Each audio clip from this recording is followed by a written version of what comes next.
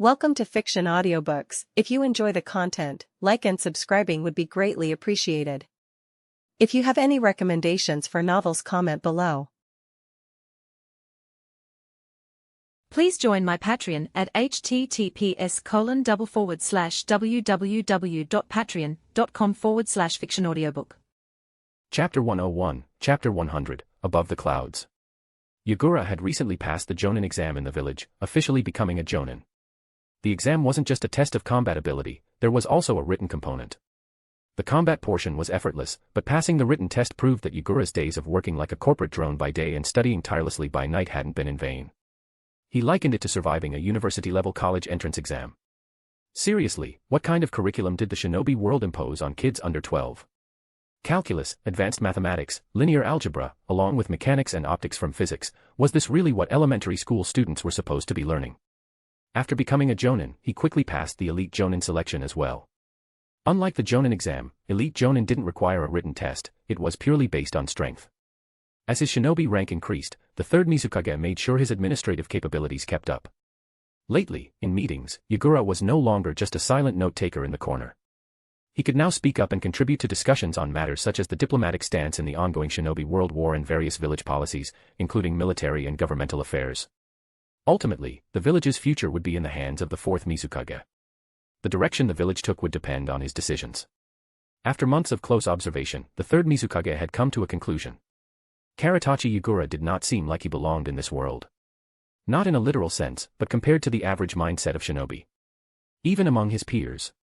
On the surface, he appeared unruly, his thought process baffling, his ideas seemingly arbitrary. Yet, upon closer scrutiny, he was easy to understand. This was the kind of person who would become the Fourth Mizukage, a leader vastly different from himself or the First Mizukage, who had advocated for high-pressure policies. Still, the Third Mizukage did not reject him for it. Perhaps, this was not a bad thing for Kirigakure. As always, over the past few months, he granted Yagura the greatest freedom possible. The Third Mizukage turned to Elder Ginchur and said, "Ginchur, report on the latest policy implementations, specifically regarding foreign shinobi mission commissions and the preliminary measures for lifting the blood mist policies." Hearing this, Yagura immediately sat up straight, his drowsiness from dealing with paperwork vanishing in an instant as he fixed his gaze on the elder. These two policies had been the Third Mizukage's main focus recently, and Yagura had been deeply involved in assisting their implementation. Rather than saying the Third Mizukage had suddenly changed his stance, it was more accurate to say he was cooperating with the Fourth. He could see it clearly, under the Fourth Mizukage, Kirigakure would never return to its past policies. The village was going to change. Unable to alter Yagura's vision, the Third Mizukage had pondered for a long time before ultimately deciding to go along with it. Of course, another major factor in his decision to dismantle the blood mist policies was the village's improving financial situation, thanks to Kirigakure's increased openness after the Chunin exams and the expansion of foreign shinobi commissions. These achievements were entirely Yagura's doing. With more money in the treasury, Elder Ginchur looked noticeably less troubled and far more composed. Spreading out the financial report from the village's fiscal department, Elder Ginchur began his report. In May, our village received and completed 27 S-rank missions from foreign nations. That's an increase of 21 from the same period last year. After deducting the 25% commission allocated to the mission takers, we generated a net revenue of 160 million Ryo.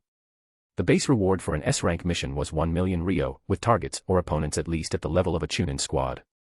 If the opponent included a Jonin, the minimum reward would be in the tens of millions.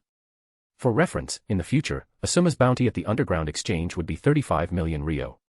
Only Jonin were eligible to take on S-rank missions. In the original story, the Land of Waves mission was initially classified as a C rank, but encountering Zabuza led to its retroactive upgrade to an S rank. This wasn't the later era of power scaling madness, where Kage-level fighters were a dime a dozen. A Jonin represented the elite backbone of a village, their worth immeasurable. Kirigakure had approximately 12,000 active duty shinobi, yet the number of Jonin barely reached the hundreds. Most shinobi would spend their entire lives stuck at the Chunin level. S-rank missions were for the most valuable clients. Both the Third Mizukage and Elder Ginchur placed great importance on them, assigning only the 7 ninja swordsmen or those with Keki Igenkai to carry them out. So far, the completion rate for S-rank missions was a flawless 100%. For A-rank missions, we received and completed 196 from foreign nations, an increase of 73 compared to last year. After deducting the 13% commission for the mission takers, we netted 102 million Ryo, with a completion rate of 97.5%. A-rank mission rewards ranged from 150,000 to 1 million ryo, and they were undertaken by Chunin or Jonin, typically involving mid to high-level Chunin or Chunin squads as opponents. To ensure quality, the Third Mizukage and Elder Genshin restricted mission eligibility. Only those ranked special Jonin or higher were allowed to take foreign A-rank missions. This outstanding performance, far surpassing expectations, was largely due to Yagura's overwhelming dominance in the Chunin exams. It also benefited from the fact that the 4 major shinobi villages were gearing up for war. With their elite shinobi kept on standby for potential deployment, the 4 great nations outsourced missions they could no longer handle. By sheer coincidence, Kirigakure, which had been expanding its foreign operations, was perfectly positioned to capitalize on this. B-rank and C-rank missions were far fewer, as lower-risk tasks were typically handled internally by each village rather than outsourced to Kirigakure. Now, let's discuss the implementation of the Blood Mist policy repeal. While the openness policy concerned village direction and mission commissions affected finances, the Blood Mist policy was tied to military affairs. Yagura clenched his fists in anticipation. Though the official repeal documents bore the names of the Third Mizukage and Elder Genshin, the true driving force behind them was Yagura. The Third Mizukage had merely reviewed and made final adjustments. The graduation exam for this year's class at the Shinobi Academy will be held on the 21st of this month. Elder Genshin's lips curled into a smile. After thorough discussions, we have decided to abolish the previous survival-based team combat test in favor of a new examination format. Yeah. The Third Mizukage glanced at Yagura, who was now practically vibrating with excitement, and chuckled, clasping his hands together. Genshin, don't keep us in suspense. Continue. Let me enjoy the moment, Elder Genshin quipped before proceeding.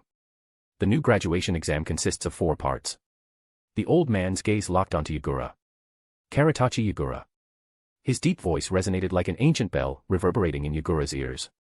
Those pitch-black pupils, as unfathomable as a void, seemed to draw him in. He handed over the diplomatic document. What is your decision? Will Kirigakure align with Konoha or Sunagakure? Chapter 102, Chapter 101, Divergence and Fracture. Konoha was now caught in a 3-front conflict, on the verge of being forced into an unjust war. Kirigakure was their only potential ally. If they aided Konoha, it would be a lifeline in a desperate time. Should Konoha emerge victorious, the Mist Village would undoubtedly reap the benefits. On the other side, Sunagakure, Iwagakure, and Kimogakure had formed an alliance. Their combined strength greatly surpassed Konoha's. If Kirigakure were to join the coalition, it would be a 4-on-1 battle. The advantage would be overwhelming. How could they possibly lose? However, unlike the other 3 villages, which could seize land from the Fire Country, Kirigakure stood apart, separate from the mainland. Even if the 4-village coalition won, Kirigakure would gain little from Konoha's defeat. One choice offered a high chance of victory but minimal rewards. The other carried greater risk but promised greater spoils. Most would choose to side with the coalition. Even the Third Mizukage and Elder Genshin leaned toward joining Sunagakure's side. In their eyes, there was no logical reason for the Sand Village to lose this war. However, Yagura knew the ultimate victor of the Third Great Ninja War would be Konoha, the village that had fought alone against all 4. A Pyrrhic victory was still a victory. For this reason, despite numerous discussions about the impending war, where most believed Sunagakure was guaranteed to win, Yagura had remained the lone voice of dissent. He alone expressed doubt about the Sand Village's chances and placed an inexplicable faith in Konoha. Third Mizukage. Yagura exhaled deeply, placing his hands together on his lap as he sat upright, his expression solemn. I stand by my previous stance. This topic had been debated multiple times. His position had never wavered. Kirigakure should not participate in this war. A heavy silence filled the room. You want to play the fisherman, waiting for the clam and the snipe to weaken each other, the Third Mizukage remarked, repeating words he had told Yagura before. But do you know what happens when the clam and snipe realize the fisherman is watching? They kill him first. In a war of this scale, neither side would tolerate an unpredictable third party. Remember the First Great Ninja War? Why did these villages turn the lands of rain and grass into their battlefields? Because crushing the smaller villages ensured they wouldn't swoop in for post-war gains. Kirigakure was not some minor ninja village like Aim or Kusa. It was one of the 5 great hidden villages. Moreover, being separated from the mainland meant it could never be turned into a battlefield like those smaller nations. You think you can stay out of the war just by saying so? Who would believe that? No village would allow such an unstable factor to remain neutral. Either you pick a side now, or we'll make sure you lose the ability to stab anyone in the back. Choose. Thank you for your guidance. I understand the logic, Yagura said, lifting his gaze, his expression as determined as ever as he met the Third Mizukage's eyes. He had already thought through all of this. But he had his own beliefs. War would only bring suffering to Kirigakure. Even siding with Konoha, the inevitable victor, would not change that. If forced to participate, Yagura would only support minimal involvement, never full-scale engagement. The third Mizukage clenched his fingers before exhaling deeply. Nothing had changed. Yagura was as stubborn as ever. With a flick of his sleeve, the elder made his decision. I'm disappointed in you, Yagura. You are no longer needed in this matter. Gensher, draft the declaration. The words fell like a thunderclap on Yagura's heart. Even though the third Mizukage had involved him in numerous decisions and acknowledged him as the fourth Mizukage successor, the reality remained, the old man was still in charge. Yagura had expected this outcome. Yet, Gensher still sighed inwardly before asking, which side do we support? Sunagakure. The third Mizukage's voice left no room for argument. Claim that Konoha used despicable tactics to assassinate the third Kazekage. Yagura's eyes burned with anger. Third Mizukage. Write it and send it. The elder ignored his protest. Yagura couldn't stand by and watch Kirigakure head down the wrong path. He refused to inherit a village left in ruins. For the first time, he lost his temper, glaring at the third Mizukage. War, war, war. Will it make Kirigakure richer? Will it make us stronger? Yagura, from tomorrow onward, you are no longer needed here. The elder finally acknowledged his presence, casting a cold glance his way. The abyss-like depths in his eyes sent a shudder through Yagura's body. The force he had just gathered drained away. His limbs felt paralyzed. His jaw tightened as he stared at the third Mizukage, unable to accept it. Why? Why was this the one thing that couldn't be changed? For months, following in the old man's footsteps, Yagura had felt invincible, as if anything he wanted was within reach. But this was the first time he saw disappointment and rejection in the third Mizukage's gaze. You're too naive. With a wave of his hand, masked Anbu appeared, standing between Yagura and the elder. Ao stepped forward, presenting a scroll marked with an S-rank mission. Yagura's hands trembled as he took it. What does this mean? These Anbu had been positioned too perfectly. Had this been planned all along? Later, Ao reported back. Lord Mizukage, Yagura has left Kirigakure. I thought he'd make a fuss and resist for a couple of days. Well, good riddance. The third Mizukage turned to Ao, eyeing him curiously. Where's your mask? Ao hesitated. Yagura took it. That brat even wanted a second-hand Anbu mask. Waving the matter away, the third Mizukage refocused on urgent military affairs. Time was running out for Kirigakure. Summon the 7 ninja swordsmen. Assign these missions to them. Yes, sir. Call in the clan leaders and the diplomatic corps. We're having a meeting. Yes, sir. June 5th, year 43 of the Hidden Leaf Calendar. Kirigakure, the last of the 5 great villages, officially declared its stance. They sided with Sunagakure. With this announcement, the war's shape was clear. Konoha was once again facing a 4-on-1 battle. Hiruzen Sarutobi smashed his desk in fury, mobilizing every Konoha shinobi for the highest state of war readiness. The other Kage followed suit. The countdown to the third great ninja war had begun. A war that would shape the future of the shinobi world. Chapter 103, Chapter 102, Countdown. Leaving the southern border of the Land of Water, Yagura boarded a steamship bound for the land of artisans. The waves hissed as the ship sped forward, the engine rumbling with a steady roar. Thick black smoke billowed from the chimney, dispersing into the sky. The summer mist over the sea was much lighter than usual, allowing the sun's radiant light to pierce through the clouds and shimmer on the water's surface. Leaning against the ship's railing, Yagura felt the sea breeze against his face. Isabu, glug glug glug. Yagura, Isabu, can you snore a little quieter? I can't sleep. Isabu, what does that have to do with me? Also, do you humans sleep standing up now?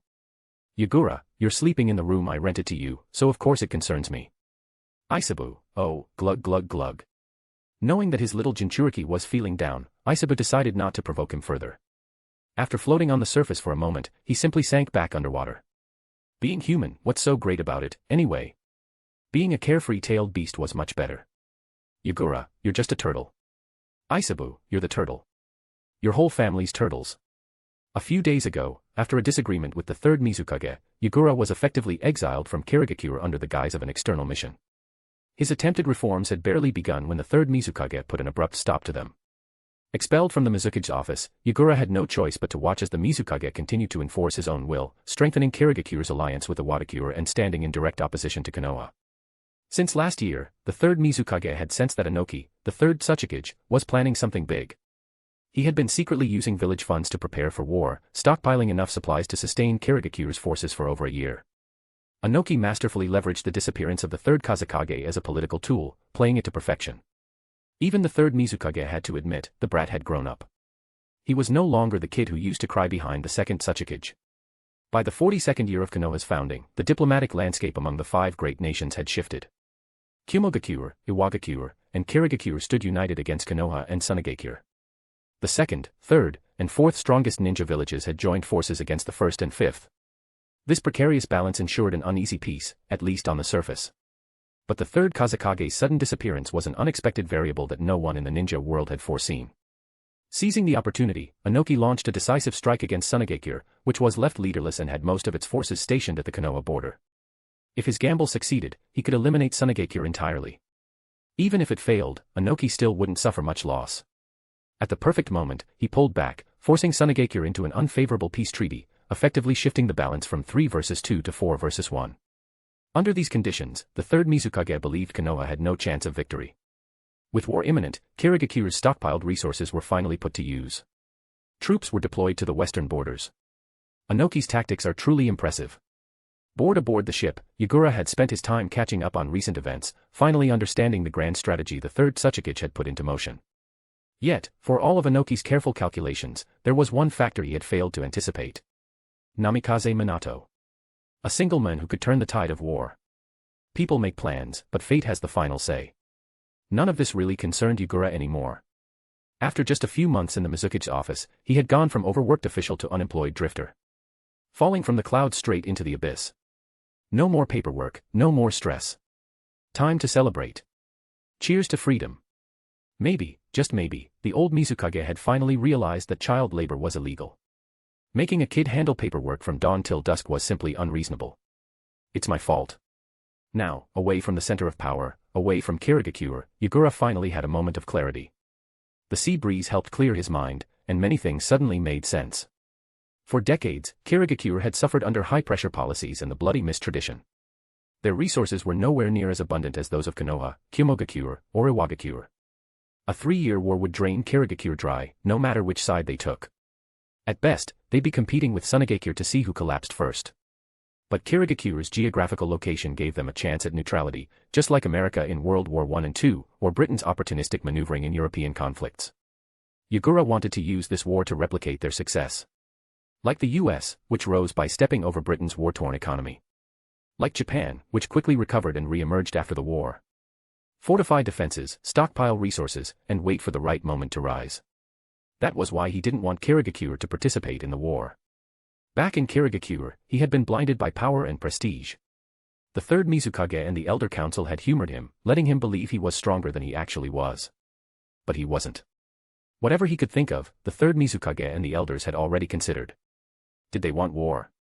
Maybe, maybe not. They understood Kirigakure's situation far better than Yagura did. Yet, as the third Mizukage had once told him, no nation would allow a neutral power to grow strong enough to threaten them. Kirigakure, ranked 4th among the 5 great shinobi villages, did not have the luxury of neutrality. This wasn't like the Second Shinobi World War, where Hanzo of the Salamander had kept Omegakure safe. Omegakure didn't even share a border with the Land of Water. This war was between the major villages themselves. If Kirigakure wanted to avoid the battlefield, they needed a feasible alternative. Without one, exile was the only option. Yagura laughed bitterly at himself. Looking back, this past year had been smooth sailing for him. Maybe too smooth. He wasn't even as capable as he had been a year ago. Back then, he had convinced the third Mizukage to abandon the Tailed Beast project by offering a more attractive and viable alternative, his ability to tame the Six Tails just as he had tamed Isabu. Only then had the third Mizukage relented. Exhaling deeply, Yagura fell into thought. Even if he had a strategy to break the cycle, he had no idea how to persuade the third Mizukage, or any of the great villages, to let Kirigakure remain uninvolved. The third Mizukage had his own considerations. Understanding this, Yagura could only blame himself for not being skilled enough. He had no choice but to take things one step at a time. A flock of seagulls soared just above the ocean surface, then flapped their wings and climbed higher, cutting across Yagura's line of sight. Shielding his eyes from the glaring sun, he squinted toward the horizon. There, on the edge of the sea, an island was coming into view. They were almost there. His S-rank mission's destination, the land of artisans. Chapter 104, Chapter 103, The Craftsman Ninja. The clients were a few wealthy merchants, otherwise known as the despised capitalists. Yagura quickly made the connection in his mind. There was nothing unusual about working for capitalists. In this era, only the wealthy could afford to hire shinobi. Ordinary citizens mostly posted low-tier D-rank requests, finding lost pets, delivering letters, helping with farm work. Their daily struggles rarely involved enemies on a shinobi's level, and their finances could only cover D-rank mission fees. The Land of Waves was a prime example. Tazuna, the bridge builder, had scraped together just enough to commission a C-rank mission. A reward of 30,000 to 100,000 Ryo, with no shinobi expected as opponents. By sheer luck, he had drawn an SSR, tricking Team 7 into taking the job. Like going to a hospital and landing an intern, only for that intern to turn out to be a legendary figure. Meanwhile, Gato, the wealthy merchant, had hired Zabuza Momochi, a clearly marked elite Jonin, for at least 30 million Ryo. Logically speaking, comparing combat power and financial resources, Gato had spent at least 30 million Ryo to secure an elite Jonin, Zabuza, a Chunin-level fighter, Haku, 2 additional Chunin, the generic Kirigakure rogue nin duo, and countless samurai. With such a team, killing a man who could only afford Chunin or Genin-level bodyguards should have been effortless. Yagura mapped the Land of Waves scenario onto his current situation. His employer equals Gato, a bunch of filthy rich capitalists. Himself equals Zabuza and company, shinobi hired by the capitalists. Enemy craftsman ninja squad equals Kakashi's Team 7, the opposing shinobi hired for the job. Yar, looks like I'm on the villain's side this time. Yagura clasped his hands over his head and let himself fall backward onto the bed. I hope the other side isn't an SSR ready to wipe me out. Of course, that wasn't going to happen. Yagura chuckled, shaking his head in amusement. Not everyone was as lucky as Tazuna. You couldn't just pull an SSR like the 7th Hokage plus Uchiha plus Nu 3 Sannin plus 6th Hokage in a single random draw. And all without getting fragments. If that were the case, his ship might as well be renamed the Titanic. Boom. Crash. Rumble. As if colliding with a massive reef, the ship suddenly lurched violently. Slamming his mission scroll onto the cabinet, Yagura immediately sat up, his sharp violet eyes narrowing in alertness. Had he been exposed the moment he entered this country? That old man, the Third Mizukage, wouldn't have sold him out, would he? The ship's intercom crackled with the panicked voice of the captain. Who are you? What do you want? Shut up. After a scuffle, silence briefly settled over the broadcast. Then, the sound of something heavy slamming onto metal echoed, followed by a new voice picking up the microphone. Listen up, everyone on board. This ship is now under our control. Thud, thud, thud. A series of footsteps stomped across the steel deck, loud enough to seem just outside his cabin. Bang. Bang. Bang. Bang. Bang. Heavy pounding on his cabin door. Inside. Get out. You hear me? Everyone out, now. You have 1 minute to assemble on deck. In the commandeered captain's cabin, a rough voice snickered with a tone all men understood. For those of you in the company of women, I'm giving you time to put your clothes on. Yeah, you, passengers in cabin 17, 18, and 19. Yagura's cabin wasn't one of those. No woman lay beside him. Check. Safe. With dark humor, he scratched his head. Yar, what kind of rotten luck is this? Just trying to travel, and I get caught in a ship hijacking. This ship didn't have a certain Detective Conan on board, did it? Yagura, Isabu, can you check if Mercury's in retrograde? Any solutions? Isabu, we tailed beasts don't dabble in mysticism. That said, being taken hostage was a rare experience for a shinobi. Yagura cast a transformation jutsu, altering his appearance to avoid recognition. The Chunin exams had drawn a lot of attention. Checking himself in the mirror, Yagura felt satisfied with his disguise. The same light brown hair plus violet eyes, now with a scar-like purple marking under his left eye. Yagura, Isabu, from now on, call me Kagura Kujaku. Isabu. Should I be worried about his mental state? Slipping into a disguise borrowed from his unknown future grandson, he shouldered his backpack and stepped outside to avoid having his belongings searched later. By the time he emerged, most of the ship's passengers had already gathered on the deck, encircled by their captors, pirates who had bound their hands and feet. Yagura obediently approached one of the men, only to spot a forehead protector on the pirate's head. A hexagonal gear symbol. Craftsman village. Not pirates, shinobi. Yagura blinked. Had Craftsman Village fallen so low that their ninja were resorting to hijacking passenger ships? Was sabotaging their own economy and tourism really the way to go? Seeing a child among the passengers, unaccompanied by any adults, a young craftsman ninja hesitated before looking at his superior. What about this kid? A man with a small mustache scowled at him. Handle it however you need to. Good, no censors in this squad. The transformation jutsu he had learned from Sasori was solid. If even Konoha's gatekeepers couldn't see through it, then these lower-tier ninja had no chance. Yagura obediently let the young craftsman ninja bind him before being led into the crowd. His backpack, along with the other passengers' belongings, was dumped in the confiscated goods pile. Yagura sat quietly, observing the craftsman ninja. So far, they showed no interest in the passengers' possessions. If they weren't after money, then what were they after? Move it. Move it. These girls aren't bad-looking. You guys sure know how to have fun. Hey, sweetheart, was it good? How was the guy? A lecherous exchange echoed from the corridors before three disheveled pairs of men and women were shoved onto the deck. Thud. A fat man was kicked to the ground, rolling across the deck. Yagura, positioned at the back, sighed.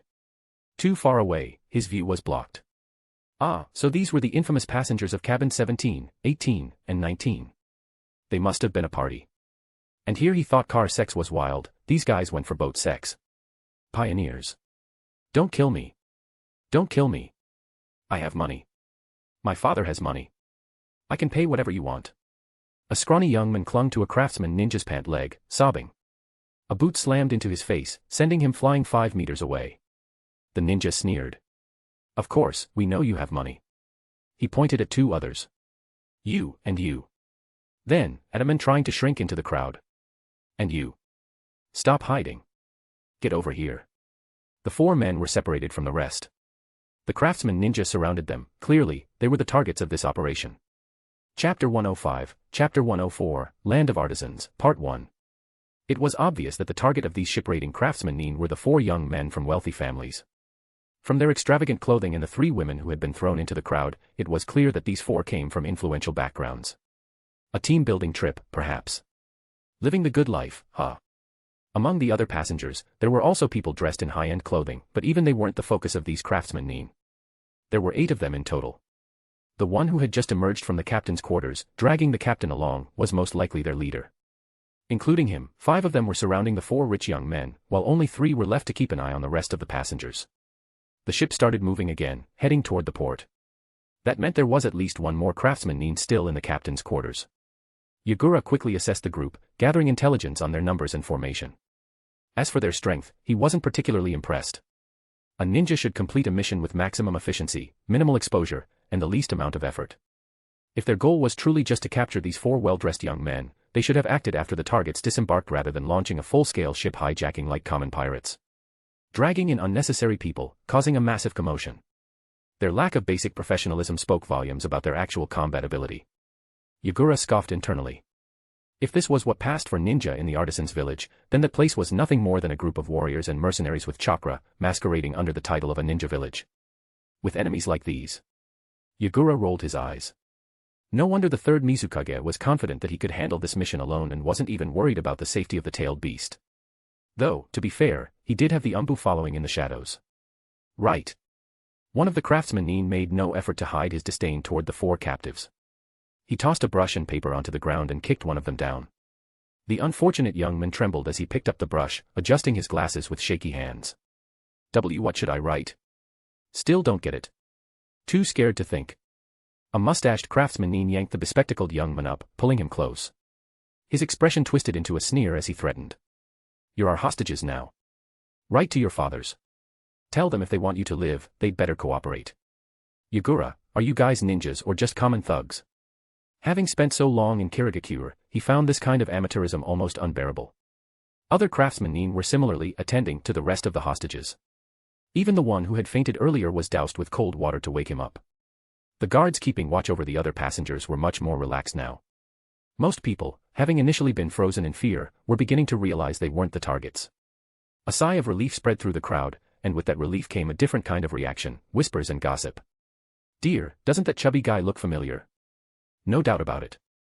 He's the young master of the Tsuchimikado mining group. We met him at one of their company banquets. The one with glasses must be from the photo group. At first, the murmurs were hushed, with people stealing glances at their captors, wary of their reactions. But when they realized the craftsmen weren't paying them any attention, the whispers grew bolder. Really? Are you sure? Absolutely. Would I lie? So what's this about? A ransom. You don't know. You need to spend more time keeping up with the news. These corporations have been targeted by our nation's ninja for a while now. Their cargo ships have been hijacked, their iron mines seized, and their workers unable to operate. We're just caught in the crossfire. Why, though? The hunger for gossip pushed people past their usual social barriers. Yagura, naturally curious, perked up his ears and moved closer to the men who seemed to know a lot. Aren't the craftsmen part of the land of artisans' ninja village? Why would they attack their own country's corporations? Are they exploiting cheap labor or something? Mining. Corporations. Workers. The keywords alone painted a clear enough picture. String them up. String them up. The informant, a square-faced man with a wild, frizzy hairstyle and sharp, beady eyes, looked down at Yagura in surprise. A child's voice. He scanned the area, no adults nearby.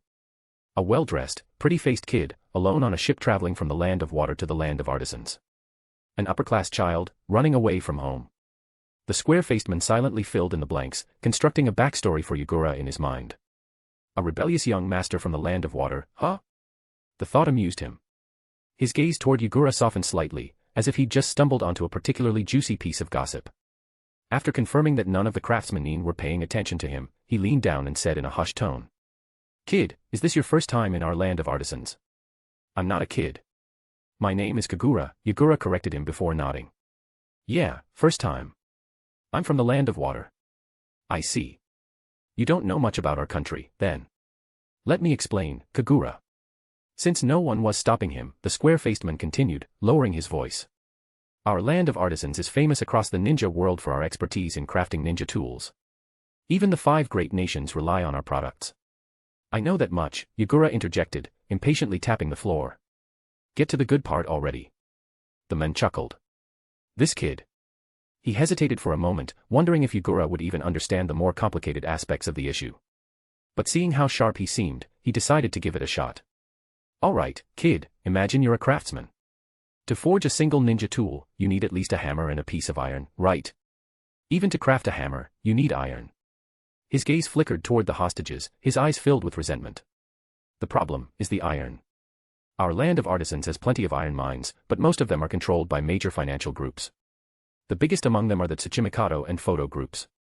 They export iron to other nations for massive profits, and at the same time, they sell iron to our own craftsmen, at outrageously high prices. Recently, it looks like the 5 great nations are gearing up for war. Demand for our iron and ninja tools has skyrocketed. So these corporations raise their prices even further, selling more and making more profit. But the price they charge our own craftsmen is even higher than what they charge the great nations. They refuse to lower costs for their own people. They sell cheap scrap metal to us, but how can anyone forge real ninja tools with that garbage? Yagura listened, putting the pieces together quickly. So, in short, rampant corporate greed and market manipulation.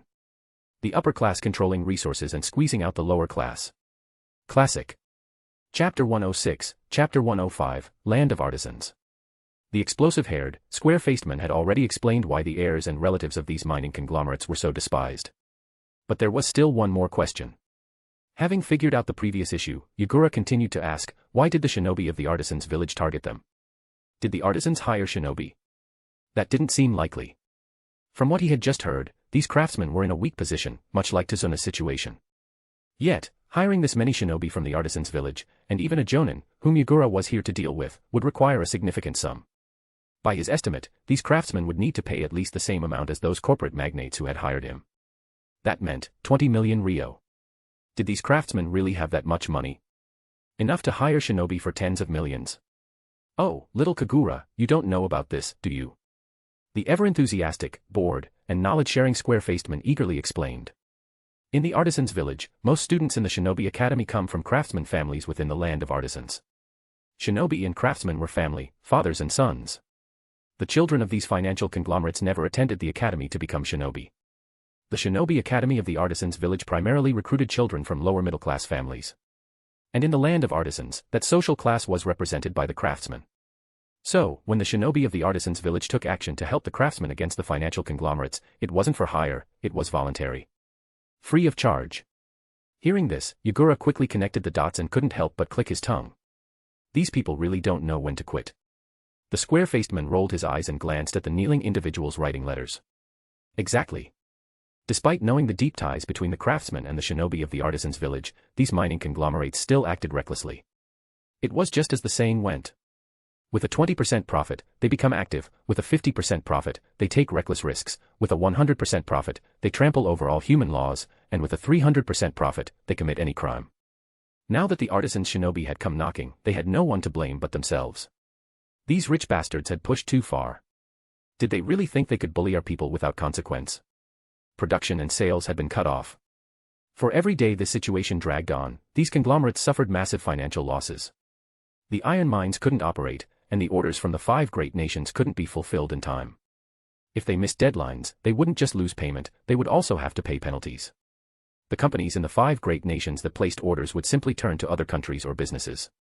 Losing a contract like this once might mean losing that customer for good. That was disastrous. In desperation, the financial conglomerates immediately submitted an S-rank mission request to Kirigakure. Now that the situation had been laid out so clearly, Yagura spat in his heart at his employers. Serves you right. The square-faced man had essentially provided Yagura with a thorough briefing on the current situation in the artisans' village. Uncle, what do you do for a living? Me. The square-faced man grinned. Isn't it obvious? I'm a news editor. Oh, Yagura nodded knowingly. You found the perfect job for yourself. Many people say that. I just hope my precious camera wasn't broken by those heavy-handed shinobi. The square-faced man chuckled. Hey, you gotta love your work if you want to do it right. Truth. Meanwhile, 4 people had just finished writing their letters. The leading artisan shinobi took the letters, glanced at the words filled with slander against them, and instead of getting angry, he sneered. Then, he gave an order. All right, tie them up. At his command, the shinobi grabbed their ropes and approached the 4 men. What are you doing? Stop. Damn it. #UN, #%. Of course, in the process, there were a few personal grievances settled with some rough handling, understandable. Don't celebrate too soon. The fat young man, who had just taken a punch and had been identified as the son of the Tsuchimikado group, shouted in humiliation and rage, my father has already hired Kirigakure shinobi. They'll be here any minute. Your end is near. Huh? Was he talking about me? Yagura blinked in mild surprise. The Kirigakure shinobi sent to the land of artisans, he was the only one. No one else had accepted this mission. But, your father hired me to eliminate the artisans' village Jonin occupying your iron mines. You lot. Not my problem. Pay extra if you want me to handle it. No credit allowed. Besides, your father hired Yagura, not Kagura.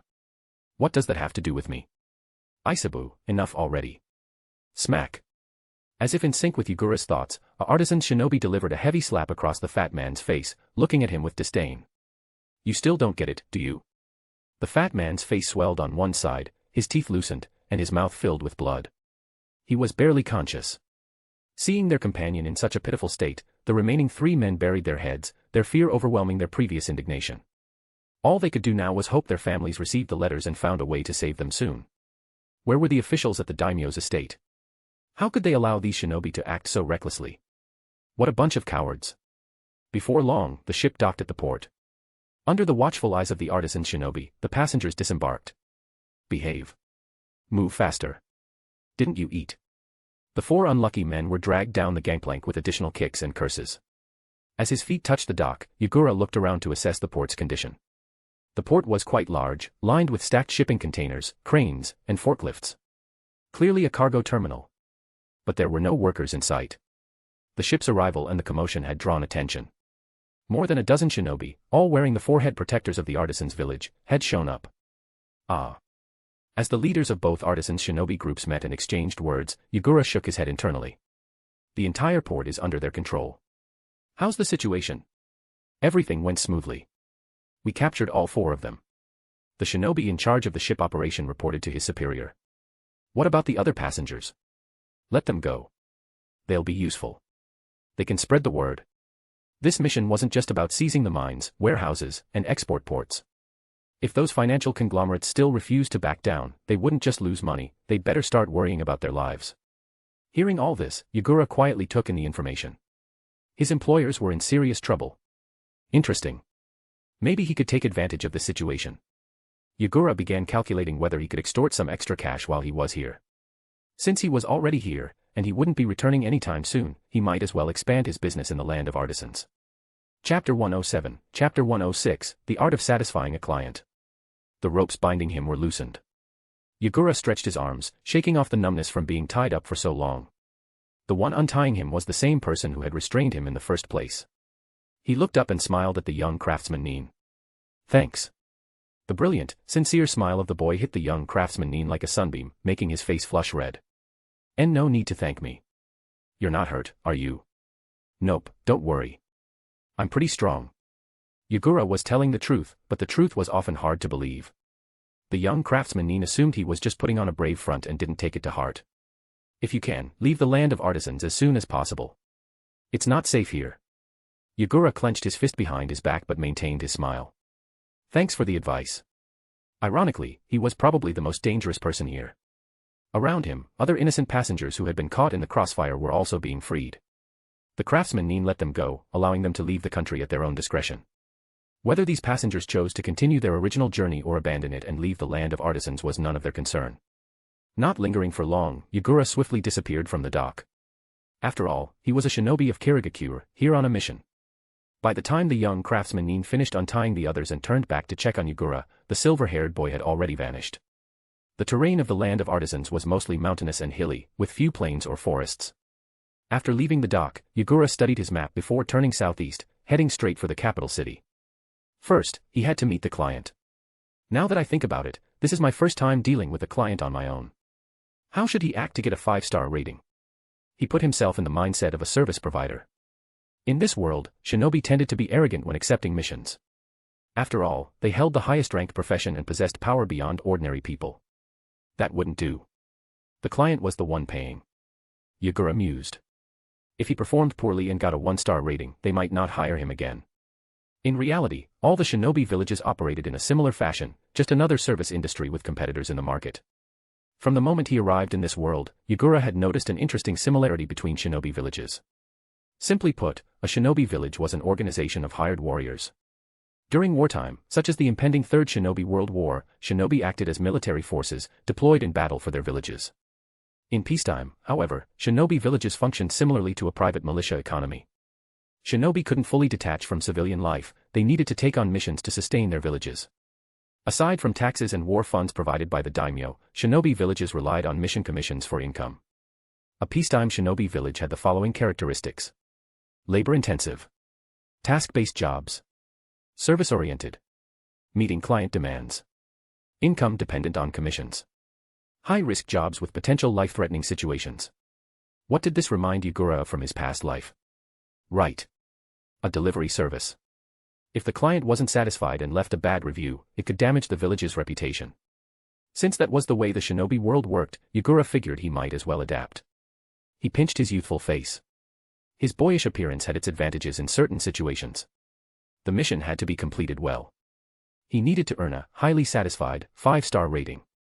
But first, he had to gain the client's trust. That, too, was an art. While traveling through the mountains, Yagura noticed numerous mining sites below. Large mines had craftsmen Nin patrolling diligently, preventing any unauthorized approach. Smaller mines, however, were mostly abandoned, with neither craftsman Nin nor workers present. Outside some mines, in addition to the patrolling craftsman Nin, lay the corpses of many samurai. Blood stained the ground, it seemed like a recent conflict had erupted here. But samurai were no match for shinobi. Hiding behind a small hill, Yagura pulled a portable monocular from his tool pouch and observed. Craftsmen Nin were clearing the bodies, all of them samurai or rogue warriors. Only a few shinobi appeared to be injured, receiving treatment at the rear. None seemed to have been killed. The clients who hired those samurai were certainly bold. And the samurai themselves were equally reckless. Hurry up. Get everything out of there. Anyone with earth or fire release, get inside. Loud crashes echoed from the mine. Several craftsmen Nin pushed carts loaded with a furnace-like machine, with stacks of iron ore piled beside it. One of them unrolled a scroll, pressing it to the ground. A burst of white smoke rose as the equipment and ore were sealed into the storage scroll. The shinobi then returned to the mine, extracting more usable tools and equipment to take with them. Whatever they couldn't transport or had no use for, they destroyed on the spot. Since they had already made a move, they were going to see it through to the end. After a quick assessment of the mining site's condition, Yagura resumed his journey toward the capital. Atop a luxurious villa in the land of Artisan's capital city. Damn it. Damn it. Damn it. The report in his hands made the bald-headed CEO of Tachimikato Group flush with rage. That was his money. His profits vanishing into thin air. Seeing the estimated losses on the financial report, he felt like he was bleeding internally. Those barbaric black pigs. Thugs. Bandits. How dare they? How dare they? Beside him, his secretary read out rapid-fire updates from various departments. Sir, ever since the craftsmen Nin began their assaults 3 days ago, our production, storage, and logistics have collapsed. Production has halted. Workers have been sent home, their wages suspended. Furthermore, the first batch of goods we were supposed to deliver to Sunagakure was hijacked. The contract's 30-day delivery period has expired, and they are demanding an explanation. Our first shipment to Konoha is also due tomorrow. Enough. The CEO slammed his hand on the table, knocking the papers from the secretary's grip. I don't want to hear about losses. I want solutions. The secretary adjusted his glasses hastily. We've been negotiating with the government, but the daimyo claims the craftsmen Nin are acting independently and can't be stopped. Our attempts to reclaim the mines and docks using hired samurai have failed. They aren't a match for shinobi. Useless trash. I should have thrown them all into the mines myself. The CEO hurled a pen in frustration, saliva flying as he ranted. Then, with renewed hope, he demanded. What about the shinobi? Once our hired shinobi strike back, everything will be fine. Sir. Konoha and other villages declined our request. They are preparing for war. Finally, the secretary delivered good news, but Kirigakure has accepted our commission. Their shinobi should be on the way. At that moment, a call came through. After answering, the secretary's voice cracked with excitement. He's here. The Kirigakure shinobi is here. At the company's front desk, Yagura smiled at the stunned receptionists. Hey, got any water?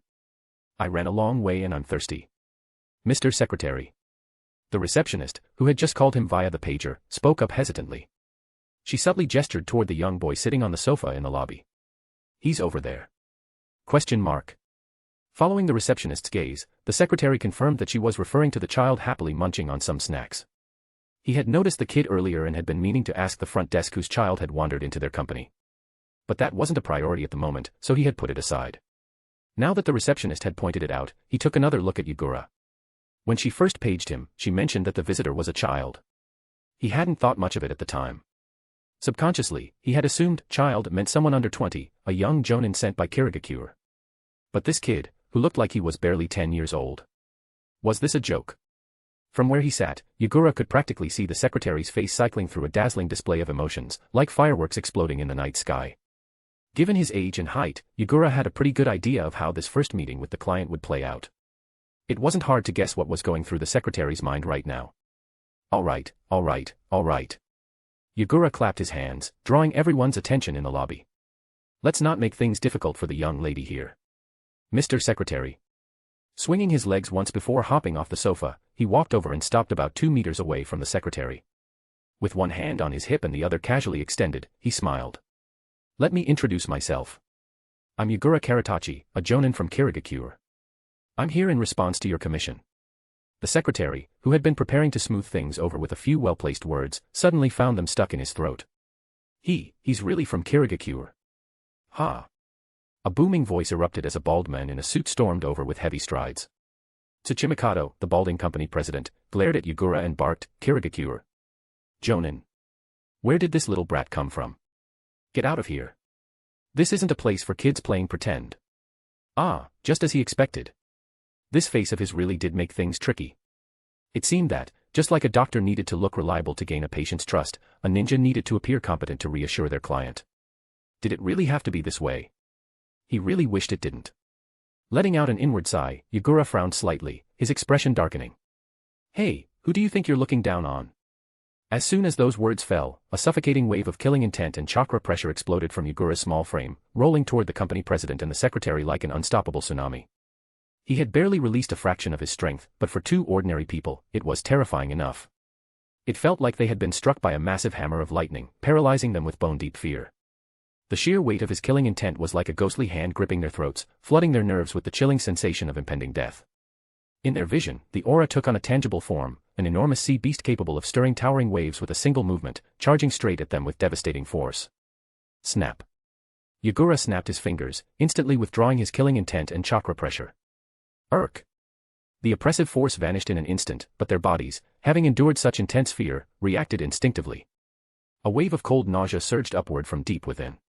The secretary barely managed to suppress it, but the balding company president, being far less resilient, couldn't hold back his body's natural response. Yagura, ever quick on his feet, disappeared with a flicker of the body flicker technique the moment he noticed what was about to happen. No way. The scene was bound to be unpleasant, and he had just eaten. He had no intention of sticking around to witness it. The meeting was ultimately moved to the top floor of the company, inside the executive office. The ground floor lobby was definitely out of the question now. Yagura had no complaints. He sat on the plush office sofa, idly swinging his legs as he waited for his two esteemed clients to arrive. Sigh. Being a ninja that clients both trusted and felt satisfied with was really a tough job. Chapter 108, Chapter 107, Efficiency. After the terrifying display earlier, the bald-headed president of the Tsuchimikado group no longer dared to comment on Yagura's appearance. He quickly composed himself, changed into a fresh set of clothes, and, along with his secretary, entered his office. The moment he sat down, his chubby face twisted into a fawning smile. He pressed his hands together and bowed slightly toward Yagura. Esteemed ninja, I sincerely apologize. I was blind to your greatness earlier and offended you. If only he had behaved like this from the start. It seemed that before a client could be satisfied, they first had to be reassured of the quality of service. Looking at the man's face was unpleasant enough that Yagura lost his appetite for the fruit juice in his hand. He set it down and replied, "It's fine. In fact, I'd rather everyone be like you, someone who wouldn't immediately assume I'm a ninja at first glance." Yes, you're absolutely right. At this point, whatever the ninja said was law. Yagura averted his gaze and looked at the secretary, who at least appeared more presentable. Let's skip the pleasantries and get straight to business. You're the one who issued the request, correct? Mr. Secretary. That's right. Nodding, the secretary took over, as handling the finer details was part of his job. The mission we request of you is to eliminate a squad that has taken control of one of our corporation's largest mining sites. Due to their presence, our operations have been completely halted. The Tsuchimikado president clenched his fists, his face red with fury. Those damned bandit scum. Because of them, I'm bleeding money every second. They deserve to die. I understand. Yagura leaned back slightly, spreading his hands with a smirk. Frankly, the situation is a disaster, not just for your mining sites, but for the ports and warehouses as well. It's not only your company that's been blocked off, am I right? The secretary was momentarily taken aback but quickly realized that Yagura must have gathered intel on his way here. After all, coming in from the coastline, he would have passed through various territories and seen the affected areas firsthand. You're absolutely right. So, let me ask you, are you sure you only want me to handle just this one mining site? Having assessed the strength of the craft ninja, Yagura felt he could do more. Why not issue a few more requests? I can clear the entire area for you. Since that old bastard, the Third Mizukage, didn't want him meddling in village affairs, Yagura figured he might as well stay a little longer and make some extra money. If the opportunity was there, why not take it? Killing time while making a fortune, what's not to like? Of course, from what he had observed, these mining corporations were the aggressors, while the craft ninja village and its craftsmen were the victims. By conventional shonen logic, he should be siding with the underdogs, not working for their oppressors. But in the end, he was just here to complete the mission he was paid for. As a Kirigakure ninja hired by the Tsuchimikado group, his only concern was executing the contract with efficiency and precision, resolving their problems by eliminating the ones causing them trouble. Everything else was an internal matter of the land of crafts. Not that he didn't have his own thoughts about it. Well. The secretary exchanged glances with the president, clearly hesitant. Though multiple corporations had jointly issued this commission, internally, they had only contracted Kirigakure to handle this one major mining site. Other locations were being handled separately.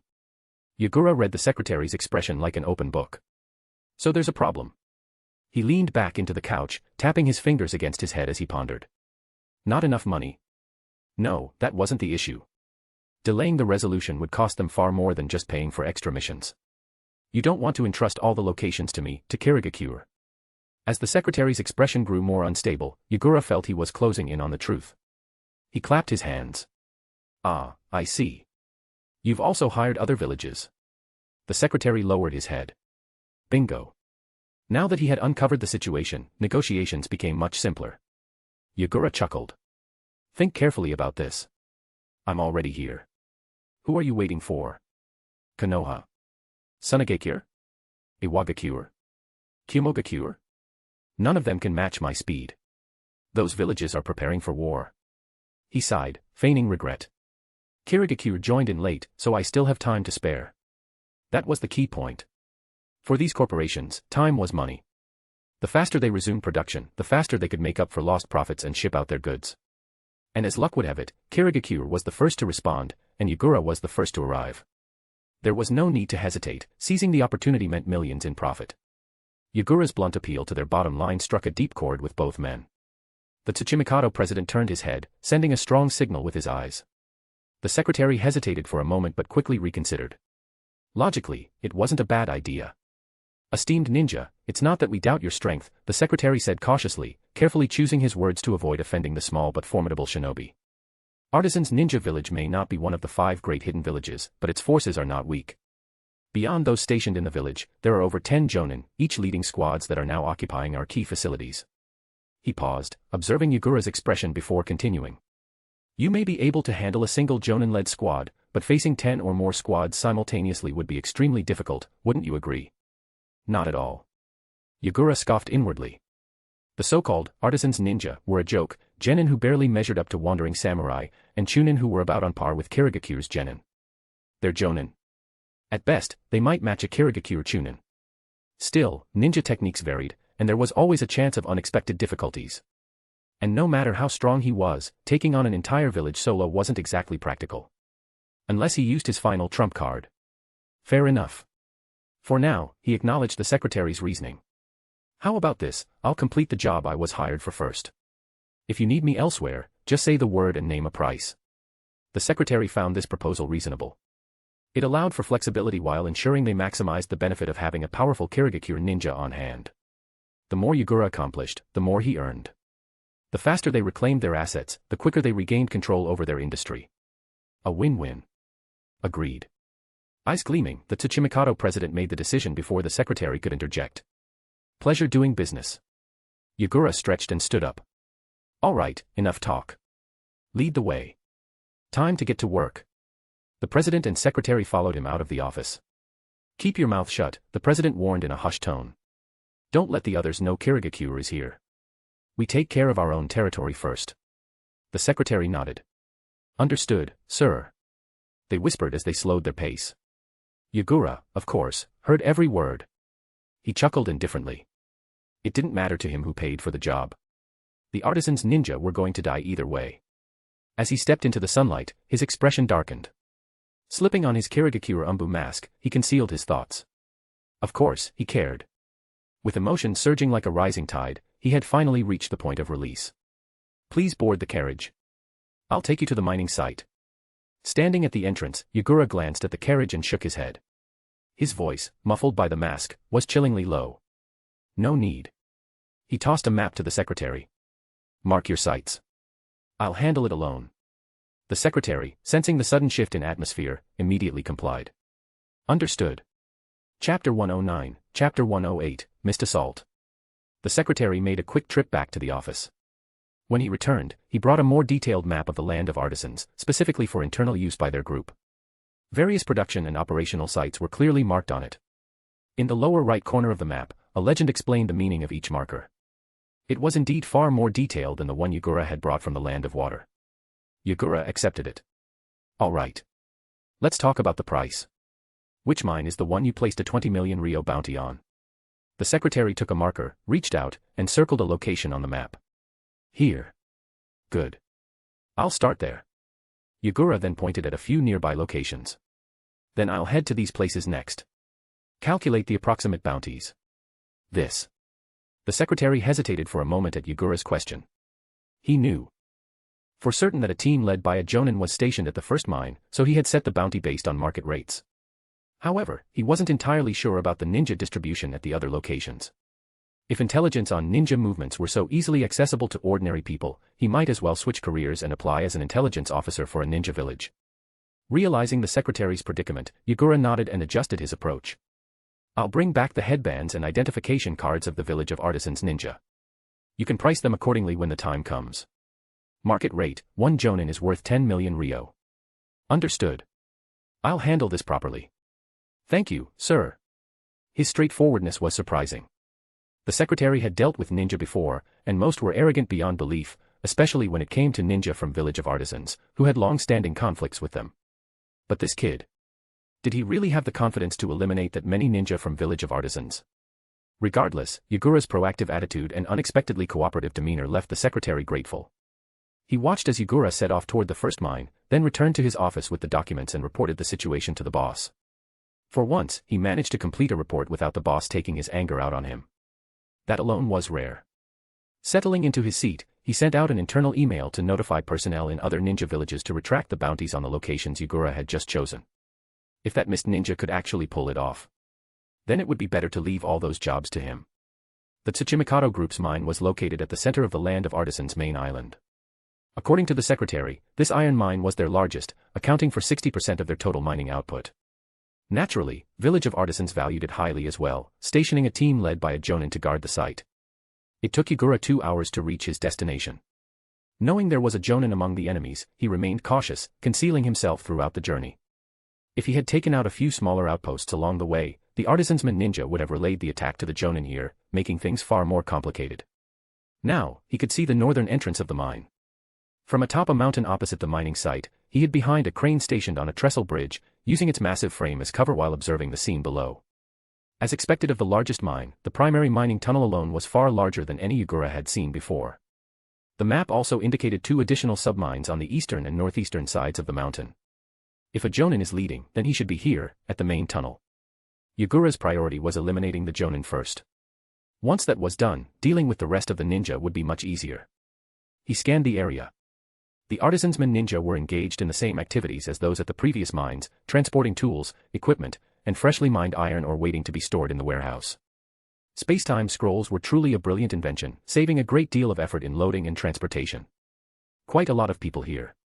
Just counting those outside the mine, there were already 5 or 6 artisansmen ninja.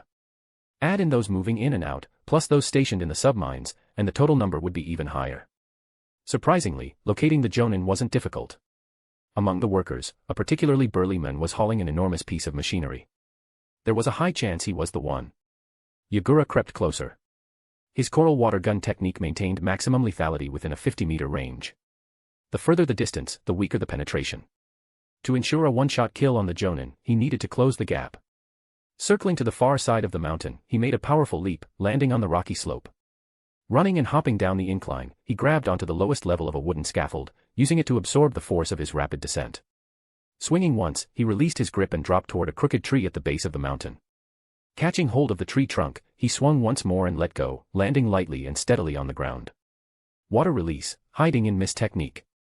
Mist engulfed the area. As Yagura moved toward the other side of the mountain, dense fog rapidly spread out, covering the main tunnel of the mine. Like a massive net, the mist shrouded the artisansman ninja. 2 artisansmen ninja had just wheeled a piece of equipment out of the tunnel. Suddenly, thick mist blanketed the area, obscuring everything around them. One of them let go of the cart and looked up. What the hell? Why did it suddenly get foggy? It was clear just a moment ago when we entered the tunnel. Let's hurry up and finish moving this stuff, then take a break. Yeah, I'm exhausted. Seriously, why do we always get stuck with the worst jobs inside the tunnels? My face is covered in grime. The 2 genin squinted into the mist, trying to spot the Chunin team leader responsible for managing the space-time scrolls. They needed him to store the equipment away before they could rest. But as the mist grew denser, they could only see each other. Beyond that, not even a shadow was visible. Pushing a handcart, the 2 followed the direction they had taken last time, searching for their missing teammate. A genin shouted at the top of his lungs, "Hey! Captain! Where are you?" Suddenly, the cart's wheel seemed to hit something. It jammed, refusing to move forward. Just my luck. Here, hold this. One of the genin cursed under his breath, letting go of the handle and stepping forward to remove whatever was blocking their way. But as he approached and got a closer look through the fog, he jumped back in shock. It was the very Chunin they had been searching for, lying on the ground, a water blade dagger stabbed straight into his heart. His eyes were wide open, staring lifelessly at the sky. Clang. The back end of the handcart slammed heavily onto the ground. Right after that, the unmistakable sound of a body collapsing echoed through the mist. Enemy attack. Even the slowest-witted ninja would have realized what was happening by now. Their squad leader had been killed. His companion, too. And the attacker was still nearby. The genin from Takumi village panicked, dropping to the ground as his pupils contracted in fear. The swirling mist around him suddenly felt suffocating, as if it could steal his life at any moment. There was no one else nearby. The next target was him. Against these untrained Takumi village ninjas, Yagura found it all too easy. Within the fog, a small water blade twirled effortlessly between the fingers of a mist-neen masked shinobi. Lightning-released chakra crackled along its edge as he flicked his wrist, sending the blade flying straight toward the genin's forehead. Chapter 110, Chapter 109, The Artisans' Ninja Tools. Boar, dog, rooster, monkey, sheep. I have to catch up. Ninja art, summoning jutsu. With a sudden burst of white smoke, a massive black iron shield emerged from the ground. The flying water daggers clashed against the impenetrable shield, ricocheting off and embedding themselves into the earth nearby. Before the genin could even process what had happened, a figure grabbed him by the collar and yanked him up from the ground. Don't just stand there. Run. Captain Tetsuya, the genin gasped. Oh, so this Jonin was called Tetsuya. Hidden in the mist, Yagura observed as the lucky genin was saved by his superior, who then hurriedly ordered him to retreat. As expected from a village of artisansmen, even their names reflected their trade. 8 out of 10 had something to do with metal. Having infiltrated under the cover of the hidden mist jutsu, Yagura's first target was naturally this Jonin.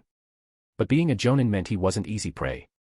The moment Tetsuya sensed the mist, he immediately realized that Kirigakure ninja were attacking. Yagura's water coral cannon technique had been deflected by the Jonin, who relied on his keen sense of sound and his specialized ninja tools to block the attack. Rather than engaging in a prolonged fight, Yagura wisely faded back into the mist, shifting his focus to eliminating the weaker artisansmen first. Within minutes, all the Chunin and genin outside the mine had been dealt with. Tetsuya, unable to match Yagura's speed, could only watch helplessly as his comrades fell one after another, his vision further obstructed by the thick mist. Clang. Clang. Clang. Enemy attack. Enemy attack. Enemy attack. Everyone, grab your weapons. Finally, the artisansmen inside the mine realized what was happening. The warning bell rang out loudly. This bell was originally used by the Tsuchimikado group to signal laborers when to enter and exit the mines. Now, the artisansmen were using it for a far more urgent purpose.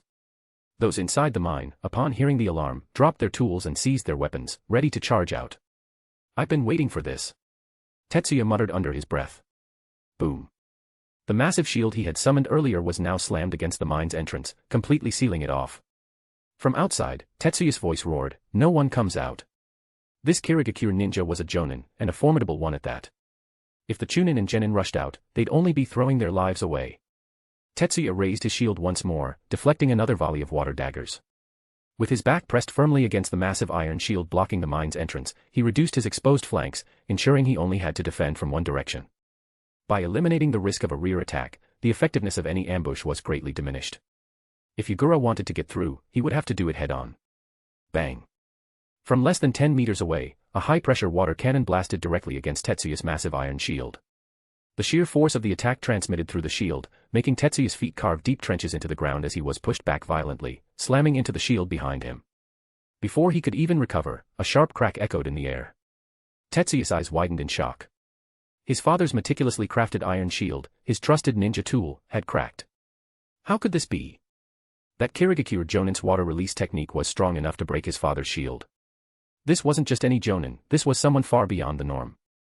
Realizing the gravity of the situation, Tetsuya's expression turned resolute. Ha! Pouring his chakra into the shield, he activated its augmentation ability. A golden bronze glow enveloped the iron, forming an additional layer of chakra protection. The more chakra he infused, the stronger the defensive shield became, standing firm against the relentless water cannon assault. Yagura narrowed his eyes as he observed the impenetrable barrier that now stood before him. A chakra-enhanced defensive ninja tool. So the artisansman village had already developed such advanced technology. I won't be able to break through this with a direct hit. Weaving hand seals, Yagura smirked.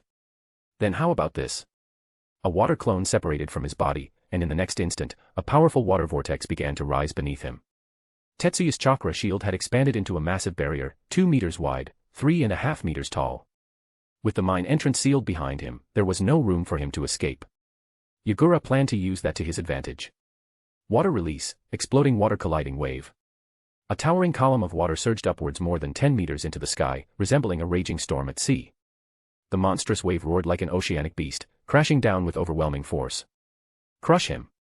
The deafening roar of the surging water filled the air. The rising wall of water grew taller and taller, reaching heights that forced one to tilt their head back just to see the peak. The sheer scale of this attack made it clear, the force of this wave could annihilate anything in its path. Tetsuya's heart pounded. This level of power. He glanced back at the mine entrance, where the iron shield sealed off the tunnel. Dozens of Chunin and Genin were inside. If he dodged, the tsunami-like surge would obliterate the mine's defenses and flood the tunnel, dooming everyone inside. He couldn't retreat. He couldn't evade. With a loud thud, he slammed the shield's edge into the ground. Gritting his teeth, he funneled even more chakra into his shield, pushing it to its absolute limit. The golden-bronze glow intensified, expanding outward from the shield's core. Instead of just a singular barrier, additional chakra shields layered over it, forming a lattice-like defensive formation, 7 horizontal, 7 vertical, a fortress of energy. Tetsuya's expression hardened. This was the strongest defensive ninja tool of their village. It was called absolute defense. Boom. The sea beast roared, the towering wave crashed, and the unstoppable force collided with the immovable object. The impact was so immense that even the mountain itself seemed to groan in protest. The ground trembled violently. Inside the mine, artisans' menin struggled to keep their footing, some collapsing from the sheer force of the quake. Outside, Tetsuya stood his ground, bearing the full brunt of the raging tsunami. One by one, his chakra shields shattered under the force of the water. Crack. A second shield broke. Crack. Crack. More fragments of chakra dispersed into the air. Could he hold on? Would absolute defense truly be absolute? Chapter 111, Chapter 110, Enemy Reinforcements. As his feet skidded backward, deep grooves were carved into the ground. His back slammed heavily against his shield, and the force tore open the skin between his thumb and index finger, causing blood to seep out. Zzzt. The crackling of thunder was sharp and piercing, even amidst the deafening roars of the raging sea beast. Tetsuya instinctively looked up, above. A strike targeted the gap in his defense. Yagura kicked off with force, propelling himself forward as he swung his blade. Lightning flash. A deadly bolt of lightning streaked down from the sky amidst the storm. Damn mist rat. With a flicker of movement, several round chakra shields formed in midair between Tetsuya and Yagura. Yagura's blade struck the barriers, clashing against the layered defense. At that moment, Tetsuya finally got a good look at the mist ninja who had been pressing him to this point. Well, almost. The enemy wore a Kirigakure Anbu mask, concealing their identity. From what little he could make out, the ninja wasn't particularly tall or muscular, perhaps even on the smaller side. Crash. Several chakra shields shattered under pressure. Without the barriers, the raging wave slammed into the mountainside behind them. Tetsuya struggled to maintain his defense, forced to watch as the wave smashed against the mining mountain. His shield, his precious ninja tool, groaned under the strain. Chakra capacity, it's reaching its limit. He could only hope that this large-scale water-release jutsu would drain the enemy's chakra soon, and that his nearby comrades would receive the intel he had sent and arrive as quickly as possible. Almost as if responding to his silent prayers. After the second wave crashed, the surging tide began to slow, and the pressure on his defense eased considerably. Tetsuya let out a deep breath. Of course. A technique of this scale couldn't possibly be sustained for long. So that up there was just a decoy attack using a clone. An opportunity. He had been on the back foot since the battle started, frustration boiling within him. Now, this is my chance to seize the initiative. The shield blocking overhead suddenly gleamed with chakra. Tetsuya pushed off the ground, leaping as if weight meant nothing. He drove his shield forward, slamming it into Yagura's water clone. The clone attempted to block with its blade, but the sheer impact shattered it like a fragile twig. Good. Next is the real one. Seal. The instant the water clone dispersed, Tetsuya failed to notice the danger beneath him. The clone had lured him into jumping. Below, water was rising fast, submerging the ground. The waves had already climbed up the mountainside on both sides, and the remains of the shattered clone above him completed the setup. All conditions were met. Water release, demon flowing domain. With a rapid sequence of hand seals, the once calm water erupted into movement again. Tetsuya had just reached the peak of his jump and was starting to descend when he saw it. The water surged open like a massive set of jaws, ready to swallow him whole. With a second glance, he immediately understood. It's a trap. Every direction, above, below, to the sides, was already sealed off. The only open path was behind him, but that led to the mountain. A dead end. He was free-falling. The last opening was about to close, his escape route vanishing. Tetsuya roared in fury. Damn it. Don't underestimate a ninja craftsman. In midair, he twisted his body violently. Channeling every ounce of strength, he slammed his shield into the mountainside. Abandoning his most treasured ninja tool as a foothold, he pushed off it with all his might. Breaking free of the demon-flowing domain. Not bad. You're pretty agile for such a big guy. Yagura's eyes narrowed coldly. He lowered his hands, then stepped forward, dashing across the water's surface. Just as Tetsuya escaped death, he caught sight of something. A shadow breaking through the mist. Panic flickered in his eyes. The attacks were relentless, chaining one after another with no time to breathe or counter. No time to think, no time to plan. Tetsuya curled inward, raising his arms in a desperate guard. Yagura's hand shot forward, overwhelming Tetsuya's crossed arms with sheer strength. His grip locked around the massive man's thick neck, barely large enough to grasp it with one hand. The crushing power was absolute. Tetsuya couldn't break free. His airway was completely cut off, his face flushing red from lack of oxygen. Pain numbed his arms where they had been forcibly wrenched apart. His throat burned with suffocation. His mind was too starved of air to even process what hurt the most. How is this possible? Yagura lifted him higher. For such a big guy, you sure are weak. Did you skip breakfast? Then, twisting his body midair, he plummeted, dragging Tetsuya with him. Boom. Tetsuya crashed into the ground, his back taking the full impact. The sheer force cracked the earth beneath them. Yagura straddled him, tightening his grip. With his weight pressing down, Tetsuya's lungs were rapidly drained of air. Wind release, banner gale. Whoosh. A sudden powerful gust blasted through the mist, striking Yagura and knocking him away. Reinforcements. Tumbling midair to disperse the force, Yagura raised his arms in defense, scanning the battlefield. Two figures. And not just wind, he caught the distinct whistle of metal slicing through the air. They're combining wind release with ninja tools. Water release, water barrier. A wall of water surged up, shielding him from the incoming barrage of shuriken, kunai, and senbon. Pum. White smoke burst forth. The projectiles, upon impact, suddenly expanded to several times their original size. The sheer mass and weight tore through the water barrier, slashing deep wounds into Yagura's arms. TCH. Yagura landed, glancing at his injuries. The enlarged ninja tools had cut through his coral armor. Weapons this sharp weren't standard issue. Clearly, these were crafted by the skilled artisans of the artisans' village. Reminds me of the third Kazekage. The two newly arrived Jonin stood firm. One had just saved Tetsuya and wielded a launcher-type ninja tool. The other, a woman, held a flag-like weapon, likely responsible for the wind release. Stay sharp, Kurori, the man warned. This mist ninja took down Tetsuya and wrecked the area. He's no pushover. Kurori's grip on her weapon tightened. How dare you hurt Tetsuya-san? I won't forgive you. Yagura scoffed. Forgiveness? Lady, we're enemies. Why would I care? His cocky tone clashed with his youthful voice, exposing his age. Was this a woman? Or just a boy who hadn't hit puberty? ZZZZT. A faint crackling noise echoed. The sound of burning paper. Experienced ninja never ignored that sound. Explosive tags. Both artisans' village ninjas tensed instantly. Tetsuya, barely conscious, twisted his body. And there, on his back, a fully ignited explosive tag. Too late.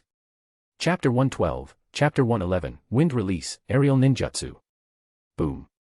Explosive tags detonated, engulfing the three figures in a burst of fire and black smoke. Jinsei burst out of the smoke, carrying Kurori in his arms. Watching as his elder brother from the village was blown apart before his eyes, Kurori's tears streamed down uncontrollably. Jinsei-san. Tetsuya, There's no time. They had realized it too late. Jinsei clenched his teeth, suppressing the grief in his voice. It wasn't just pain, it was regret. It had been his decision to leave Tetsuya behind and get Kurori out of the blast's range. He had been closer to Tetsuya than Kurori, had been the one carrying Tetsuya's severely wounded body, he had been the one to save him. Yet that mist ninja had managed to slap an explosive tag onto Tetsuya's body just as Kurori's wind release had blown him away. Damn it. Damn it. Why hadn't he noticed?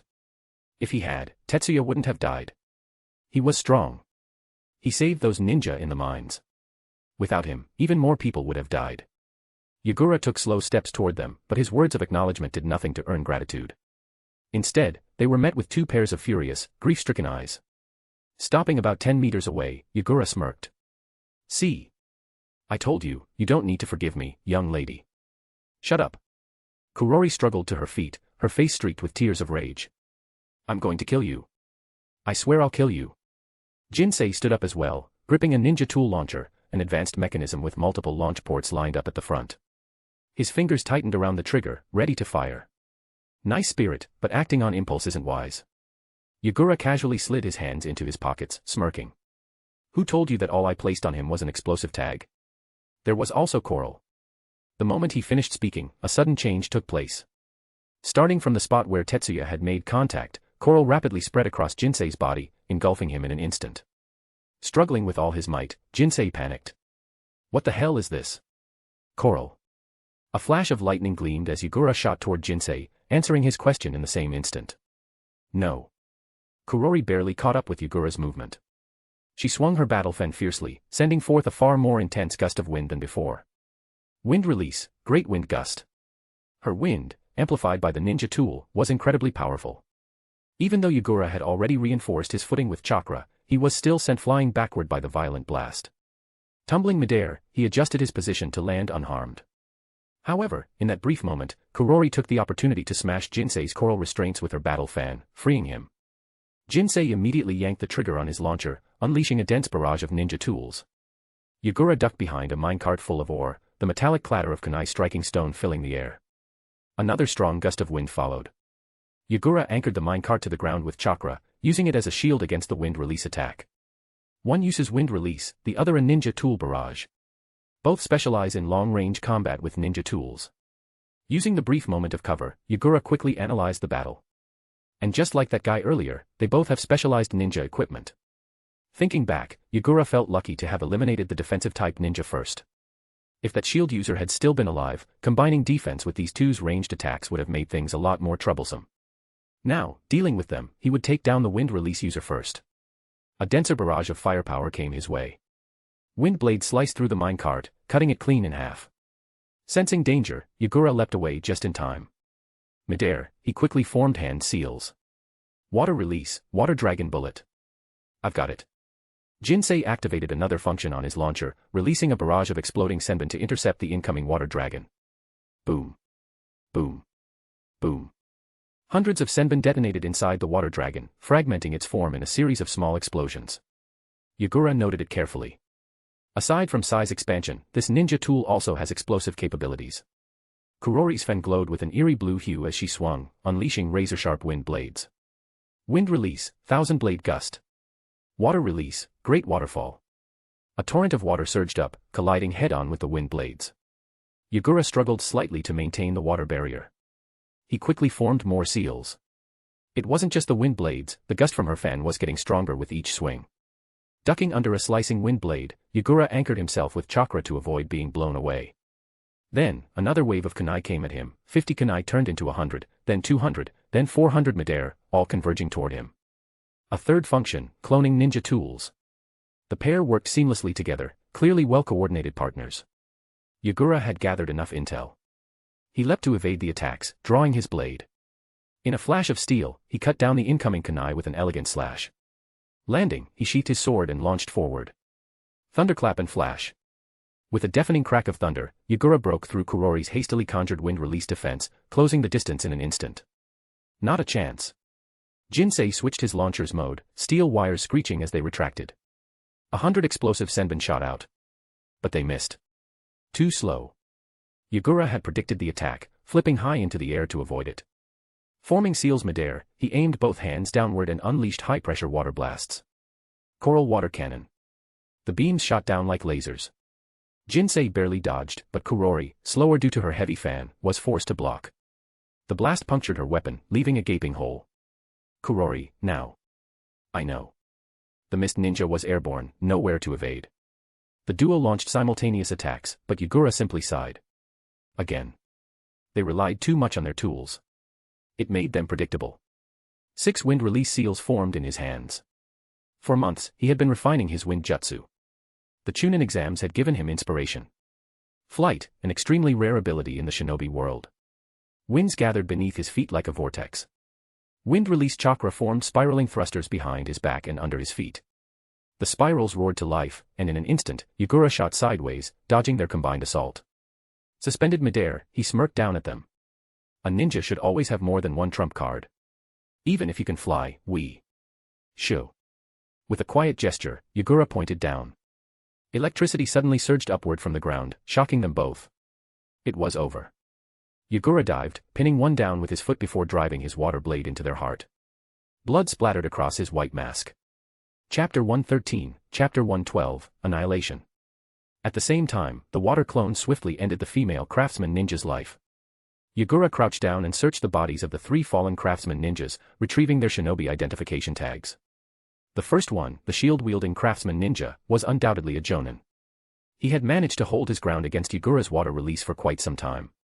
The 2 who had arrived later as reinforcements were a bit weaker, but they were still Jonin from the artisan's village. In terms of raw ability, Yagura assessed that the craftsman shinobi were inferior to the Jonin of the 5 great shinobi villages. It made sense, compared to the structured education, training, and decades of accumulated experience of the great villages, a small and isolated village like the artisan's village simply couldn't measure up. However, with their unique ninja tools, they did possess Jonin-level combat capabilities in certain aspects. From start to finish, Yagura never saw any of them abandon their ninja tools to use other forms of ninjutsu. The shield-wielding one had the guts to discard his weapon to save himself, but after that, he had no strength left to resist. Yagura stashed his spoils into his ninja pouch. He could trade these for a bounty later. And of course, he also took their ninja tools with him. He could turn them in upon his return so they could be reassigned to suitable Kirigakure shinobi. Sliding his mask slightly to the side, he exhaled a few deep breaths. Boom. A violent explosion erupted at the entrance of the mine. The massive steel shield blocking the entrance shattered into pieces. Inside, the Chunin and Genin who had been protected by the steel barrier had detonated all their explosive tags at once, blasting the shield apart. Turning around to see the craftsman shinobi swarming out of the mine, Yagura shook his head. Ah, well, that's convenient. All that effort the big guy went through to block the entrance had been for nothing. At least he wouldn't have to waste energy breaking open the turtle shell himself. Enemy spotted. Over here, quickly. Surround him. Don't let him escape. At the same time, from the other 2 sides of the mountain, the sounds of hurried footsteps and shouted commands echoed through the air. Yagura estimated that the shinobi stationed in those areas were rushing over as reinforcements. The Jonin had simply arrived first due to their superior speed. The artisan shinobi who had emerged from the mine, along with those coming from the other sides of the mountain, quickly formed a tight encirclement around Yagura, their eyes filled with hostility. A quick glance told him that there were at least 100 of them. At that moment, the Chunin and Genin from the artisan's village spotted the 3 corpses at Yagura's feet. Grief-stricken cries filled the air. Captain Tetsuya. Captain Jinsei. Miss Kurori. Their dependable and warm-hearted older brother, their easygoing and humorous captain, and the kind-hearted woman they secretly admired. Yagura had already pulled his mask back down. His voice, deep and calm, echoed from behind it. Truly a close-knit group. The way you're looking at me now, it's exactly the same as how those 2 looked at me when I killed that big guy. If they could see you all avenging them, they'd probably be pleased, wouldn't they? Though, the dead don't reach the Pure Land immediately. Their souls linger for a while in this world. I wonder what they're saying right now. Yagura tapped his forehead lightly with 2 fingers, pretending to ponder before suddenly exclaiming. Ah, I know. They're shouting. He paused for a beat. Run. Silence engulfed the battlefield. The craftsmen shinobi were still caught in their grief, but now they were also shaken by the sheer arrogance and cruelty of the mist shinobi standing before them. Everyone, attack together. A craftsman Jonin raised his weapon and roared, his voice filled with rage. We can't let him escape. Escape. Yagura glanced at the craftsmen shinobi raising their weapons, the barrels aimed at him. You think sheer numbers give you an advantage? Well, that might be a little troublesome. But he wasn't afraid of these small fry. Killing them one by one and looting their corpses. Too much of a hassle. Yagura made his decision. Water clone jutsu. From the lingering floodwater at his feet, countless columns of water shot up, taking his form as they solidified into identical clones. A single glance revealed, there were now 100 of him. Seeing their supposed numerical superiority instantly nullified, the hands of some of the genin trembled as they clutched their weapons in fear. They were furious, but most still retained enough rationality to think clearly. The mist shinobi before them had single-handedly taken on their Jonin captains and emerged victorious. He was stronger than the leaders they had followed and admired. Fear took hold of their hearts. Were they really supposed to fight this kind of opponent, even if it was just his clones? The water clones scattered, each engaging the craftsman shinobi in 1-on-1 or 2-on-1 battles. Yagura, however, remained in place, forming hand seals. Water release, hidden mist jutsu. Thick mist rapidly engulfed the battlefield at the base of the mountain. Yagura leaped onto a bridge halfway up the mountainside, landing atop the large shield the fallen craftsman ninja had wielded. Sitting down cross-legged, he overlooked the battlefield below, now lost in dense fog. Flashes of lightning illuminated the mist, accompanied by the anguished screams and desperate cries of the craftsman shinobi. Even though he couldn't see through the fog, the sounds alone painted a vivid picture of the massacre unfolding below. His clones were rapidly consuming his chakra. If not for Isabu inside him, he wouldn't have been able to sustain this level of chakra expenditure so recklessly. Yagura sighed and leaned back, his expression blank as he gazed down at the true spectacle of the blood mist. Isabu, this isn't like you. Yagura, didn't the Sage of Six Paths teach you that if you don't know what to say, it's better to say less? Dumb turtle. Isabu, humans are such a hassle. Dives underwater. Tsuchimikado Group, Executive Office. The secretary listened as the warriors and Ronin under their command reported back. The Mist Shinobi had engaged the craftsman shinobi. They couldn't determine the exact battle situation. The scouts stationed in the city had only received brief messages from carrier pigeons. The entire battlefield is shrouded in dense mist. Our men didn't dare to get too close. But even from over 200 meters away, they could still hear the screams and wails echoing from within the fog. The secretary skimmed through the intelligence report.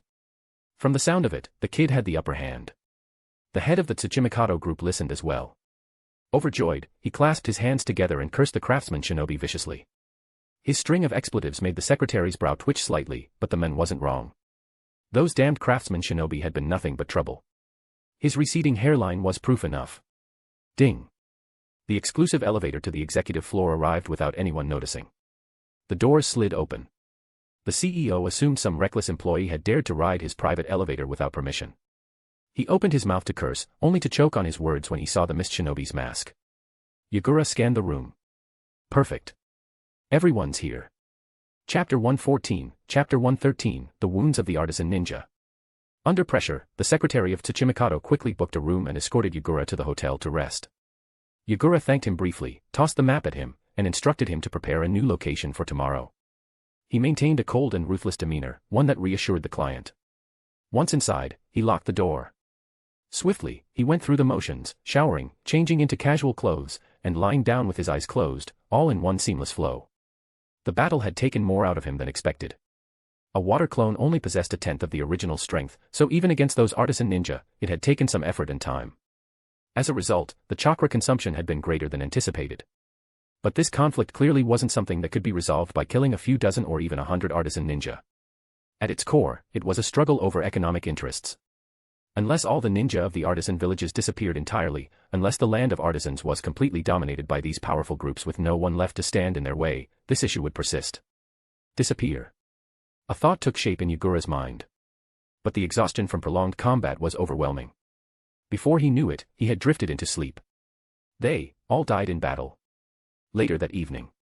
At the center of the land of artisans, within the artisan ninja village. The sun, half set, hung low on the horizon, casting golden light over the buildings and streets. Yes. The intelligence officer fought to maintain composure, but tears still streamed down his face. Tetsuya, along with Jinsei and Kurori, 3 Jonin stationed at the Tsuchimikado iron mines, along with their subordinates, 133 Chunin and Genin, have all been confirmed dead. The remaining ninja left behind by Jinsei and Kurori stayed on guard, but when the two failed to return for too long, they went to investigate and confirm the worst. After reporting back, a recovery team is now being assembled to bring back the bodies. The 2 village advisors and other administrative staff in the room exchanged uneasy glances before lowering their heads, each with different expressions. Bang. Impossible. The head of the artisan ninja village slammed a hand on the table, sending documents flying as he pointed at the intelligence officer, his voice trembling with anger. This is nonsense. False information. It must be fake. He stormed out from behind his desk, throwing his arms wide as if to reject reality itself. There's no way. Absolutely no way. His gaze, sharp enough to pierce flesh, swept across everyone in the room, desperately seeking affirmation. 3 Jonin. Over 100 of our ninja. You all know how strong Tetsuya is. And Jinsei and Kurori are among our best Jonin. Even if the enemy had the same numbers, over 100 ninja and 3 Jonin, they should have at least suffered heavy losses. How could they be wiped out so completely? Is that even possible? No. The mercenary ninja hired by those groups operate in small squads of 3 or 4. Are you seriously telling me that just a handful of enemy ninja could annihilate 3 full squads led by our Jonin? Huh. His heavy breathing echoed in the silent room. For several seconds, no one dared to speak. Each person averted their gaze, staring at the ground. Leader. The intelligence officer, his voice firm despite his fear, continued his report. According to our intelligence, the enemy was likely from Kirigakure. And there was only one of them. A rush of blood surged to the village leader's head, making him dizzy. You. He gripped the edge of the desk for support, steadying himself. Then, pointing at the intelligence officer and the two advisors, he barked. You three, stay. The rest, leave. Yes. A chorus of hushed voices responded, and the other personnel quietly filed out, careful not to make a sound. One of the advisors helped the village leader back into his seat. His trembling hands reached for a pen, his eyes burning holes into the map that displayed the locations of their deployed ninja. Moments ago, in front of everyone, he had been the one most vehemently rejecting reality. But the truth was undeniable. The moment the intelligence officer had spoken, everyone understood.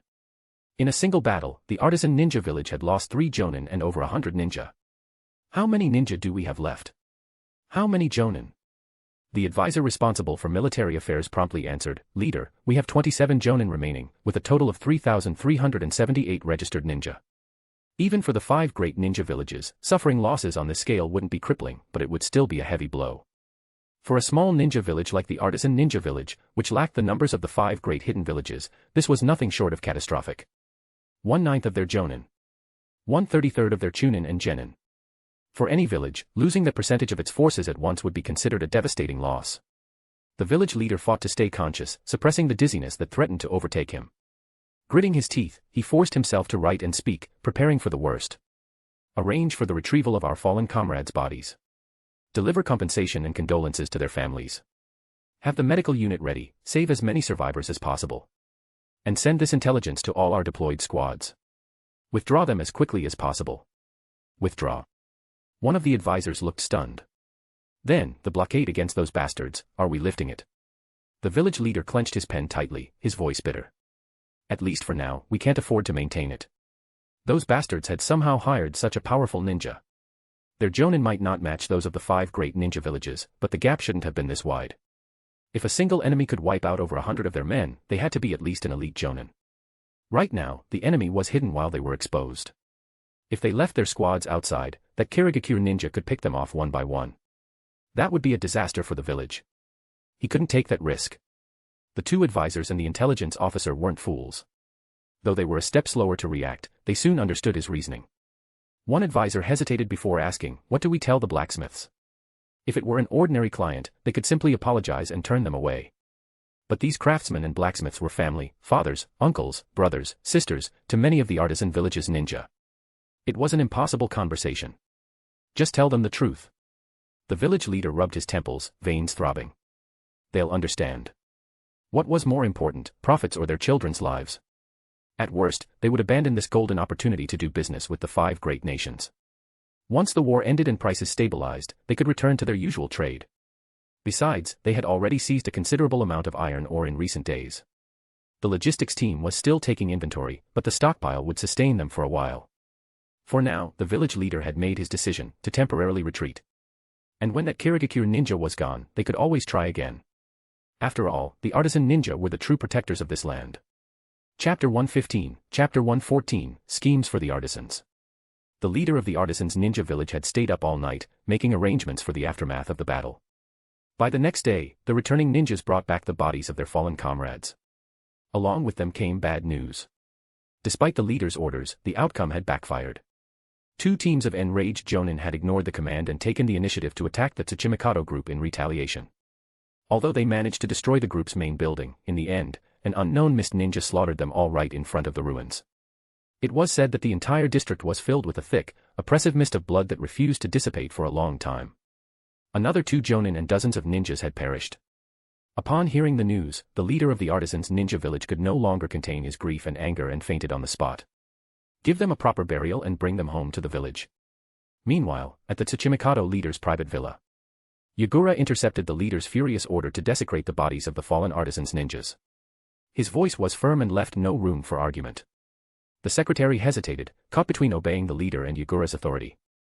In the end, he remained where he was, awaiting further instructions. The bald leader of the Tsuchimikado group looked utterly miserable. When the artisans launched their attack, Yagura had still been at his hotel. The group's headquarters had been completely reduced to rubble by the wrathful artisans' ninjas. Perhaps due to his sheer frustration, the leader gathered his courage and shouted at Yagura. What do you mean by this? You can't keep fighting the Artisan's ninja village forever. Yagura had only just arrived at the ruins of the Tsuchimikado headquarters after being summoned, along with an additional payment. He was still recovering from his injuries but had fulfilled his contract. Some of the enemy ninjas had escaped. They would take information about his techniques back to the Artisan's ninja village. Do you expect me to wipe out the entire village? This time, things hadn't gone as smoothly. He had sustained injuries. Next time, if the Artisans came prepared with intelligence on him, it would be even harder to deal with them. Yagura wasn't foolish enough to ignore reality. His sharp gaze settled on the leader and the secretary as he offered a blunt warning. Let me give you some advice. Now is the best time to negotiate peace. Peace. Impossible. The leader shook his head violently, his voice seething with anger. I'd rather die than make peace with those thugs. Bandits. Shameless scum. I'll say it again. I can't single-handedly wipe out every Artisan's ninja. Yagura crossed his arms, lifting one to reveal his wound, making his point clear. If they keep attacking, each battle will become more difficult. When I can no longer hold them off, I will leave immediately. What will you do then? At that point, you'll be the ones getting slaughtered and having your bodies desecrated. And as the big boss, you'll probably end up hanging from a streetlight. Yagura shrugged. Think it over. He was speaking the plain truth. The leader's bluster vanished. The words he had been preparing to spit out were swallowed back down into his gut. Rich men feared death above all else. The wealthier they were, the more they had to lose, and the greater their fear of dying. And Yagura was right. No matter how strong he was, he could not take on an entire ninja village alone. Even if they put out another bounty for reinforcements, it would take at least 10 to 15 days for new ninjas to arrive. That was more than enough time for the Artisan's ninjas to massacre them hundreds, if not thousands, of times over. And one more thing. Yagura flexed his fingers, each word stabbing into the leader's heart like an arrow. Even if I do manage to kill every last one of them, do you think you can afford the price? A few thousand ninja lives, can you pay for that? The leader's face went pale, as white and shiny as his bald head. His secretary had already calculated yesterday's payment, even rounding down the figures, it still came to a staggering 80 million ryo. Of that, the first 20 million had been split among several groups, but the remaining sum was an under-the-table contract with Yagura, which meant it all came out of his own pocket. And that was just for yesterday. Today, Yagura had saved his life again. Killing those Artisan's ninjas was an extra charge. Not to mention the cost of rebuilding his demolished headquarters. His heart bled with regret. If he had known this would happen, he would have dragged those other old bastards in with him yesterday. Now, they were probably gloating over his misfortune. Smart people outwitting themselves, what a cruel twist. The leader slumped onto the couch in despair. The secretary shifted his gaze away from the leader's gleaming bald head and asked respectfully, Lord Yagura, in your opinion, what should we do next? Despite having only worked with Yagura for 2 days, the secretary no longer saw him as just a child. This mist ninja wasn't just a highly skilled killer. From his strategic thinking just now, the secretary saw in him the qualities of a true leader. Gather the bodies outside and send them back to the Artisan's ninja village properly. Then, send someone to negotiate a peace agreement. The secretary was pragmatic and could communicate well, so Yagura didn't mind offering some additional advice. Your goal from the start was to restore production and trade as soon as possible. Don't forget that. You weren't trying to wipe out the village. You can't, and neither can I. The secretary nodded in agreement. The Artisan's ninja village had thousands of ninjas. Wiping them out with just one mist ninja was pure fantasy. And, as Yagura had pointed out, they couldn't afford it. Moreover, the daimyo and government of the land of Artisans had turned a blind eye to the conflict between the major groups and the Artisans because those groups were key taxpayers.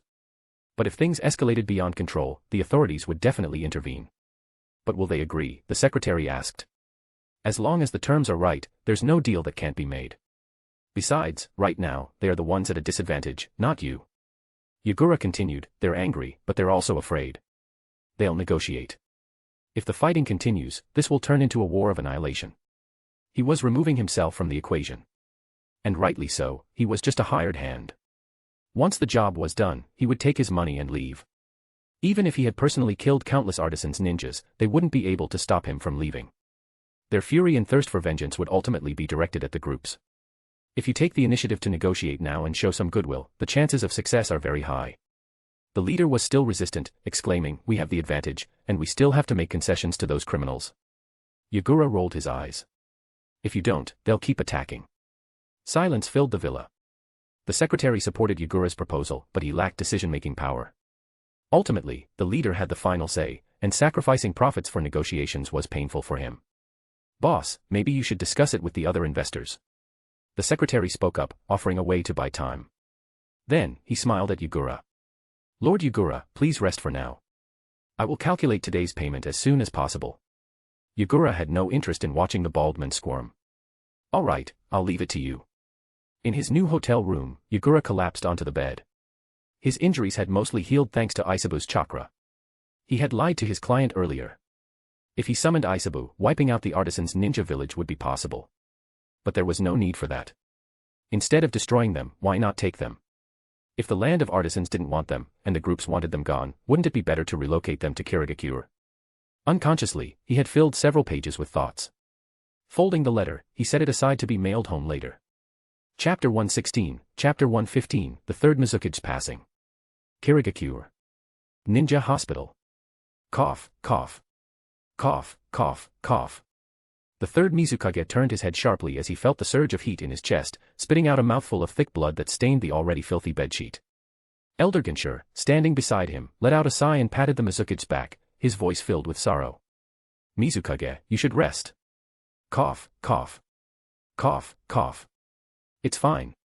The third Mizukage gave a faint smile, one that seemed both proud and resigned. I know my own body. I don't have much time left. Wiping the blood from the corner of his mouth with a tissue, he picked up a pen and continued reviewing documents. I'm too sick to do much else. This is all I can still handle. Ginshur sighed again but didn't press further. He knew his old friend had already resolved himself to die. The Mizukage had stopped taking his medicine and refused treatment from medical nin. He wanted to die on his own terms. Ginshur reached into his sleeve and pulled out a few letters, spreading them out in front of the Mizukage. What's this? Letters from our fourth Mizukage, sent from the village of artisans to the head of the Karatachi clan. The third Mizukage's expression clearly asked, why are private letters in your hands, old man? And why are you showing them to me? The clan head read them and passed them on to me. I read them, and now I want you to read them. Ginshur dragged a chair over and sat by the bedside, waiting for the Mizukage's thoughts. The third Mizukage quickly skimmed through the letters. Yagura's writing was simple and straightforward. Just from the tone of his words, the Mizukage could vividly imagine that mischievous little brat standing in front of him, grinning as he tried to get a reaction. The contents weren't particularly important, mostly complaints about how he was enjoying free food and lodging in the land of artisans, while also griping about how terrible things were over there. The first few pages were just casual greetings to his family. But on the last page, Yagura had scrawled out some rather reckless ideas. It'd be great if we could bring these artisans over to Kirigakure. They can't stay in the land of artisans much longer anyway. If we take them in, we can expand our weapon-making industry. Their ninja tools sell like crazy. Honestly, I don't want Kirigakure getting involved in the Third Great Ninja War. While those four nations are busy fighting, we should be making money in the shadows, selling iron to those who need iron, weapons to those who need weapons, and supplies to those who need supplies. Once we get rich, we can solve 99% of our problems. Stay low, make money, don't act recklessly. Too bad it won't work. Just like the third said, those other villages won't let us off that easily. Ugh, what a pain. A long silence followed. Ginshur finally spoke. This kid thought this far ahead. Yeah. The third Mizukage picked up his pen and wrote a single word of approval on the letter before signing his name beneath it. Approved. Handing the letter back to Ginshur, his gaze was sharper than it had been in the past month of illness. Ginshur, make it happen. The elder took the letter. I've already sent people to make contact with the artisans. This mission, this country, was something the two old men had chosen for Yagura. It was the first step in their long-term plan. Good, good. Thank you. His emotions had surged too suddenly, leaving him exhausted. The Mizukage lay back down on the bed, drained. Ginshur sighed. Mizukage, get some rest. I'll take my leave. Ha. All right, Ginshur. The door to the ward clicked shut. Lying in the white hospital bed, the third Mizukage slowly closed his weary eyes. If you want to watch from the shore, first, you need to disappear from sight. Ding. Funds received, 80 million Ryo. Ding. Funds received, 58 million Ryo. Yagura wouldn't see this money for now. It was first transferred to Kirigakure, where the village would take its cut before sending him his share. For the sake of his own survival, the bald-headed chairman of the Tsuchimikado group prioritized paying these two bounties before handling any other financial matters. Yagura met with the company secretary, along with representatives from several other mining conglomerates. These leaders all expressed their deep sympathies for Tsuchimikado's predicament. Their sympathies came with wide, knowing grins. In the past few days, the village of artisans had recalled all their ninja and even taken hostage the families and executives of various groups. News of this spread across the desks of the company heads. For Yagura, this was good news. It significantly increased the chances of an agreement between the major mining companies and the village of artisans. From the start, both sides had been deadlocked over the negotiation venue. It wasn't until the daimyo of the land of artisans intervened that they finally agreed to meet in a government facility in the capital. Yagura didn't attend the first negotiation. He didn't think it had anything to do with him and turned down the secretary's invitation, opting to sleep in his hotel room instead. When he woke up, he wrote a letter home to Kirigakure and mailed it off. Returning from the post office, he ran into the secretary, who, unsurprisingly, reported that the negotiations had failed. The mining tycoons refused to back down and threatened the village of artisans, demanding the immediate release of their hostages. On the other side, the village of artisans was filled with hot-blooded warriors and old veterans. Enraged by the ultimatum, they declared that they would rather fight to the end than surrender. Things nearly escalated into an all-out brawl at the negotiation table. It was only through the efforts of government officials and secretaries from both sides that the meeting was brought back under control. Of course, after 2 hours, the first negotiation ended in failure. Neither side was willing to make concessions. What was there left to discuss? Both sides went home to rest, agreeing to try again the next day.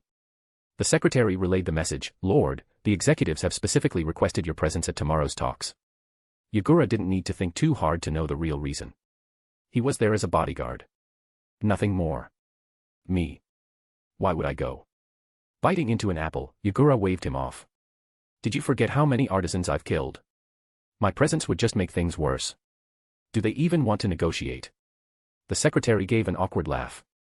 Yagura didn't mind if things dragged on. He couldn't return to Kirigakure yet anyway, so this was just a free vacation with unlimited food and drink. As he expected, the negotiations lasted over 20 days, with more than 10 heated debates, each lasting from morning to night. Despite minor compromises, no final agreement was reached. Still, this period became a rare moment of peace for the land of artisans. Without interference from artisans, the mining companies resumed operations, rushing orders, pushing logistics, and recovering losses. Meanwhile, the artisans smelted stolen iron ore into ninja tools and sold them abroad for a huge profit. Yagura clicked his tongue. If they had done this from the start, things would have been much simpler. Yet, despite everything, tensions only worsened. Seeing the other side profit hurt more than suffering losses themselves. Truly, why was everything in the land of artisans such a mess? Chapter 117, Chapter 116, The Passing of the Third Mizukage, Part 2. Bang. Bang. Bang. As the room remained in stunned silence following the words of the Tsuchimikado secretary, an urgent knock resounded at the conference room doors. The official presiding over the negotiations gave permission. Enter. A civil servant stepped inside, bowing respectfully to everyone present before hurrying to his superior's side and whispering something in his ear. Though he spoke softly, for the trained ears of shinobi, his words were as clear as day. Bang. A wooden table shattered under the force of a palm strike. Yagura shot up from his seat, his face behind the Kirigakure mask contorted in shock and fear. What did you just say? The civil servant froze in terror, his gaze locking onto the Mist Village insignia on Yagura's mask. He stammered, Kirigakure has released an obituary. The Third Mizukage has passed away at 4:53 a.m. today due to an incurable illness. Year 43 of the Konoha calendar, July 4th. At 9 a.m., Kirigakure officially announced the passing of the Third Mizukage to the entire shinobi world. Following the mysterious disappearance of the Third Kazekage, which had left the Fourth Kazekage, Raza, to assume the position under emergency circumstances, the Third Mizukage, the oldest among the third-generation Kage, had also succumbed to the inevitable grasp of time. Unlike the chaos that had erupted in Sunagakure, the Third Mizukage had used his remaining time to ensure a proper transition of power. At precisely noon, Kirigakure issued a diplomatic statement appointing elite Jonin Karatachi Yagura as acting Mizukage. In 5 years, should he prove capable of the role and reach the necessary age, Yagura would officially be recognized as the Fourth Mizukage. For now, since Yagura was away on a mission, the elder Ginshur would temporarily oversee village affairs, with the support of Kirigakure's clan leaders. Ayahawa. Yagura clutched the appointment letter sent by Elder Ginshur, along with several sheets of correspondence. He threw his head back and roared in grief and anger. As his gaze landed on the final page, bearing the signature of the Third Mizukage, Johei, everything became clear to him. The Third Mizukage had foreseen his end. By announcing Kirigakure's participation in the war, he had ensured that the other 4 nations remained focused on their preparations. But now, with his passing, Kirigakure's new leader was merely a child, barely 10 years old. Yagura's name was already known throughout the shinobi world. During the Chunin exams, he had displayed extraordinary talent and strength. Yet, in the eyes of outsiders, Kirigakure under the leadership of a 10-year-old would be hard-pressed to even defend itself, let alone wage war. Johei had factored even his own death into his final strategy. With his last move, he had given Kirigakure, and its fourth Mizukage, the best possible opening. Drip, drip. Rain began to fall over the land of artisans. It grew heavier, as if the heavens themselves were mourning. Yagura stood motionless in the downpour, the rain mixing with the tears streaming down his face. His eyes burned, his chest ached. Isabu. He was so cunning. So cruel. He never told me anything. He arranged everything in secret, leaving not a single clue. Isabu, Isabu. I can almost hear that old fox's voice. I can see him, too. He's saying, this is your final lesson. The fourth Mizukage. Isabu, silent. The tailed beasts had lived far longer than any shinobi village. They had felt joy in their freedom and rage at their imprisonment. But it had been a long time since any of them had felt true sorrow. Ayahawa. Hearing Yagura's anguished screams, Isabu closed its eyes and reflected. Their minds were linked, Yagura was his Jinchuriki. And through that connection, Isabu, too, understood what it meant to grieve. The rain kept falling. Then, in an explosion of overwhelming chakra, the land of artisans trembled. The Three-Tails, Isabu, his Jinchuriki unleashed his chakra in a reckless surge, and in that instant, he manifested. For the first time, the people of the land of artisans, the wealthy merchants of the mining conglomerates, and the blacksmiths and shinobi of the artisans' village found themselves face to face with a living legend. The immense pressure of the colossal beast loomed over them. Through the misty rain, blood-red eyes devoid of warmth locked onto them. In that moment, social status, wealth, and power became meaningless. For all were equally insignificant in the face of death. After the rain. July 7th, overcast skies. At the negotiation table. Yagura removed his mask and presided over the 19th round of peace talks. His eyes were still bloodshot, even after several sleepless nights. No one dared mention it. The representatives from the land of artisans kept their heads bowed, fearful of meeting Yagura's gaze. The Tsuchimikado group's executives and secretary were even more conflicted. They had originally hired an elite Jonin for this negotiation. And now, before the contract had even ended, that Jonin had become the Mizukage. The weight of this fortune was not one they could easily bear. Yagura, unconcerned with the odd tension in the room, pressed forward with the talks.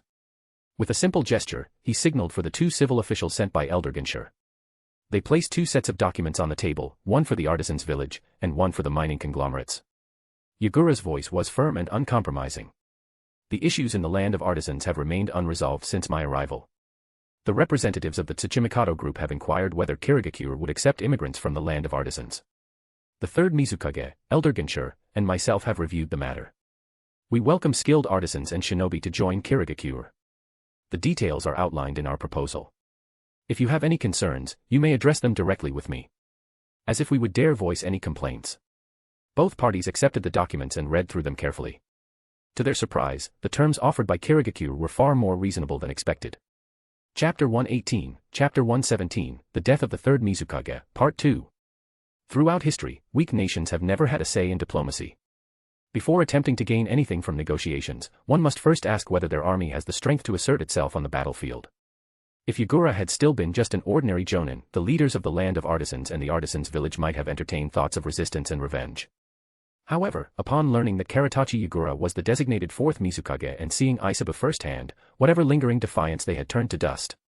This was precisely why Yagura was able to push for today's peace talks. Rather than the official government of the land of artisans mediating the dispute under Kirigakure's influence, it was more accurate to say that Kirigakure was negotiating terms with the two factions of the land of artisans on its own terms. The land of artisans' official government had become little more than a figurehead. After reviewing both versions of the proposed agreements, the mining conglomerates were overjoyed. They had secured a massive profit. Their demands were met, those troublesome artisans who had been obstructing their business would finally be removed. The land of artisans had built its identity on craftsmanship. While the daimyo had already sided with the industrialists, he still insisted on preserving the artisan's livelihood. He mandated that a portion of the mined iron must be sold to domestic craftsmen. But that was unacceptable. Completely unacceptable. Especially in times like these, when iron, as a strategic resource, had skyrocketed in value. The best outcome for them would be for all these meddlesome craftsmen to relocate to Kirigakure, allowing them to focus entirely on exporting iron without restriction. More profits, more. Even if Kirigakure demanded certain fees in the agreement, those were minor costs. They could easily recoup any losses through lucrative contracts with Kirigakure itself. The artisans' village harbored resentment, yet they acknowledged that remaining in the land of artisans would only bring instability. The industrialists would continue to ostracize them, and the official government would remain indifferent. If the agreement was not just empty words, Kirigakure was offering them a far better future than their homeland. With Yagura overseeing the entire process, the negotiations proceeded smoothly, albeit with some initial hesitation. Kirigakure took the lead, the mining conglomerates eagerly supported the deal, and the government of the land of artisans remained powerless. With a combination of persuasion and coercion, Yagura eventually secured reluctant approval from the artisans' village. However, the craftsmen representatives requested permission to consult their people first, proposing a phased migration plan. An initial group of volunteers would relocate to Kirigakure, and subsequent migration would depend on their feedback. Yagura did not oppose this request, he found it reasonable. He also assured them that while they remained in the land of artisans, neither the government nor the corporations were permitted to exploit or suppress them. That said, his warning was largely unnecessary. At present, aside from Yagura himself, the artisans' village still held the most military power within the land of artisans. If anyone was in danger, it was their enemies, not them. With the first version of the three-party agreement between Kirigakure, the craftsmen, and the mining industry drafted, Yagura left the finer details to two experts sent by the Elder Council. He remained seated at the head of the table, quietly observing as the Kirigakure negotiators handled the final points of contention, playing the role of a silent figurehead. Elsewhere in the ninja world, news of the Third Mizukage's death had reached the other hidden villages. The other Kage were not pleased. In Konoha, the third Hokage, Hiruzen Sarutobi, found the intelligence on Kirigakure's sudden upheaval troubling but not disastrous.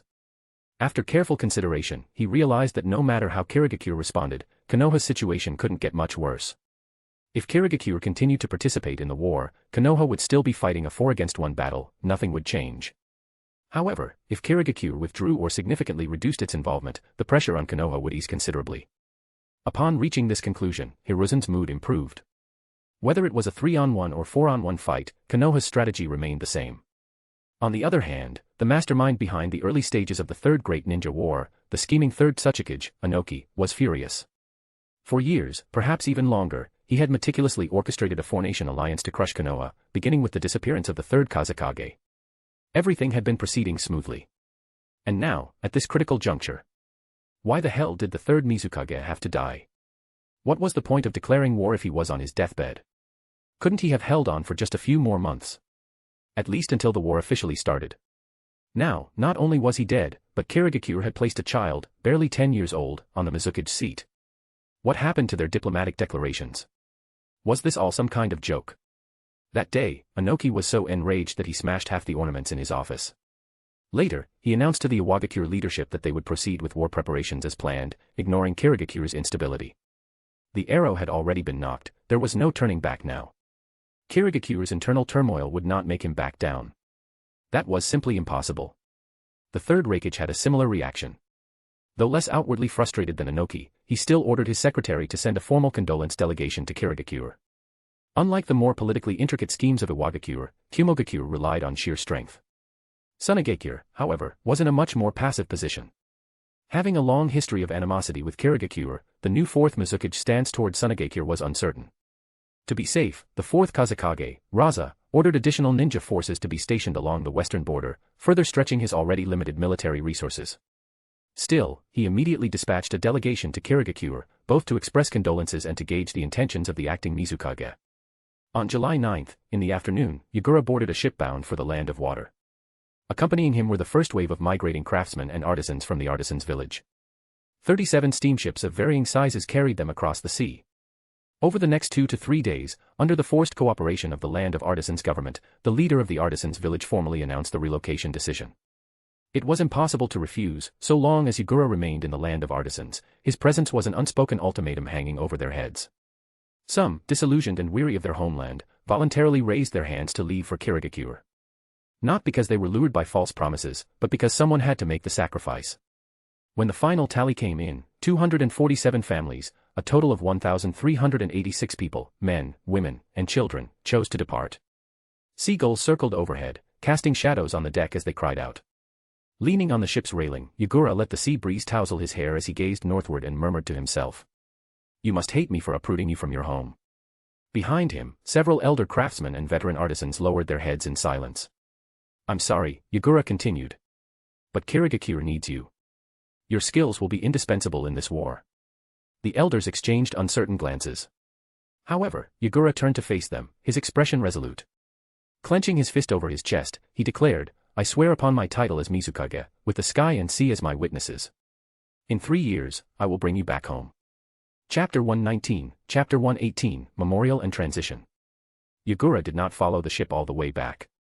Traveling by ship was too slow. The journey from the land of artisans to the land of water would take another 2 or 3 days. He couldn't afford to wait even a single day.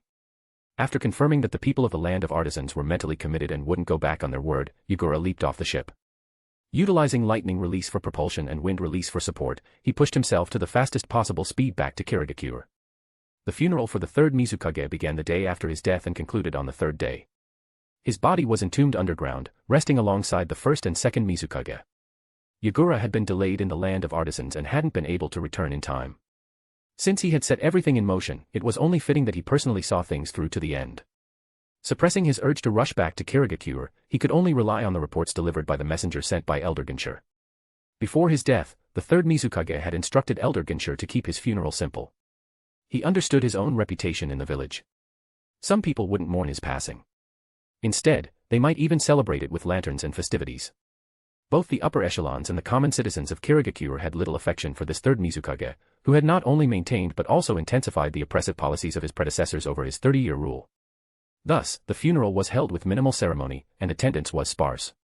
Only a handful of key figures were present, the administrative officials of the Mizukage building, led by Elder Ginshur, members of the Anbu, the heads of the major clans and their representatives, those who had been frequently called to meetings in recent days, emissaries from the daimyo's court, envoys from the other 4 great nations, fire, wind, earth, and lightning, as well as a few smaller countries sending diplomatic condolences.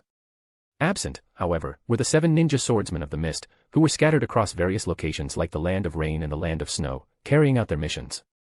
At dawn the following day, Yagura once again stepped onto the land of water. On land, he couldn't move as swiftly as he had over the sea, so his pace slowed slightly. By a little after 6 in the morning, he arrived outside Kirigakure. From a distance, he could see people waiting at the village gate.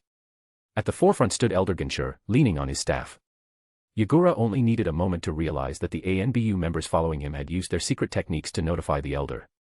Dispersing the lightning flickering around his body and the wind-propelled currents behind him, Yagura descended rapidly from the sky. Slowing himself mid-air, he landed lightly before Elder Ginshur, dropping to one knee. Looking up, he saw the elder's face, now seeming even older than before. But in the man's eyes, Yagura could see the glimmer of relief and happiness. Yagura, my boy, you've returned. After more than a month apart, and after receiving news of the third Mizukage's death, Yagura had countless questions he wanted answered and too many thoughts he longed to share. Elder, I was late. As he spoke, tears welled up and slipped from his eyes. Elder Ginshur nodded repeatedly, his expression sincere. Good, good. As long as you've returned. Johei, you didn't misjudge this child. He has a sincere heart. He truly cares. Behind Elder Ginshur, over 100 Kirigakure shinobi stood in silence, watching their young Mizukage. They had all heard the rumors over the past few days, he was coming. When they saw Elder Ginshur waiting outside the village this morning, they knew it was true. Some among them recognized Yagura, including members of the Anbu and those who had participated in the Three-Tails ceiling battle. But for the majority, he was unfamiliar.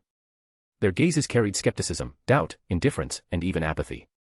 Yagura ignored these looks. He would prove himself through his actions, in the next 3 years and beyond.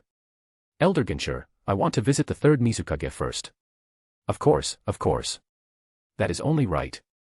Elder Ginshur helped Yagura to his feet, patting his hand in reassurance before calling out, Ayo. A figure promptly stepped forward. Yes. Please escort Yagura there. Elder Ginshur chuckled warmly. I move too slowly. I'll follow later. Understood.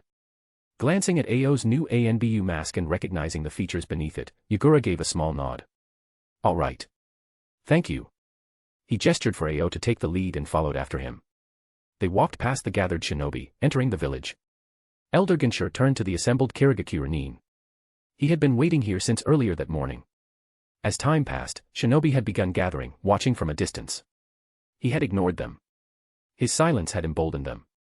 Over the past hour, the number of onlookers had swelled. "All right, what are you all standing around here for?" Tap. Tap. Elder Ginshur tapped his staff lightly on the ground, his voice a mix of reprimand and gentle persuasion. "Go back to your duties. Elder, it's not that we're trying to. If you have doubts, you are free to challenge the acting Mizukage yourself." With that single statement, Elder Ginshur silenced the shinobi who had spoken up, his sharp gaze sweeping over the crowd with quiet authority. As the longest-serving and most respected elder in Kirigakure, Elder Ginshur had been revered by many since the day they were born. Even the blood-stained warriors of Kirigakure hesitated to cross him. Sensing his growing displeasure, they lowered their heads in submission. In some ways, Elder Ginshur commanded more respect and admiration than the Mizukage himself. The third Mizukage trusted the acting Mizukage. And so do I. His tone was stern as he addressed the assembled shinobi, standing firmly behind Yagura. "I don't expect you all to accept him immediately. But I ask that you give him time. He will prove himself, and he will give you an answer worth waiting for." Kirigakure Cemetery. Deep within the cemetery, an isolated section stood apart. This was the final resting place of the three Mizukage and the two former elders since the founding of Kirigakure. Yagura stopped by a roadside vendor to buy white flowers before following Ao into the cemetery. Ao had been, and still was, a member of the Kirigakure Anbu. During the battle to seal the Three-Tails, he had been tasked with guarding Yagura. He was the one who had lectured Yagura without reservation. After Yagura took up his post at the Mizukage building, Ao found himself unwillingly dragged into handling administrative affairs. During this period, his remarkable efficiency among the Anbu caught the attention of the third Mizukage and Elder Ginshur. Now, while still earning an Anbu salary, he also worked as an administrative officer, serving at Elder Ginshur's side. Ao temporarily lifted the cemetery seal, stepping in first before turning back to signal Yagura forward. In the past, Yagura would have likely joked with Ao about how well guarded this place was. But today, neither the time nor the mood was right. With 5 bouquets in hand, Yagura started with the first Mizukage, by Akurin, bowing before each of his predecessors and placing white flowers upon their memorials. The first Mizukage, by Akurin. The first elder. The second Mizukage, Gungetsu Hozuki. The second elder. Finally, Yagura arrived at an elderly man's tombstone. He looked at the name and inscription engraved upon it. Third Mizukage, Johei. Lived to the age of 74. Yagura lowered his head, silently placing the flowers at the foot of the stone. Thinking they were slightly askew, he adjusted them until they sat just right. He had expected to break down in front of the memorial, to cry out once again, to demand answers from the old man, to curse him for his abrupt departure. But no tears came. Ao, watching Yagura closely, finally spoke. "That day, after you left the village, the third Mizukage said this to me." He recounted the very words spoken when he had delivered his report that day. Yagura clutched his chest tightly, eyes locked on the tombstone, his voice hoarse. "So, you just thought I was too noisy, huh? Is that why you wouldn't even see me one last time before leaving this world, so you could finally have some peace and quiet?" Isabu, suddenly surfacing. "Hey, Yagura." Yagura, looking up. "HM. You calling me?" Isabu, hesitant. "Yeah, Yagura, I'm talking to you." "Ah, my condolences. That's the right thing to say, isn't it? That's how you humans talk, right?" Yagura had once told Isabu that if it didn't know what to say, it should just say less. But this time, Isabu had gotten it right. A long silence followed. Yagura puffed. "Ha ha ha. Isabu, why are you laughing?" Yagura, "Nothing. Thanks for the thought, Isabu. Don't worry, I'm not that fragile." If he had any tears left to shed, they had long since dried up the moment he first heard the news. More than dwelling in grief, there was something far more important for him to accomplish. Wiping away the fresh tears that had welled up at the corners of his eyes, Yagura turned to Ao and said, "Thank you for telling me this, Ao." Ao took a deep breath and responded, "Of course." The third Mizukage had spent over 30 years in power, making countless mistakes along the way, leading Kirigakure down many dark and misguided paths, weakening its strength. But in his final year, towards the fourth Mizukage, towards Yagura himself, he had, at the very least, fulfilled his duty as a Mizukage. From an objective standpoint, from personal observation, Yagura knew that in those last moments, the third had entrusted him with the village's future, investing in him the responsibilities and faith befitting a Mizukage. And Yagura would prove worthy of that trust. He would strengthen Kirigakure, make it a village where its people could live better lives, where its shinobi could grow stronger, transform it into the greatest, most formidable shinobi village in the world. That would be his answer to the late third Mizukage. That would be his lifelong mission as the fourth Mizukage, Karatachi Yagura. Chapter 120, Chapter 119, Diplomatic Strategy, Part 1. The midday sun pierced through the clouds, casting its warm and glaring light upon the land. Today, for once, the village hidden in the mist was not shrouded in its usual thick fog. Ayo, we're heading back.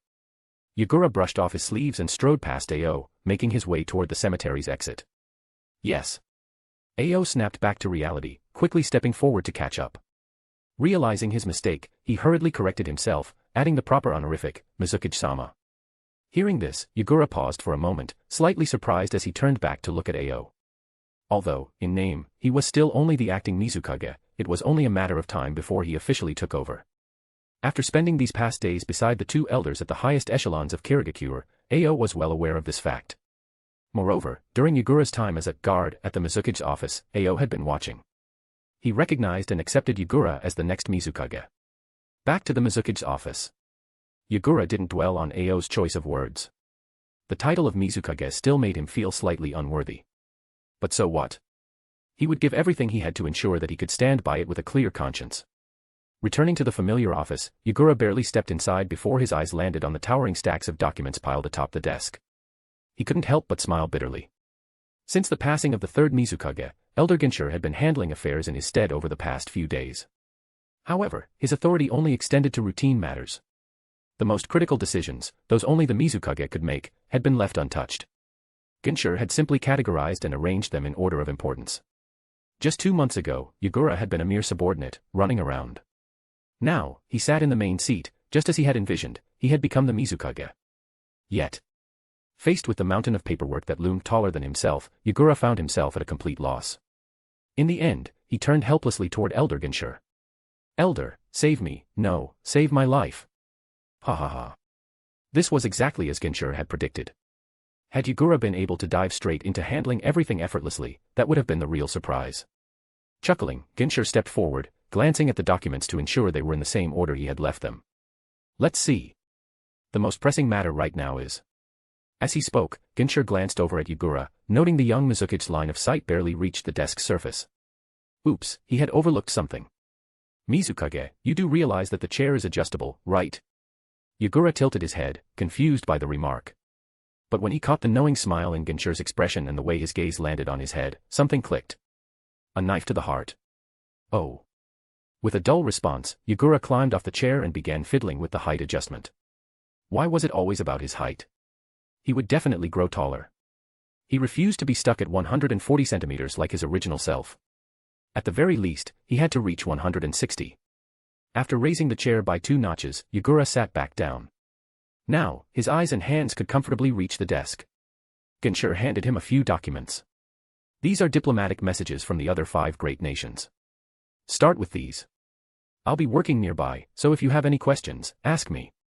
Pushing aside his earlier irritation, Yagura solemnly took the files and opened them before him. Understood. Thank you for your guidance, Elder. Sorting things by priority, the most pressing matter was undoubtedly the ongoing Third Great Ninja War, a conflict steadily inching toward full eruption.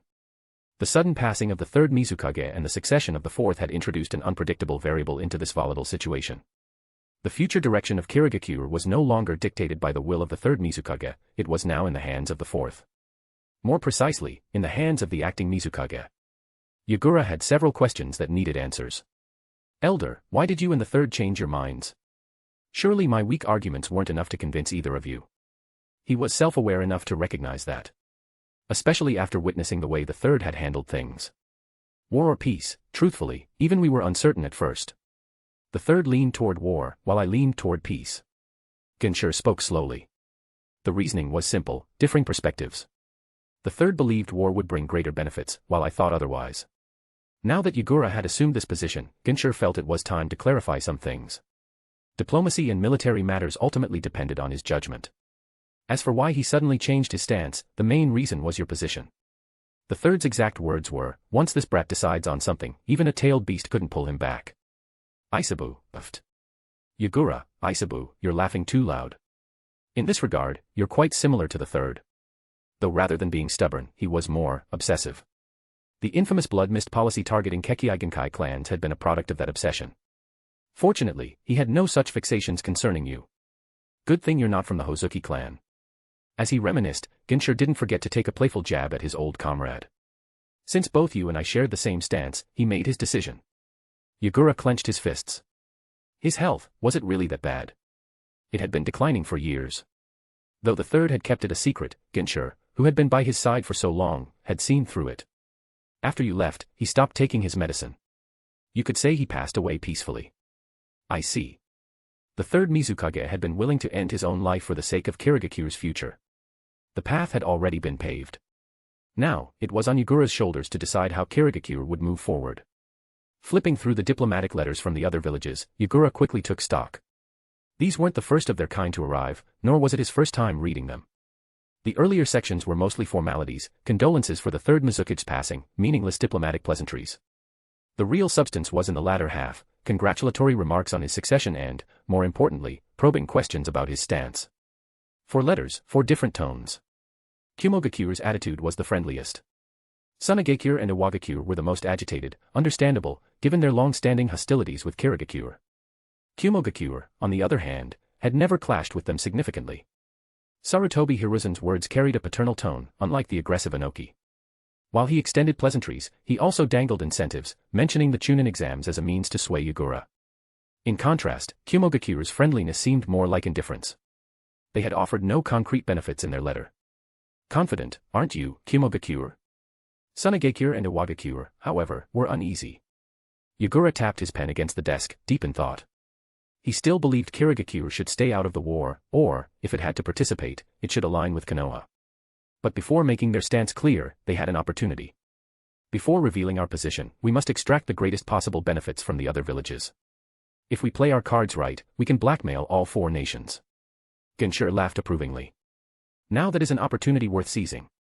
Chapter 121, Chapter 120, Diplomatic Strategy, Part 2. The spark ignited by the death of the third Kazekage had been burning since January of this year. By April, the fourth Kazekage and the third Tsuchikage had pinned the blame on Konoha. Now, half a year had passed. The words Shinobi World War loomed over everyone, yet the war itself had yet to begin. Why hadn't it broken out yet? Because the situation was still uncertain. Some players had yet to make their moves, and the strategists were hesitant. Moreover, the third Kazekage's sudden death had caught everyone off guard, and the villages were still preparing for war. Who hadn't made their move yet? Kumogakure and Kirigakure. Kumogakure had already stepped in earlier. As for Kirigakure, they didn't want to play, they preferred to observe. They had dipped their toes in, tested the waters, and then stepped back.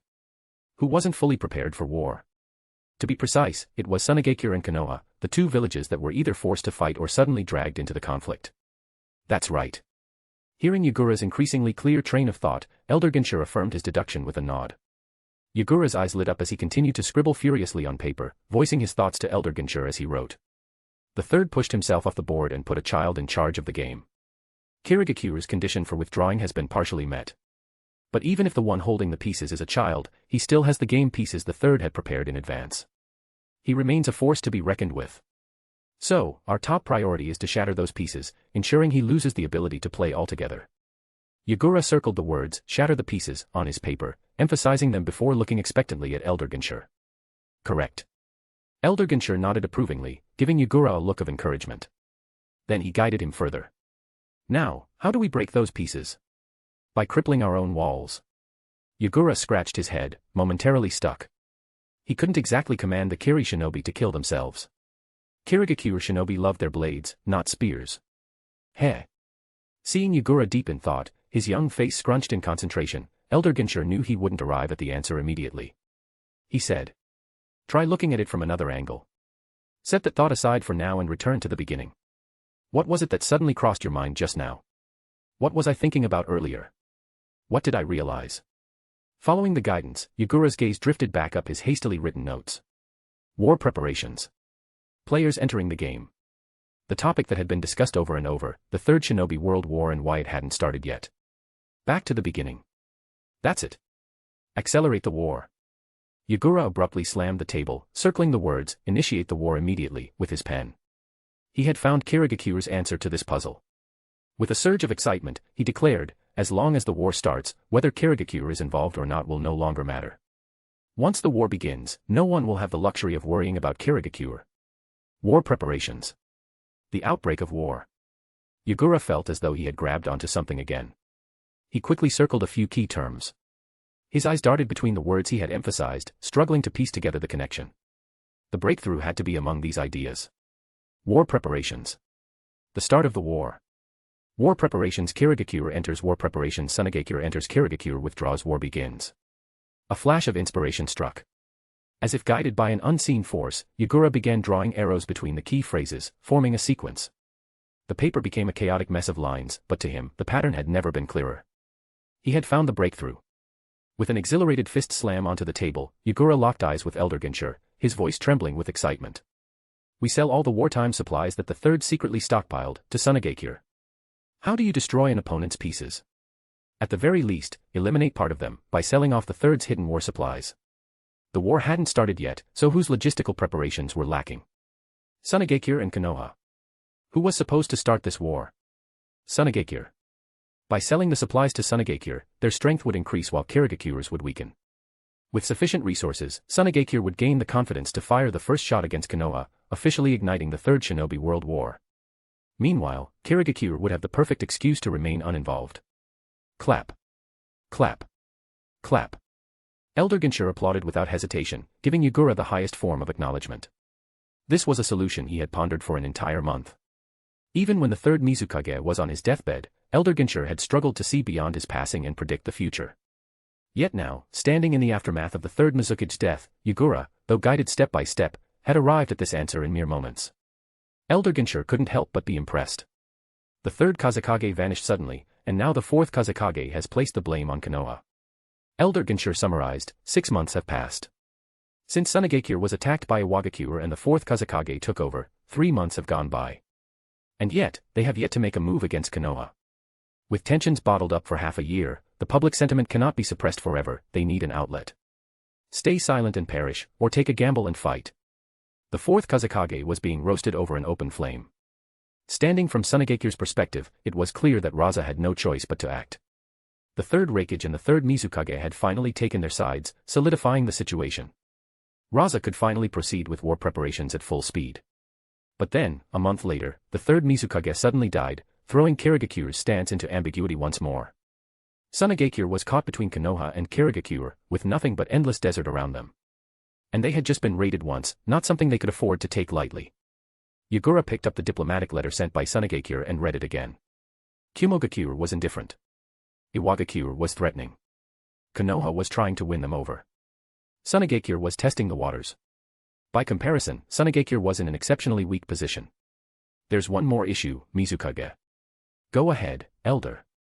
For decades, ever since the time of the Third, the animosity between Kirigakure and Sunagakure has never ceased. This hatred spans over 2 generations. Elder Ginchur pointed out the final missing piece of the plan. Convincing Sunagakure that we won't intervene will be difficult. And there it was, the key to Kirigakure's solution. To reassure the entire shinobi world, they only needed to convince Sunagakure. Because in this war, Sunagakure had to be the one to fire the first shot. With public sentiment boiling over, they could only declare war on Konoha, the one responsible for the Third Kazekage's death, not an uninvolved Kirigakure. Once that happened, Raza would be completely entangled in war with Konoha, unable to spare any attention for Kirigakure. And then, the other great nations would be drawn in. As long as Sunagakure believed Kirigakure wouldn't stab them in the back and had the confidence to initiate the war.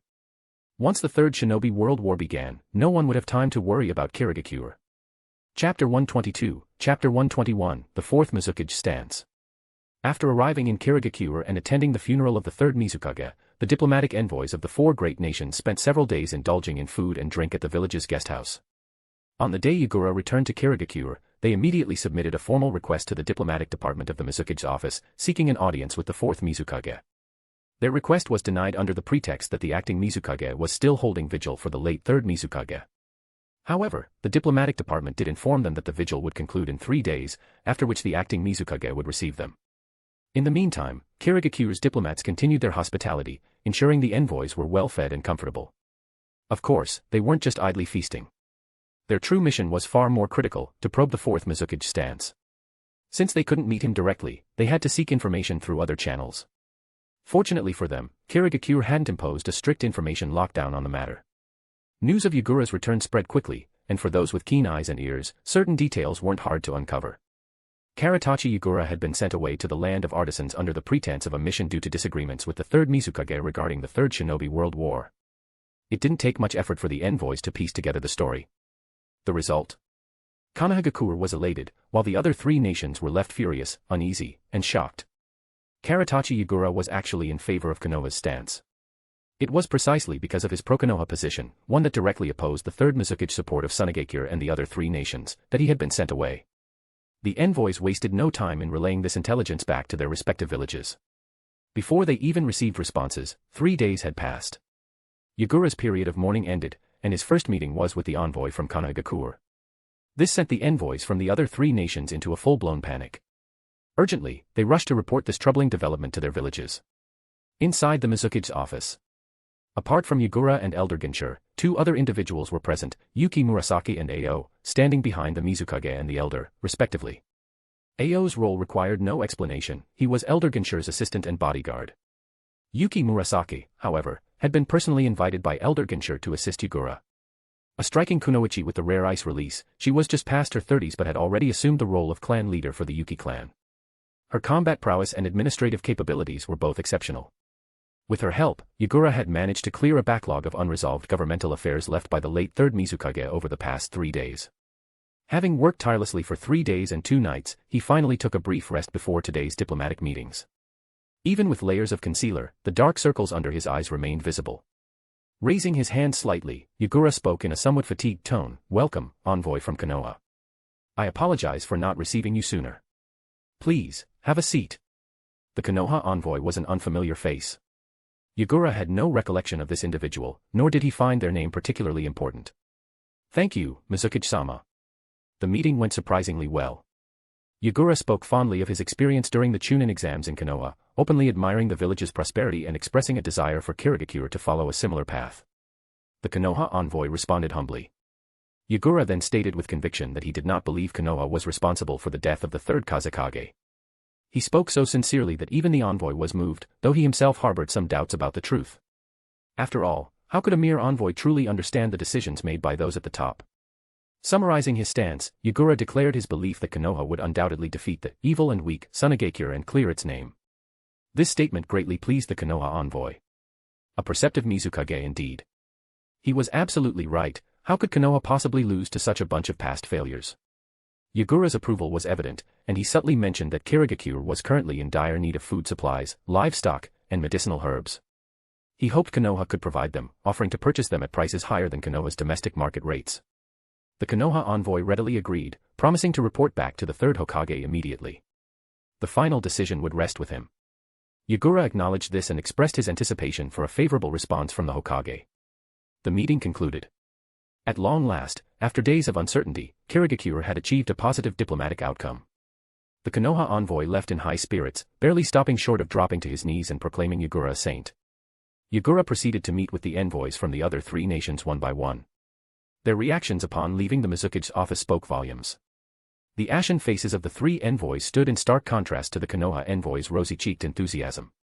On July 13, the first diplomatic meeting between the acting Mizukage, Karatachi Yagura, and the foreign envoys concluded. The envoys swiftly relayed their respective messages of triumph or disaster back home.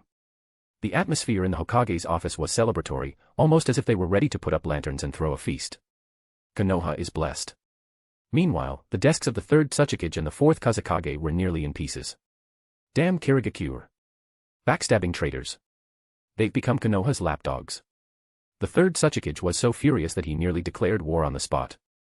If not for his son, Kitsuchi, and his disciple, Akatsuchi, holding him back, he might have actually attempted an invasion. But Kirigakure was no Sunagakure. A vast ocean separated them. Moreover, Kirigakure's strength remained intact, and Iwagakure lacked recent intelligence on them. Invading across the sea.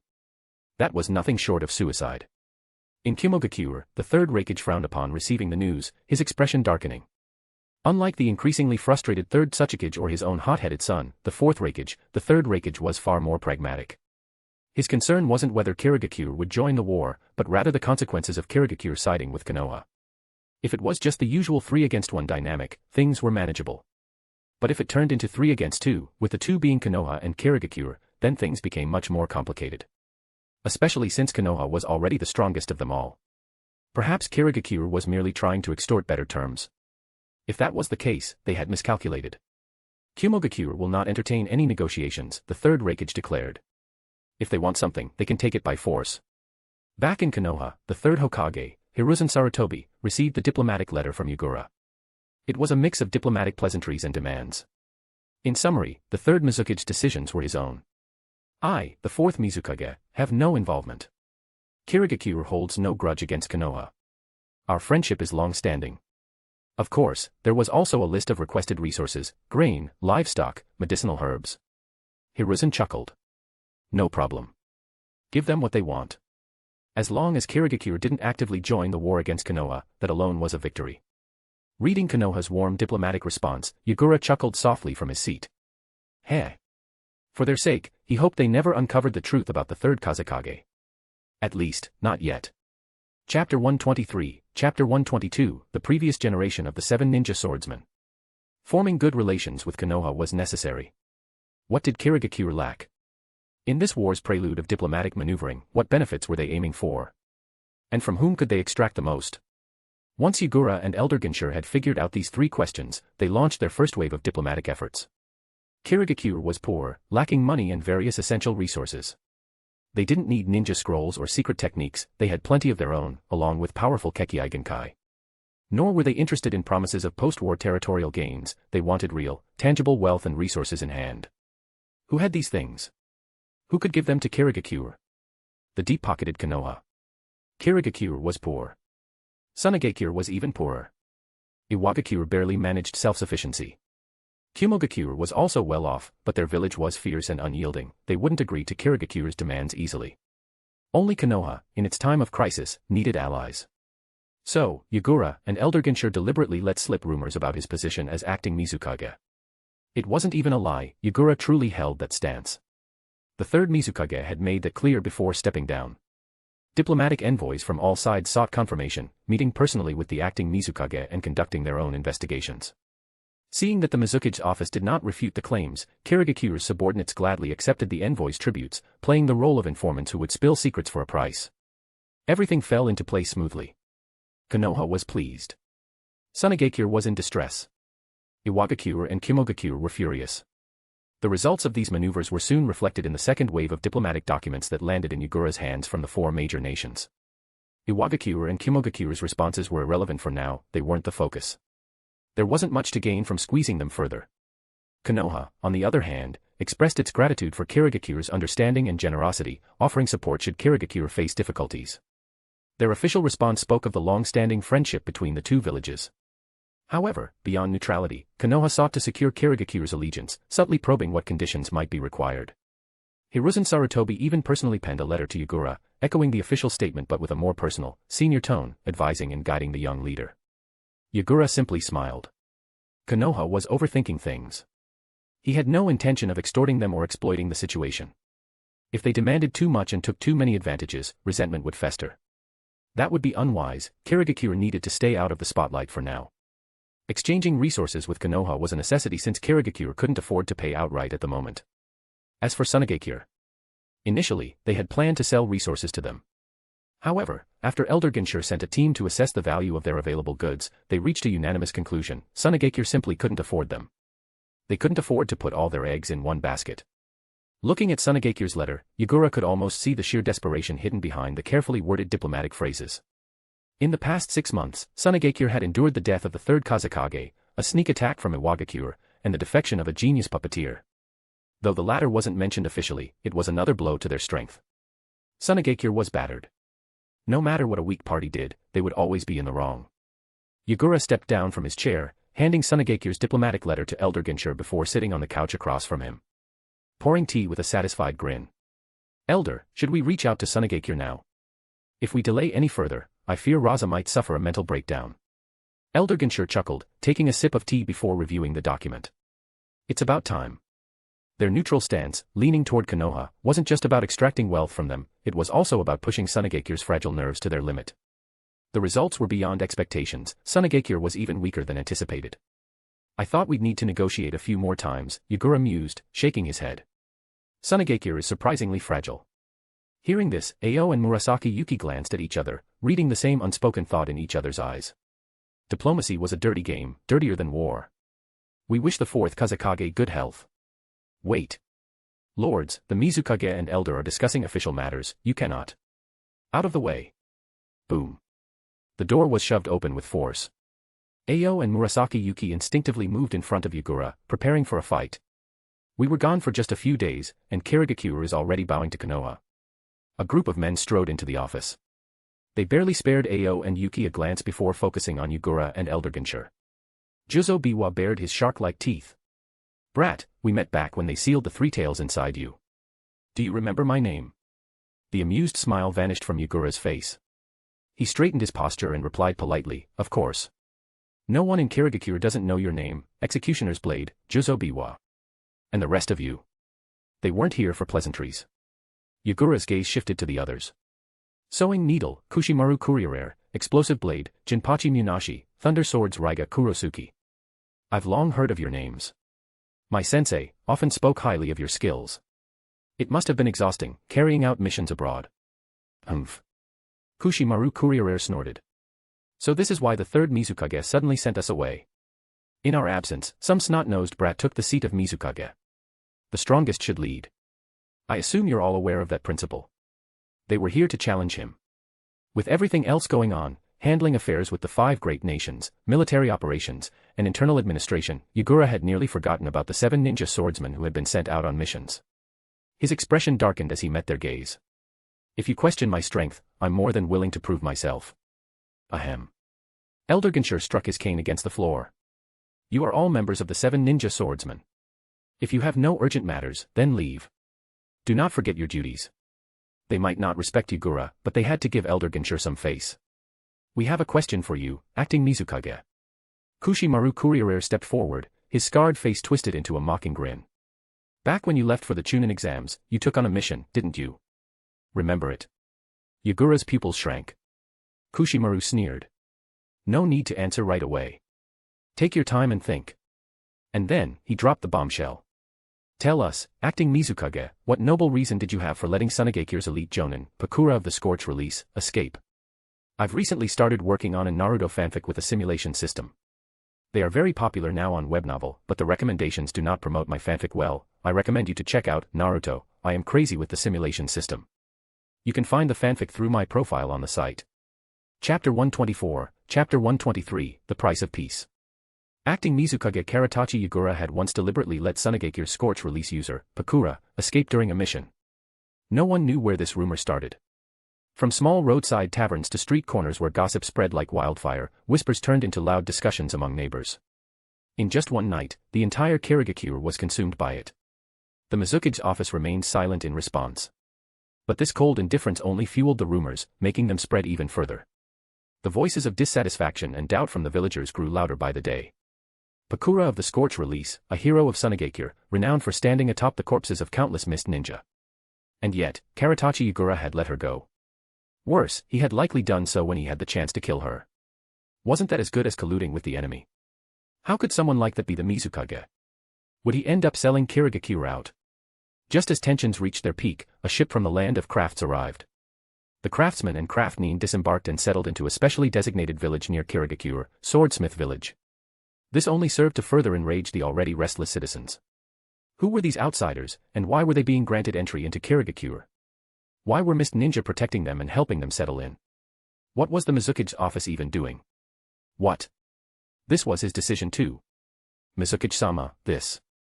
Watching the growing unrest among the villagers, Ao hesitated, glancing toward Yagura, who remained calm and composed in his seat. If we continue ignoring this, the situation will only get worse. Without looking up, Yagura replied, Ao, if you have so much free time, why don't you help arrange accommodations for the people?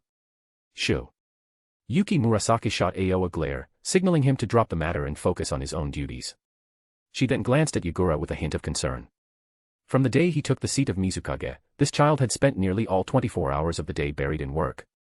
Originally, with the first phase of diplomatic affairs settled, Yuki had planned to send Yagura home to share the good news with his family and at least get some rest. But then, the 7 ninja swordsmen arrived, pinning him back to his desk. After the rumors began to spread, Yagura quickly sent the 7 ninja swordsmen on a mission to the Land of Fire. With those who knew the truth about Pakura now out of the village, speculation only ran wilder. This move only added fuel to the fire. The rumors left Yagura stuck in his office, unable to take even a moment's break. Then, the arrival of the craft Nin added to the chaos. Organizing food, lodging, and ensuring their protection from angry villagers filled Yagura's desk with even more work. Yuki Murasaki took charge of revising and correcting official documents. Yagura's reports were often too straightforward, sometimes overly simple. She also provided guidance where necessary. Despite her young age, she had led her clan for years and was far more familiar with Kirigakure's intricate affairs than Yagura. Because of this, she had access to all the documents Yagura approved. And among them, recalling the secret diplomatic messages she had sent to Sunagakure and Kanagakure, Yuki Murasaki couldn't help but shudder. The Kirigakure-Sunagakure Non-Aggression Treaty. Once this diplomatic document reached the Suna envoy, it was immediately transported to the Fourth Mizukage, Raza, using the highest-level confidentiality and urgency protocols. At the same time, Kirigakure's messenger embarked on a secret journey to Sunagakure, carrying the original treaty and traveling at top speed. Upon receiving the document, the Fourth Mizukage Raza urgently gathered Sunagakure's highest-ranking advisors, including Elder Chiyo and Ebizo. Kirigakure has accepted our proposal and agreed to sign this non-aggression treaty with our village, Raza announced, struggling to suppress the tremor in his voice. The treaty states that from the date of signing, both Kirigakure and Sunagakure will refrain from any acts of aggression against each other. Neither side may launch military offensives, and if one is attacked, the other is prohibited from aiding the aggressor nation. He took a deep breath before continuing. Kirigakure is also willing to provide and sell us various supplies to aid in avenging the Third Mizukage, including military rations, uniforms, medical herbs, iron ore, ninja tools, and even labor for weapon manufacturing. Before he could finish reading, someone burst out in excitement. What's going on? Kirigakure suddenly changed its stance. Are they siding with us? This is amazing. With Kirigakure's support, we can finally take revenge for the Third Mizukage. Damn Konoha. We'll make them pay in blood. Silence. Elder Chiyo's authoritative voice rang out, immediately suppressing the clamor in the room. What kind of nonsense is this? Do you think good fortune just falls from the sky? If it does, go find some and bring it to me. Her sarcastic remark instantly deflated the Sunagakure officials' overconfidence. The benefits were clear, but now came the conditions. A senior advisor from Sunagakure's council turned pale. Kirigakure insists that all payments for these supplies must be made in gold or cash. Raza's face darkened further. Even before he took office, the Third Mizukage had privately instructed him to extract gold from the sands to fill Sunagakure's financial gaps. After inheriting the title, he had continued the practice. Yagura and the elder advisors of Kirigakure had clearly anticipated this. Sunagakure had nothing else of value to trade. Still, if that was merely painful, then the next condition was deadly, literally. Kirigakure demands that we hand over Pakura, the Sunagakure Jonin responsible for killing countless mist ninja and obstructing peace between our villages, as a gesture to pacify public sentiment. The room fell into silence. Finally, a Sunagakure envoy, freshly returned from Kirigakure, stood up. If I may speak, my lords. You may not be aware of this, but a rumor is currently circulating in Kirigakure. He recounted what he had seen and heard while in the Mist Village. The acting Mizukage appears to have been completely trapped within the Mizukage's office. As he finished, the dim, overhead lighting cast long, stretching shadows around the meeting room. It seems that Kirigakure still holds deep resentment toward us.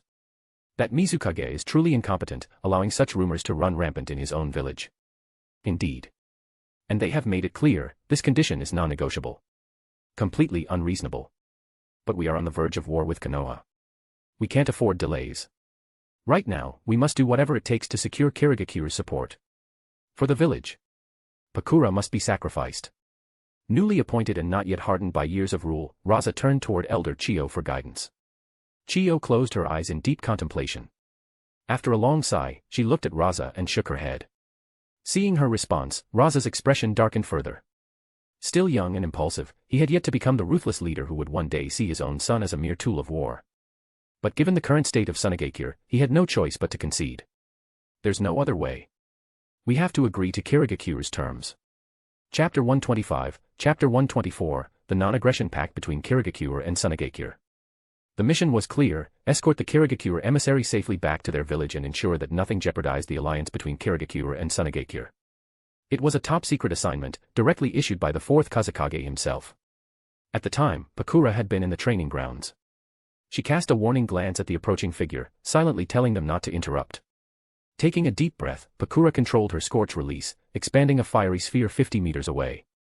The heat burst forth in a cross-shaped explosion. Her target, a massive boulder, was reduced to molten rubble under the searing temperature. Her battle against Yagura had exposed her weakness in long-range combat. This technique was the result of months of relentless training.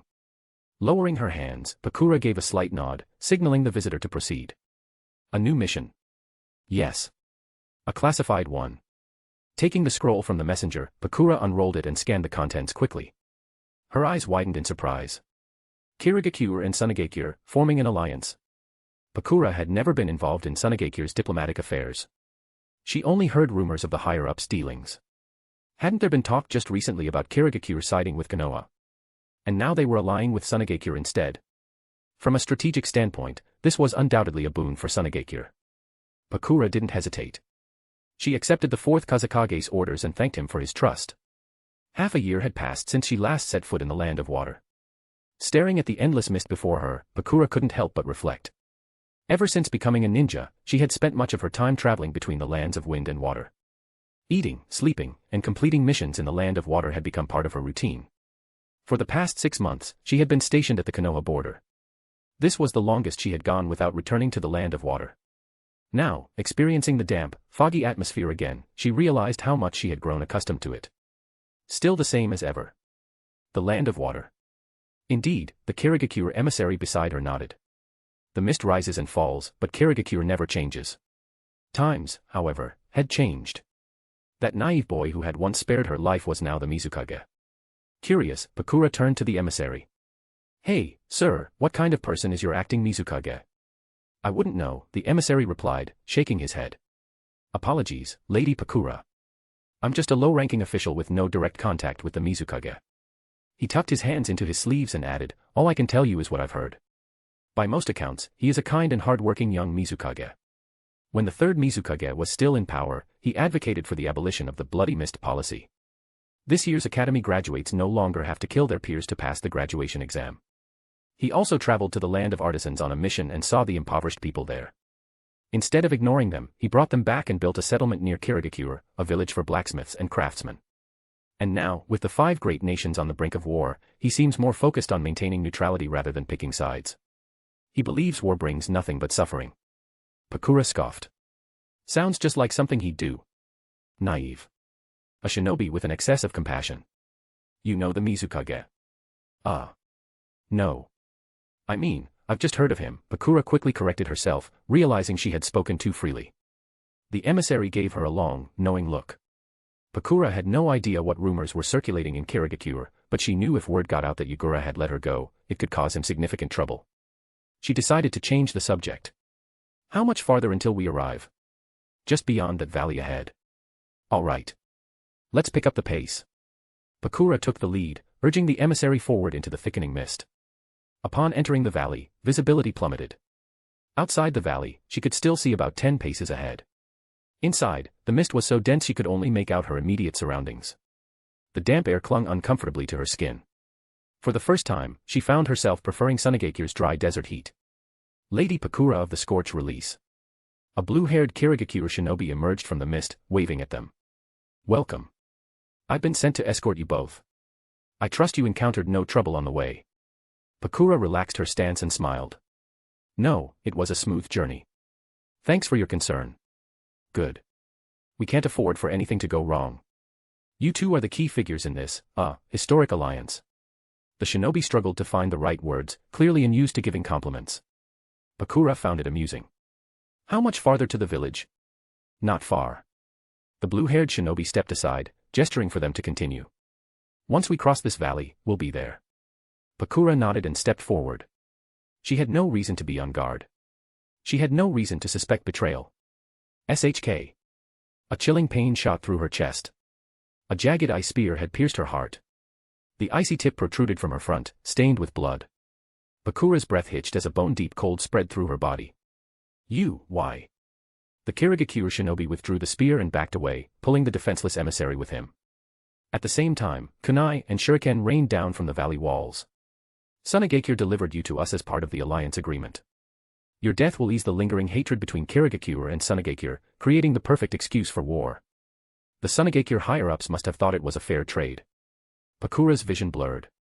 In her final moments, everything became painfully clear. Her village had never sent her to protect the Kirigakure emissary. They had sent her as a sacrificial offering. The very leaders who had once praised her as a hero had discarded her like trash. And Yagura? What role had he played in this? Back in Kirigakure, the message was delivered to the Mizukage's office. A stamped agreement, the Kirigakure-Sunigakure non-aggression pact. I warned you not to step foot in the land of water again. In the end, it had all been meaningless. Or perhaps not entirely. Yagura skimmed the document before setting it aside. Good work. Where is the body? I sealed her chakra using the tags you gave me. The body is intact. They were the same sealing tags Yagura had received from Sasori during the assassination of the third Kazekage. Well done, Yagura said. Hand the body over to the intelligence division. Let them study her scorch release. The messenger hesitated. But, Mizukage-sama. Sunigakure requested her body be returned. Yagura's gaze was cold. Sunigakure needs us more than we need them. Do you think they dare challenge us over this? He turned to the window, watching as jubilant Kirigakure shinobi spread the news. Pakura was dead. The village had finally avenged their fallen comrades. And with that, the rumors against him would fade. A necessary sacrifice. And nothing more. T/N, I wasn't expecting it, but it was good. Chapter 126, Chapter 125, Killing with a Borrowed Knife. Fuguki Suikeisen had no idea that the rumors he had spread in the village about Yagura had already been completely exposed. The 7 ninja swordsmen of the mist were reassigned the next day, sent out of Kirigakure on a mission to Konoha in the Land of Fire. To the swordsmen, this was nothing more than an act of guilt. Ha! That little brat who still hasn't grown all his hair thinks he can go against us. What a joke. 7 figures darted swiftly through the dense forest. Their mission took them to the southwestern region of the Land of Fire, though no matter the location, forests were abundant. Despite being collectively known as the 7 ninja swordsmen, their relationships were far from close-knit, some wouldn't even consider each other comrades. Don't take things too far, murmured Munashi Jinpachi, though a wicked grin spread across his face the next moment. Once we return, that brat will have already been ousted from the Mizukage seat. Ha ha ha. At the end of the day, they were merely colleagues. But gossiping about a superior they all disliked. That was always a joy. Especially when the superior in question was someone they all found unbearable. Fuguki Suikeisen turned to a silent companion among them and laughed boisterously. Hey, Jonin, I know you had some history with that brat.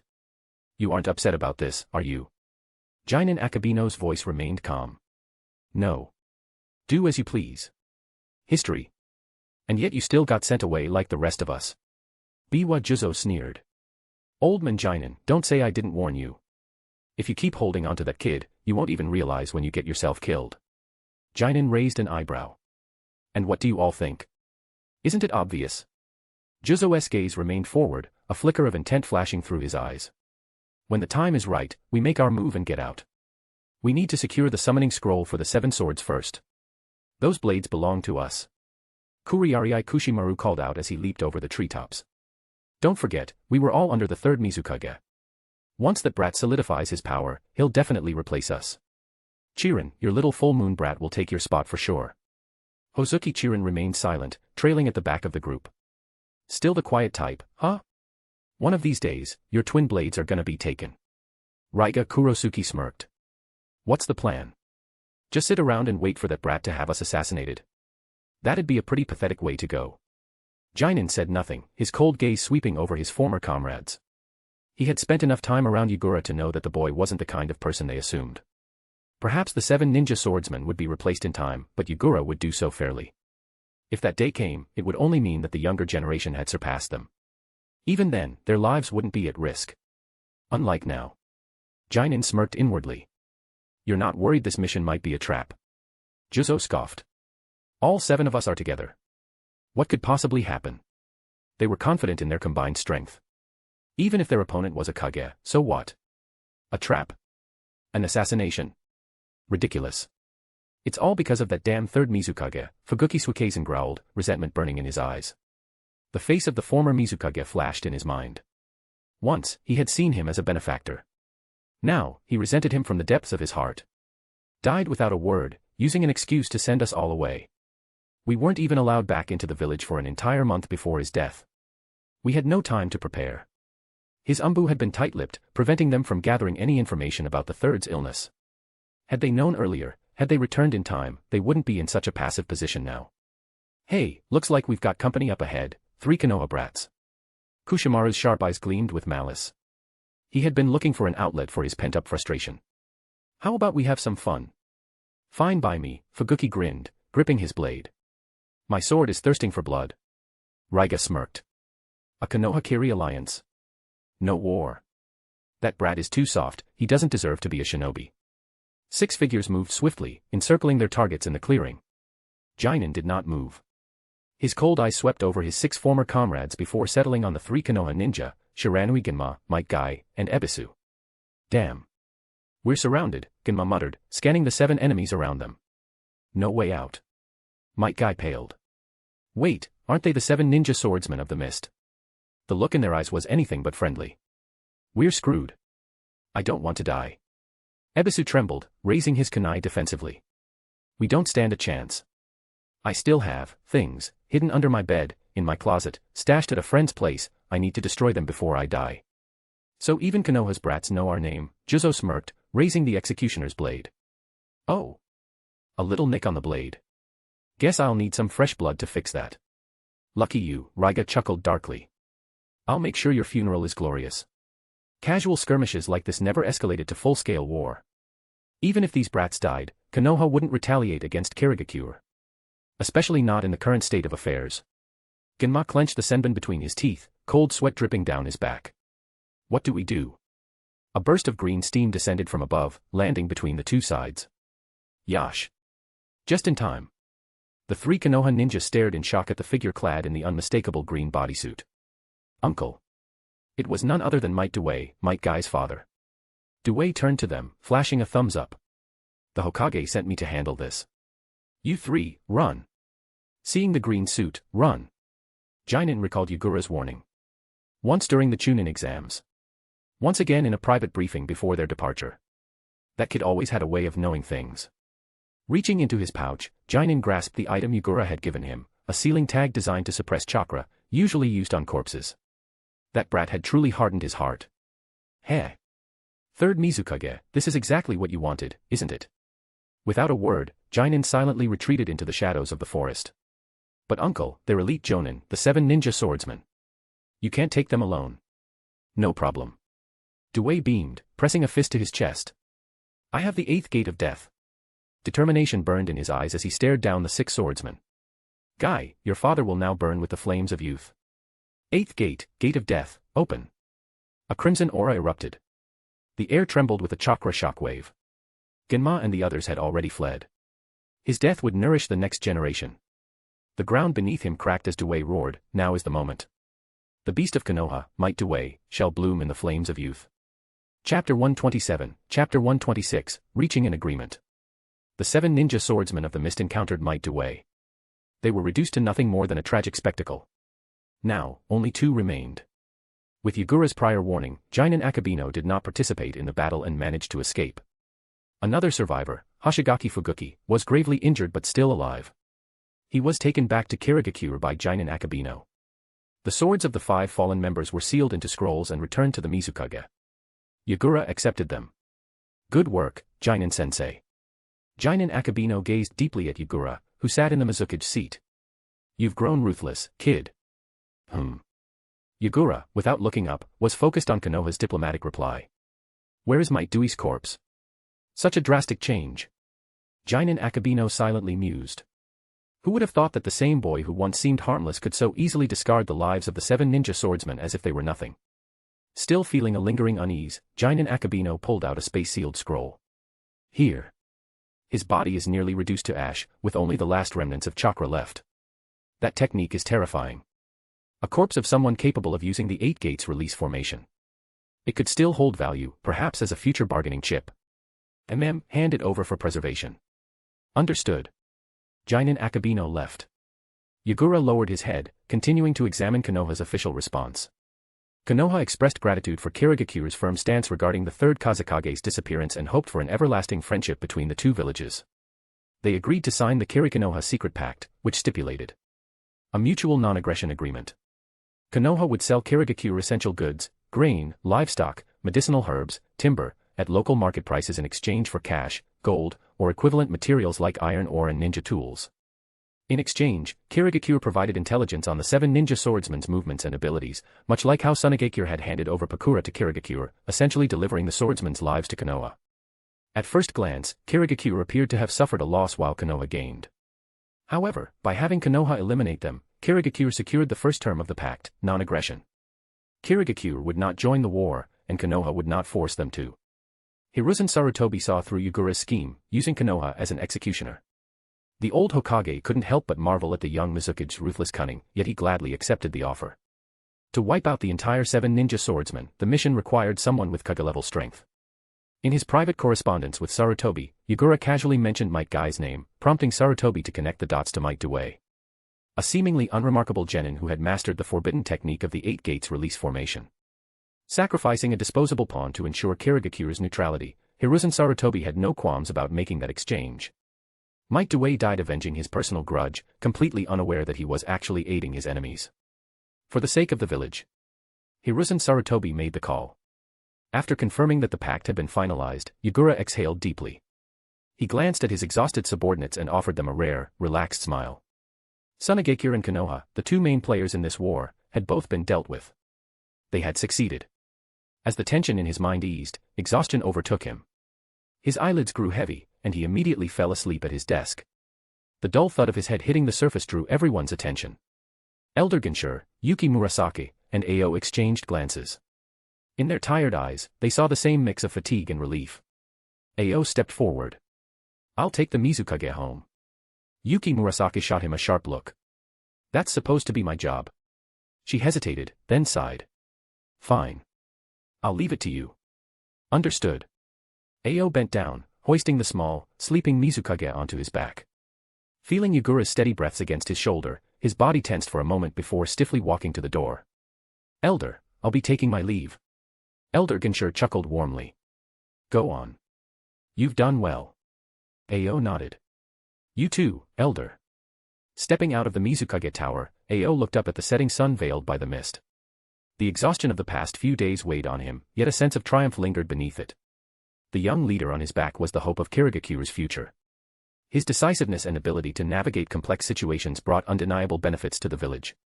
Ao couldn't help but respect him. His mind drifted to their recent initiatives. The village of Blades, formed by craftsmen and blacksmiths from the land of smithing, was yet to prove its worth. The Kirisuna non-aggression pact resolved diplomatic tensions with Sunagakure. Selling surplus war supplies to Suna provided a welcome influx of funds. Elder Genshur had grinned ear to ear while drafting the sales contract. They had encouraged Sunagakure to engage in war while ensuring Kirigakure's neutrality. The assassination of Pakura quelled internal rumors and secured public support for Yagura. Many Kirigakure shinobi had perished at Pakura's hands. Seeing their leader personally avenge them fostered trust in the young Mizukage. Common shinobi rarely witnessed high-level diplomatic maneuvers. This was the first time Yagura had done something visible to them. It was a strong beginning. Today's events weren't over yet. News of the 7 ninja swordsmen's demise had spread throughout the village. As Ao walked through the streets, he overheard the murmurs of the villagers. Yet, rather than cursing Konoha for killing their swordsmen, they seemed more concerned about their own security. With both the former Mizukage and the 7 ninja swordsmen gone, who would protect Kirigakure? 7 elite Jonin, 5 dead, 1 gravely wounded, and only 1 unharmed due to not engaging in battle. What did this mean? For Kirigakure, where the 7 ninja swordsmen were second only to the Mizukage in military might, it was equivalent to Konoha losing Kakashi Hatake, Asuma Sarutobi, Might Guy, and the Ino-Shikacho trio all at once. The Kage of the Wind, Earth, and Lightning countries were overjoyed at the news. But they also wondered. With both a Mizukage and the 7 ninja swordsmen gone in such a short time, did Kirigakure have any strength left to participate in the coming war? Meanwhile, Hozuki Chirin's remains were returned to the Hozuki clan. Chirin. Mangetsu Hozuki quietly donned his mourning robes. The clan leader reinstated Chirin's name in the family records and buried him in the ancestral tomb. As the ceremony ended, he looked at his son. He approached, placing a hand on Mangetsu's head. "Not long ago, you wanted to fight him. Now you look like you're about to cry." "I'm not crying." Mangetsu retorted sharply, then murmured, "It's just different." His father sighed, ruffling his son's hair. How could he tell Mangetsu that their small Mizukage had personally sent Chirin to the afterlife?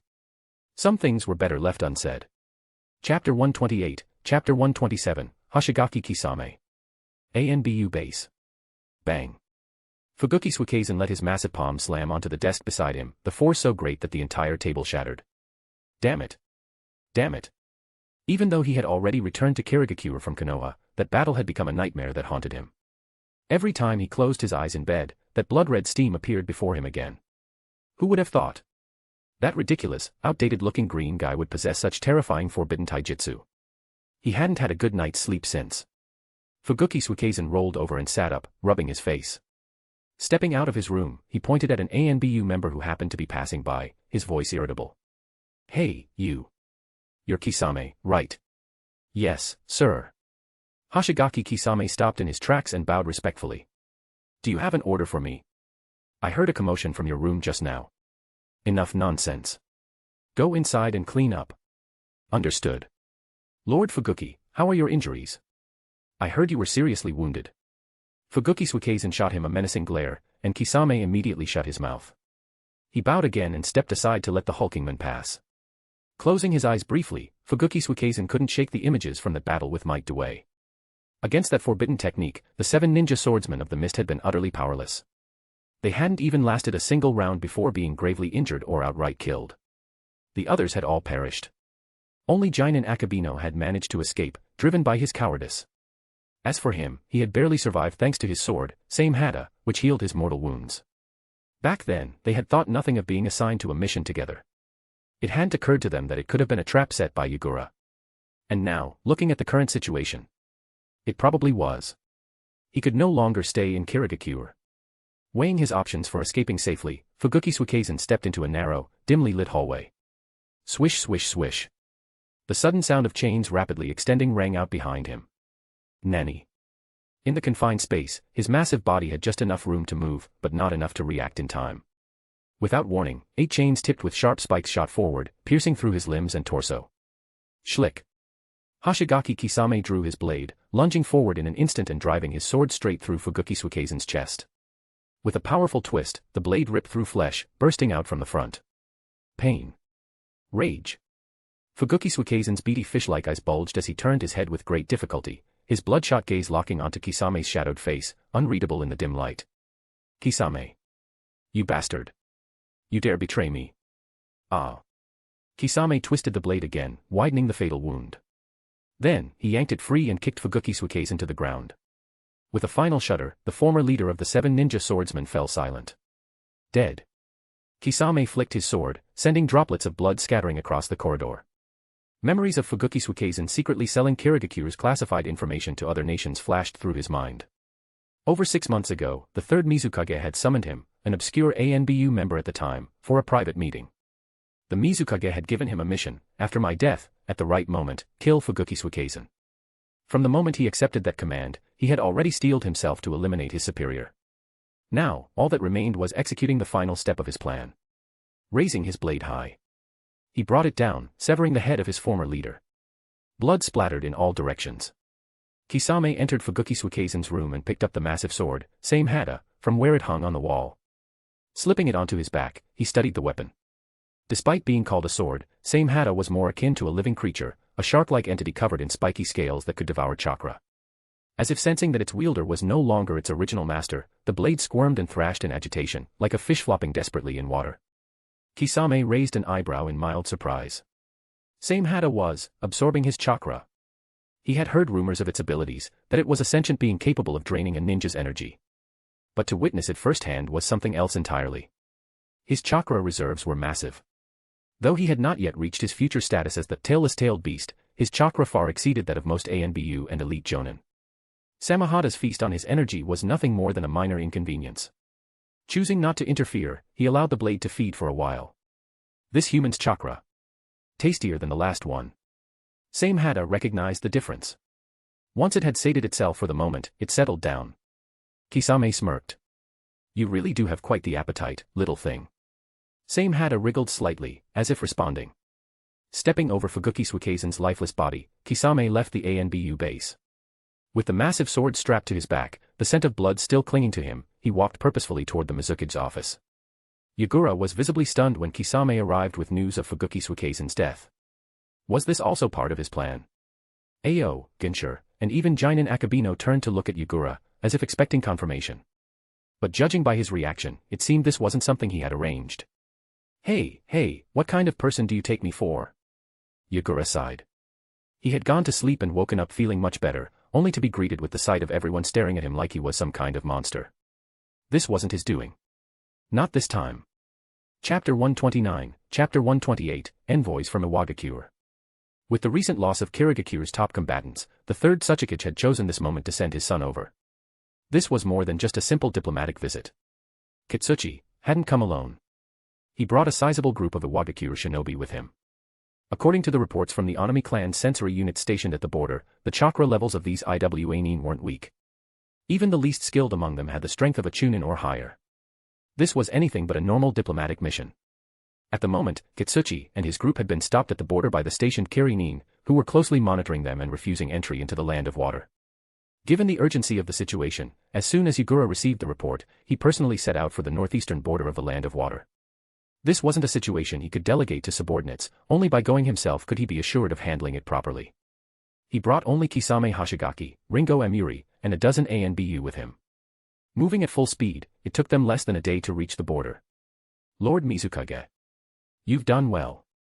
After exchanging brief greetings with the stationed Kirinin who had come to meet them, Yagura adjusted his slightly disheveled scarf from the journey and strode toward the camp where his shinobi were stationed. He turned to a border guard who had quickly caught up with him. Where are the Iwagakure shinobi? The Kirinin's voice carried undisguised disdain. They're in our main tent. We already informed them that you'd be arriving today and told them to wait. Yagura nodded. And they're being properly watched. The border guard hesitated only for a second before responding. Yes, sir. We have several squads monitoring them at all times. We've also sent out scouts to check if there are any other Iwanin attempting to land elsewhere. So far, we've found nothing. Good. You've done well. With that, Yagura followed the lead of the border guards toward the main tent of their encampment. Lifting the tent flap, he stepped inside, immediately spotting Kitsuchi seated comfortably, sipping tea. Unlike his small and frail-looking father, Kitsuchi had an imposing, burly frame that made him stand out. Similarly, to Kitsuchi, Yagura's appearance was just as striking. Both of them were the kind of men who were impossible to mistake for anyone else.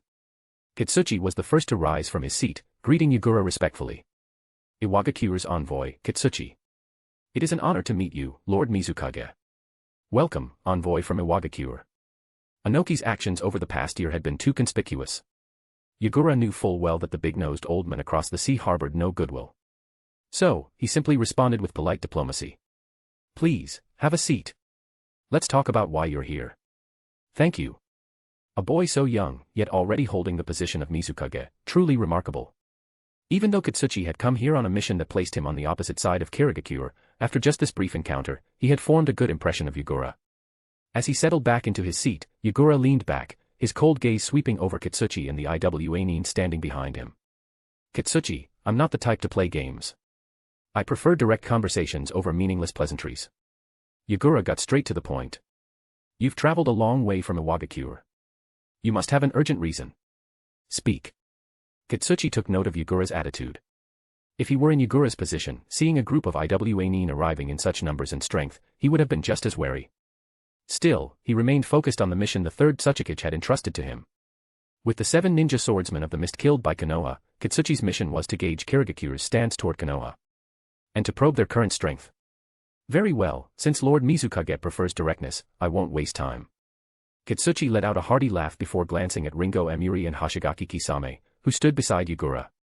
Lord Mizukage, we've heard that Konoha ambushed your village's 7 ninja swordsmen, resulting in heavy casualties. Our Tsuchikage is deeply concerned about this matter and has sent us to inquire about your stance. The Tsuchikage hopes that you will abandon any goodwill or expectations you may have toward Konoha and instead join our alliance. Together, we can make Konoha pay for what they've done.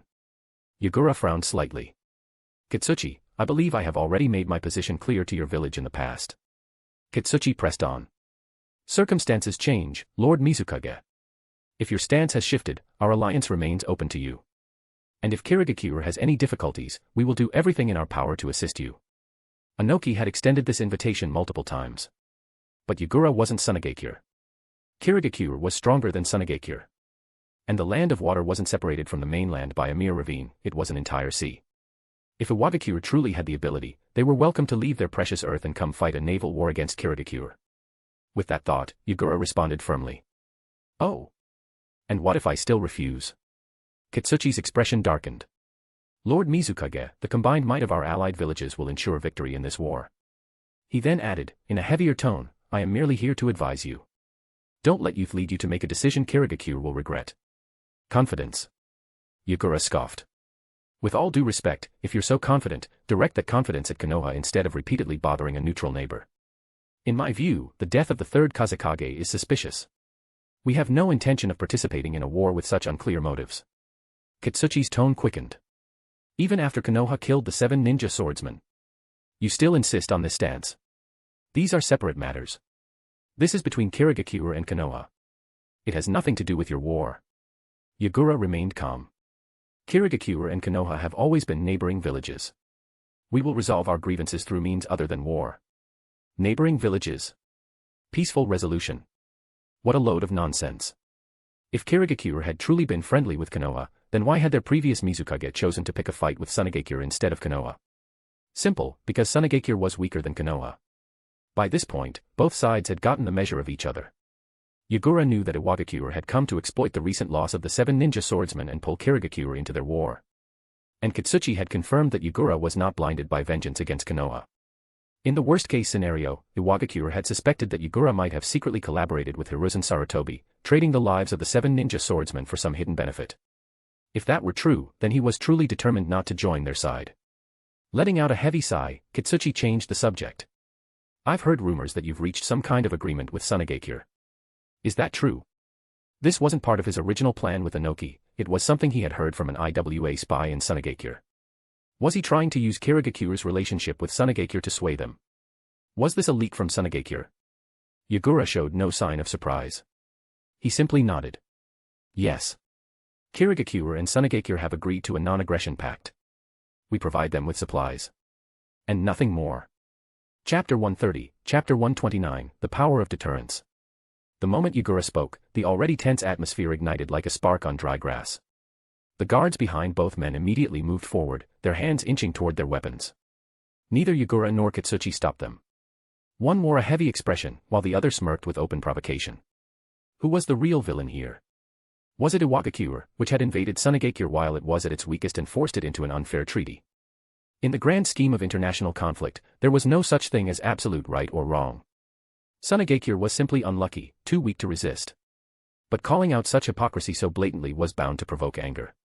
Kitsuchi straightened his posture and said seriously, Mizukage-sama, I believe we can resolve this matter through negotiation. There's no need for such hostility. Oh. And you brought all these men along for a sightseeing tour of Kirigakure, then? Yagura swept his gaze over the Iwagakure Jonin and Chunin standing off against Kisame and Ringo Emiri before locking eyes with Kitsuchi once more, his expression laced with mockery. Inoki didn't send him here just because of his lineage. Kitsuchi was a competent shinobi in his own right. Despite his unassuming appearance, he was the father of the future fourth. Though he never claimed the Tsuchikage title himself, his abilities were undeniable. His earth release techniques were Kaga level. In the Fourth Great Ninja War, he had mustered enough chakra to trap the Ten-Tails with his earth release. Though still in his prime, Kitsuchi was undoubtedly at least an elite Jonin. An elite Jonin, perhaps even a quasi-Kage, accompanied by several other Iwagakure Jonin and Chunin. Was this supposed to be a diplomatic mission? Who would believe that? Yagura's voice turned sharp. After what happened with Sunagakure, can you really blame me for being cautious, Kitsuchi-san? Iwagakure had already used underhanded tactics once. Who was to say they wouldn't try the same thing again? Mizukage-sama, I assure you, this is a misunderstanding. These men are here solely to ensure my safety. Kitsuchi was sweating now. He had no intention of ruining these negotiations and turning Yagura against him. If he somehow pushed Kirigakure into Konoha's arms instead of Iwagakure's, it would be a complete disaster. Sarutobi Hiruzen would probably laugh himself awake in his sleep. And then Inoki would erase Kitsuchi from existence with a single dust release technique. You lot. Who gave you permission to act on your own? Get out. No one is to enter until I say so. So, they were afraid of Kirigakure allying with Konoha after all. Yagura smirked. I thought you weren't scared. Yet here you are, backing down after just a little pressure. Compared to his father, Kitsuchi lacked a certain edge. He could threaten, but he wouldn't follow through. The moment he faced real resistance, he caved. As the Iwagakure shinobi reluctantly retreated, Yagura gestured for Kisame and Ringo Emiri to stand down as well. But since tensions had already flared. How about this? Yagura leaned back in his chair, folding his arms. There's no point in more talking. Let's settle this with a fight. Words alone wouldn't sway Inoki. To negotiate with the weak, Yagura could use diplomacy. But with the strong, he needed to assert his own power. Choose someone from your side to fight one of mine. What do you say? Kitsuchi's heart nearly leaped out of his chest. Yagura made decisions with the same ruthless efficiency that had propelled him into the Mizukage seat at such a young age. After observing Yagura closely, Kitsuchi had formed a clear impression of him, an arrogant genius with unwavering confidence. Someone who refused to take a single loss and had no patience for empty posturing. And he wasn't acting under the influence of others. His every move was his own choice. Bribes, threats, promises, none of them would work on him. If they couldn't pressure Kirigakure into an alliance, they had to at least gauge its military strength. It seemed Yagura had handed them that chance. A large open area outside the camp was cleared for the fight. I'll send one of my 7 ninja swordsmen, Yagura announced. Kisame, you're up. Both Kisame and Ringo Amuri were momentarily stunned. By all logic, Yagura should have chosen Ringo. He had known her longer and could trust her abilities completely. Yet, he selected Kisame, the newest member of the 7 swordsmen. Understood. Kisame stepped forward eagerly. Despite his intimidating appearance and rapid growth, it was clear that he was still young. After careful consideration, Kitsuchi picked a skilled Iwagakure shinobi whose strength fell between Chunin and Jonin. Ringo chuckled. They're underestimating you, Kisame. She had sparred with him the night he claimed Samehada and knew firsthand that he was no pushover. The battle began with Kisame forming hand seals. Water release, water shark bullet technique. 3 shark-shaped water projectiles launched toward the Iwagakure shinobi. Earth release, earth-style wall. Choosing a defensive approach, the Iwagakure ninja erected a thick barrier of earth to block the attack. The water sharks crashed into the wall, shaking its foundation and sending fragments flying. But Kisame had already moved, dashing up the wall and leaping toward his opponent, blade poised to strike. The Iwagakure shinobi barely dodged the swing, but a searing pain in his arm made him stagger back. Blood dripped from a fresh wound. Samehada's bandages had unraveled slightly, revealing its hungry, spiked flesh. Samehada is made for cutting, Kisame said, grinning as he lunged again. The Iwagakure ninja threw down a smoke bomb and vanished. Kisame wasn't fazed. With a powerful swing, he struck the ground, sending a shockwave through the earth. A hand burst out of the crumbling terrain. Found you. Kisame yanked his opponent out of the ground and slashed. Samehada feasted on the shinobi's chakra, shredding his flesh in the process. With a final, brutal toss, the Iwagakure shinobi crashed into the dirt, barely clinging to consciousness. Silence fell over the battlefield. Yagura calmly ordered his men, fetch a medic. The onlookers obeyed immediately. Kitsuchi exhaled heavily, nodding to his subordinates to treat the fallen warrior. He cast a wary glance at Kisame. He had underestimated him. No wonder he had been accepted into the 7 swordsmen, he was a natural-born fighter. Shall we go another round? Yagura asked, stepping forward. How about a match between us? If he wanted to keep Iwagakure in check, he needed to demonstrate his own strength as well. Kitsuchi hesitated, then clenched his fists. I wouldn't dare refuse, Mizukage Dano. As they squared off, Yagura exhaled slowly, releasing a dense surge of chakra. A blue-gray tail materialized behind him. Kitsuchi's eyes widened. Yagura was a Jinchuriki. And he was already tapping into his tailed beast's power. Chapter 131, Chapter 130, The 5-Year Plan, Part 1. A few days later. Yagura received some good news. The first payment from Sunagakure had arrived. Money, no. Gold bars in the account. A few days ago, a fleet loaded with the stockpile of war supplies that Kirigakure had secretly accumulated over the years set sail eastward. There was no attempt to hide it. With such a massive shipment, keeping it secret wasn't even an option. Kirigakure, which had long adhered to a policy of isolation, was now suddenly engaging in large-scale maritime exports. Naturally, this drew the attention of intelligence agencies across various nations. Under heavy guard by Sunagakure shinobi, the cargo was successfully delivered and unloaded. The sight of the goods left intelligence operatives, and, by extension, the leaders of their respective nations, stunned. Shinobi uniforms, soldier pills, shuriken, kunai, explosive tags. A whole arsenal of war supplies. Was Kirigakure truly planning to sit out of the war? With the Mizukage dead and nearly the entire generation of the 7 ninja swordsmen wiped out, Kirigakure's influence had fallen to an all-time low. Upon receiving this intel, the 3rd Tsuchikage and 3rd Rakage refrained from reacting too strongly. The signs had been there for a while, and the key question now was, what would Sunagakure do with this massive stockpile of war supplies? Once the goods were received, Sunagakure honored their part of the deal without delay. Ship after ship, laden with desert gold, arrived at Kirigakure's shores.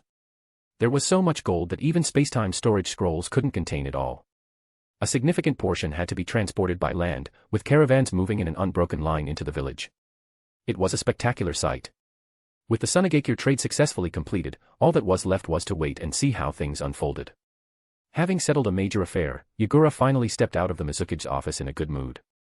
The moment he heard of the shipment's arrival, he, along with Kisame and Ringo Emuri, made their way to the village gates. In the shinobi world, transportation technology for land routes lagged behind maritime transport. Steamships, powered by coal, already existed for ocean travel. However, there were no trains yet for land transport, likely because shinobi could simply run faster. For now, transportation relied heavily on livestock. Given the urgency, Kirigakure had mobilized every available draft animal. The convoy included ox carts, horse-drawn wagons, and even donkey carts, all hauling massive four-wheeled carriages. The line stretched as far as the eye could see. Fortunately, Kirigakure was perpetually shrouded in mist, with little sunlight. If the bright summer sun were beating down on those carts full of gold, the sheer reflection alone might have blinded the crowd, including Yagura himself. Literally blinded, not just metaphorically. Right now, though, it was only the figurative kind of dazzling. So much gold. Blending into the crowd, Yagura discreetly gave a thumbs up. The fourth Mizukage, Raza, truly was an exceptional shinobi, far more competent than a mere genin from Konoha. His worth had been acknowledged. All around them, villagers had gathered along the main streets of Kirigakure, watching the spectacle with astonishment. My God! I've never seen so much gold before. Where did it all come from? You don't know. The acting Mizukage sold off the village's war stockpile to Sunagakure. This is the payment for those supplies. Wait. Selling off war supplies? Does that mean we're really not going to war? Almost certainly. The acting Mizukage has never supported war. That's a relief. I support the acting Mizukage. No more war. Yeah, same. Ever since the Kazekage died, I've been wondering, why should we fight a war for him? But if we win, there could be significant rewards. Win. Let's talk about that when we actually have a chance. The war hasn't even started, and we've already lost 6 out of the 7 ninja swordsmen. How are we supposed to fight? Exactly. And even if we win, the benefits will go to the higher-ups. What do we get? If we're lucky, we just won't have to pay extra war taxes. Well, this gold is still. Yagura adjusted his hat, lowering it over his face as he silently withdrew from the crowd. Seeing the direction Yagura was heading, Ringo Emuri grimaced and made an exaggerated gagging motion, clutching her stomach. You're going back to work? Despite her immense gratitude to Yagura for entrusting her with the Thunder Swords, allowing her to become a Jonin and a new member of the 7 ninja swordsmen, she still had limits. Sitting in an office all day, doing absolutely nothing but paperwork, was unbearable. Yeah. I had some ideas. Getting out for some fresh air had been the right decision. Yagura mused for a moment before saying the words Ringo Emuri feared most. I need to draft a plan. No. Take a break. Whenever Yagura came up with a plan, the entire administrative office suffered, for at least 3 days. She didn't have to do paperwork herself, but even just standing around all day was exhausting. Dashing in front of Yagura, she spread her arms wide to block his path. You finally came outside. The weather is nice. Let's stay out a little longer. Yagura chuckled. That dramatic, huh? He knew Ringo Emuri's impatient nature, she must have been going crazy stuck in the office. Turning to Kisame, who had remained silent, he asked, what about you? Kisame flashed a mild smile. I'm fine. He was more of the silent, brooding type. Ringo shot him a glare. You're no help. She turned back to Yagura, her tone almost pleading. Come on. Let's forget about work for now. Let's get some ramen. Yagura spread his hands. That would be a little odd. Fine, dumplings then. It's not about the food. Yagura cut her off with a raised hand. If you're tired, take the day off. I understand. He had a lot on his plate. Even stepping out for this long had required careful planning. But while he meant it, no subordinate could just go home while their superior kept working. That was what an inhuman boss would do. And Yagura wasn't just their boss, he was their comrade. He worked more than any of them, and he was younger than all of them. Ringo Emuri looked at his face, he'd lost some weight. She remembered how, just 6 months ago, she could squeeze his cheeks with ease. Tears welled up in her eyes. It's gone. The chubby cheeks are gone. Damn it. She gave up. Fine. Fine. Let's go back. If he was going to be a workaholic, then she'd just have to accept her fate. Yagura didn't tease her any further, instead hurrying back to the Mizukage's office. Inside, the village elders and finance officers were busy calculating the first batch of payments from Sunagakure, determining its conversion to cash and how it should be allocated. Yes. Prioritizing expenditures is the right approach, Yagura said as he sat down. Then he tapped the table, drawing everyone's attention. I want full transparency. Make the spending records public. Elder Ginshur nodded. Understood. That is the right decision. Also, there's something else we need to start working on. Yagura picked up his brush and swiftly wrote down his latest plan. The Water Nation's 5-year infrastructure project. This war would be their golden opportunity for growth. And Yagura was going to make sure Kirigakure took full advantage of it. Chapter 132, Chapter 131, The 5-Year Plan, Part 2. Setting down his pen, the young Mizukage looked up with eager anticipation at Elder Ginshur and the officials from various administrative departments. Just like Yagura's previous directives, the document contained only a few lines outlining the general strategy. Elder Ginshur read through it quickly. Passing the paper to the next person, he spoke in a solemn tone. This is feasible. With those words, the faces of those who had yet to see the specifics of Yagura's plan turned collectively sour. When the leader speaks, the subordinates break their backs, that's just how it goes. Ever since Yagura took over, they had been working harder than ever, their workload surpassing even the harshest sweatshops. Even though he had increased salaries, offering triple pay for overtime and hiring additional staff, the amount of work had not decreased in the slightest. Stay calm. Stay calm. Think about the triple pay. Think about the mortgage. Think about the mistress. Most importantly, you can't beat him. Yagura ignored the heavy resentment written all over their faces. His skin had always been thick, and after becoming the top authority, it had only grown thicker. If you're not happy, quit. But the truth is, every country may lack many things, but they never lack people eager for stable government jobs. Especially in Kirigakure. Aside from government positions and military service, most other industries were still in shambles. Even quitting to become a farmer wasn't an option. This wasn't Konoha. Kirigakure's wet, foggy climate and lack of sunlight made agriculture unviable. As the paper made its way through the room, the officials fell into silence. What now? Waiting online, very anxious. There was no avoiding the increase in workload. And it actually seemed quite practical. Mizukage-sama, what kind of devil are you? They still vividly remembered the last time they had to work overtime, scrambling to gather spacetime scrolls, draft animals, and transport carts just to deliver iron ore to Sunagakure in exchange for their refined gold. The amount of hair they had lost trying to secure enough logistics for that endeavor. Yagura's voice interrupted their spiraling thoughts. If the roads aren't repaired, you'll have to keep doing this over and over again. A collective shudder ran through the room. No way. Anything but that. To hell with it. Approve it. The vote passed unanimously. Utterly democratic. Now, that's the spirit. Yagura nodded in satisfaction. The specifics, where to build the roads, how to design them, how much material and manpower will be required for elevated bridges, will require all of you to contribute your expertise. With forced smiles, the officials bowed. Of course, of course. Stay calm. Stay calm. Think about the triple pay. Think about the mortgage. Think about the second mistress. All right, road construction is settled. Let's move on to the next topic. There's more. Do you even hear yourself speaking? Building roads is only the beginning. Blinking innocently, Yagura crushed any lingering hopes. Surely you don't think infrastructure alone makes money? Of course not. At that moment, in the eyes of those standing behind him, Ringo Amuri and Hashigaki Kisame, Yagura might as well have had horns on his head and a devil's tail swaying behind him. With a casual wave, he signaled Kisame to bring over the newly acquired blackboard. Smack. He slapped the 5-year plan onto it. Yagura, the master of empty promises, was about to start painting dreams. Listen up. No dozing off. No distractions. Fully aware of how much he was burdening his subordinates, he still had no choice. Tapping the blackboard, he addressed the room. Let me be blunt, quitting to become a farmer is not an option. Kill that thought right now. Just listen. Looking at Elder Ginshur, he spoke with measured respect.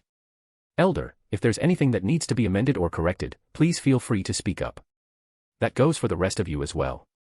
As long as you provide solid reasoning, I am always open to constructive criticism. He meant every word. He had made numerous errors in the past, many of which were corrected in real time by his assistant, Yuki Murasake. Anyone with eyes had seen it happen. Calling out the young Mizukage on a mistake wouldn't get you in trouble, as long as you had a valid argument. Even better if you had a superior solution. This Mizukage was more than happy to take good advice. Elder Ginshur chuckled. Haha, very well. Please continue. With the elder's approval, the rest of the officials bowed their heads. Understood. Kirigakure's 5-year development plan. Land and water transportation infrastructure project. Heavy military-industrial expansion, iron mining, weapons manufacturing, forging village, collaboration with the land of craftsmen. Promotion of civilian textile and handicraft industries, rural sheep farming, urban manual weaving. Expansion of trade, shipbuilding, and transport services. Setting down the pen, Yagura turned to gauge their reactions. The first 2 points were expected. But the third point made Elder Ginshur tighten his grip on his chair. This was a major shift. And it was highly feasible. To no one's surprise, Jonin Akabino acted immediately, signaling the Anbu hidden in the shadows to lock down the building. This was information far too sensitive to be leaked. The officials present knew at once that this would shape Kirigakure's future. Those few lines of text seemed to carry an irresistible gravity, drawing their eyes in and holding them captive. Taking advantage of the discussion on infrastructure, Yagura laid out all the ideas he had been accumulating. Summarized into this single 5-year plan, covering infrastructure, heavy industry, and light industry. Economic growth and employment expansion, these were the foundations of national prosperity. The second point is also about profiting from the upcoming Shinobi World War, Yagura emphasized, tapping the blackboard again. Pairing it with the first point, let me reiterate. Every village needs these resources for their war efforts. If we offer them at lower prices than their own production costs, they'll either make more profit or save more money. Either way, it's a win for them, meaning there's no reason they wouldn't buy from us. Profit margins depend on costs. Costs depend on taxes, material expenses, labor wages, transportation fees, and so on. Once the waterways are complete, transport costs will naturally decrease. As for tax incentives, that will be up to the finance department. The tax officials nodded. Understood. The third point. Elder, I suggest we prioritize importing livestock from Konoha, especially sheep and silkworms. Elder Ginshur responded promptly. Got it. His quick agreement suggested that this plan had real potential, easing Yagura's mind. He was only providing ideas and direction. Whether they could be realized, and how, would depend on the elders and their department's execution. Yagura had modeled this strategy on a historical example from his previous life. A small island nation with a perpetually humid climate. The British Empire. The rise of the British textile industry was driven by cheap raw materials, mass production, and global markets. If Kirigakure could replicate even a fraction of that success, the possibilities were endless. Chapter 133, Chapter 132, The 5-Year Plan, Part 2. Did Kirigakure have these conditions? Right now, Kirigakure's livestock and agricultural industries were as underdeveloped as the rest of its economy, practically non-existent. Yagura planned to use this large-scale purchase from Konoha as an initial investment, reselling livestock, leasing land, and encouraging willing entrepreneurs to take on these ventures. A chain reaction of economic growth would follow. As for tools, the ninja world already had electricity and television. Technologically, it had reached a post-Second Industrial Revolution stage.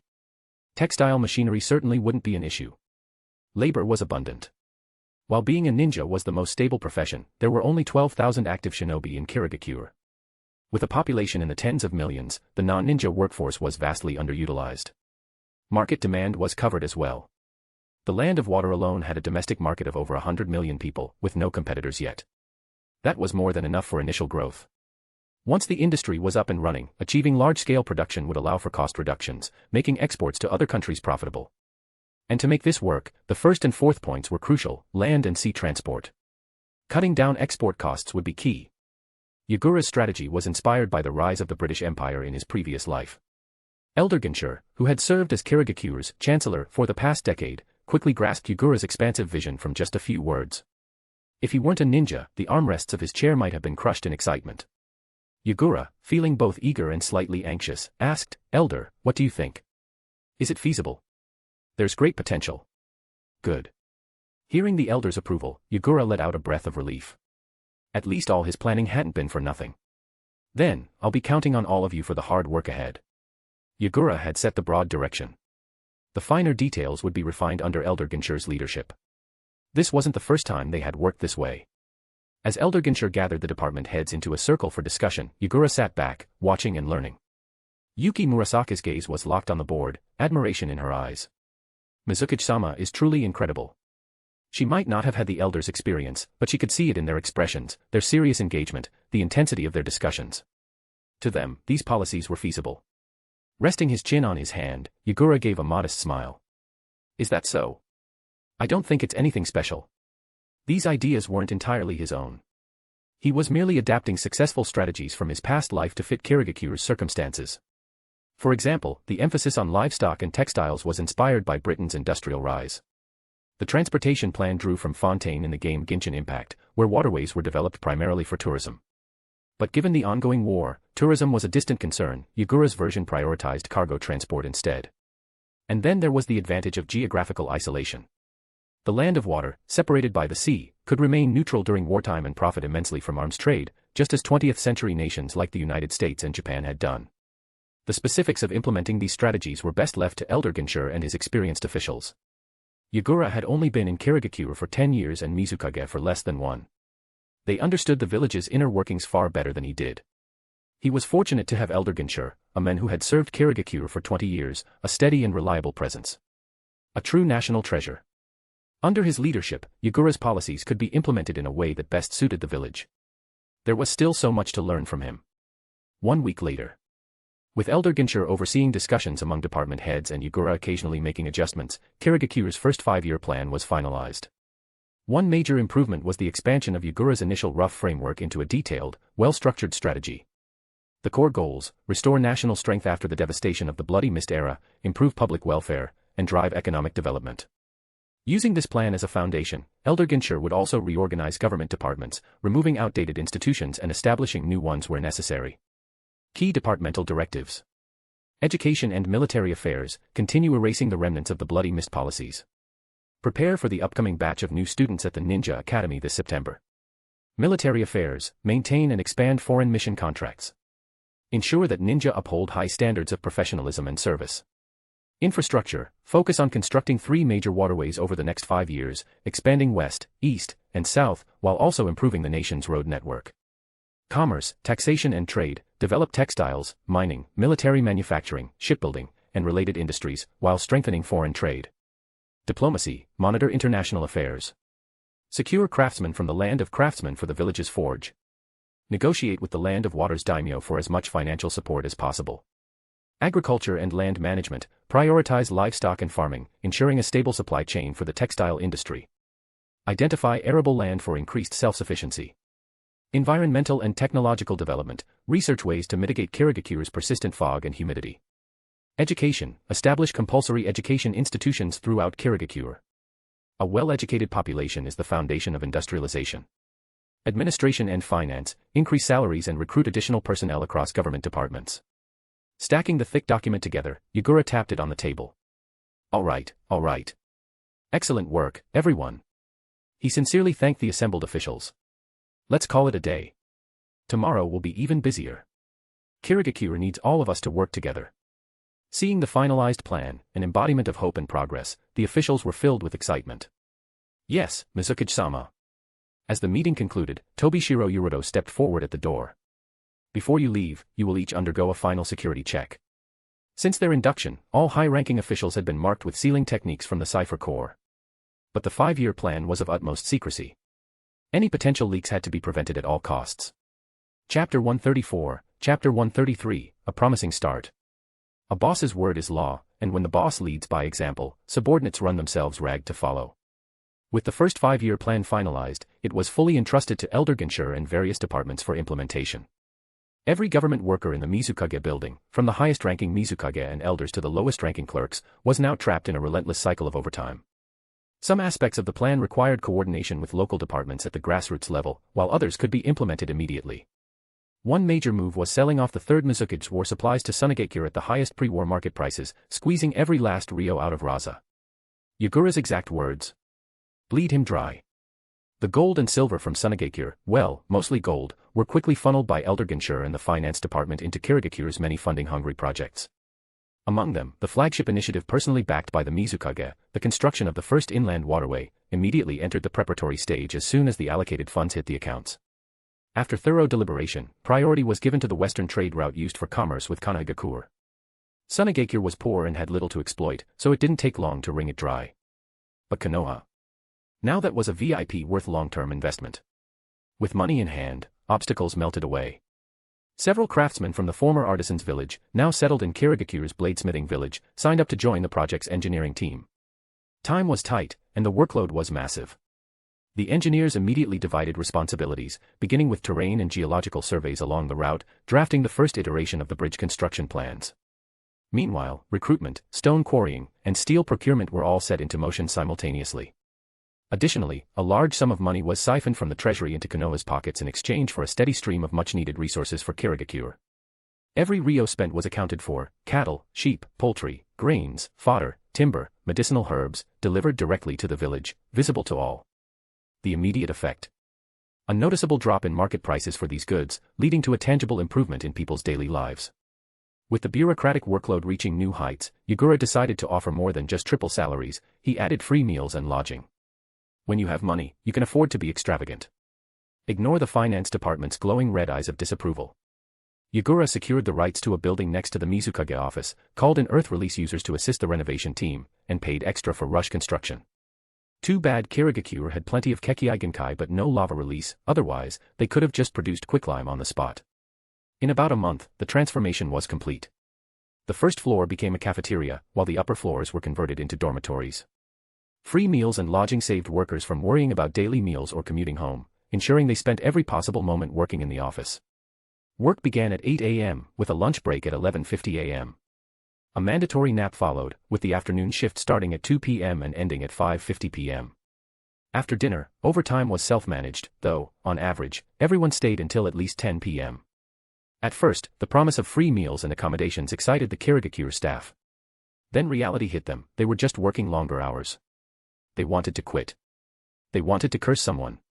They wanted out. But the cafeteria food was too damn good. They couldn't bring themselves to leave. The variety was staggering: beef, lamb, pork, chicken, duck, goose, and an abundance of fresh vegetables and fruits. The first meal left them stunned. The second and third meals. By the second day, they realized this was just normal now. For those raised in Kirigakure, where the daily diet consisted mostly of fish, this was almost surreal. Even wealthier households typically only had fancier seafood on their tables. Where did all this other food come from? All of this was purchased from Konoha. One of the supply department officials, following Elder Genscher, casually dropped the bombshell while eating. A mouthful of rice, paired with tomato and egg stir-fry, followed by a sip of warm chicken soup. Tears welled up in the eyes of the exhausted workers. This food, they had personally ordered, step by step, from Konoha.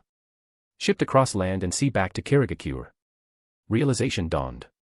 The finance department wept silently as they stuffed their mouths. How much did all this cost us? Damn it, Yagura, you money-burning tyrant. Eat it. Every last bite. If anyone dares waste a single grain of rice, I'll fight you. The finance department, gripping their bowls like treasure: we earned this. We deserve this. The agriculture department cried even harder: weren't these supposed to be allocated to us? Yagura, holding his own meal, casually asked: didn't it end up in your stomachs? Under countless mixed gazes, he approached the cafeteria counter without hesitation. He had invested so much effort into this cafeteria, how could he not eat here himself? Besides, a big reason for setting this up was to improve employee welfare and morale. And, well, there was a small selfish reason. He wanted to eat good food. Even in the Karatachi household, despite his personal insistence, he was only allowed to have 2 or 3 non-seafood meals per week. He had never been fond of fish. After transmigrating to this world, he downright hated it. Fish are adorable. Why not just pet them? Why do you have to eat them? Setting his tray down, Yagura approached the counter. Auntie, I'll have a drumstick and roast duck. For vegetables, black fungus stir-fry and tomato egg, please. Standard meal: 2 meats, 2 vegetables, 1 soup. The cafeteria lady, seeing the Mizukage himself at her counter, beamed with pride. Got it. I saved the biggest drumstick just for you. Yagura, ever pragmatic, accepted the special treatment without hesitation. Thanks, Auntie. Amid jealous stares from the other cafeteria workers, the cook happily served him. To be hired in this kitchen was already a blessing. The pay was 10 times higher than what they used to make as odd-job workers. They even got free meals, and any leftovers could be taken home. The chef's wages were double or triple theirs, but sadly, not everyone had the skill to wield the wok. For cafeteria staff, the only hiring criterion was steady hands. Every portion was generous, no stingy servings allowed. As Yagura walked off with his Trey, one of the cafeteria workers hesitantly asked. Mizukage-sama, my relatives keep asking, are you still hiring? Yagura smiled, shaking his head. Nope. We're full. He had built this cafeteria for his office workers, not as a charity. And every single job was already taken. Chapter 135, Chapter 134, Getting on the Right Track. By the end of August, the war supplies that the Third Mizukage had secretly stockpiled were now completely cleared out, with the final shipment leaving the western port of the Land of Water and making its way to Kirigakure. Yes, sold to Konoha. The Fourth Mizukage needed to control the amount of gold dust he produced, it couldn't just be freely created. They had already purchased several shipments at high prices, and now Sunigakure had run out of money to continue buying. Unless they took on debt. There was no way Yagura would agree to that. At least, not now. He needed cash. He needed resources. Not IOUs. No, little Yagura wagged his finger. This shipment had earned Kirigakure its first pot of gold on the path to wealth. The timber purchased cheaply from Konoha was now being heavily invested into land-based waterways and other infrastructure projects. It was far cheaper than cutting down trees from within the Land of Water. After all, aside from Konoha, the other 5 great nations had very little forest coverage. Konoha's forested area was likely larger than all the other nations combined. Alongside that, large numbers of livestock and farmland usage rights purchased from Konoha were sold to keen-eyed merchants who had noticed Kirigakure's shifting financial and tax policies. These merchants used their own funds, or, for the bolder ones, borrowed money, to lease land directly from the Mizukage's office and invest in livestock, choosing 1 or 2 types to raise. Then, they hired workers and started doing what they did best, business. Products with short production cycles, like eggs, poultry, dairy, silk, and horses, had already hit the market, triggering a chain reaction. Now, Kirigakure's citizens had more variety on their dinner tables. Transporting goods over land was no longer a headache, where people had to struggle to find horses, mules, donkeys, or oxen. The textile industry, too, was heating up due to lower raw material prices and the favorable policies from the Mizukage's office. Textile factories, along with supporting industries for fabrics, accessories, hardware, and chemical dyeing, were all gradually beginning to flourish. As for products with longer production cycles, their effects hadn't surfaced yet. Sheep farming, for example, wouldn't yield wool until autumn. Pig farming had to wait until the pigs were fat enough for slaughter. Meanwhile, trade ports and other key infrastructure were still under construction or expansion. If there was one major obstacle to Kirigakure's development, it was the lack of skilled workers across industries. Everything was still in its infancy. It wasn't uncommon for entire batches of livestock to die due to inexperience or technical mistakes.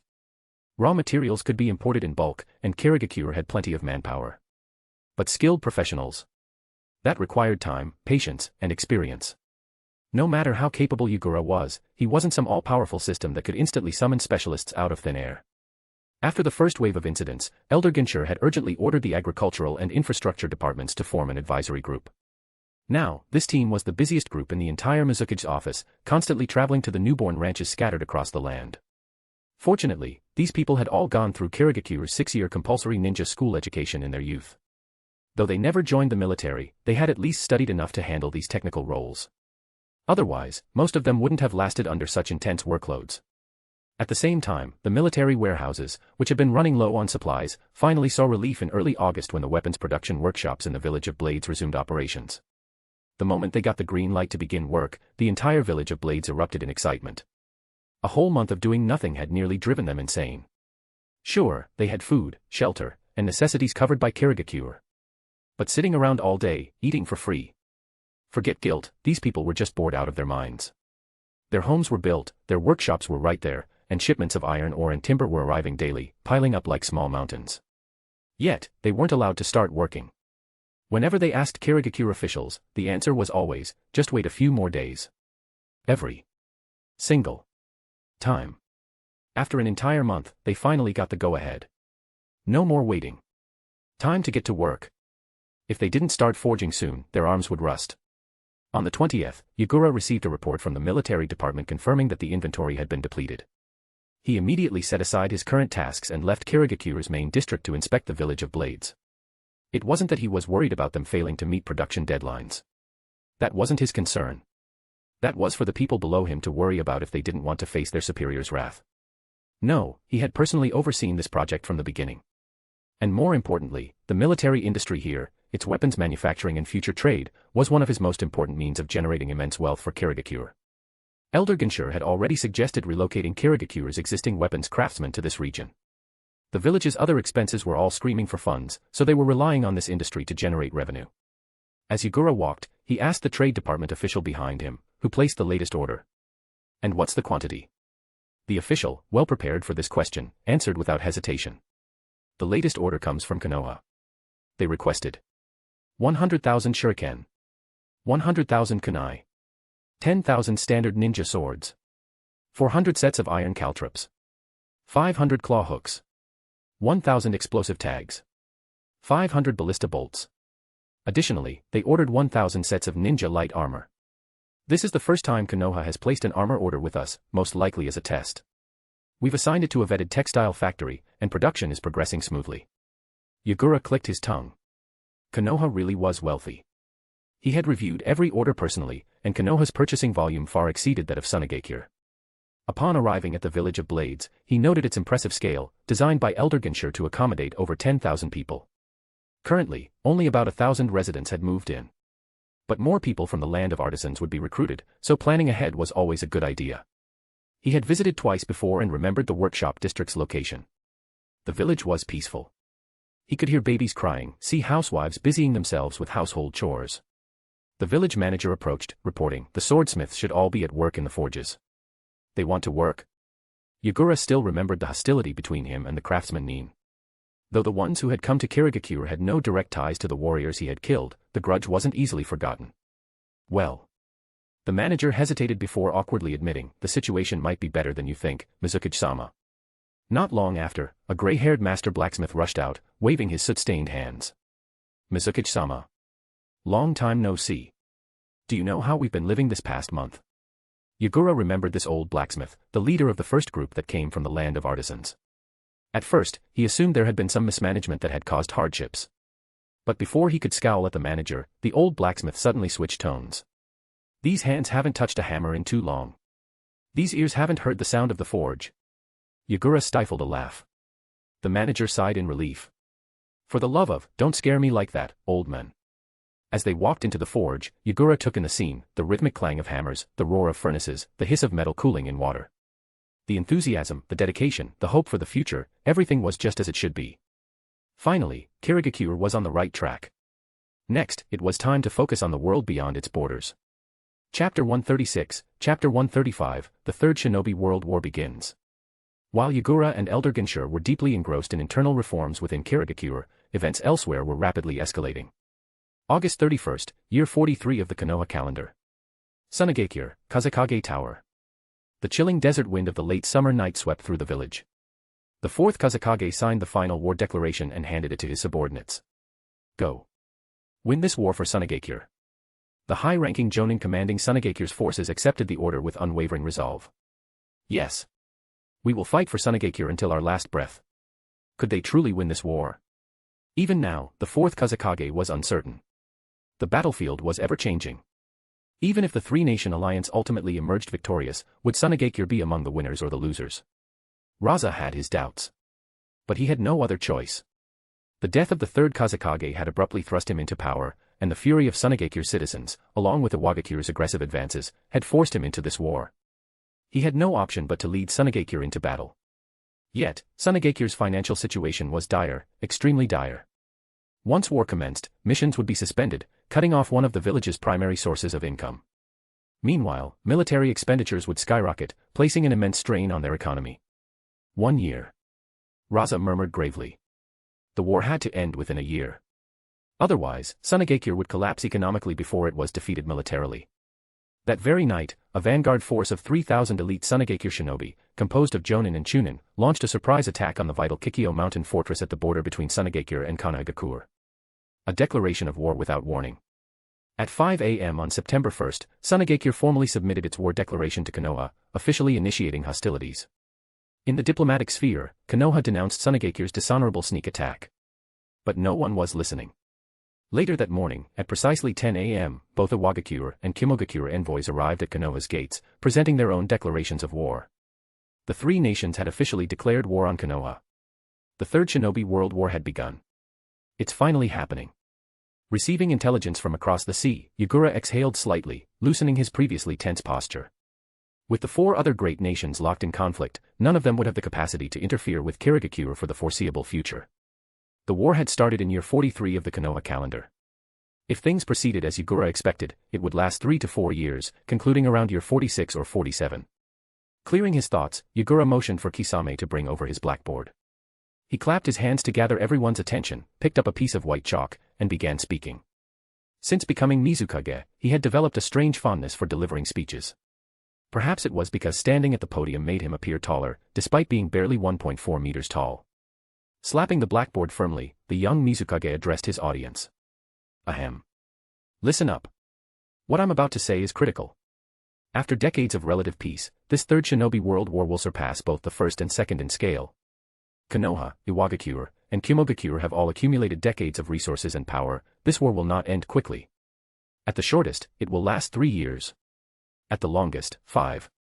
We must understand that this is not a brief conflict, it is a war of attrition. This kind of war isn't decided by a single ambush, a single battle, or a single victory. It will be determined by logistics, military strength, and national endurance. Thankfully, thanks to all of your efforts, Kirigakure has managed to stay out of the conflict. To be blunt, in terms of economic strength, manpower, and resources, we rank at the bottom among the 5 great nations. If we had joined this war, our economy would have collapsed before we even had a chance to fight. On this point, Yagura and Raza shared the same understanding. But unlike Sunagakure, Kirigakure had an advantage. This is a once-in-a-lifetime opportunity. Yagura crushed the chalk between his fingers, his tone firm. For the next 3 to 5 years, while the other nations are entangled in war, we will accelerate our development. Foreign trade, agriculture, industry, infrastructure, you are the key departments. Do not hold back, carry out your plans at full speed. Now that war had officially begun, they no longer needed to conceal their actions. The other nations wouldn't notice them. And even if they did, they wouldn't have the resources to interfere. Let's go all in. Push forward. Keep up the pace. Technology, finance, and taxation, coordinate with the other departments. Elder Genshur, I leave overall supervision to you. Elder Genshur clasped his hands together, his eyes gleaming. I will give it my all. Yagura and the elder exchanged a firm nod. With domestic affairs in the elder's capable hands, Yagura turned to his own domain. Military affairs. The head of the military department blinked in surprise. He still had a role to play. Ensure that this year's academy admissions proceed smoothly. When does the semester start? September 15th. Yagura nodded. Good. Notify me 3 days in advance. I want to attend the opening ceremony. Also, coordinate with the Foreign Affairs Department and send envoys to the Land of Artisans. We need to bring in another batch of artisans for Village of Blades. Negotiations with the Land of Artisans had been sluggish. The officials there were hesitating, stalling, reluctant to let their skilled workers leave. But time was of the essence, and production could not be delayed. Even with Kirigakure's existing craftsmen, the demand remained high. Apprentices had been recruited, but training them would take at least 3 to 6 months before they became productive. For immediate productivity and as mentors to train the newcomers, another group of experienced craftsmen was necessary. Thus, Yagura decided to apply more pressure on the Land of Artisans. After all, with the other nations preoccupied, no one could interfere in Kirigakure's affairs. The military department head saluted. Understood. One last thing. Compile a report on D-rank missions. I want a detailed breakdown and statistical analysis. While ninja missions were profitable, they fell under the military department's jurisdiction as they were executed by village shinobi. Even the academy was under its purview, since it was directly linked to the ninja forces. Though puzzled by the request, the military department head responded swiftly. Understood. That's all. Dismissed. September 1st, afternoon. Fueled by their thirst for vengeance, the Sunagakure forces fought ferociously. By noon, an additional 6,000 reinforcements had arrived, bringing their total to 9,000 troops. Against them, only 2,000 Konoha shinobi defended the Kikyo mountain fortress. By 5:20 p.m., after relentless assaults, Sunagakure had seized the fortress. Konoha's reinforcements arrived half an hour too late. Chapter 137, Chapter 136, Strategic Deployment of Nations.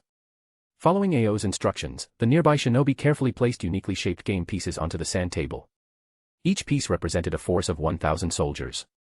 To distinguish between the villages, different colors were used. Konoha was represented by fiery red pieces. Sunagakure used wind green pieces. Iwagakure was marked with earthy brown pieces. Kimogakure was designated by lightning gold pieces. The battlefield between Konoha and Sunagakure was set near Kikyo Mountain. The sand village had occupied the stronghold at the mountain using a sandcastle-like symbol, while further east, Konoha's forces positioned themselves with their backs to a narrow canyon, an ideal location for both attack and defense. In terms of numbers, Sunagakure had deployed 10,000 troops against Konoha's 8,000. Within Sunagakure itself and to the west, additional forces of 3,000 and 1,000, respectively, had been stationed. The total standing military force of Sunagakure remained classified. Meanwhile, the battle between Konoha and Iwagakure was set on a vast plain, though combat had yet to commence. North of this battlefield, deep within Iwagakure's territory, lay the strategic site where the gears of fate were set to turn, Kanobi Bridge. In terms of numbers, Iwagakure had 6,000 troops ready to engage Konoha. However, within Iwagakure itself, another 20,000 remained stationed, seemingly held back by orders from the Third Shinobi, Anoki. The exact total of Iwagakure's standing military force remained undisclosed. The conflict between Konoha and Kimogakure had erupted on two fronts, one deep within the forests of the Land of Fire, the other along the Land of Lightning. Tensions had reached a boiling point, and full-scale war was inevitable. Currently, Kimogakure had committed 3,000 troops to the forest battle and another 7,000 to the coastal front. Additionally, a force of 6,000 was en route from the village to reinforce these fronts. Within Kimogakure itself, 8,000 shinobi remained stationed. Due to Kimogakure's preference for elite combat units, their overall standing military force was slightly smaller than that of Iwagakure, the third largest force among the great nations. On Konoha's side, the total forces deployed across all three battlefronts amounted to an undisclosed number.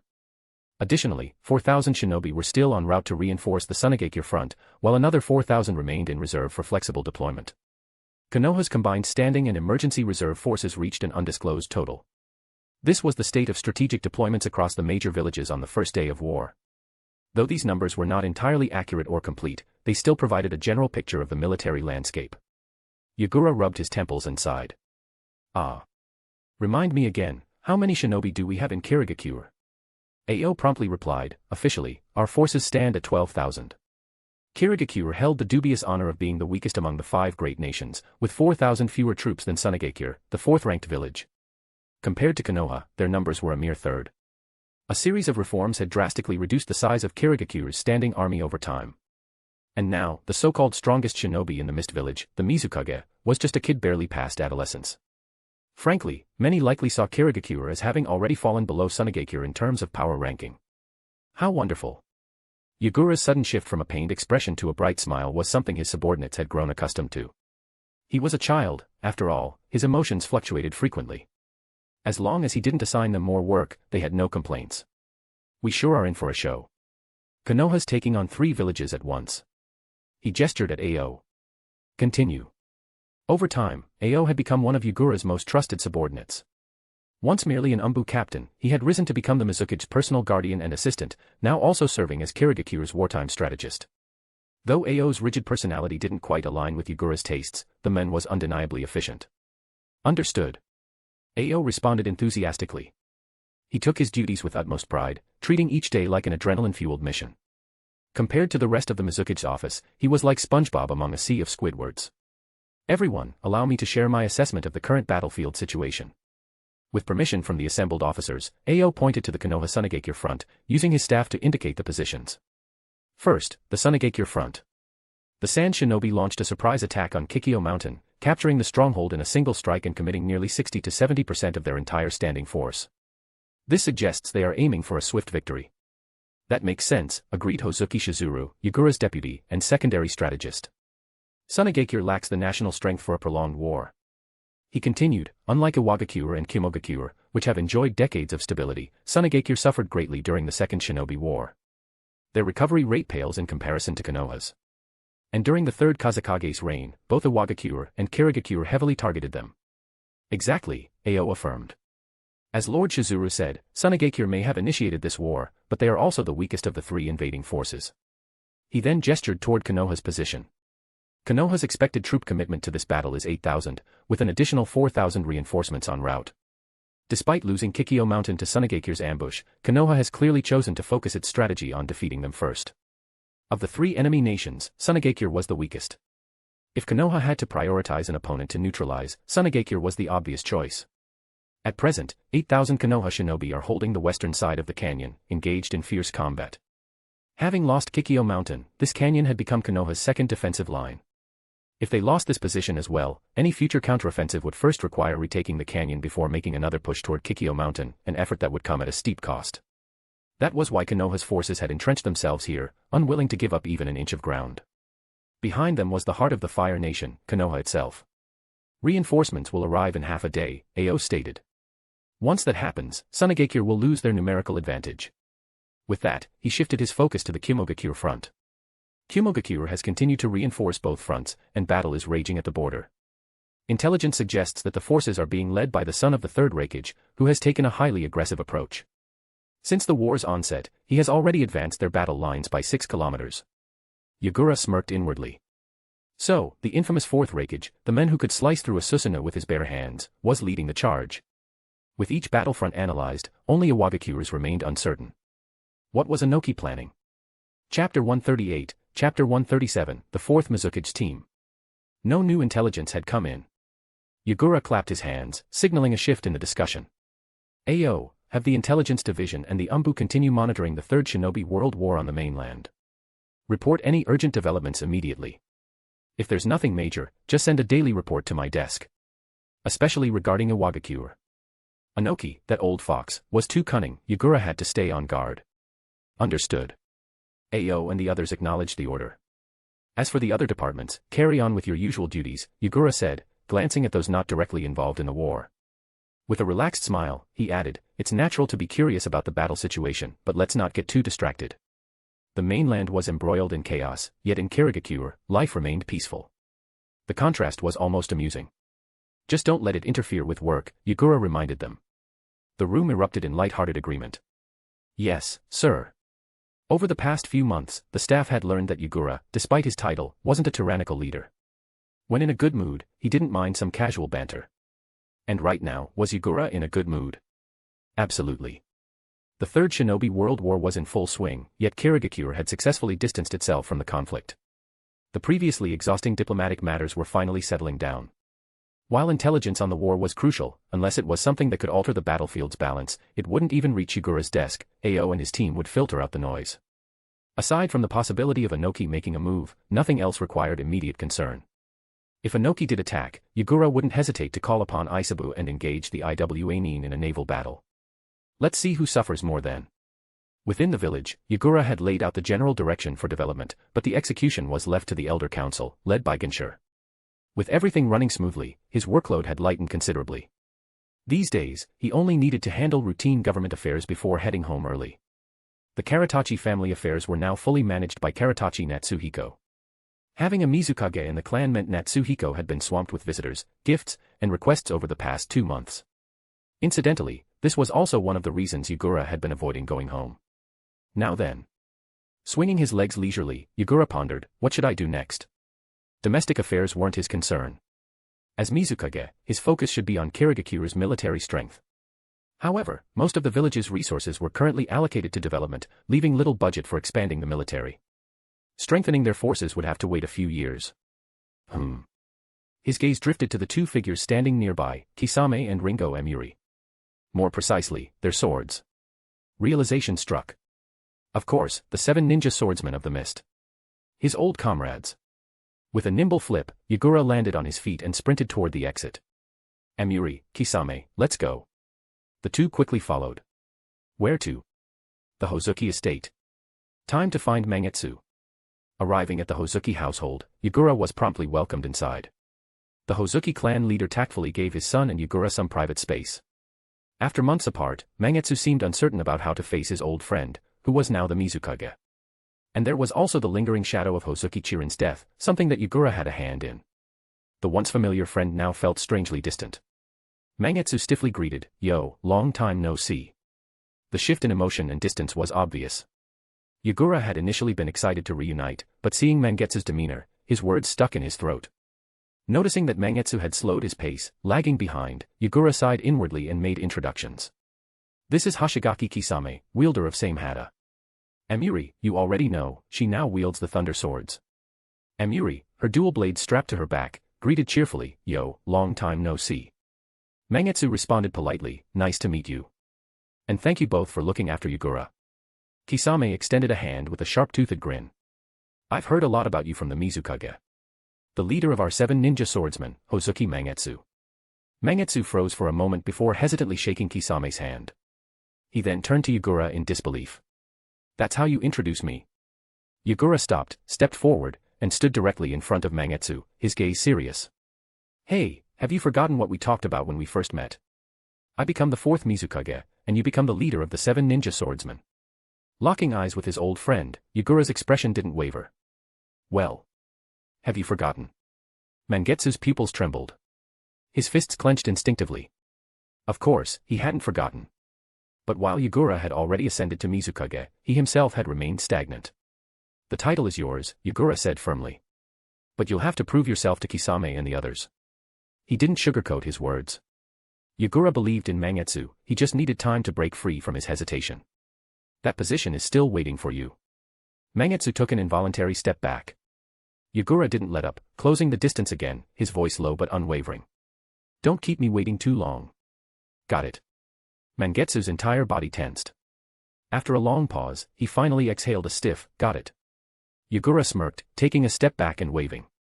Be at my office at 8 a.m. tomorrow. I need you to help contact Zabuza and Kid. As they left the Hozuki estate, Kisame chuckled. Yagura, the leader you picked seems a little weak. Amiri laced her fingers behind her head. I had a good impression of him before. This time, he seemed lacking. Yeah. Yagura didn't deny it. Mangetsu's performance had indeed been disappointing. And he was irritated by it. Amiri, go find Makumo. Tell him to come to my office tomorrow. Now. Now. Yagura nodded. Kisame's with me, nothing will happen. Amiri trusted their strength, so she promptly changed direction toward the Makumo estate. Yagura, who's next? Kisame asked. Yagura thought for a moment. He didn't have many people he truly trusted in the village. But there was one more. Someone he wasn't familiar with, someone he'd only briefly seen from afar. Yet, she was important. With a decisive clap of his hands, he grinned. Let's go visit the Terumi clan. Yagura's sudden visit shocked the Terumi household. Their clan leader hurried to greet him, but Yagura waved it off. No need for formalities. I'm here to see Mei, is she home? Mei. The clan leader was taken aback. Mei had been in the estate and soon arrived, curious about the commotion. Catching sight of her, Yagura waved. Hey. Mei composed herself and greeted formally, Terumi Mei, at your service, Mizukage-sama. Yagura smirked. No need for all that. Mei's heart skipped a beat. Please. By all means, she beamed. Yagura chuckled. This was going to be fun. Chapter 139, Chapter 138, Visiting the Clans. Sometimes, having a good-looking face really works in your favor. If the one sitting across from Mei Terumi right now were Kisame. Oh, hell no. My brain just conjured up a nightmare. Yagura shuddered, pressing down the goosebumps rising on his skin. He quickly reassured himself by glancing at Mei Terumi, confirming that he was indeed sitting across from her. There was no way that kind of scene could happen. He let out a deep sigh of relief. Mei, I'll be direct, I need to talk to you about something. Mei responded, all right. Please, go ahead. Yagura got straight to the point. Would you be interested in becoming my assistant? Yes, assistant. He was here to recruit the future 5th Mizukage into his inner circle. But Mei Terumi wouldn't be placed in the same role as Ringo Amiri, Kisame, Mangetsu, or Zabuza. This was Mei Terumi. In the original world, Kirigakure had been ravaged under Uchiha Obito's rule. Yet, by the time of Boruto, after over a decade of Mei's leadership, the village had transformed into a thriving, tourism-driven island nation. That alone was proof of her exceptional governance skills. Even if she was just assisting the village elders, her support would be invaluable. Not to mention, Mei's combat strength was at the Kage level, though she was still only a chunin right now. At this stage, Kirigakure's top priority was development, and Yagura needed her help, both now and in the future. Mei didn't immediately accept or refuse. She lowered her head in thought, carefully considering Yagura's proposal. If she were acting as an individual, she would have gladly agreed to this little Mizukage's invitation. And not just because her superior happened to be a cute boy who was easy on the eyes. From the moment she learned that Yagura opposed war, and actually kept Kirigakure away from conflict, she had begun to respect him. Coming from a major clan like the Terumi, she could see both the upper and lower levels of Kirigakure's power structure. She, too, agreed that the village was in no shape for war after the Bloody Mist era. But she wasn't just Mei Terumi the person, she also represented the Terumi clan, known for their lava release, and the Mist Ninja clan, famous for their boil release. Since childhood, she had been taught that her words and actions outside the clan reflected upon both lineages. Especially when it came to decisions like this. If she accepted Yagura's offer, the outside world would interpret it as the Terumi clans pledging their support to him. Just like the Hozuki clan had done. She needed to consult her elders about their stance on the Mizukage before making a decision.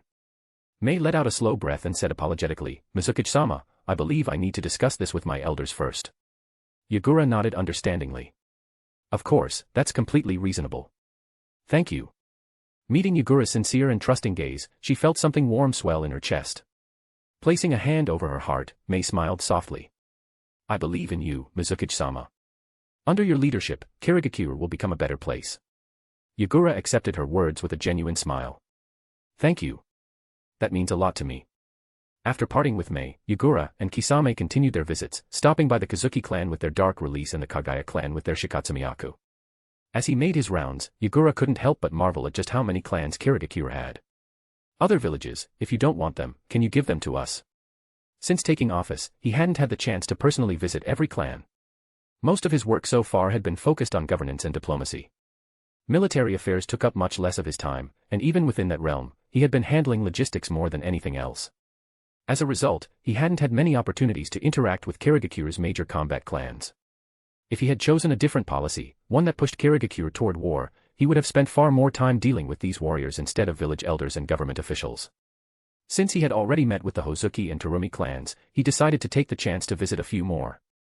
The Kazuki clan's attitude toward him was neutral, neither overly enthusiastic nor cold. At the very least, they maintained the proper respect for their Mizukage. Yagura inquired whether they had any promising talents in their ranks who could serve by his side, but the clan leader regretfully declined. Their current generation simply didn't have any outstanding prodigies. Yagura nodded, expressing his own regrets, then took his leave. The last stop was the Kagaya clan. In the original timeline, under Obito's control, they had rebelled against Kirigakure. Their uprising had ended in annihilation. Only one survivor, Kimimaro, was left behind, eventually falling into Orochimaru's hands and dying of illness years later, marking the extinction of the Kagaya bloodline. The clan's Shikatsumiyaku was an incredibly powerful Kekki-Genkai, but they also carried a genetic bloodline disease. Historical records showed that their average lifespan was no more than 35 years, with the longest-lived member reaching just 50. Even now, their previous clan leader had recently passed away, and Yagura was meeting with his newly appointed successor. For a clan that emphasized battle above all else, their philosophy was simple, to burn as brightly, and as bloodily, as possible in their short lives. As Yagura sat across from the towering Kagaya leader, who stood over 2 meters tall, he truly felt how small he was. He muttered internally, this would be the perfect time to let Kisame take my seat. Having to tilt his head back to make eye contact was such a hassle. Even the two elders beside the clan leader were nearly 2 meters tall. Did the Kagaya clan feed their kids growth hormones or something? If they had a secret to this, he seriously needed to get in on it. Mizukage-sama, the Kagaya leader drawled, deliberately slowing his speech and articulating every syllable. He lowered his gaze to look at the small child who barely reached his shoulder. It wasn't that he disrespected Yagura for his age or height. The boy had earned the title of Mizukage through sheer strength, and the Kagaya clan respected power above all else. No, his dissatisfaction came from something else entirely. Oh, right. Forgive our lack of courtesy, we weren't expecting such an honored guest. What brings you to visit us today? One of the elders chimed in sarcastically, yes, we're not at war, after all. Another elder quickly tried to shut them up. Oi. Leader. You two, cut it out. Yagura simply smiled, watching their poorly rehearsed act. Even he could tell how fake it was. Tell me, Kagaya, he said, spreading his hands. Aren't you guys bad at this kind of deception? The Kagaya leader blinked. Huh. That wasn't how this was supposed to go. Leader, I think we blew our cover. Ah. He saw through us. How? The leader scratched his head, exchanging confused glances with his two elders. Oi. Was it you? Your acting was terrible, you should have waited longer. What? No way. It's because you weren't intimidating enough. As the two started bickering, Yagura exchanged a glance with Kisame. Wait, they called him leader instead of clan head. And the elders were actually his brothers. This was not what he had expected from the Kagaya clan. Weren't they supposed to be crazed battle junkies? Still, judging from their words. Yagura frowned. Are you saying you support war? Chapter 140, Chapter 139, The Military Affairs of Kirigakure. Ahem. Realizing there were still others in the room, the Kagaya clan leader straightened up, cleared his throat, and lifted his chin at Yagura, trying to assert his authority. Unfortunately, it was too late. Yagura had already formed a certain impression of him. And it wasn't a flattering one. Yagura's dead fish eyes and impassive face seemed to amuse the Kagaya leader. Yes, that's the look. That's exactly the look. You're scared of me, aren't you? Ah. The towering, white-haired man scratched his head, as if struggling to recall something. Wait, what was I going to say again? Yagura. Unbelievable. Even Kisame, who had remained silent all this time, couldn't hold back a comment. What a special one. Kisame's tone made it clear that it wasn't a compliment. The Kagaya leader frowned and immediately barked, Huh? What do you mean by that? You want to fight? Yagura remained composed and smoothly intervened. What he means is, you are an exceptionally rare and unique beast. He was praising you for being one of a kind. The Kagaya leader hesitated for a moment, but at least he didn't blindly believe whatever Yagura said. Oh. Is that so? Yagura continued with an earnest expression, yes. Even in Konoha, there's a shinobi known as the Blue Beast. Hearing this, the Kagaya leader grinned from ear to ear. His gaze toward Kisame softened considerably. Ha ha ha ha. So that's what you meant. Shark face kid, you've got good taste. Kisame responded with a small, unreadable smile. No one knew how to follow up on that exchange. If the Kagaya clan had been hostile toward Yagura, Kisame wouldn't have minded using same hata to carve them up. But now, after this interaction, they just seemed a bit stupid. Honestly, it was a miracle that the Kagaya clan had survived this long. After laughing heartily, the Kagaya leader wiped a tear from the corner of his eye and turned serious. Alright then, since you're not one for all that political nonsense like the Third Mizukage, that's great, I don't like it either. Let's get straight to the point. He folded his arms and grunted, I don't like that old man, but I do like the fact that he wanted to start a war. The Kagaya leader stared directly at Yagura for a moment before adding. Whatever. You have your own plans. The war has already begun, there's nothing more to say. Yagura smiled and nodded. Negotiation was fine, but war was off the table. The Kagaya leader tapped his fingers on the table impatiently, eyeing Yagura's unwavering smile.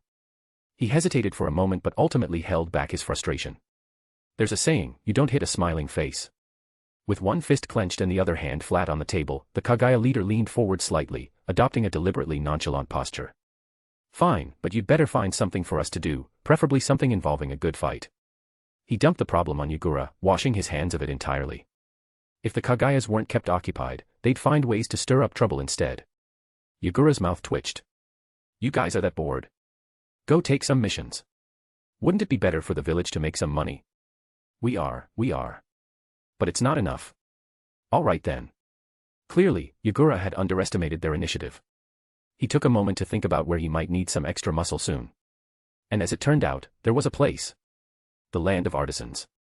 Sending the battle-hungry Kagaya clan over there would make an excellent show of force. 2-meter-tall warriors packed with muscle, just standing there would be enough to intimidate the craftsmen's diplomats, most of whom had no shinobi backing. Decision made, Yagura said efficiently, all right. I'll have someone contact you tomorrow. With that, his meeting with the Kagaya clan wrapped up much more smoothly than expected.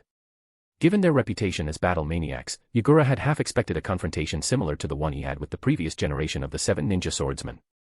With this, he had now met with most of Kirigakure's major clans. His mission for this trip was accomplished. It was summer. The sun had yet to set, even though it was past 6 in the evening. There was still time. Yagura wanted to go over everything that had happened today. Kisame, let's take a walk. As you wish. Bloodline limits and the 7 ninja swordsmen, these were Kirigakure's 2 primary military strengths. After today's meetings, most of the bloodline clans had either taken a neutral stance or openly supported him. The Hozuki clan, for instance, their leader was currently serving as Yagura's personal assistant, handling paperwork. They had chosen to back him from the very beginning. As for the 7 ninja swordsmen, once Mangetsu and the others arrived tomorrow, Yagura would have fully re-established his own generation of the group. With these 2 pillars secured, he had stabilized Kirigakure's military forces. Now, the pressing issue was how to further strengthen Kirigakure's military power. A shinobi village was, first and foremost, a village of shinobi. Its foundation lay in its ninja. Economic and internal affairs were important, but military strength was even more critical. Otherwise, as the saying went, while the enemy stockpiles weapons, you stockpile food. The land of artisans was a perfect example of this flawed approach. The Third Mizukage's answer to this problem had been the infamous Bloody Mist policy, reducing the number of shinobi to pursue an elite force while suppressing bloodline clans and promoting civilian-born ninjas. The first approach, aiming for elite forces, had mixed results. Kirigakure's shinobi were stronger than those from Sunagakure and Iwagakure, but weaker than those from Kimogakure and Konohagakure. With only 12,000 ninja, Kirigakure had the smallest force among the great villages. Against Sunagakure, they could hold their own in a 3 versus 4 fight. Against Iwagakure, however, the numbers were less favorable. A 1 versus 2 scenario wasn't great, especially since Earth release countered water release. So once again, they were stuck competing with Sunagakure for 4th place. 3rd place wasn't even a contest. The second approach, the shift from bloodline clans to civilian-born ninjas, was even more questionable. Ever since the first Mizukage founded the village, bloodline limits had been a cornerstone of Kirigakure's strength. The third Mizukage had spent decades trying to cultivate elite civilian ninjas. But in the end, the 7 ninja swordsmen had only produced 6 notable figures. And even they weren't that exceptional. Apart from their sword techniques, they lacked any truly deadly abilities. 6 in several decades. That was barely a drop in the ocean. In short, the Bloody Mist policy was a failure. No offense to the old Third Mizukage, but Yagura was being honest. Chapter 141, Chapter 140, the Mizukage I support. The next morning, the 5 selected children arrived at the Mizukage building on time. Led by the reception staff, they were taken to the Mizukage's office. It was only when they arrived at the door that they realized they were all in this together. Mangetsu and Mei Terumi recognized each other but weren't particularly familiar. They had arrived one after the other and exchanged simple greetings. Makumo, unlike Mangetsu, was not considered an heir within his clan. He knew who they were, but they didn't know him. Coupled with his naturally reserved nature, he hadn't spoken a word. Anami Kid, however, inexplicably felt a sense of familiarity, like he had encountered a kindred spirit. The door opened. "Excuse us." Being the oldest, Makumo took the initiative to step forward first, leading the group into the office. "Good morning. Looks like everyone's here." Seeing the group enter, Yagura put down his pen, stretched lazily, and greeted them. "Morning," Zabuza replied through gritted teeth. His eyes narrowed as he glared at Yagura with an expression that practically screamed murder. This bastard. He had silently become the Mizukage. And after taking the position, it was as if he had completely forgotten about them. Zabuza could somewhat understand why. But that didn't mean he forgave him. He really wanted to punch something. Compared to Mangetsu, at least Zabuza's attitude was better. Seeing Zabuza's reaction, Yagura was amused. He playfully winked at him and said, "Take a seat and wait for someone. There's breakfast from the cafeteria on the table, I hope it's to your taste. Even if you've already eaten, try it out." "Wait for who?" Yagura didn't elaborate, and they didn't ask. They'd find out soon enough when the person arrived. One extra breakfast portion sat on the table, probably for the person who had yet to show up. Rumor had it that the food at the Mizukage building's cafeteria was excellent. Well then, time to eat. They lined up one after another and took seats at the guest table. Makumo, Zabuza, Anami Kid, Mei, and finally Mangetsu. From the moment they stepped in, Mangetsu had been hiding behind Mei. Yagura hadn't even gotten a proper look at his face. Even when he turned toward the guest seating, his movements were oddly hesitant. "Mangetsu." Yagura called out to him, and the boy immediately stiffened. "TCH. Stop being such a wimp." Clearly annoyed, Zabuza spun around and stomped toward Mangetsu, shoving him forward. "Get out there and apologize." Mangetsu stumbled, completely caught off guard, and nearly lost his balance as he was pushed directly in front of Yagura. Puffed. The moment Yagura got a full view of Mangetsu's face, he couldn't help but burst into laughter. His cheeks were covered in bruises that even medical plasters couldn't fully hide. One eye was swollen into a perfect black and blue panda mark. Mangetsu gave an awkward grin, baring his teeth. Judging from Zabuza's attitude, Yagura had a pretty good guess about the culprit. "You did this?" "Yeah." Zabuza answered without hesitation, chin raised in satisfaction. "He came looking for me last night, whining like a little girl. I couldn't stand it, so I gave him a few punches." Yagura glanced at Mangetsu, who looked like he wanted to say something but held back, and asked curiously, "What exactly did he say?" Zabuza rolled his eyes. "Didn't listen. Forgot." Who could stand listening to that? Barely a few sentences in, Zabuza had felt his stomach churn and immediately resorted to a more practical solution, beating Mangetsu up. That was just how he handled things. Yagura gave Zabuza an approving nod and shot Mangetsu a glare. Just yesterday, he had said Mangetsu might need some time to accept the situation. Well, looks like Zabuza had beaten the problem out of him overnight. Signaling that they could talk about this later, Yagura clasped his hands behind his head and grinned. Alright, no need to dwell on it. As long as you figured things out. Now, can you drop the act? He was looking at Mangetsu. You're a Hozuki, your body can liquefy. Are you seriously trying to tell me physical injuries stick around? Mangetsu let out a sigh, and the bruises on his face faded as he laughed. Can't a guy put on a little act? Playing the victim gets sympathy points. Yeah, whatever. Quit messing around, Yagura scolded before adding, we'll talk later. Mangetsu surrendered, raising both hands. Okay. Anami keyed, watching from his seat, turned to Yagura and asked. What about breakfast? Aren't you eating? Yagura waved him off. Oh, we already ate earlier. Kisame, ever the serious one, added, we trained for an hour at the practice field at 6, showered, ate breakfast, then came here. The others were stunned.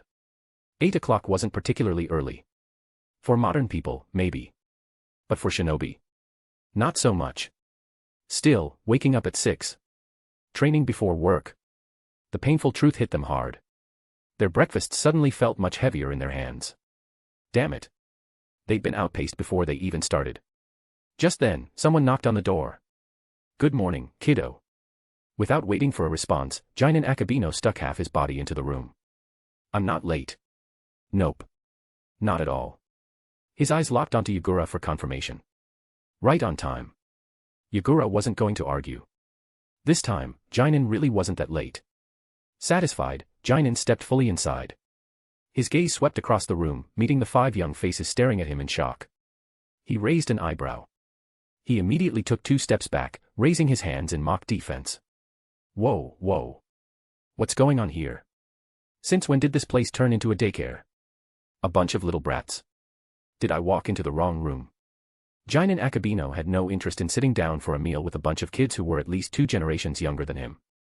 He simply grabbed a carton of milk and, on his way out, swiped a steamed bun from Mangetsu's plate, raising an eyebrow at him in playful provocation. What the? Are you seriously picking on me again? Mangetsu instantly recalled the first time Yagura and Jonin had gotten into a fight at the ramen shop. He had somehow ended up footing the bill and even got chewed out for it at home. Screw this. Did you hear me? Screw this. Meanwhile, Jonin stood in the corner, quickly finishing his food. As expected of an old-timer, he ate with impressive speed.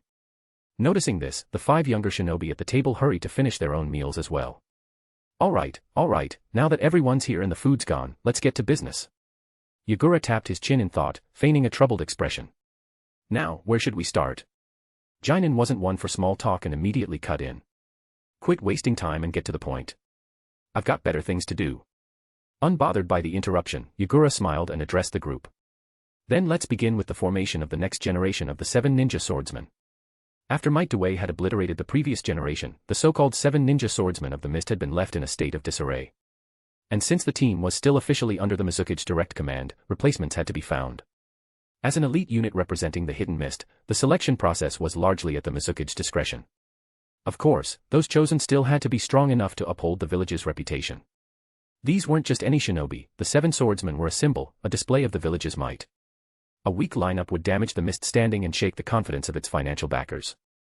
Fortunately, Mangetsu and the others possessed the necessary talent. The moment Yagura mentioned the 7 ninja swordsmen, both Zabuza and Mangetsu, who had now fully processed the conversation, had the gleam of a hungry wolf in their eyes. That's the spirit, Yagura said with a satisfied grin. Jonin-sensei, what do you think? Jonin knew that today's meeting was just a formality. Yagura had already made up his mind about these 2 kids. Sooner or later, they would be his new comrades. Jonin sighed in resignation. He didn't really have a choice, there weren't many other decent candidates in the mist. These brats, at least, had some talent and the potential to become formidable shinobi. Still, he wasn't about to admit that out loud. Suppressing a yawn, he lazily muttered. They'll do for now, but their skills still need refining. Glad to have your approval. Yagura's thoughts weren't far from Jonin's. Mangetsu and Zabuza had the talent, but they were still young. Unlike him, they didn't have Isabu's power to cheat their way to the top. At best, they were Chunin-level shinobi, and even with a legendary blade in hand, they wouldn't stand a chance against true elites. Turning to Kisame, Yagura gave a nod. Kisame. Understood. Without hesitation, Kisame pulled out a scroll containing the remaining 4 swords of the 7 ninja swordsmen. With a flick, he unfurled it. 7 kanji were inscribed on the scroll, each representing one of the fabled blades: Executioner's Blade, Hiramakari, blunt, Nuabari, explosive blade, same hata, and lightning blades. Mangetsu and Zabuza swallowed hard, their eyes glued to the scroll with an almost feverish intensity. A puff of chakra-infused smoke erupted from the kanji for Hiramakari and Executioner's blade. Two massive swords leapt from the scroll. Mangetsu and Zabuza each took hold of their respective weapons, Hiramakari and the Kubikura Bocho. The weight of the blades settled in their hands, making their breathing grow heavier with excitement. As the two stood there, lost in their silent euphoria, Yagura turned to Onami Kid. He had promised him the long sword Nuabari. Kid. Unlike the others, Kid hadn't let his emotions show. Yagura wanted to hear his thoughts. I'll pass. Kid had anticipated this moment and had already made his decision. Raising a hand, he declined without hesitation. I'm not good with swords. I'd rather not. Since Kid had made his stance clear, Yagura didn't push the issue. Understood, he acknowledged with a nod, waiting for Kid to elaborate. Unlike Mangetsu and Zabuza, whose goal was to become part of the 7 ninja swordsmen, Kid had already chosen his own path. I'm going to study medical ninjutsu. Medical ninjutsu. Yagura raised an eyebrow. You want to be a medical ninja? Yes. That's what I want to do. Kid added, I've already started training. Got it. Yagura respected his decision. That said, the Mist's medical ninja program was lacking, to say the least. As far as Yagura knew, it was a mess, practically non-existent.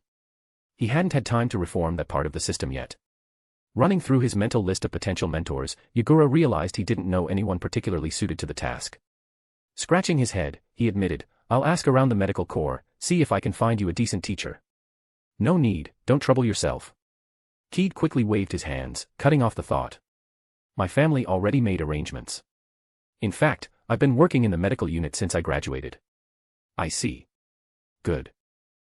He really hadn't been keeping up with his friend's situations. Kid understood that Yagura had been swamped with responsibilities as Mizukage and didn't hold it against him. Instead, he firmly stated, I'll do my best to become the greatest medical ninja in the Mist. Jonin suddenly chimed in with an approving nod. That's a solid goal.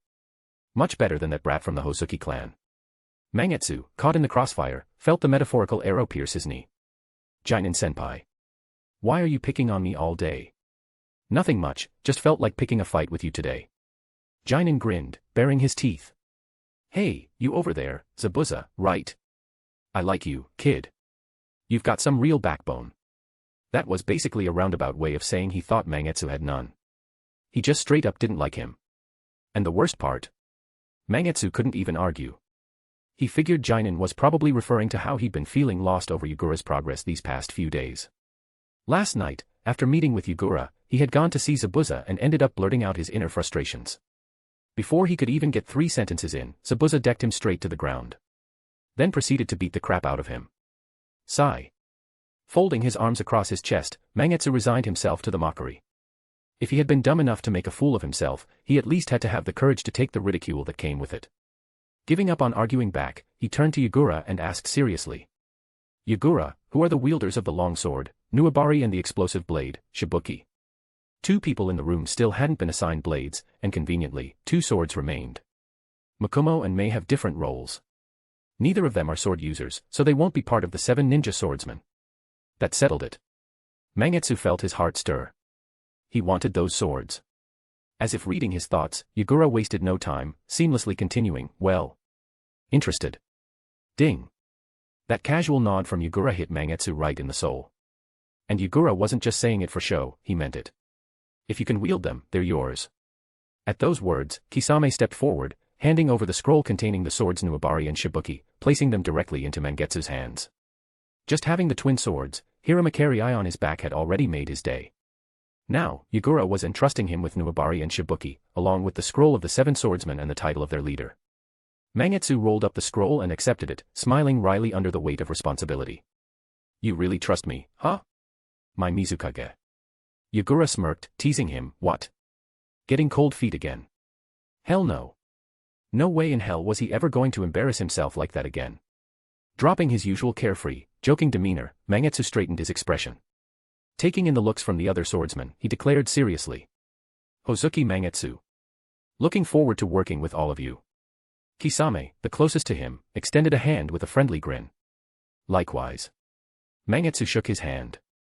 No childish contests of strength, no unnecessary bravado. Kisame followed Yagura's decisions without question. If Yagura had chosen Mangetsu to lead the 7 ninja swordsmen, Kisame had no objections. Reliable as always. Carefully stowing away his prized sword scroll, Mangetsu gave Yagura a sincere nod of gratitude. I'll become your strongest ally. Yagura had kept his promise. And Mangetsu wouldn't break his own. Deep down, ever since he agreed to lead the 7 swordsmen, an ambition had ignited within him. Not just 3 swords, all 7. Given time, he wanted to master them all. Big words. Careful, or you might grow fangs. Yagura neither confirmed nor denied his statement, simply flashing a sly smile. Then, shifting his gaze, he turned to the next person. How about you, Makumo? Interested in joining the intelligence division? During the Chunin exams, Makumo's scouting and intelligence gathering skills had left a deep impression on Yagura. Makumo saw no issue with the assignment and nodded. No problem. And Mei, how about becoming my assistant? The last unassigned member. Yagura explained his reasoning. Right now, my assistant is the leader of the Yuki clan. But since she's also managing clan affairs, she's often overwhelmed. I need another right hand.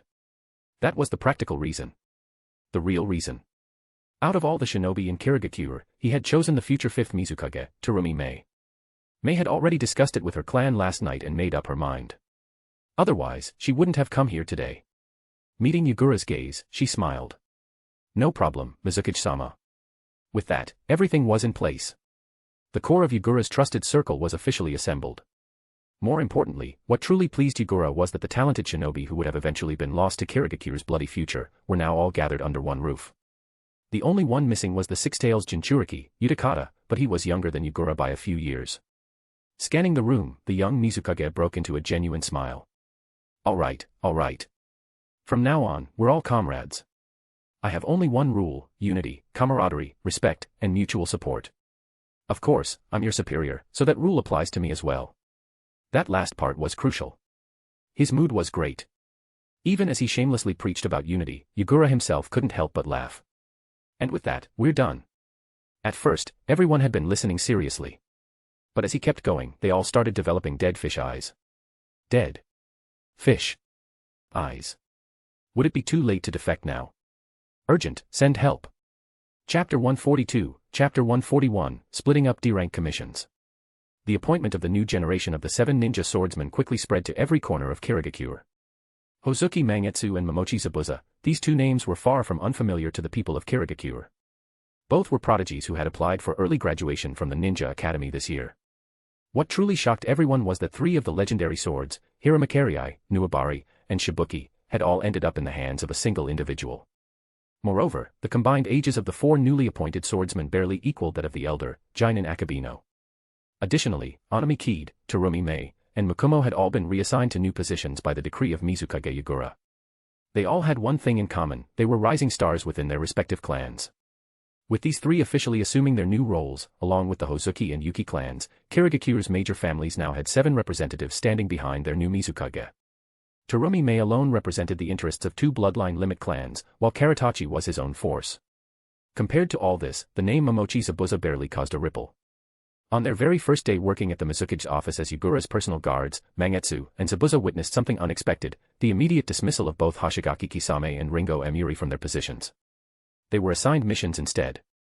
Kisame and Amuri were currently at a bottleneck, stuck between Chunin and Jonin level in terms of raw skill. Without their swords, they were just a step away from reaching Jonin rank. Staying by Yagura's side in comfort would not help them break through. And Yagura had no intention of letting them stagnate in a sheltered environment. That would be a waste of their potential. Kisame and Amuri themselves understood what they needed at this moment. Upon receiving their orders, there was no need for words of gratitude. They simply each accepted an A-rank mission in another country, stayed in the village for a night, and left early the next morning. Mangetsu and Zabuza, still processing what they had just witnessed, exchanged glances in confusion. All right, enough. Staring. Yagura punched each of them lightly on the shoulder. You 2 still have a long way to go before reaching their level. Once you hit a bottleneck, I'll send you out on missions too. Don't think you can freeload here forever. This isn't a charity. Among the 4 newly appointed swordsmen, if they weren't wielding their blades, their strength ranked as follows: Kisame, Amuri, Mangetsu, Zabuza. Mangetsu and Zabuza sighed. They didn't want to admit it, but the difference in skill was undeniable. For now, however, they had to take over the responsibilities that had previously belonged to Kisame and Amiri. Yagura handed them a thick stack of documents. One of you sort these by category, just use common sense. The other one, stamp approvals. Keeping them busy would stop them from overthinking things. Seeing their stunned expressions, Yagura feigned surprise. Wait, you didn't think being a guard just meant standing around all day, did you? The office staff, including Elder Ginshur, struggled to hold back their laughter. Even the Anbu have to handle paperwork. The Anbu members in the room suddenly stopped smiling. No need to ask why, the budget was tight, and everyone had to pull their weight. Terumi Mei, seated beside Yuki Murasaki, quietly absorbed the intricacies of handling official documents. She smirked internally. Among the 5 great nations, Kirigakure was likely the only one where the Mizukage assigned paperwork to Anbu and personal guards. With Mangetsu and Zabuza now occupied, Yagura returned to his seat, shifting into work mode. Military Affairs Department, is the data I requested ready? Mangetsu and Zabuza turned their heads in surprise. This was their first time seeing Yagura in action. Yesterday, he had seemed carefree and playful, as if he were just goofing off. They never expected that the young leader who used to be so casual and lighthearted now had the demeanor of a true authority figure. Yes, sir. The head of the Military Affairs Department stepped forward, opening a file on Yagura's desk. Mizukage-sama, here is the detailed data on D-rank commissions, categorized by task type as per your request. Good, well done. We also compiled data on commissions of other ranks, though due to time constraints, the details aren't as thorough. If needed, we can refine the report further. That won't be necessary for now. Yagura glanced at the department head approvingly. A competent worker. He understood what his superior needed before being asked, going beyond basic duties to prepare for possible follow-ups. And this wasn't something as simple as running an Excel spreadsheet like in Yagura's previous world. This world had computers, yes, but it was still the late 20th century. While computers were capable of basic calculations and data processing, they lacked the convenience of 21st century technology. The department head remained standing, waiting for further instructions. Yagura had some initial thoughts about D-rank commissions based on earlier, incomplete reports and his observations of the Military Affairs Department's daily operations. However, he needed to analyze the full data and discuss it with the department before making any decisions. Taking a deep breath, he focused on the report. Throughout August, Kirigakure handled D-rank commissions making up 66% of all village assignments. Among them, household chores such as cleaning, weeding farms, pest control, and herding livestock accounted for 42.93%. Investigation-related tasks, including finding lost pets, tailing unfaithful spouses, and locating lost items, made up 5.19%. Delivery tasks, such as mailing letters and transporting goods, made up 51.65%. Other minor commissions accounted for 0.23%. After deducting the 3% mission subsidy granted to Jonin, net earnings amounted to approximately 8.1 billion ryo, only 16% of the total revenue. T/N, I probably spent an hour on these numbers, they are so wrong. So I changed a lot of the numbers to make some sense of it. Comparatively, C-rank commissions, 83,000 missions, 50 billion ryo revenue, 6% deduction. B-rank commissions, 27,000 missions, 42 billion ryo revenue, 10% deduction. A-rank commissions, around 2,000 missions, 12 billion ryo revenue, 13% deduction. S-rank commissions, 217 missions, 16 billion ryo revenue, 25% deduction. Scanning the data, Yagura immediately identified the issue. D-rank commissions didn't generate significant revenue, yet they created the highest workload for the Military Affairs Department. More importantly, these commissions consumed a large portion of Jonin's training time. In peacetime, all active duty ninja were required to complete a set number of missions. Yagura had a bold idea. He wanted to eliminate D-rank commissions. Freeing Jonin from this burden would allow them more time to develop their skills. It would also streamline administrative tasks. And, of course, it would make money. The room fell silent. Everyone, from the Military Affairs Department to the financial officers, stared at Yagura in shock. What was the young Mizukage up to this time? Given his track record, they knew this wasn't a baseless decision. They remained respectfully silent, waiting for his next words. Even the finance team, though internally panicked, held back their protests. No D-rank missions. Where would they make up for the missing 20 billion ryo in revenue? Meanwhile, Zabuza, recalling Kisame's advice from the previous day, immediately moved to push the blackboard forward. Thanks. Yagura stood up, grabbed a piece of chalk, and wrote 3 bold lines. D-rank commissions. Housekeeping. Courier. Logistics. Computer and internet, one-click ordering. Chapter 143, Chapter 142, The Transport Workers. This time, Yagura didn't write as much. It wasn't even as long as the previous 5-year plan. The first line outlined the central theme of this meeting. Everyone, wait, since when did this turn into a conference? The second line detailed the categorization and breakdown of D-rank mission commissions, domestic services, delivery, and logistics. These 3 terms were unfamiliar to most people in the room. However, judging from their literal meaning, they could more or less grasp what they implied. Indeed, D-rank missions could be broadly classified into these 3 categories. Domestic services referred to various household chores requested by civilians. Delivery meant getting things from one place to another as quickly as possible. Logistics, more precisely, referred to escorting goods. Safe transport didn't require hiring shinobi, but when there were risks involved, ninja escorts became necessary. In truth, Yagura had a more fitting term in mind, but he held back, fearing it might be too abstract for his subordinates. He would explain it later. The third line, computer networks, one-click ordering. This was decentralizing D-rank commissions. Seeing the confused yet somewhat understanding expressions of his subordinates, Yagura paused before adjusting his phrasing to something more approachable.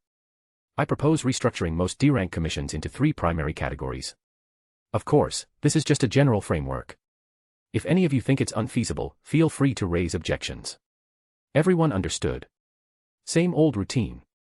After working together for months, they knew Yagura's personality well. Sure, it was frustrating to work for a leader who only provided broad directions and left 99% of the details to them, increasing their workload. But so far, his broad directions had never been wrong. And more importantly, he paid well. Each department responsible for implementation understood their role, so they had no complaints. Instead, they nodded, signaling for Yagura to continue. Not only did they have no objections, but at this point, they were actually looking forward to seeing what new ideas he would come up with. Having led several of these discussions, Yagura had begun mastering the art of leadership speeches. And what was the first step of any great leadership speech? Naturally, painting a vision. Why hold this meeting? What impact would these reforms have if implemented? How it would be executed? That wasn't the leader's job. First, sell them on the vision. If they liked what they saw, they would figure out the rest themselves. Seeing that no one objected, Yagura internally allowed himself a brief moment of symbolic guilt. Then, he clapped his hands on the board, cleared his throat, and got to the point. Due to the excessive volume of D-rank commissions and their limited individual value, they've placed a significant administrative burden on the Military Affairs Department. I believe it's time to change how we handle these commissions. Kirigakure should no longer accept D-rank commissions in its capacity as a shinobi village. From the moment a commission was issued by a client, received by the village, accepted by a shinobi, completed, and then reported back, the entire process was managed by the Military Affairs Department. It was easy to imagine just how much strain the overwhelming volume of D-rank commissions had placed on them. Upon hearing this, the personnel from the Military Affairs Department immediately straightened their backs. Workload reduction. Less paperwork. Was the Mizukage really about to lighten their burden? And on those dreadful, soul-draining D-rank commissions no less. They had to support this initiative. Besides, things like finding lost cats and dogs, do you think a shinobi's time and effort should be wasted on such tasks? You worked hard to graduate from the academy, rising above thousands of others to become shinobi. Is this what you trained for? If you have time for this, wouldn't it be better spent training and improving your skills? We raise shinobi, not babysitters. At first, Yagura's tone was formal and diplomatic. But as he spoke, it gradually shifted into blunt, down-to-earth language. It was crude, but everyone present agreed with the logic. Likewise, those who had just graduated from their genin years, Mangetsu, Zabuza, and Mei, silently nodded in agreement. Every morning, they would arrive at the Mizukage office and take on 5 or 6 D-rank commissions at once, running around from dawn to dusk. By the end of the day, they felt like all their time had been wasted on trivial chores. That time would have been better spent training and strengthening their abilities. The personnel in the room, especially those from the Military Affairs Department who were directly involved, understood this perfectly. But breaking away from the status quo wasn't so simple. Even small earnings added up. If D-rank commissions were truly abandoned, the finance department would be the first to cause an uproar. Elder Ginshur, who oversaw finances, would never allow such a thing to happen. That was why Yagura specifically stated that Kirigakure would no longer handle D-rank commissions as a shinobi village. So, how would they handle them? A state-owned enterprise. The same approach used by the British Empire. This time, however, the inspiration came from nationalized enterprises, adapted for the shinobi world. Yagura's knowledge from his past life was his greatest asset. His goal was to transform that knowledge into tangible benefits for Kirigakure. Twisting the chalk between his fingers, Yagura circled the 3 keywords on the board. 1 company for domestic services, 1 for deliveries, and 1 for logistics. These state-owned enterprises will handle D-rank commissions. They'll operate like companies, with annual profit shares distributed to the village. These companies can hire genin, but they can also employ civilians. D-rank commissions aren't dangerous, they don't necessarily require shinobi. He paused before adding, since the end of the Bloody Mist era, the first batch of graduates who didn't qualify as genin will be finishing their schooling this June. Though they haven't officially become shinobi, they still possess solid foundational skills, enough to perform these tasks competently. In simple terms, these reserves were highly capable workers. For delivery services, they wouldn't even need motorcycles or electric vehicles. These former genin candidates could simply carry the packages on foot, making for extremely efficient couriers. It was an elegant solution. Moreover, it addressed employment issues for graduates, reducing potential social unrest. With even a basic level of chakra training, these individuals were physically superior to regular civilians. Left unemployed, who knew what kind of public safety problems they might cause? While Kirigakure wasn't as aggressive as Kimogakure, Yagura had handled enough civil disputes to know that things could still get messy.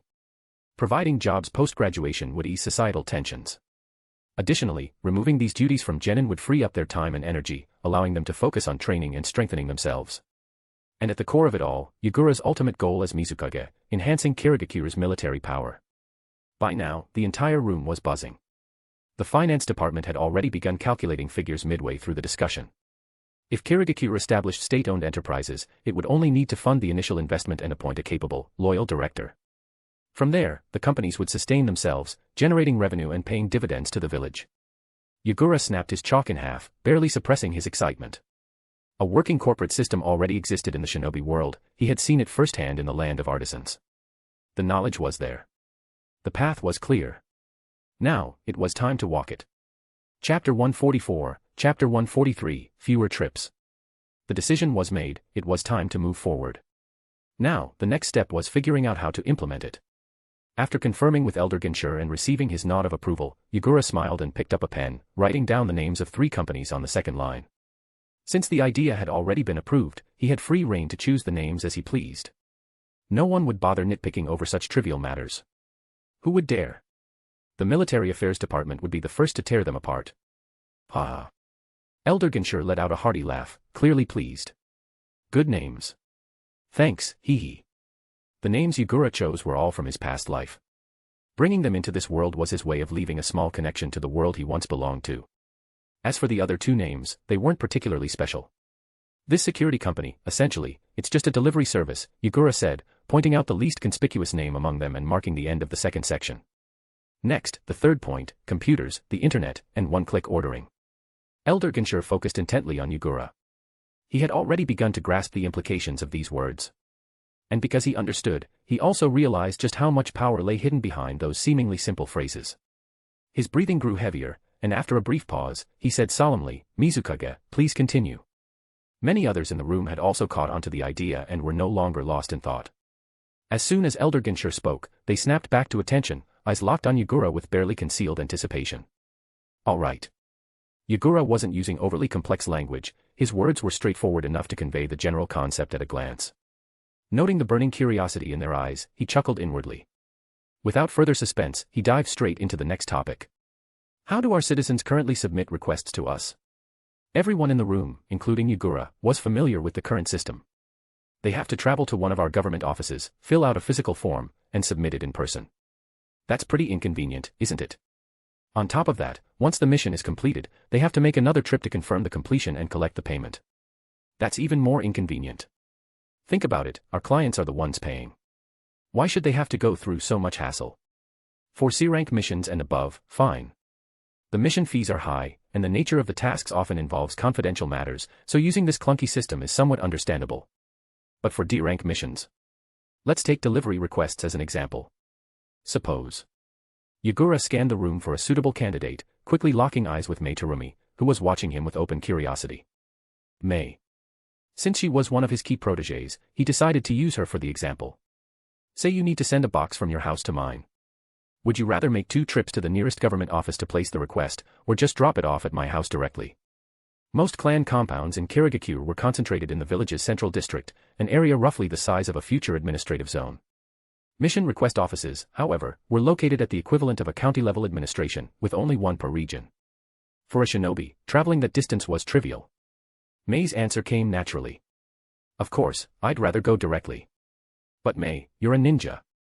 For ordinary civilians who don't have chakra, and with public transportation still underdeveloped, they might be able to deliver something within their neighborhood or district. But for anything farther, they'd still rely on ninja services. Yagura turned back to the audience. The logic here is the same. What logic? That we should make things easier for our clients, improve our service, and enhance our quality. It already seems excessive to charge 5,000 ryo just to deliver a package. 50 or 70 ryo is enough for a decent meal. We get away with it only because there's no real competition. Pricing is another discussion for later. The current process is too cumbersome. People are naturally lazy, they'll always take the easiest route. If we make things more convenient for them, they'll be more willing to use our services. Those who pay are gods. This was a fundamental truth Yagura had learned during his mission in the land of artisans, a principle quite different from the standard mindset of shinobi in this world. Setting aside the military role we serve during wartime, our job is to fulfill civilian requests. Essentially, a shinobi village is an organization of ninja. He paused, giving everyone time to digest his words before continuing bluntly. Looking at it this way, aren't we just a massive, labor-intensive service industry? Our core business is completing commissions, quickly, efficiently, and with quality. We pay shinobi, and they complete missions to earn their wages and bonuses. The sheer audacity of his statement left the room in stunned silence. They were shinobi. He was a shinobi. He was their leader. Ninjas, the most revered profession in the world. Could he really describe it like that? But, it made perfect sense. Of course, their service was riskier than that of normal industries, it involved assassination, theft, arson, and national secrets. Realizing that his words might have been a bit too groundbreaking, Yagura gave the shinobi in the room a moment to process. Gradually, the stunned expressions faded, and the room full of high-ranking officials began to regain their composure. Their gazes toward Yagura were now mixed with complex emotions. To hear such words from someone standing at the pinnacle of the shinobi world was almost heretical. But then again, this was Yagura. Even Elder Ginshur, who prided himself on his open-mindedness, was taken aback. Mizukage. Yes. Yagura responded obediently. It's best not to let these words spread. I understand. Picking up a piece of chalk, Yagura wrote down the key points he had just discussed before turning back to the group. Shall I continue? The collective numbness in their expressions was evident as they nodded. Please, go ahead. Since we're in the service industry, our next priority should be figuring out how to satisfy our customers. He drew an arrow from service industry and wrote service quality at the other end. Then, he branched out 2 subpoints. 1. Improving our shinobi skills to ensure missions are completed flawlessly. 2. Enhancing our attitude, stop looking so stiff and unapproachable on every job. Tapping on the second point, he added, I know I can be guilty of this myself. We don't need to grovel like other service industries. But as long as we're more approachable than before, and better than other villages, that's enough. Just being able to communicate with clients properly, without acting superior, that's all I'm asking. Got it. They understood. But whether the shinobi big shots would be willing to change was another matter. After all, being a ninja was the most esteemed profession in this world. Yagura knew this shift wouldn't happen overnight, so he didn't push it. I'll work on adjusting our mindset later. Let's move on for now. He moved the chalk back up. Improving our shinobi skills. That's a given. Every village does it. He chuckled, then said, but this field is getting too competitive, it's a brutal race. Not just for us. Every shinobi village is on this path. So, what makes clients choose us? What sets us apart? What unique advantage do we have? Competition wasn't just about service, it applied to all industries. By now, many in the room had pieced together Yagura's entire vision, especially Elder Ginshur and those from the Commerce Department. Yagura drew a final arrow, connecting service industry to fewer trips, more convenience, then to computer and internet, one-click ordering. Everything was coming together. Chapter 145, Chapter 144, Expanding Horizons. Enhancing a ninja's strength is something every village strives for, including us. Naturally, we won't fall behind. But when it comes to ninja commissions, we should take a different approach. Competing endlessly, what's the point? Since Yagura had already likened the ninja villages to major corporations, it was only natural that he would also consider services like express delivery and food delivery from his past life. The rapid growth of that industry hinged on one key factor, the ability to place an order with a single tap on a smartphone, just a few finger movements, effortless convenience. Before smartphones existed, people had to go to the post office to send parcels, and ordering food required making a phone call. Ever heard of Pizza Hut delivery? This world didn't have smartphones yet, but computers and the internet were already in place. Everyone present was intelligent enough to grasp the concept. One-click ordering would make commission requests more convenient, and computers with internet access would be the tools to achieve it. That much was obvious, so Yagura didn't waste time explaining further. He gave them a moment to process his ideas before sitting back down. Raising a hand, he flipped over the hourglass that the Third Mizukage used to enjoy playing with, signaling everyone to discuss and respond. One person quietly asked Elder Ginshur a question. After receiving an answer, he relayed a set of data to the elder. More individuals followed suit, engaging in quiet exchanges with Elder Ginshur. Mizukage. The sand in the hourglass ran out. Elder Ginshur stood up and addressed Yagura. First, the primary issue: less than 10% of ordinary households have computers or internet access. If we transition to an online commission system, civilians without computers will still need to visit physical locations to submit requests. Additionally, if we shift to a corporate model, companies won't initially have the widespread network of branches that our government agencies currently do. For this plan to work, we lack the necessary infrastructure. This wasn't an era where everyone carried a smartphone. For ordinary citizens, buying a computer was an expensive burden. Moreover, the primary function of computers at this stage was data processing and office work. Over 99% of Kirigakure's civilian workforce had no need for computers in their daily jobs. That was indeed a problem. Yagura turned the issue back on them. Any solutions? He had no intention of solving everything himself. What was the point of hiring these people otherwise?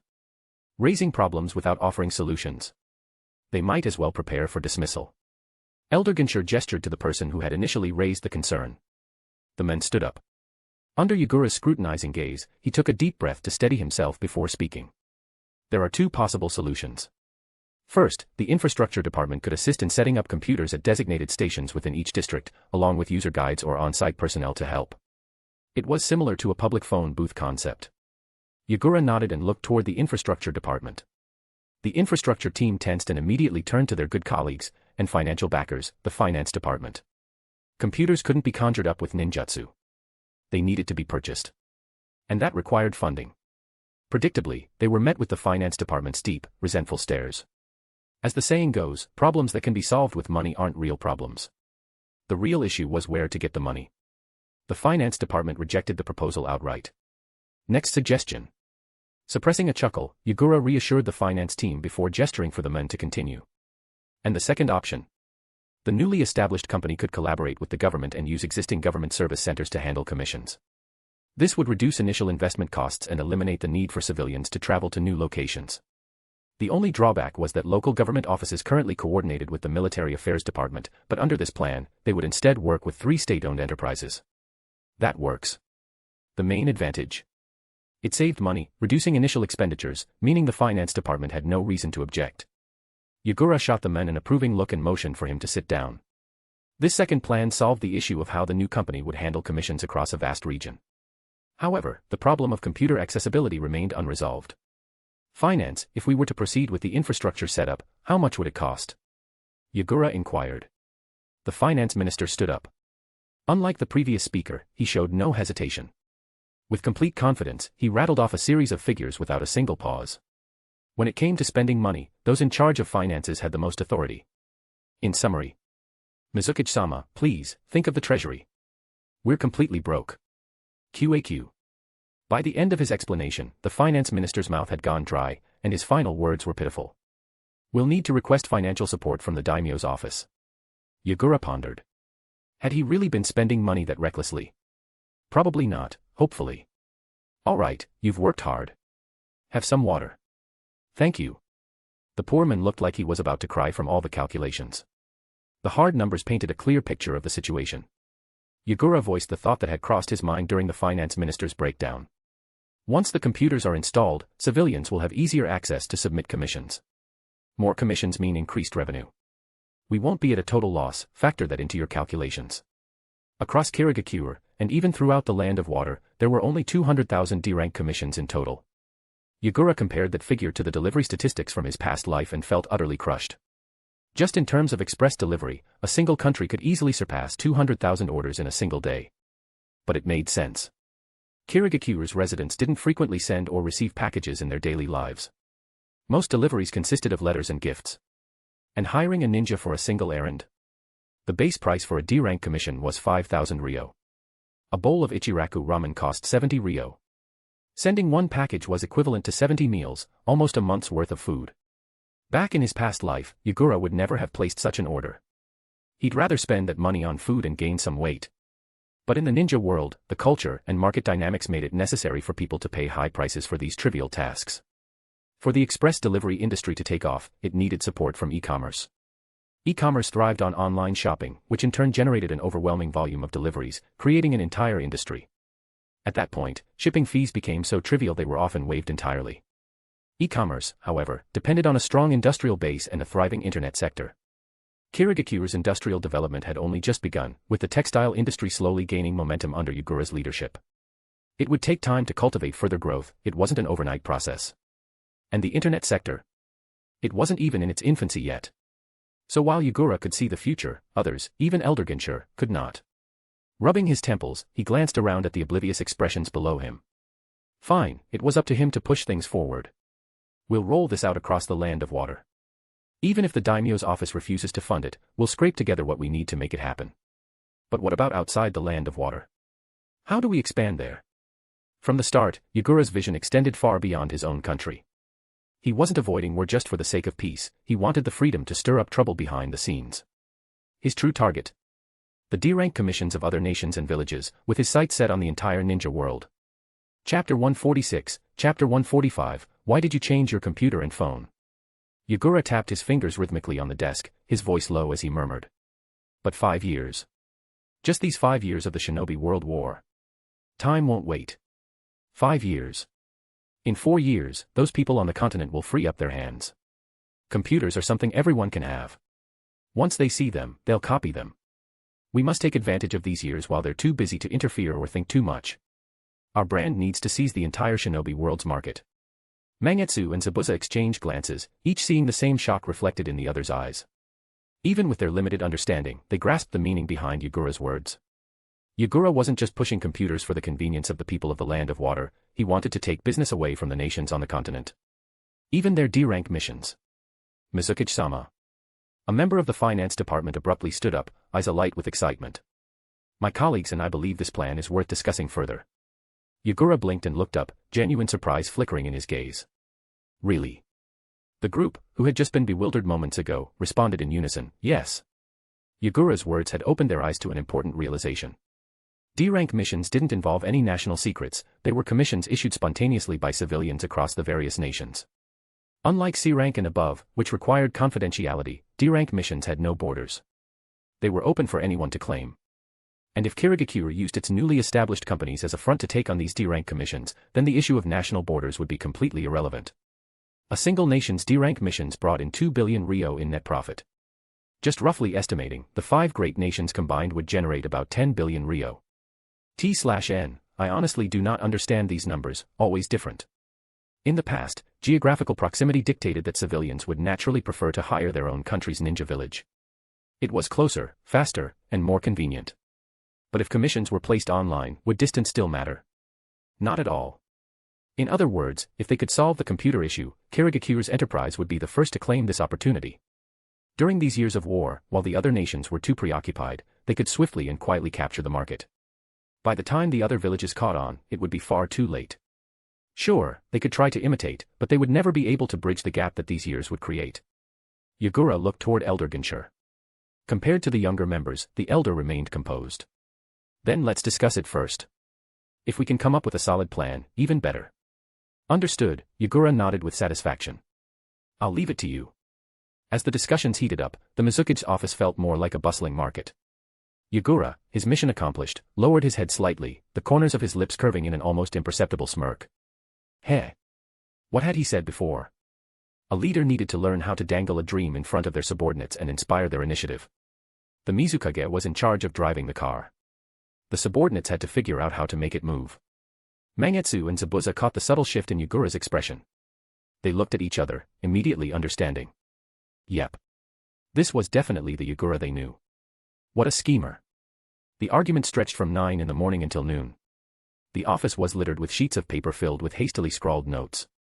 As lunchtime approached, Yagura, not being a tyrant, clapped his hands and called for a break. Save your progress. Resume the discussion after lunch. However, the heated debates had left many restless. Lunch was rushed, naps were skipped, and everyone was back at their desks, frantically jotting down ideas. By the time Yagura returned at precisely 2 in the afternoon, the office was still packed. The atmosphere was quieter than before, but filled with anticipation. As soon as he stepped in, eager eyes turned toward him. "Yo, good afternoon, everyone." Yagura greeted them with a grin. "From the looks on your faces, you've already reached a conclusion." That was fast. "Elder." He turned toward Elder Ginchur, who was clearly the designated spokesperson.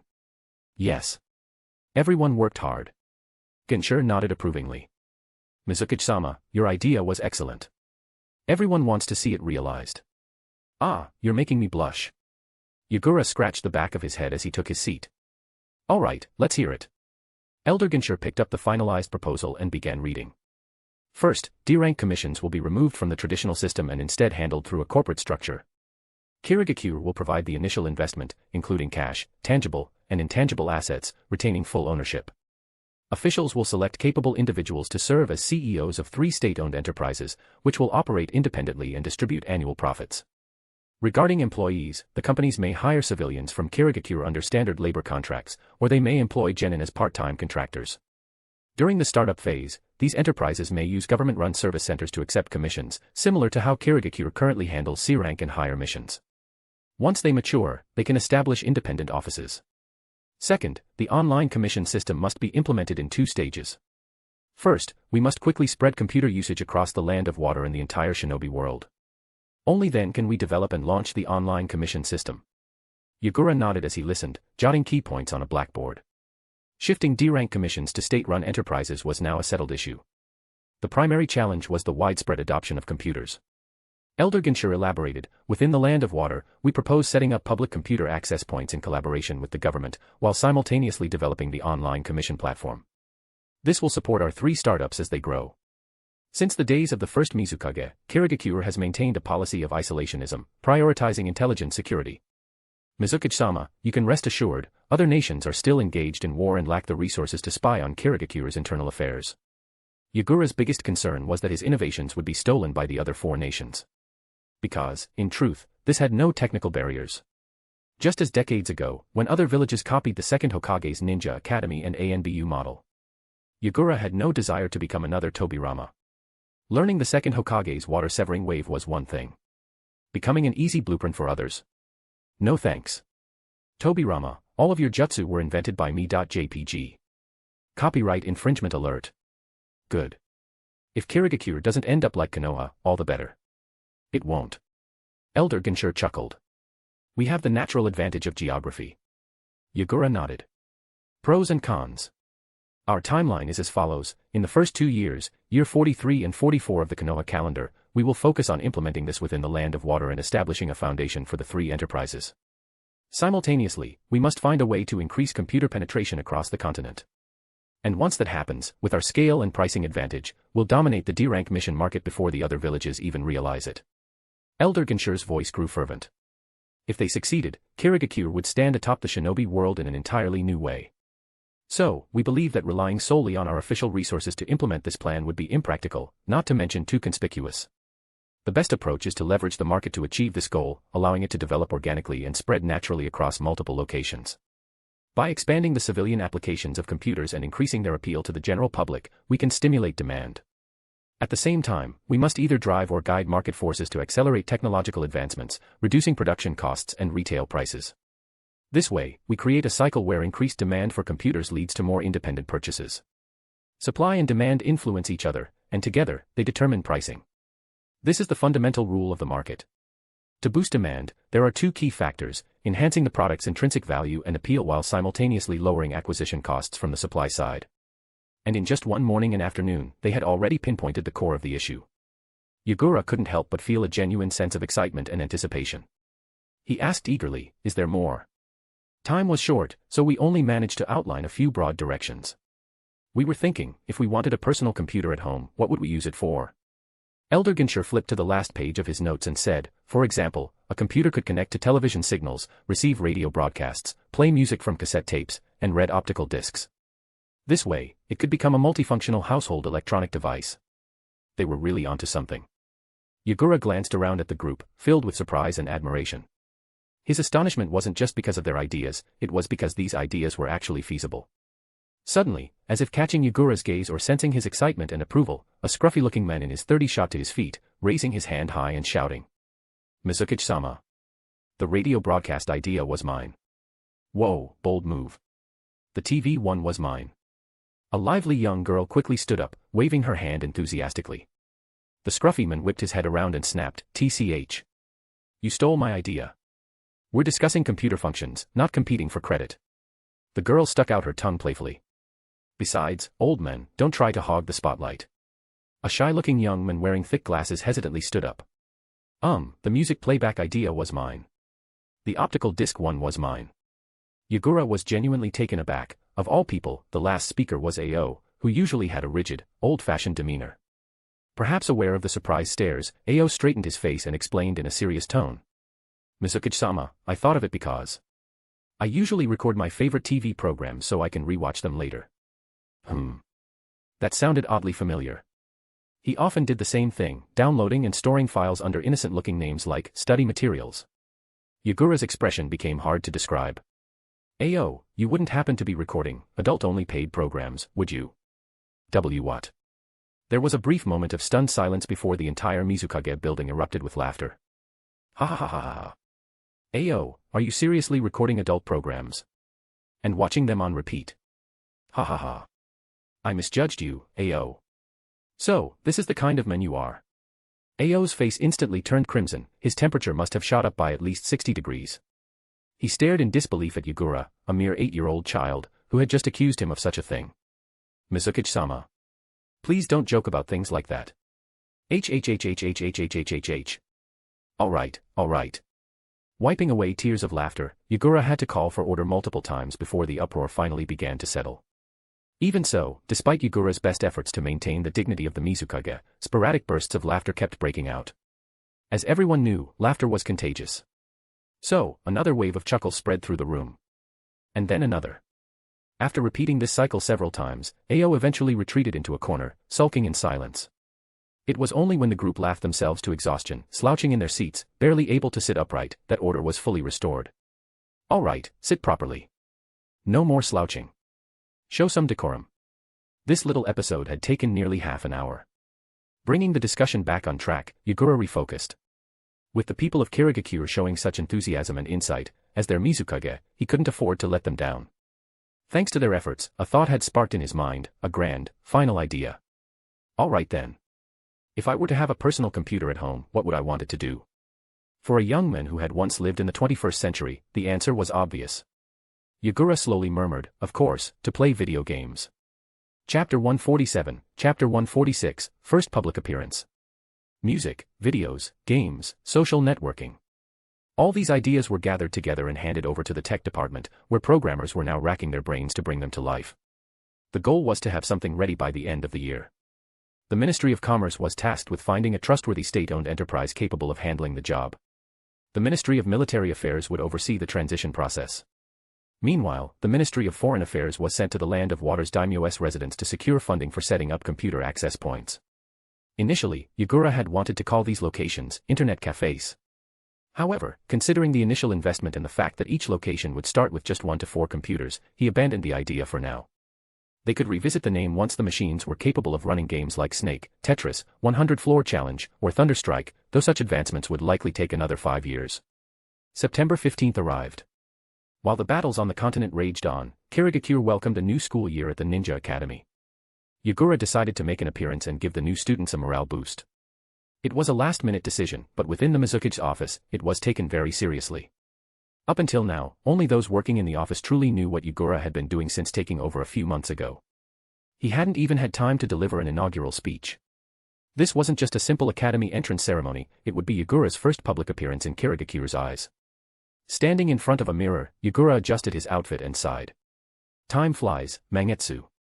Yeah, hard to believe we were just starting here a year ago. As one of Yagura's guards, Mangetsu naturally accompanied him. His outfit was simple and didn't require much adjustment. His signature white-gray hair complemented a black sleeveless top and standard ninja trousers, making him look sharp and ready for action. Zabuza dressed similarly, also wearing a black sleeveless top and ninja trousers, with several layers of bandages wrapped around his neck. Compared to them, Yagura's outfit seemed excessive, as if he stood out too much. Glancing at the two, Yagura remarked, "If you two didn't look so different, people might actually mistake you for brothers."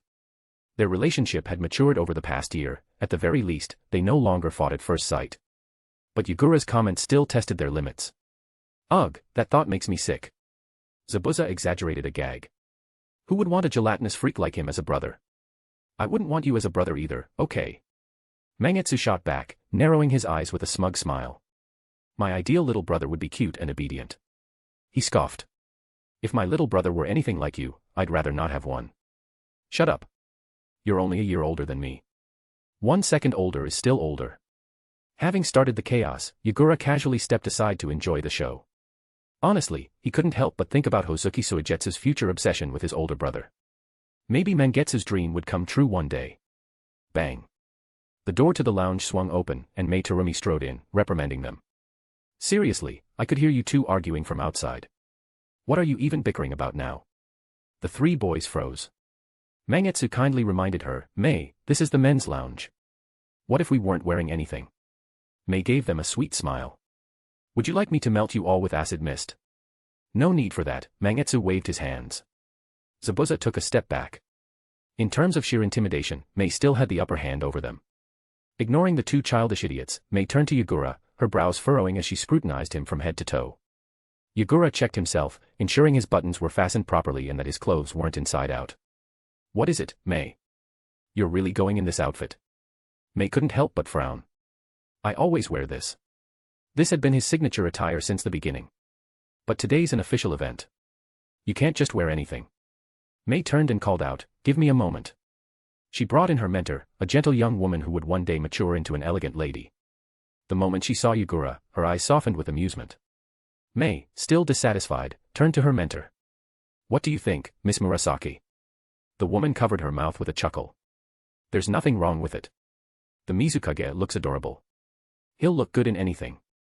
With a nod, Murasaki turned to Yagura. "Mizukage-sama, it's about time we left for the academy."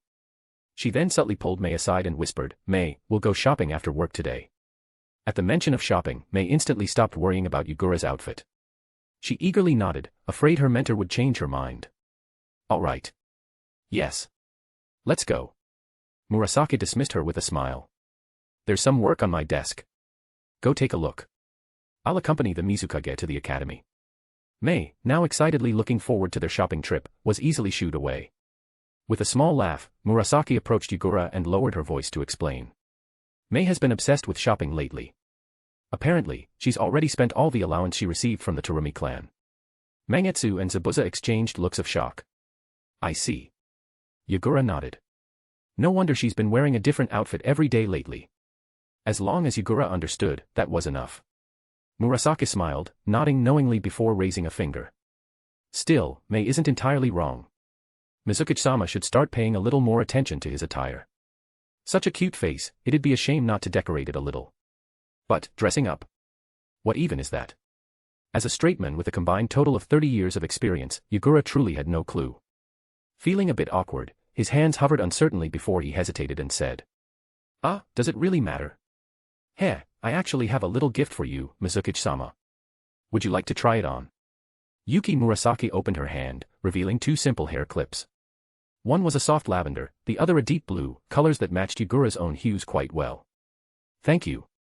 A bit puzzled, Yagura accepted them and fiddled with the clips, pressing them open and shut a few times. "So, how do you use these?" "They go in the hair, right?" Murasaki stifled a laugh. "That's right." After a moment of thought, Yagura clipped them onto the bangs over his right eye, pinning back the slightly longer strands against his forehead.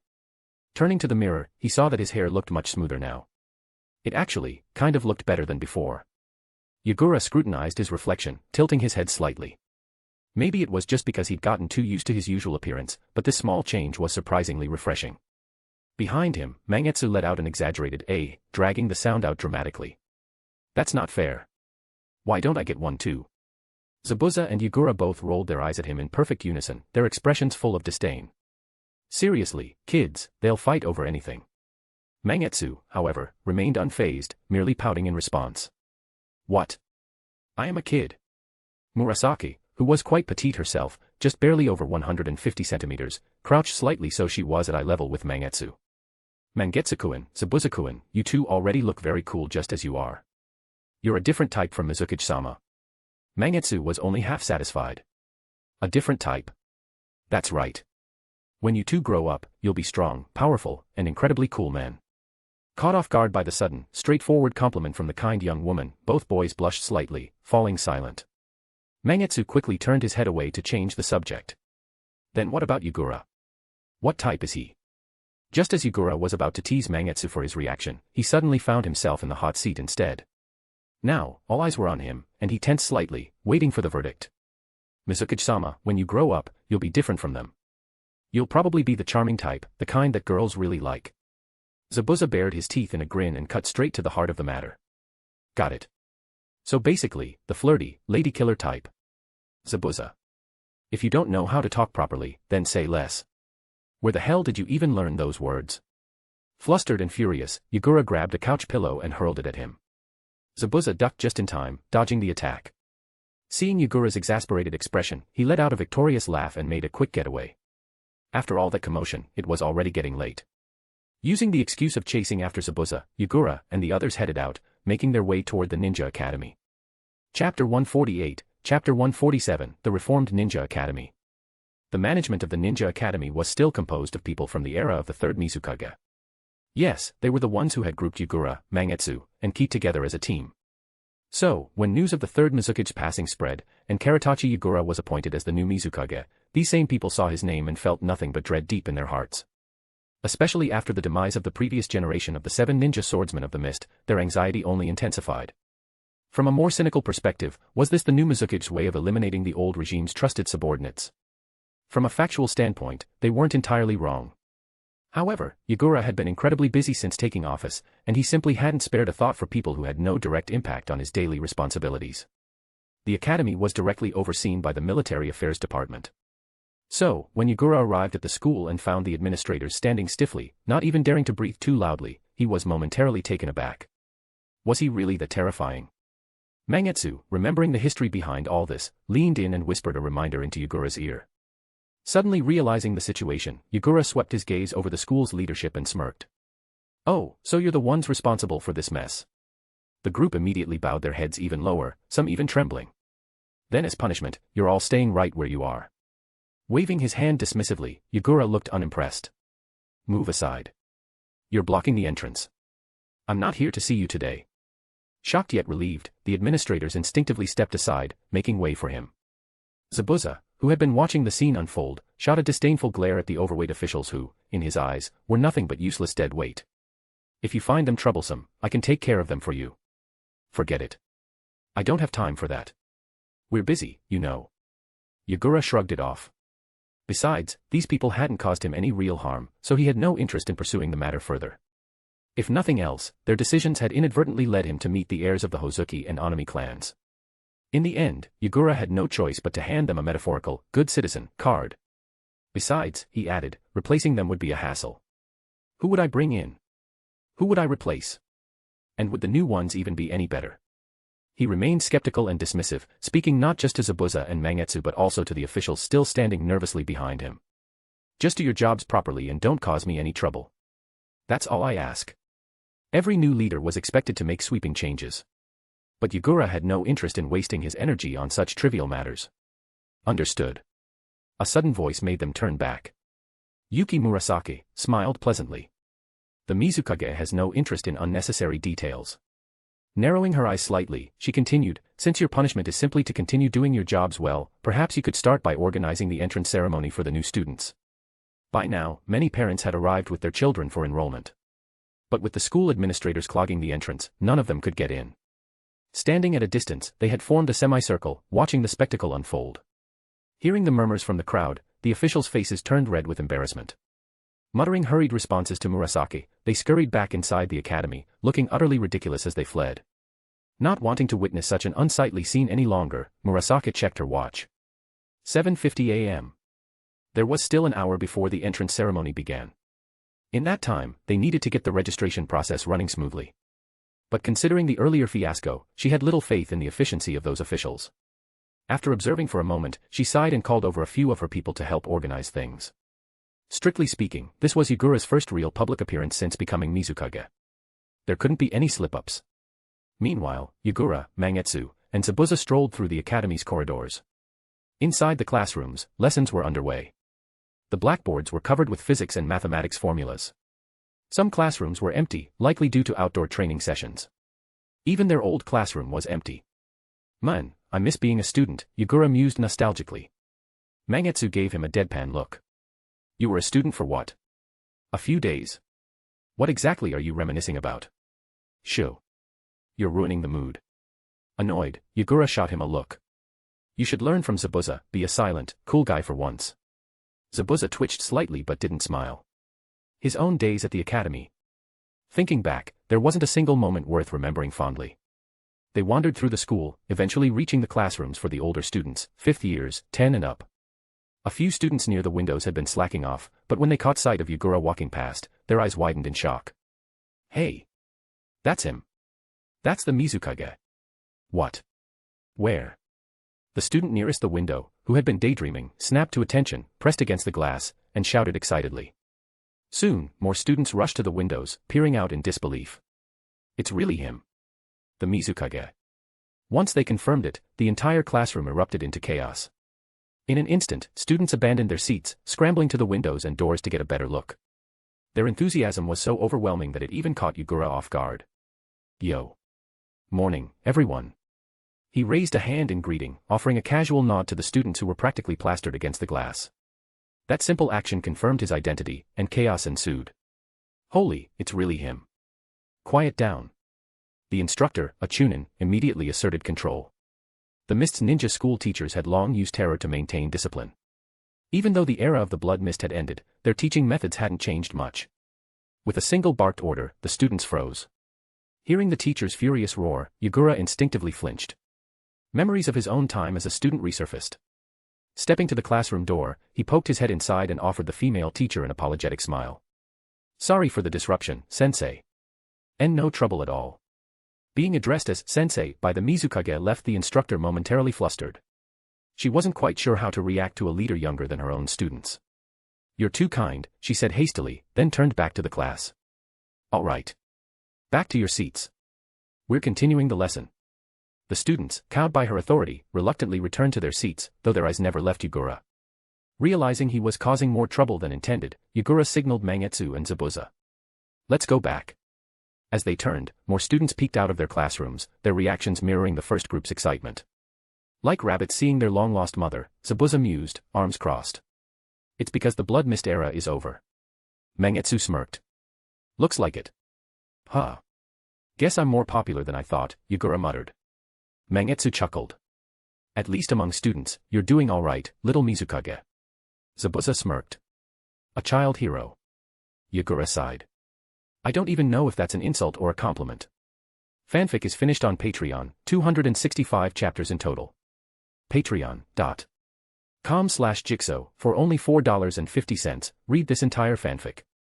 Chapter 149, Chapter 148, Public Opinion and Image. What kind of Mizukage is Karatachi Yagura? Ever since the death of the third Mizukage and Yagura's succession, this question had been a hot topic in the shadows of Kirigakure. From the very beginning, Yagura faced skepticism due to his young age, both from the shinobi and the ordinary citizens alike. In the first few months of his tenure, Yagura buried himself in his office, never making a public appearance. This only fueled conspiracy theories. If there was nothing to hide, why hadn't the new Mizukage shown himself to the people of Kirigakure even once? So when Fuguki Suikeisen revealed the incident with Bakura, public opinion against Yagura exploded with unprecedented intensity. The fear of the unknown Mizukage, the distrust in his youth, and the anxiety about Kirigakure's future all coalesced into a storm of resentment, ignited and fanned by Fuguki Suikeisen. There were even riots outside the Mizukage building. The uproar became impossible to conceal, even the diplomatic missions from the other four nations took notice and reported back to their respective countries. Later, Yagura decisively crushed Bakura and the previous generation of the 7 ninja swordsmen of the mist in one swift stroke, finally quelling the unrest. Hundreds of Kirigakure shinobi had participated in the siege against Bakura. They personally witnessed her death and even cast the weapons that ended her life. With their vengeance fulfilled, they spread the word. Among the shinobi of Kirigakure, Yagura's reputation began to improve. Even though Yagura himself didn't care much about public opinion, Elder Ginshur and Ao realized its significance and began to work on shaping it behind the scenes. Sometimes, what you do matters less than ensuring people see what you have done. Abolishing the Bloody Mist era, advocating for peace, and implementing various economic reforms, these changes were all officially credited to Yagura through a series of public announcements orchestrated by Elder Ginshur. The people of Kirigakure suddenly realized. Oh, so all of this was the new Mizukage doing. The abolition of the Bloody Mist only impacted the shinobi, civilians saw no immediate change. Economic reforms had yet to yield tangible results, benefiting only a select few. However, Kirigakure's neutrality in the Third Shinobi World War affected everyone. A few aggressive warhawks saw Yagura's pacifism as weakness. But most people feared death. To the common folk, war had never been a good thing. Simply maintaining neutrality and keeping Kirigakure out of the war had already earned Yagura considerable favor. Still, when looking at everything he had done, it seemed like anyone in his position could have accomplished the same. Nothing felt particularly extraordinary. He did not match the image of a Kage that people held in their hearts. Compared to past Mizukage and the other leaders of the shinobi villages, he seemed different. A Kage should be the strongest, powerful enough to protect their village. That was the ideal figure of a Kage in the minds of Kirigakure's people. The entrance ceremony was about to begin. Yagura waited at the ceremony square on the ground floor. Taking his seat at the podium, he glanced around. Hozuki Mangetsu and Momochi Zabuza, along with 2 Anbu guards, stood at the four corners of the stage, acting as his protectors. Some of the faster new student classes had already assembled. Led by their teachers, they stood in formation on the square. Around them, a crowd of Kirigakure civilians who had caught wind of the event filled the perimeter, forming 2 or 3 layers deep. People in the back stood on their toes, peering forward. More accurately, they were staring at Yagura on the podium. Hey. The rumors were true. That's the Mizukage. Can you even call him Mizukage-sama? He's just a kid. They said the new Mizukage was a child, but I never actually saw him until now, so it's true. Honestly, if you put him among the kids down there, he wouldn't look out of place. How could they entrust Kirigakure's future to a child like him? Hey. The Fourth Mizukage kept us out of the war. I know, and I appreciate that. But having a child lead us is still worrying. Can he really protect us? Terumi Mei, still uneasy about Yagura, had come from the Mizukage's office. She exchanged a glance with her mentor, Yuki Murasaki, then turned her gaze toward the podium. Yagura sat there with his eyes closed, seemingly indifferent to the murmuring crowd, letting the discussions unfold naturally. Most of Kirigakure's citizens were unfamiliar with their new leader. They were distrustful and filled with uncertainty. This was the perfect opportunity for Yagura to assert his presence. Taking over from Yuki Murasaki, Terumi Mei stepped forward. Mizukage-sama, all 48 new student classes, totaling 2,451 students, have assembled. We're ready to begin. Oh, good. Yagura glanced at the neat rows of small figures below. He nodded at Mei. All right, let's begin. Placing his hands on the table, he pushed his chair back and stood up. Mei, still uneasy, followed closely behind, whispering, Mizukage-sama, please stick to the speech approved by the elders. Wow, Mei, using the elders to pressure me. You've gotten sneaky. Well, that's only because you're too reckless. Taking the microphone from an ANBU member, Yagura stepped to the front of the stage. Facing countless gazes filled with mixed emotions, he met their eyes head-on. The square fell silent.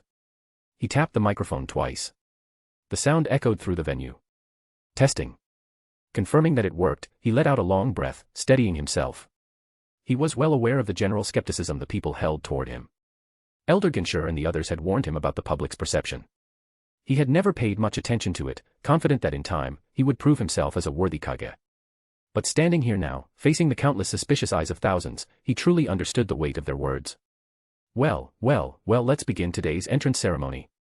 But contrary to expectations, Yagura showed no nervousness. His voice was smooth and clear as he spoke, nice to meet you, students. And to all the parents and people of Kirigakure here today.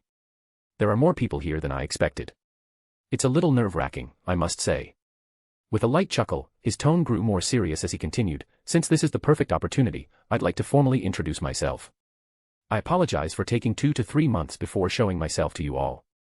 Pausing for a moment, he lowered the microphone. Facing thousands upon thousands of villagers, Yagura took a deep breath. I am Karatachi Yagura, the fourth Mizukage of Kirigakure. And with that, I welcome all new students to the academy. After all, today's main event was the entrance ceremony. Yagura moved on to the main topic of his speech. First of all, congratulations to all of you. You have successfully refined chakra, standing out among hundreds of thousands of your peers, and have earned the qualification to enter the Ninja Academy. Compared to your age group, you are fortunate. Compared to past students, you are even luckier. Starting this year, the blood mist policy is being gradually abolished. The graduates from this Ninja Academy will no longer have to go through the brutal tradition of killing their fellow classmates to become genin. Perhaps your parents have already told you about this. I am also pleased to see that this year, students who did not pass the ninja exam were able to walk out of the academy alive. Some have applied to retake the exam, while others have already put their chakra training to use in various professions. Yagura paused for a moment. The reactions of the adults were one thing. The reactions of the young students below him were another.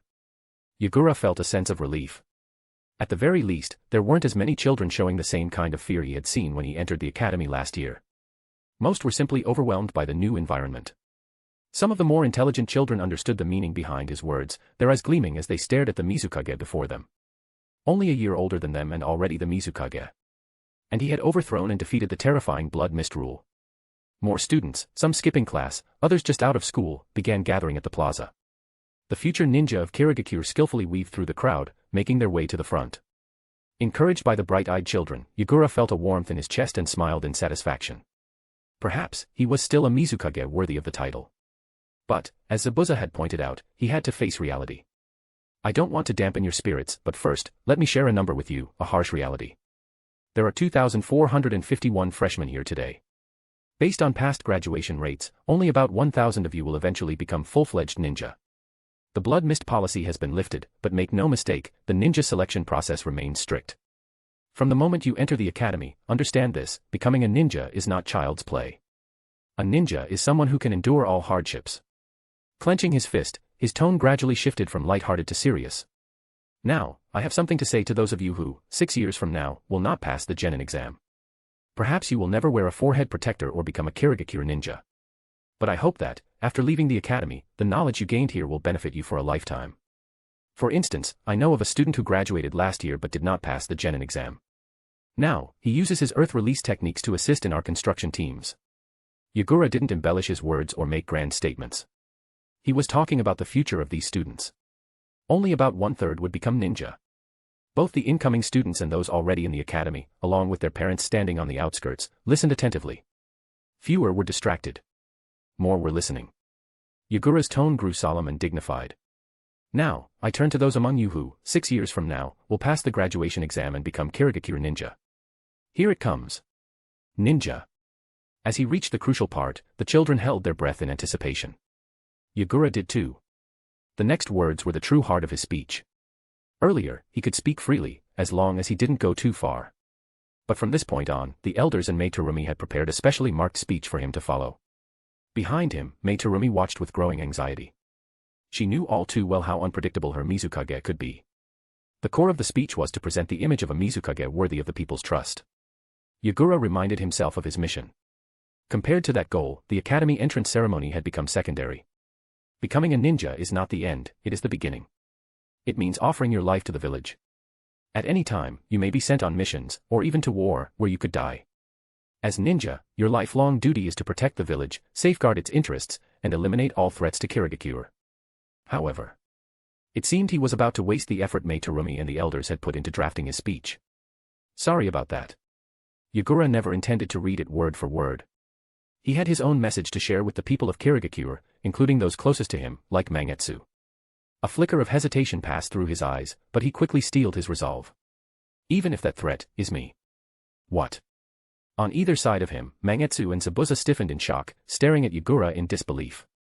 Behind him, Mei-Terumi's expression darkened instantly. She knew it. Yagura straightened his posture. With solemn conviction, he declared, I am the Mizukage, the leader of Kirigakure, the strongest among us. I must lead by example.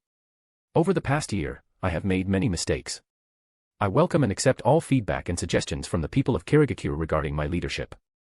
I, the fourth Mizukage, hereby swear before all of you, before everyone in Kirigakure, that I will dedicate everything to this village. Yagura's eyes darkened. If the day ever comes when I stray from my original path, refuse to listen to advice, and reinstate the horrors of the blood mist. A final safeguard. The previous Mizukage was gone, and the future of Kirigakure rested on his shoulders. Yagura would not allow past horrors to repeat themselves. If I ever raise a bloody blade against you, your comrades, or your families, then I hope every one of you here today will remember my words. Never forget the will to protect Kirigakure. Have the courage to challenge the Mizukage. Gain the strength to surpass me. He glanced at the stunned expressions of Mangetsu, Zabuza, and Mei Terumi, smiled at them, and continued, defeat me. Overthrow me. Kill me. Mangetsu, don't die a meaningless death this time. Zabuza, if you can't kill me alone, remember to bring backup. Mei, I hope you never have to bear the burden of Kirigakure alone again, secretly mourning the pain of the blood mist. Kirigakure does not need a Mizukage who will bring suffering and torment to its people. The words burst from him, carried by raw emotion. There was no applause. No cheers. Only silence. A heavy, stunned silence that enveloped the entire plaza. The ninja standing beside the Mizukage, the hidden clan observers mingling in the crowd, the ordinary Kirigakure shinobi, the civilians, the students. This Mizukage was not as weak or ordinary as they had imagined. Assessing the atmosphere, Yagura saw that, while the process had deviated from Mei Terumi's expectations, the outcome had been achieved. Lowering his hand, he concluded, dismissed. Under countless stunned and contemplative gazes, their Mizukage handed the microphone to an Anbu member and walked off stage. Glancing back briefly, he grinned mischievously at Mei Terumi. A little trouble never hurt, right? Fanfic is finished on Patreon, 265 chapters in total. Patreon.com/Jigsaw, for only $4.50, read this entire fanfic. Chapter 150, Chapter 149, Repercussions. Yagura's first public appearance ended with such an astonishing declaration. In front of a massive crowd, he proclaimed that shinobi should directly challenge their kage's mistakes, even going so far as to say that they had the right to kill the kage if necessary. On the way back. Mizukage-sama, you really are something else. Mei Terumi looked utterly exasperated. How could you say something so reckless? It was easy to imagine the immediate uproar this would cause in the usually silent Kirigakure. Such bold and radically unorthodox words were bound to spread like wildfire. She already dreaded the mountain of new responsibilities waiting for her once they returned. Oh well, it's nothing serious. Yagura smiled calmly, unfazed. Who knows? It might even have some unexpected benefits. Mei turned and glared at him. You don't have the right to say that. Yagura, knowing he was at fault, shrank back slightly. Oh. With his visible and hidden guards accompanying him, Yagura arrived in the northern region of the Land of Water, near Lake, the same lake where Isabu had been sealed before. Mangetsu and the others had been holding back their questions the entire trip. Sensing the atmosphere, they chose to remain silent until Yagura finally stopped. Mangetsu was the first to speak. So, what are we doing here?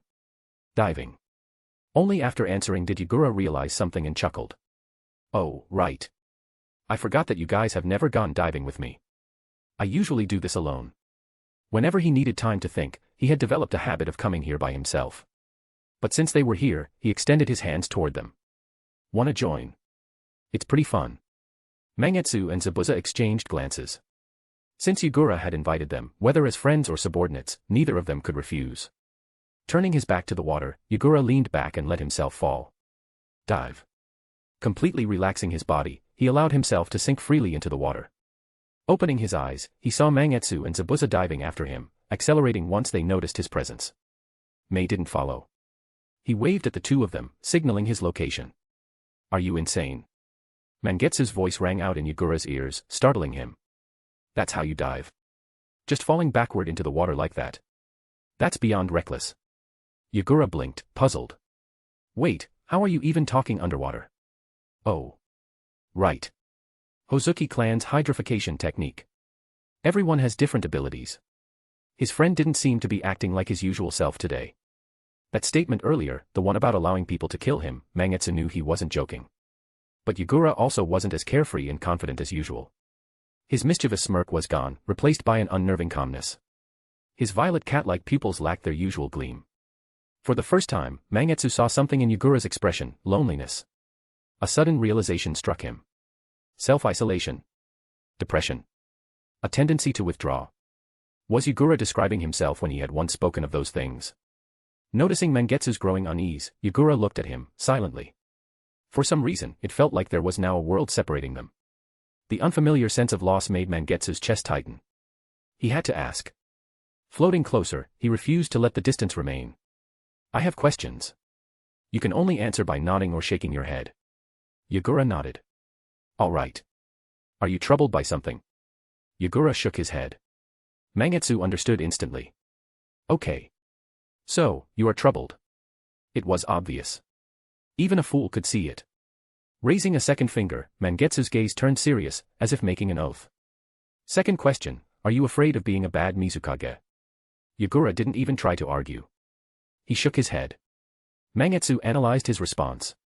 Third question, are you afraid that in the future, you won't be a good Mizukage? Yagura nodded. There it was. Mangetsu pressed on. Fourth question, because you don't have confidence in yourself. Yagura shook his head. So, it wasn't self-doubt. It wasn't about his own abilities. Only then did Yagura realize he was being cornered. Fifth and final question. Mangetsu's heart clenched as he locked eyes with Yagura, who had become eerily composed, waiting for the next words. Who? Who could make someone like you worry like this? Yagura stared at Mangetsu for a long time. Mangetsu refused to back down. Sometimes, you're sharper than you look. Shoo.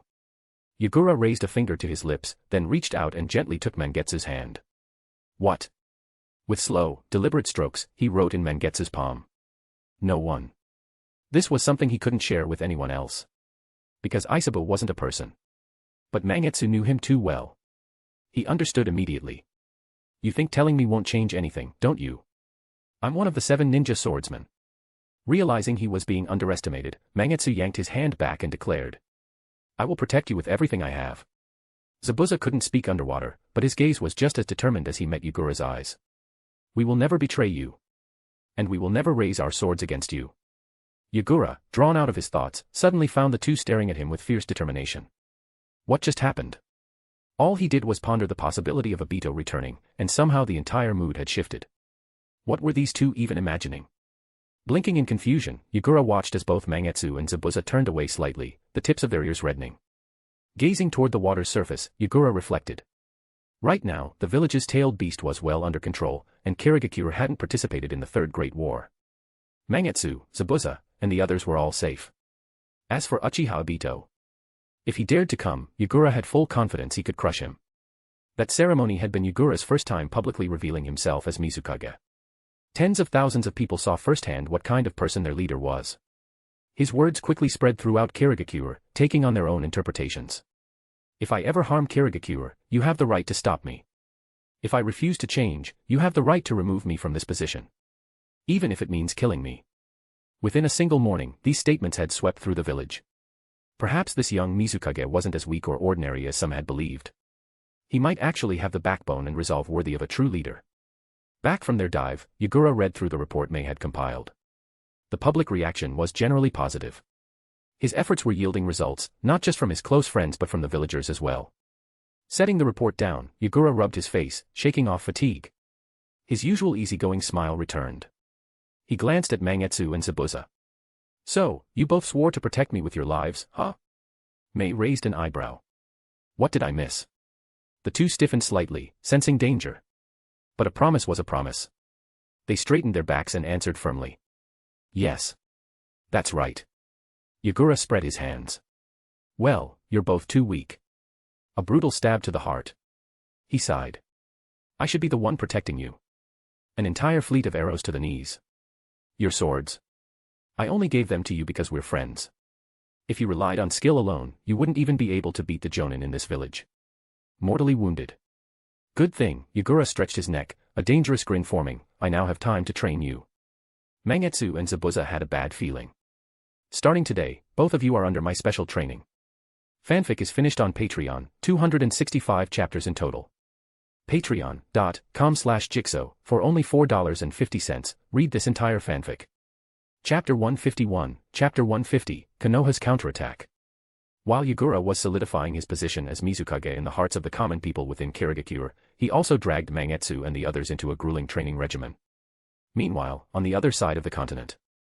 As the war among the four great nations progressed, the conflict escalated rapidly, with the war machines of the four hidden villages roaring to life.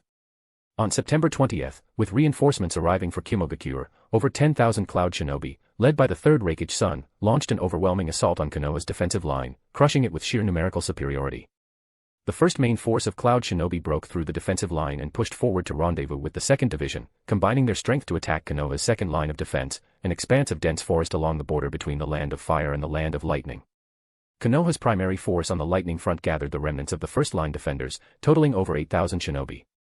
They relied on the narrow terrain of the Fire-Lightning border, stationing themselves in the forest to counter Kimogakure's numerical advantage. Additionally, Konoha urgently dispatched 2,000 reinforcements to the Kimogakure front. However, when the Konoha shinobi stationed at the Kimogakure front saw the reinforcements sent by their village, their hearts wavered. Because what arrived was a group of freshly graduated academy students, faces filled with fear and unease.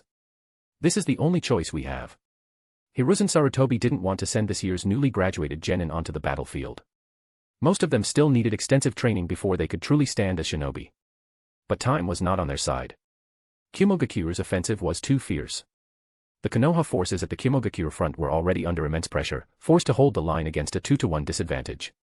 If the Cloud Shinobi broke through this line and pushed past the narrow passage at the Fire-Lightning border, they would enter the open plains of the Land of Fire. That was something Konoha absolutely could not allow. Not a single front line could be permitted to collapse. Shikaku Nara hesitated before speaking. Lord Third, the village still has. He was referring to the major clans of Konoha. The Uchiha, Hyuga, Sarutobi, even his own Nara clan, had yet to fully mobilize their forces. Not to mention the elite forces under Danzo Shimura's route. I know, Shikaku. Hiruzen Sarutobi cut him off. Those forces cannot be moved recklessly. They are a last resort, to be used only in the direst of emergencies. Shikaku, though young, had been appointed as Konoha's chief strategist for this war. However, he still lacked the ruthless decisiveness of the older generation of Nara. Hearing Hiruzen's response, Shikaku lowered his head and did not press further. It wasn't that he didn't understand the reasoning. The war was still unpredictable, and Konoha was currently at a disadvantage. The major clans wanted to preserve their strength. They weren't willing to go down with Konoha should the village ultimately fall to the combined assault of 3 other villages. If Konoha couldn't hold out, those clans could use their hidden reserves to switch allegiances and survive. However, the worsening war situation was unfolding just as he had predicted. Konoha was already at the point of sending academy students into battle. If this wasn't a dire emergency, then what was? Why was the third Hokage still refusing to take decisive action against the major clans? But this was not Shikaku Nara's decision to make. As Konoha's war strategist, his duty was to make the most out of the forces at his disposal to protect the village. Konoha needed a morale boost. Shikaku refocused on the war map before him, his mind racing through possible strategies. Kimogakure was strong and aggressive. The best approach was to avoid direct confrontation and wait for their momentum to wane. Sunagakure had fortified its position at Kikyo Mountain, fighting defensively. The 4th Kazekage had committed significant forces there, making it a less favorable target. Konoha's opportunity lay with Iwagakure. The war had been ongoing for a while, yet Iwagakure's frontline forces remained at around 10,000. For reasons unknown, the 3rd Tsuchikage, Anoki, had been holding back, just like Konoha's own major clans, waiting and watching. And that was precisely Konoha's chance. Shikaku made a bold gamble, secretly deploying Konoha's remaining 4,000 mobile forces to the Iwagakure front. By his calculations, the battle at the front should have already begun. On the night of September 21st, year 43 of the Hidden Leaf calendar, just past midnight, Konoha secretly gathered 14,000 shinobi at the Fire-Earth border. That night, with a 2-to-1 advantage, they launched a surprise assault on Iwagakure's 6,000-strong vanguard. After an intense battle that lasted half the night, Iwagakure's forces suffered severe losses and retreated dozens of miles. Post-battle statistics confirmed over 3,000 IWA shinobi dead or missing, with the survivors all wounded. The outcome was decisive, Konoha's overwhelming victory, Iwagakure's crushing defeat. One name stood out from the battle, Namikaze Minato. Surviving IWA shinobi described how this yellow-haired Konoha ninja led the charge, single-handedly turning the tide of battle. They only saw a flash of yellow light, and in the next instant, their comrades collapsed lifelessly. Such terrifying speed was unlike anything they had ever seen before. Panic spread through their ranks, and they were swiftly overwhelmed by Konoha's main forces. Of the 3,000 IWA shinobi who perished, at least 100 had fallen to that yellow flash alone. As soon as news of this battle reached Sunagakure and Kimogakure, both villages were furious. They immediately sent diplomatic envoys to question Anoki. Damn it. We're fighting Konoha with everything we've got, and you, Iwagakure, not only held back but also handed them a free victory. Konoha, having endured immense pressure for so long, was now reinvigorated by this decisive triumph. Suna and Kumo could clearly feel it. The Konoha shinobi they were fighting suddenly had a renewed hunger for battle. The once vulnerable prey was now baring its fangs. Iwagakure, upon receiving both the news of their defeat and the diplomatic letters from Suna and Kumo, was equally furious. Anoki clenched the battle report in his hand, his expression twisting into a cold smile. The Hokage sure has some capable people under him. So this was what it meant to be outsmarted. Anoki now fully understood. Looking at the casualty report, Kitsuchi felt uneasy. He set the report down and asked, "Lord Tsuchikage, what about our planned attack on Kirigakure?" "That's right." Iwagakure had been holding back from fighting Konoha because Anoki had his sights set on the weakened Kirigakure, which had lost both its first Mizukage and the 7 ninja swordsmen. But with the current turn of events, Anoki's priorities shifted. Without hesitation, he issued the order, "Forget it. Put Kirigakure on hold. Let that brat of a Mizukage enjoy his peace for a little while longer." Iwagakure had its pride. And Anoki, more than anyone, had his pride. By the afternoon, under his command, 15,000 IWA shinobi marched toward the Konoha front. With Iwagakure now fully committing its forces, the war escalated once again. Fanfic is finished on Patreon, 265 chapters in total. Patreon.com/Jigsaw, for only $4.50, read this entire fanfic. Chapter 152, Chapter 151, Tsunagekyure's Predicament. By December, the end of the year was approaching. The Third Shinobi World War had already been raging for 4 months. The battles between Konohagakure and the 3 other major hidden villages had gradually transitioned from initial skirmishes to a prolonged stalemate. None of the 3 battlefronts showed signs of decisive movement. The attackers struggled to break through enemy defenses, while the defenders failed to launch effective counteroffensives. To break the deadlock and seize strategic opportunities, all 4 major villages had begun fully mobilizing their war potential. As the war machine roared to life, greater amounts of manpower and financial resources were being poured into the conflict. Tsunagakure had committed its full strength, stationing over 10,000 shinobi at Kikyo Mountain. Iwagakure and Kimogakure had each deployed nearly 20,000 troops to their respective fronts. While they hadn't committed their entire forces, at least 80% of their military might had been engaged. As for Konoha, after routing Iwagakure's vanguard in September, Konoha's morale surged. The defensive lines on the Kimogakure front held firm, with no further breaches. Assessing the overall situation, Konoha had not shown any signs of losing momentum, which gave Hiruzen Sarutobi the confidence to rally the village's major clans. The elite forces of the Uchiha, Hyuga, Aburame, Inazuka, and Sarutobi clans were now being deployed to reinforce the Kimogakure front. This was a common practice among all villages. While commoner shinobi made up the bulk of the forces, the true backbone of any shinobi army, the core of its strength, lay in the clans with long-standing traditions and formidable bloodlines. Although Konoha was still numerically disadvantaged, the infusion of elite reinforcements allowed it to stabilize the situation against Kimogakure. Tactical withdrawals had become rare. On the Iwagakure front, despite being outnumbered 2-1, Konoha managed to hold its ground thanks to an unexpected ace. Nara Shikaku referred to it as the wild card, Namikaze Minato. The name Yellow Flash began to spread across the battlefield, carried on the corpses of IWA shinobi. His presence alone kept the fight between Konoha and Iwagakure evenly matched.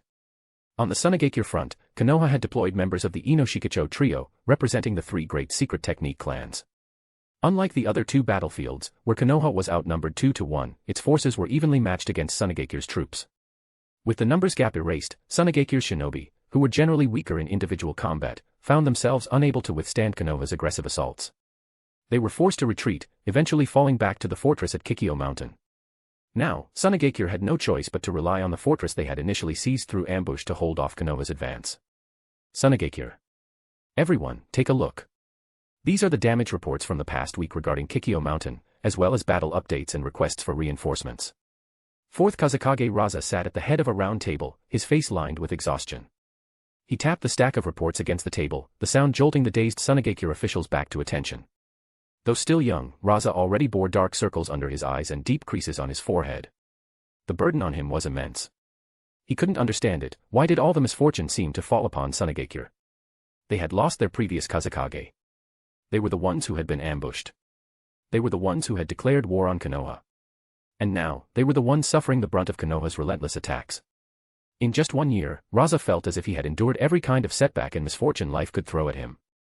At this level of the game, he was the first among the 5 Kage to take office as a 4th.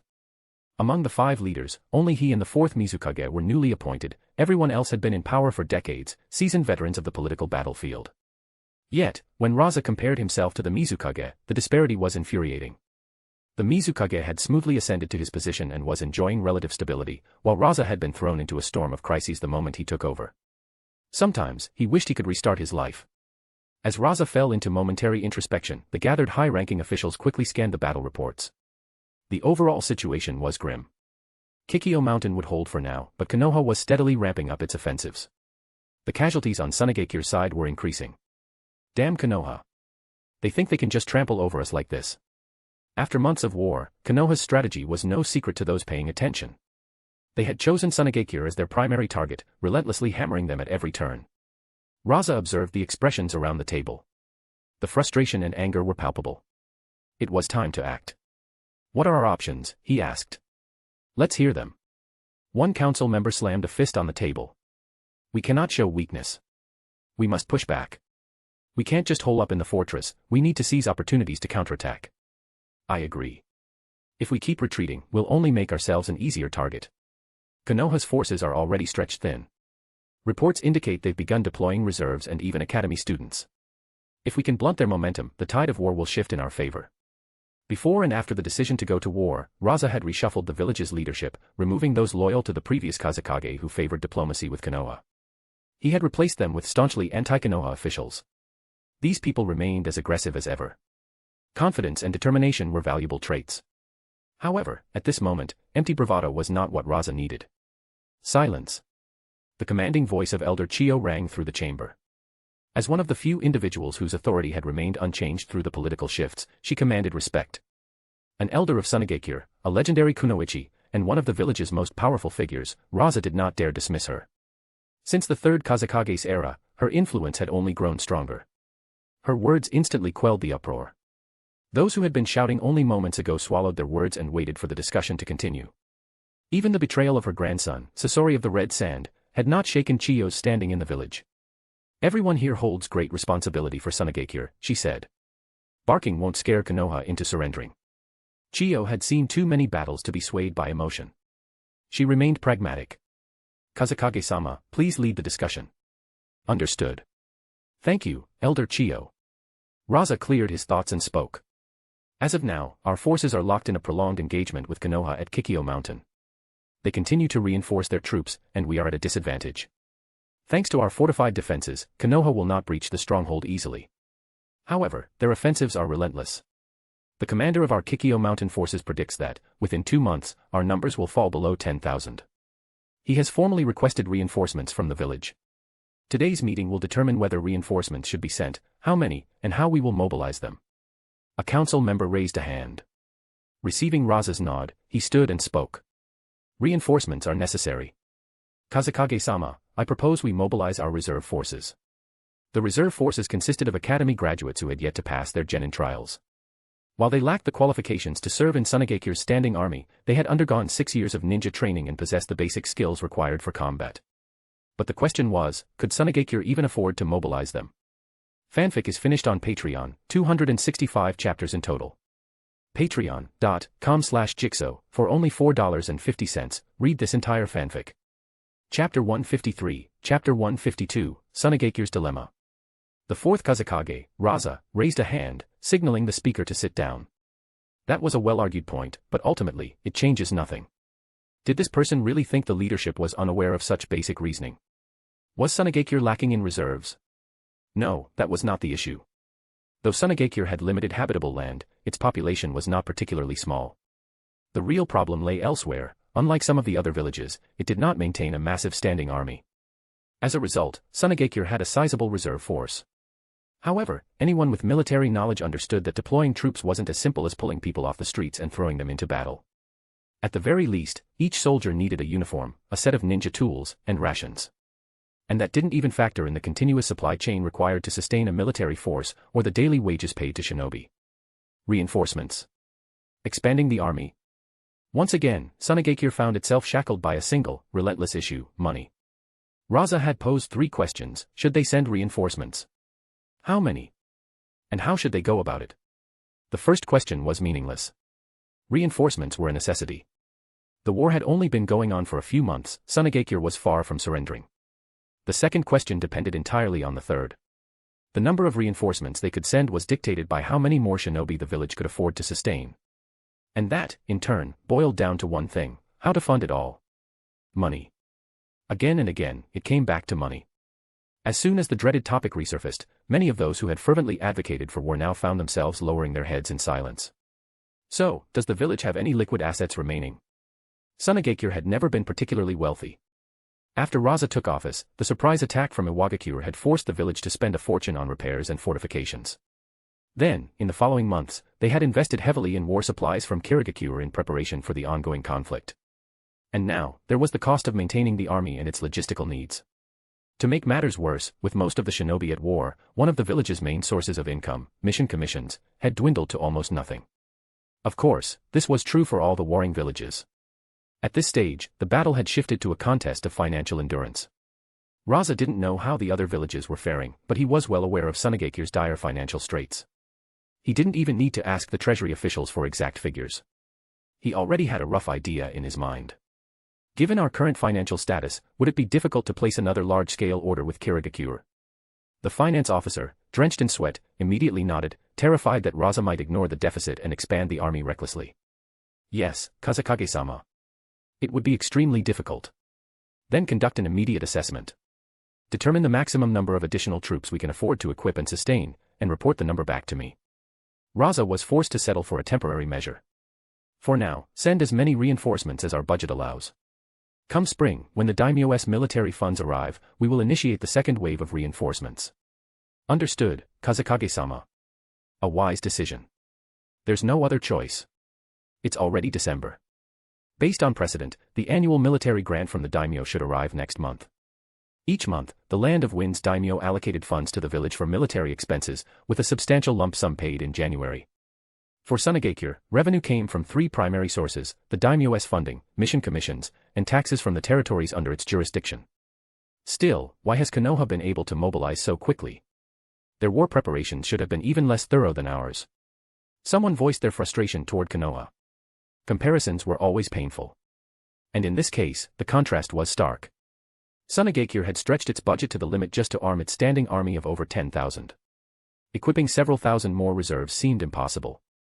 Meanwhile, Konoha had somehow managed to field a combined force of over 30,000 shinobi, including both active and reserve forces, in an alarmingly short period. And judging by the combat effectiveness displayed by Konoha's forces across multiple battlefronts, it was clear that they were not sending under-equipped troops into battle.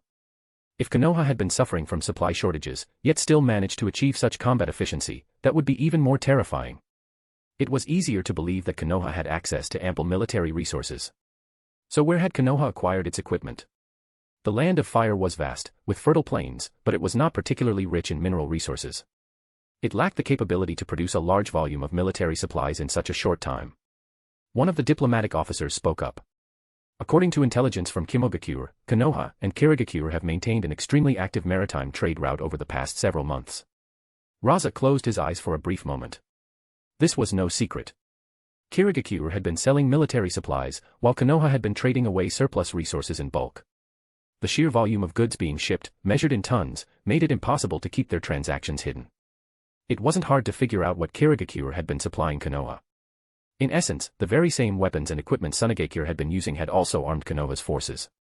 Made in Kirigakure. That was how Konoha had so quickly converted its wealth into war assets, then turned those assets into battlefield strength. Kimogakure and Iwagakure were already furious over this. Kazakage-sama, the Third Rakage and the Third Tsuchikage are urging you to join them in issuing a formal warning to Kirigakure, demanding they cease supplying Konoha with war materials. Raza said nothing at first, scanning the room to gauge the opinions of his advisors. Their response was unanimous. Kirigakure must be stopped. Even if they hadn't formally entered the war, by supplying Konoha, Kirigakure had effectively positioned itself as an enemy. This was unacceptable. Unforgivable. Elder Chiyo agreed. I concur. Kirigakure's actions have severely impacted our war efforts against Konoha. With both the Rakage and the Tsuchikage prepared to take a stand, now is the perfect moment. Kazakage-sama, Elder Chiyo, may I say something? A logistics officer interrupted the fiery discussion, respectfully reporting, last month, 63% of the supplies sent to our frontline troops came from the batch we purchased from Kirigakure in September. After September, when the war escalated and Sunagakure's funds ran low, they had stopped placing orders with Kirigakure.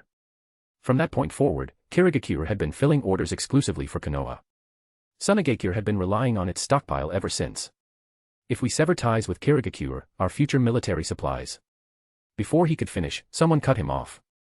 Now is not the time for cowardice. Kirigakure has been exploiting our weakness to act with impunity. That's right. If we stop buying from them, we can turn to Kimogakure, the land of artisans, or the land of iron. We cannot allow Kirigakure's arrogance to go unchecked. Exactly. And we haven't even settled the matter of them defiling Pakura's body. Raza knocked on the table, bringing the room to silence. He understood the logistical difficulties. As Kazekage, it was his duty to oversee all aspects of the village. Once the room had settled, he turned to the logistics officer. If we stop buying from Kirigakure, can other sources meet our needs? Previously, we relied primarily on the land of artisans for ninja tools. The officer hesitated. But after the war began, iron ore prices skyrocketed, crippling their production capacity. The land of iron produces plenty, but demand is high across the great nations. And as for the land of lightning, transportation would be a major obstacle. A chilling fact was laid bare. Kirigakure's prices were 40% lower than Kimogakure's. The numbers spoke for themselves. Silence filled the room. Fanfic is finished on Patreon, 265 chapters in total. Patreon.com/Jigsaw, for only $4.50, read this entire fanfic. Chapter 154, Chapter 153, Conflict of Interests. Would it be possible for our village's craftsmen to manufacture these themselves? Elder Chio was looking for a self-sufficient solution. Sunagakure lacked resources but had no shortage of skilled artisans. Puppet techniques were unique to the shinobi world, and while the elite puppet masters stood at the forefront, they were supported by countless puppet designers and mechanical experts working behind the scenes. Elder Chio, we've considered that option as well. However, the current market prices for iron ore and timber. Iron ore was one thing. The largest exporter of timber was Konogakure. Even if all other nations combined their supply, they still wouldn't match Konoha's output. The logistics division, responsible for funding, was feeling the pinch. If we purchase the materials and then handle the manufacturing ourselves, the time and cost involved would be substantial. Perhaps we should consider buying from Kimogakure instead. If they could buy from Kimogakure, why not Kirigakure? It would be cheaper. Moreover, they had a non-aggression pact with Kirigakure, making it a safe option. As Raza considered this, the thought of that pact gave him a headache. After a long pause, he finally spoke. Given the current situation, we cannot afford to strain our relations with Kirigakure in any way. Before we publicly denounce Kirigakure alongside Kimogakure and Iwagakure, the diplomatic corps should first reach out to gauge Kirigakure's stance. With that, Raza turned to Elder Chio. What do you think? Kazekage-sama, everyone, our primary objective is to win this war. Every decision must serve this goal. Elder Chio clasped her hands together and rested them on the round table. Pressuring Kirigakure alongside Kimogakure and Iwagakure to reduce material support for Konoha is necessary. Weakening Konoha is a must. At the same time, maintaining our trade route with Kirigakure is also essential. Raza nodded in agreement. You're right. Your plan is feasible. Before we issue a joint statement condemning Kirigakure, we should first reach out to them privately. Elder Chio was firm. We need to take a strong stance. We cannot let Kirigakure sense any hesitation and become emboldened. Understood. The high-ranking diplomatic officials nodded in unison. Understood. With the decision made, Sunagakure's message was relayed to its personnel stationed in Kirigakure that very day. After a night of refinement, the official diplomatic letter from Sunagakure was delivered to Yagura's desk the next morning. Yagura merely chuckled at Sunagakure's wording. Just before receiving this letter, he had personally signed off on a procurement contract with Konoha to buy paper, bamboo, and wax. With the year coming to an end, he was planning to use these supplies to light up Kirigakure in celebration. And now Sunagakure was threatening him to cut ties with Konoha. Ridiculous. Everyone knew Sunagakure's situation.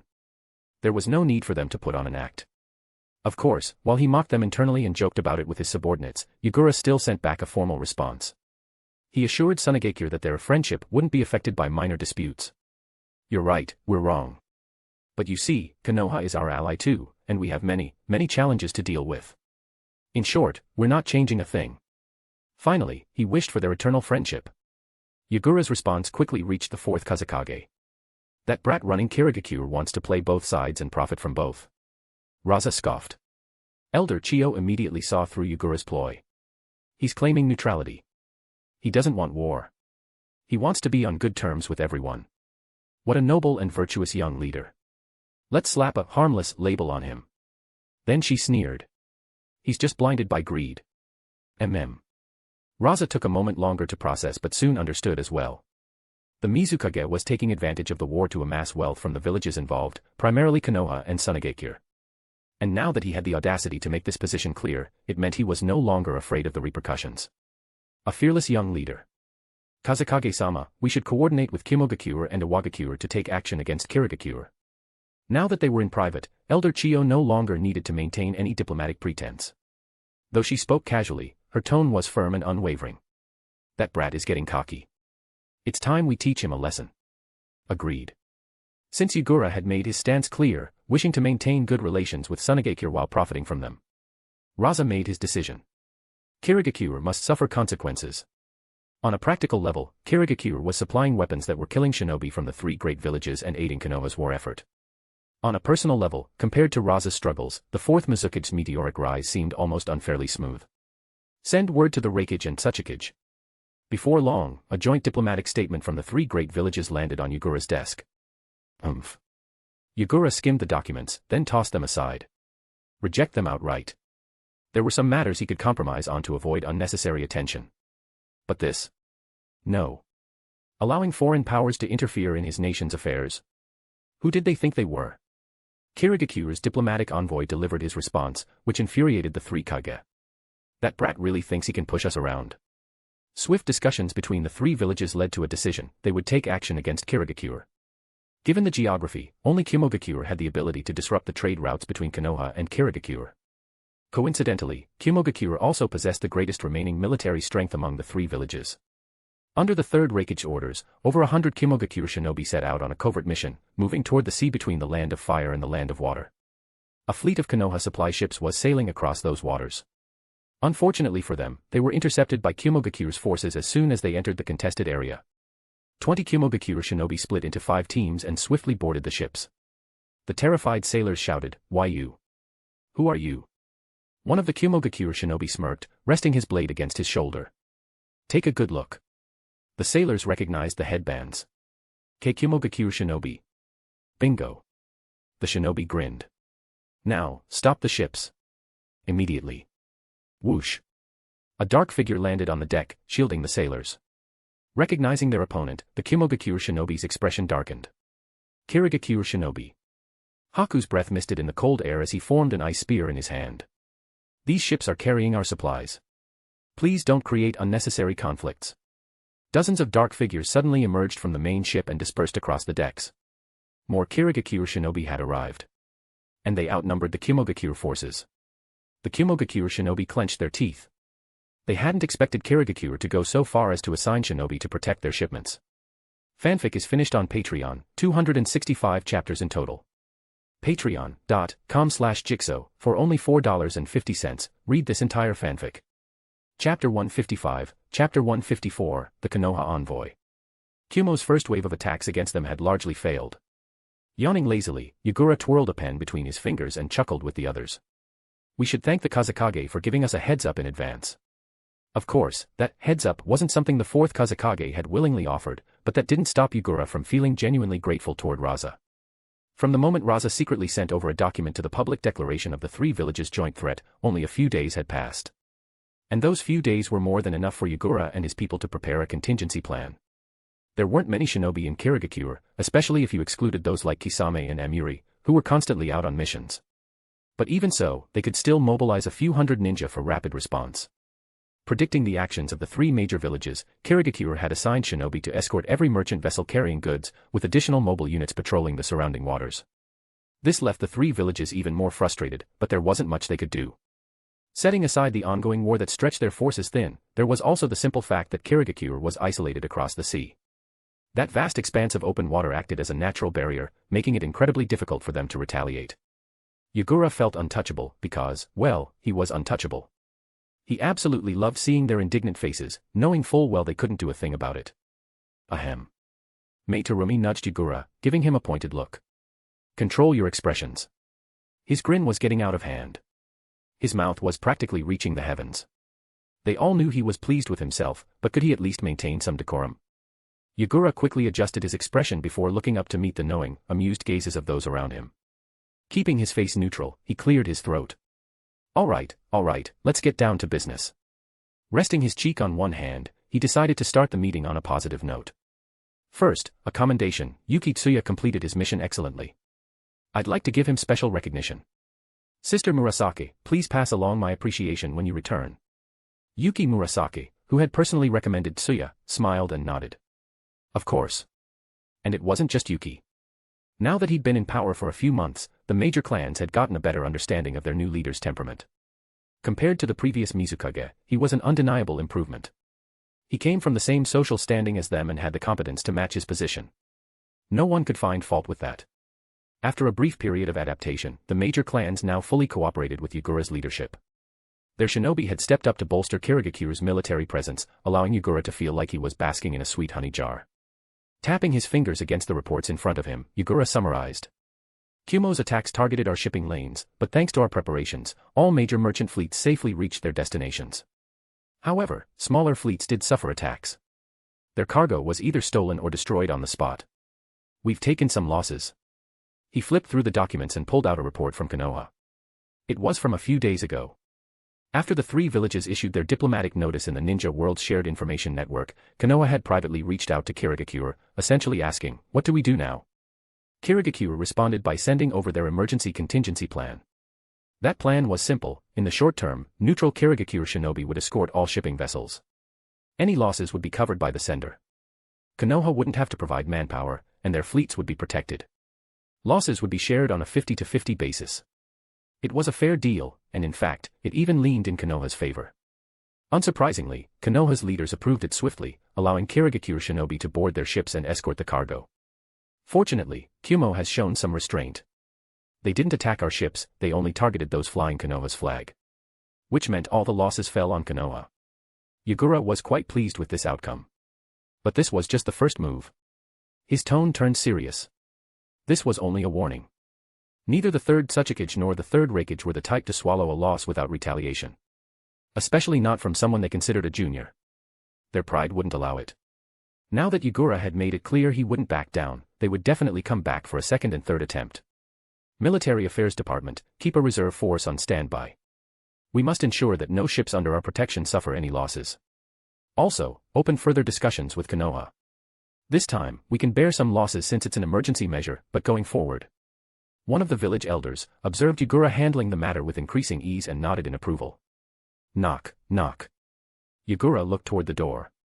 Come in. A shinobi entered and reported, Mizukage-sama, an envoy from Konoha has arrived and requests an audience. Shall we?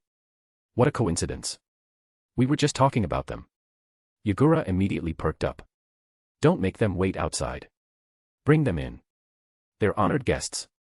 As he said honored guests, his voice took on a particularly amused lilt, and the corners of his mouth curled up again. The others in the room tactfully averted their eyes and pretended not to notice, mentally preparing themselves. Their little Mizukage was about to squeeze some benefits out of Konoha once again. A few months ago, after bringing back a treaty from Kirigakure, Sarutobi, who shared the same surname as the third Hokage, had become Konoha's frequent diplomatic envoy to Kirigakure. And by extension, he had also become Yagura's esteemed, honored guest.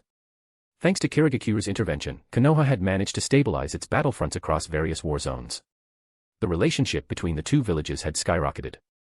As for the fact that Kirigakure was still selling supplies to Sunagakure, well, that was a minor detail. It certainly wouldn't jeopardize their budding friendship.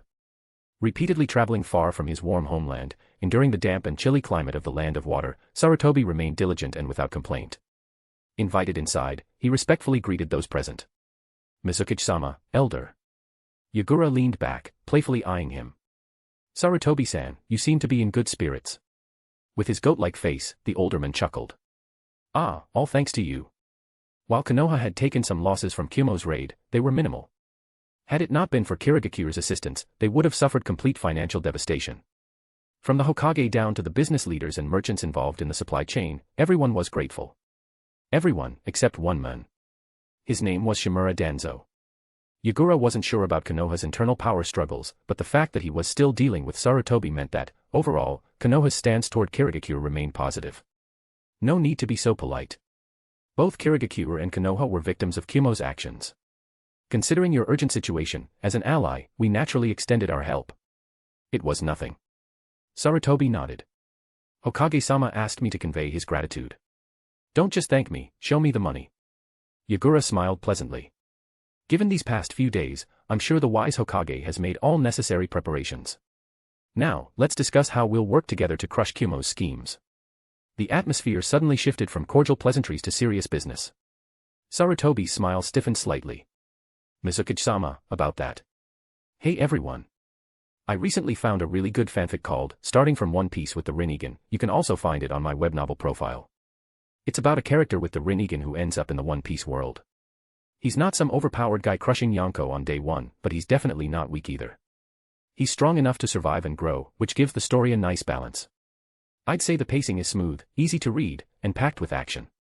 Personally, I didn't feel bored even when rereading it, which is rare for me. Highly recommend checking it out if you're looking for something fun and engaging to read. Fanfic is finished on Patreon, 265 chapters in total. Patreon.com/Jigsaw, for only $4.50, read this entire fanfic. Chapter 156, Chapter 155, The Willing Take the Bait. This doesn't seem quite right, Sarutobi-san. Lend a hand. When exactly will Konoha be able to spare the manpower? In 3 years? Counting the Nine-Tails attack, it'll be 5 years at least. Is it really okay to sugarcoat freeloading like this? He rolled his eyes inwardly. Yagura looked troubled. According to standard trade agreements, the supplier is responsible for ensuring the safe and timely delivery of goods to the buyer, correct? Mizukage-sama, Elder Ginshur, under normal circumstances, that would indeed be the case. However, due to the ongoing war, Konoha sincerely hopes that Kirigakure can offer its assistance. Since he was here to ask for a favor, Sarutobi carefully observed the expressions of the two decision-makers in Kirigakure. Yagura seemed distracted and said nothing, while Elder Ginshur shook his head.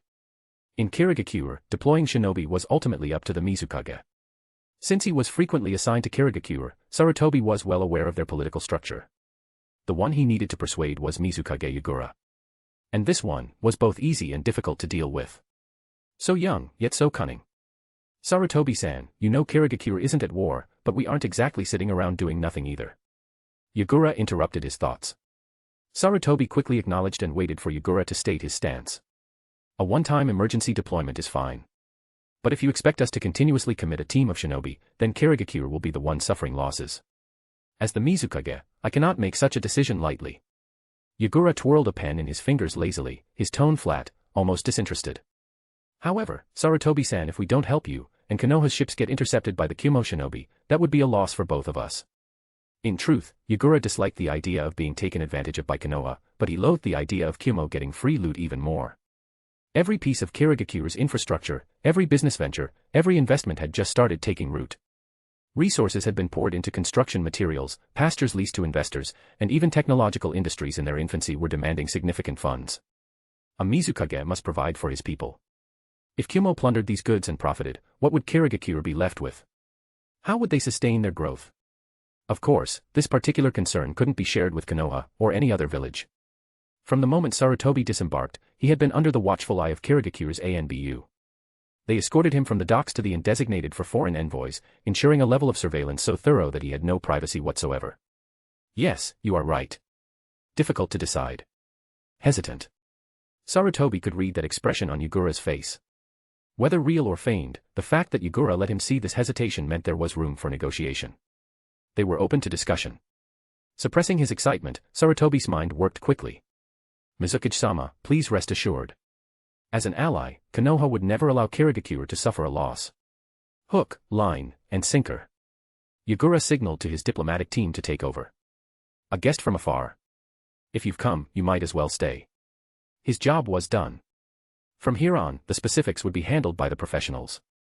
A Kirigakure diplomat sat across from Sarutobi, signaling that the discussions had moved into the formal negotiation phase. Konoha's envoy, this is our proposal. Please review it. If you have any questions, we will provide clarification. The diplomat produced a thick, neatly bound document as if from thin air and pushed it across the table. Sarutobi twitched involuntarily. Kirigakure, you're not even trying to be subtle about this, are you? Most people at least put bait on the hook before casting the line. You're just dropping an empty hook and waiting for someone to bite. Thank you. Fine. Since he was going to take the bait anyway, this at least saved time and effort. Sarutobi picked up the document and started reading. He remembered the instructions given before he left. The Hokage and the higher-ups in Konoha understood that this war wouldn't be over quickly. A prolonged conflict would test not just military strength but also logistics and national resources. The main suppliers of military equipment and iron were problematic. The land of lightning was an enemy, the land of craftsmen was effectively out of commission, and while the land of iron had the resources, competition for them was fierce. Only Kirigakure had a large, steady supply at relatively lower costs. Their only competition. Sunagakure, whose resources were pitiful compared to Kirigakure's. The cost of purchasing iron directly and crafting it into weapons in Konoha was nearly the same as importing finished weapons from Kirigakure, sometimes even cheaper. Konoha could only sustain an armed force of around 20,000 on its own. In the long run, losing its trade route with Kirigakure would be disastrous. Even if Kumo only targeted Konoha's shipments, it would still be unsustainable. Without exports, Konoha's treasury would eventually run dry. Since Konoha lacked the manpower to protect its cargo ships, the only solution was to hire Kirigakure's shinobi for the job. Of course, Kirigakure wouldn't do it for free. Yagura was practically obsessed with money, there was no chance of him offering charity.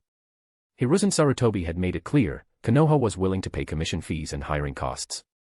And, as it turned out, the bait Kirigakure dangled was exactly what Konoha wanted to bite. Sarutobi spent a few minutes going through the document. It mostly aligned with Konoha's expectations. He then began discussing the finer details with the Kirigakure diplomat, focusing primarily on pricing. Our pricing is based on the distance and weight of the transported goods, the diplomat explained patiently. Rest assured, our rates are calculated according to D rank and C rank mission fees, very reasonable. D rank, C rank. Sarutobi paused, the term triggering a realization. He glanced at the price table in the document and suddenly understood. I see. By basing their pricing on long-established mission rates, there was little room for Konoha to argue. However, there was one part that puzzled him. Essentially, Konoha was hiring Kirigakure's shinobi for a job. But instead of going through the village itself, the contracts were being handled by private enterprises, which then assigned the tasks to Kirigakure's shinobi. What was the point of this extra step? Why not hire them directly through the village? When he asked, the diplomat explained that this was a new system implemented by the Mizukage, unique to Kirigakure. From Konoha's perspective, it made no real difference, either way, they were hiring Kirigakure's shinobi. Accepting this explanation, Sarutobi gathered the documents. All right. I have no further issues. I will take this proposal back for the Hokage's review. Of course. Yagura grinned. Send my regards to the Hokage. Konoha has always been our most valued friend. And he meant it. Compared to Sunagakure, which had no money and plenty of demands, Konoha was an ideal trade partner, wealthy, resourceful, and relatively low maintenance. The more money they spent, the closer the bond. Until your village makes a decision, Kirigakure will continue providing assistance. Free trials are the most expensive in the long run. Let's finalize everything before the end of the year. Don't waste Kirigakure's goodwill. A limited time offer.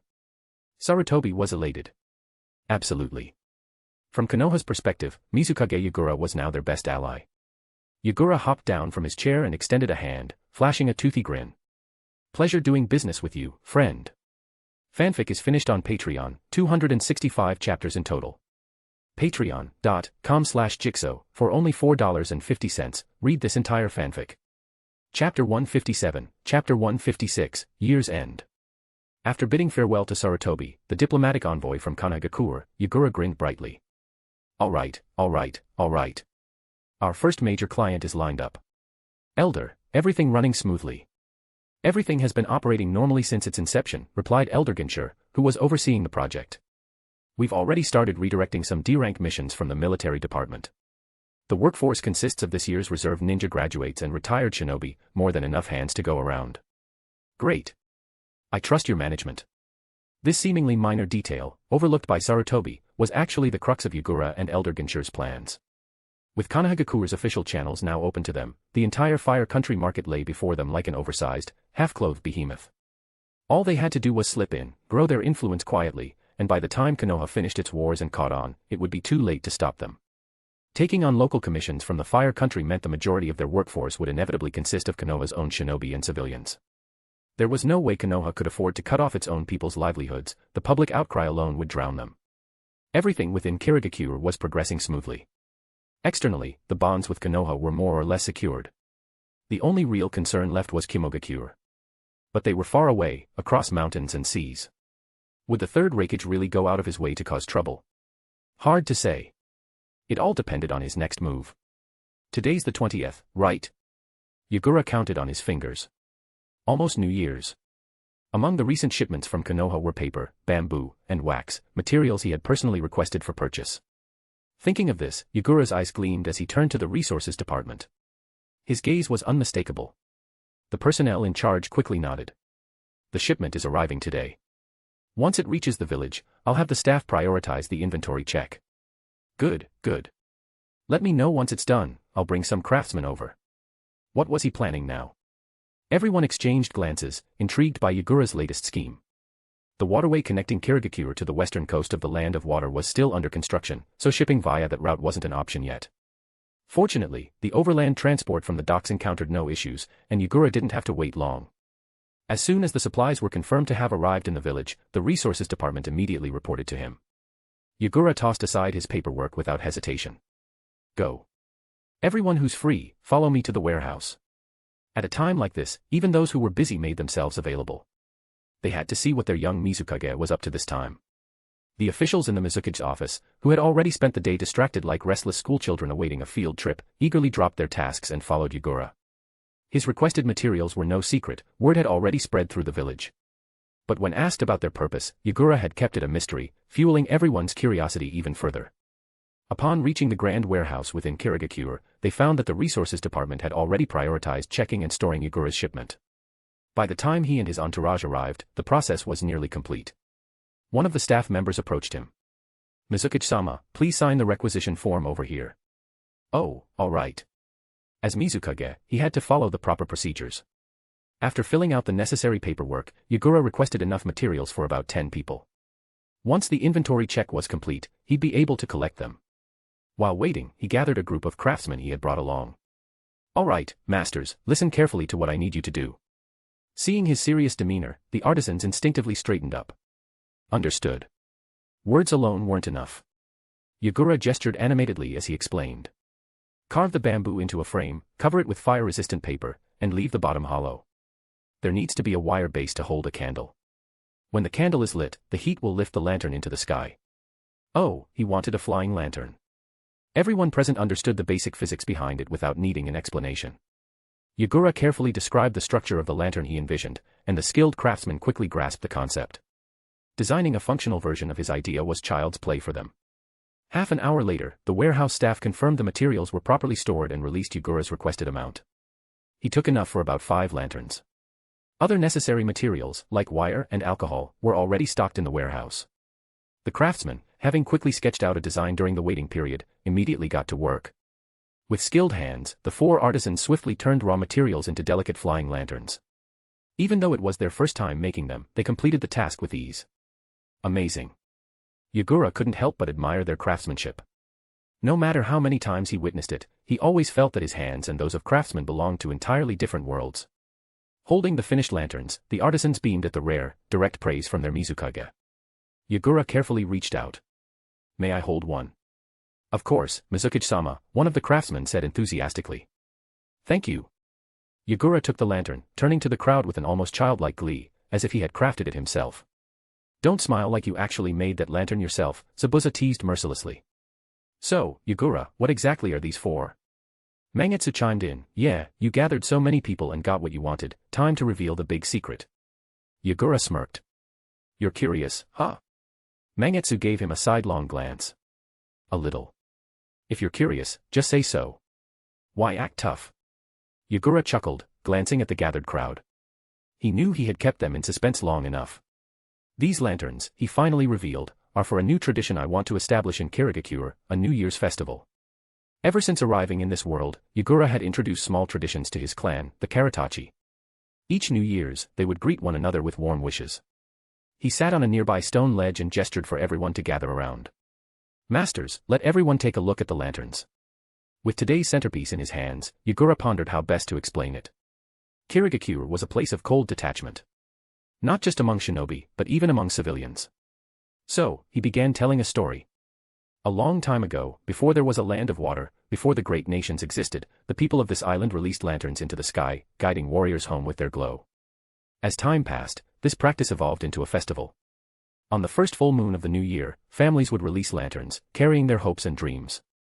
The countless floating lights dispelled the misty nights of water country, illuminating the land and sea alike. That was the beauty of 10,000 lights. His voice, imbued with nostalgia and longing, painted a vivid picture in their minds. The thought of a sky filled with warm lights piercing through the endless mist. Of distant warriors turning back, seeing those flickering lanterns, knowing that among them was a beacon from home. Yagura's grip on the lantern tightened. His gaze softened with distant hope. I think this is a beautiful tradition. I want to pass it down in Kirigakure. A strange feeling settled over the gathered crowd. A tightness in the chest. A prickling behind the eyes. A hollow ache in the limbs. And a single, overwhelming thought. They wanted to go home for the new year.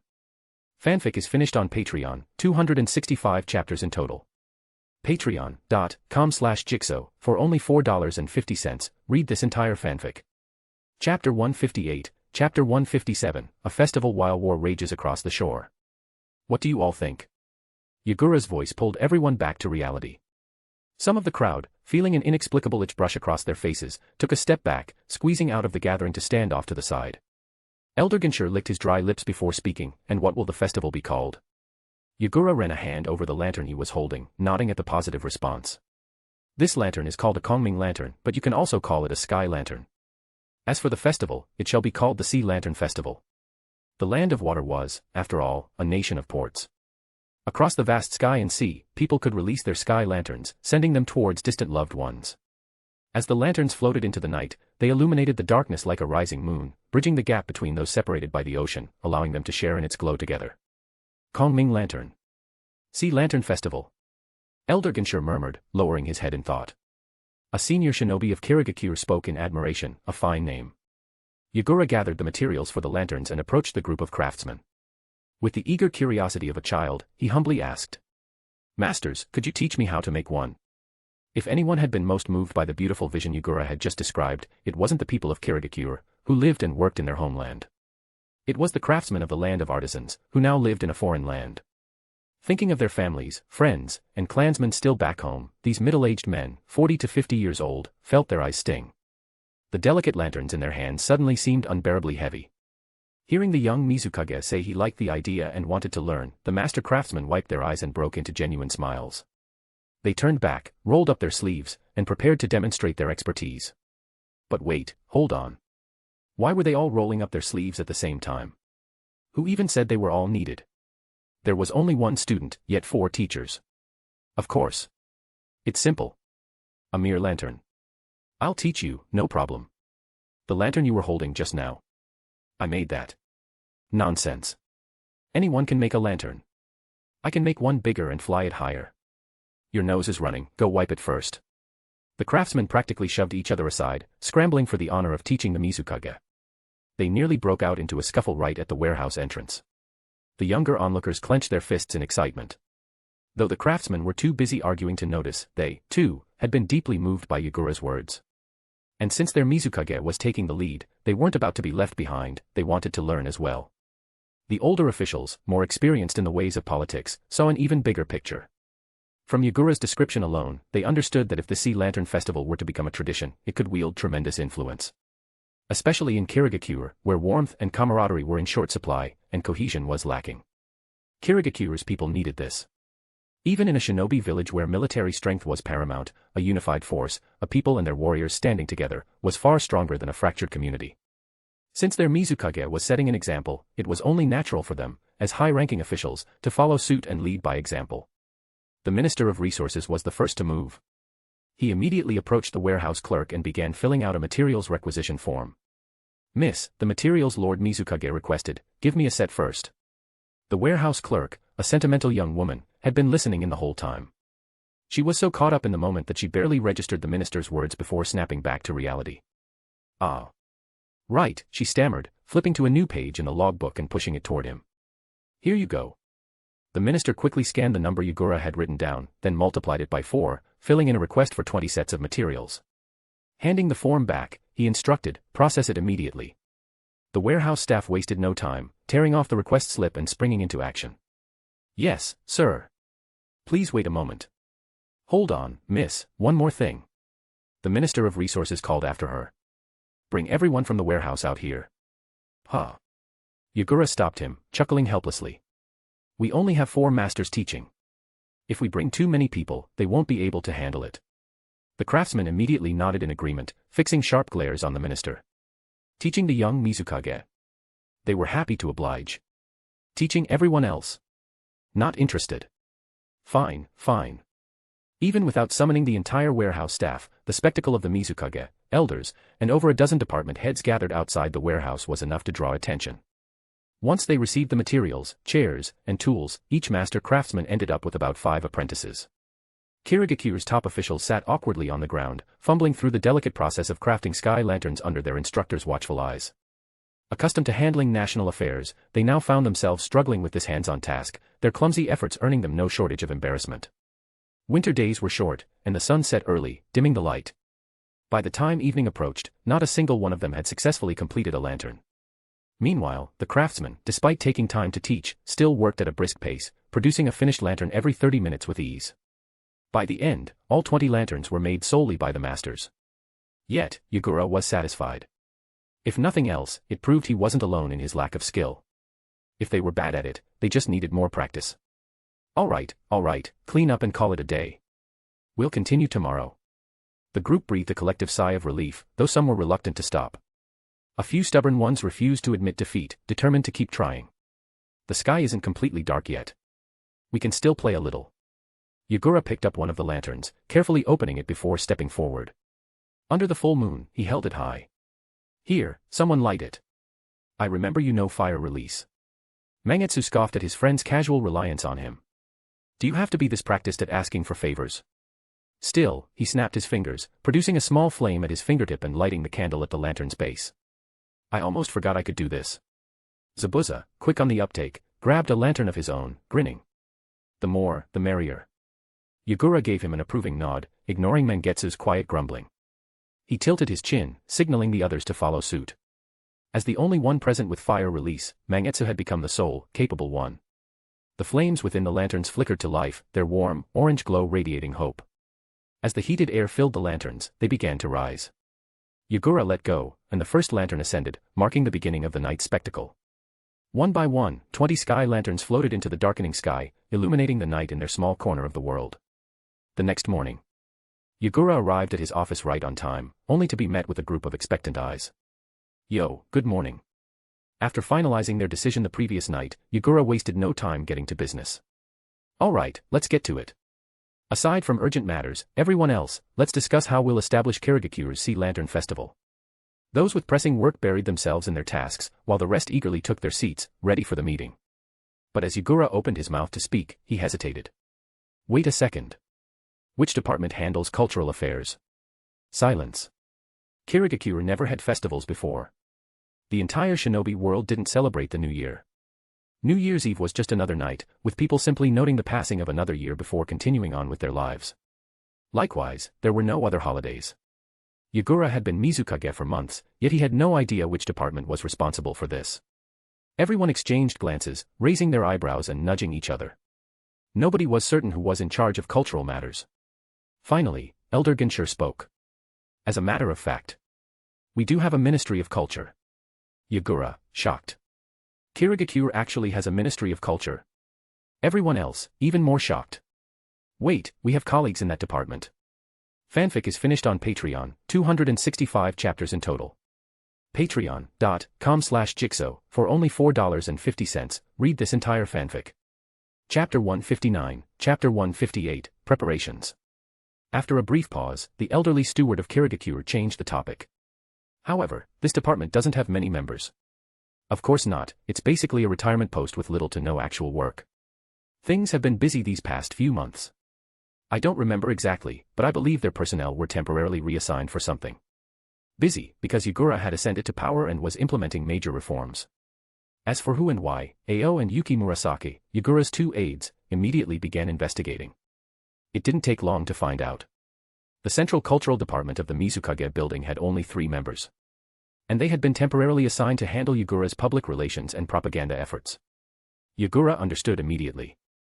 Ah, culture and propaganda. Well, propaganda could loosely be linked to culture, so it made sense that their department had been pulled in.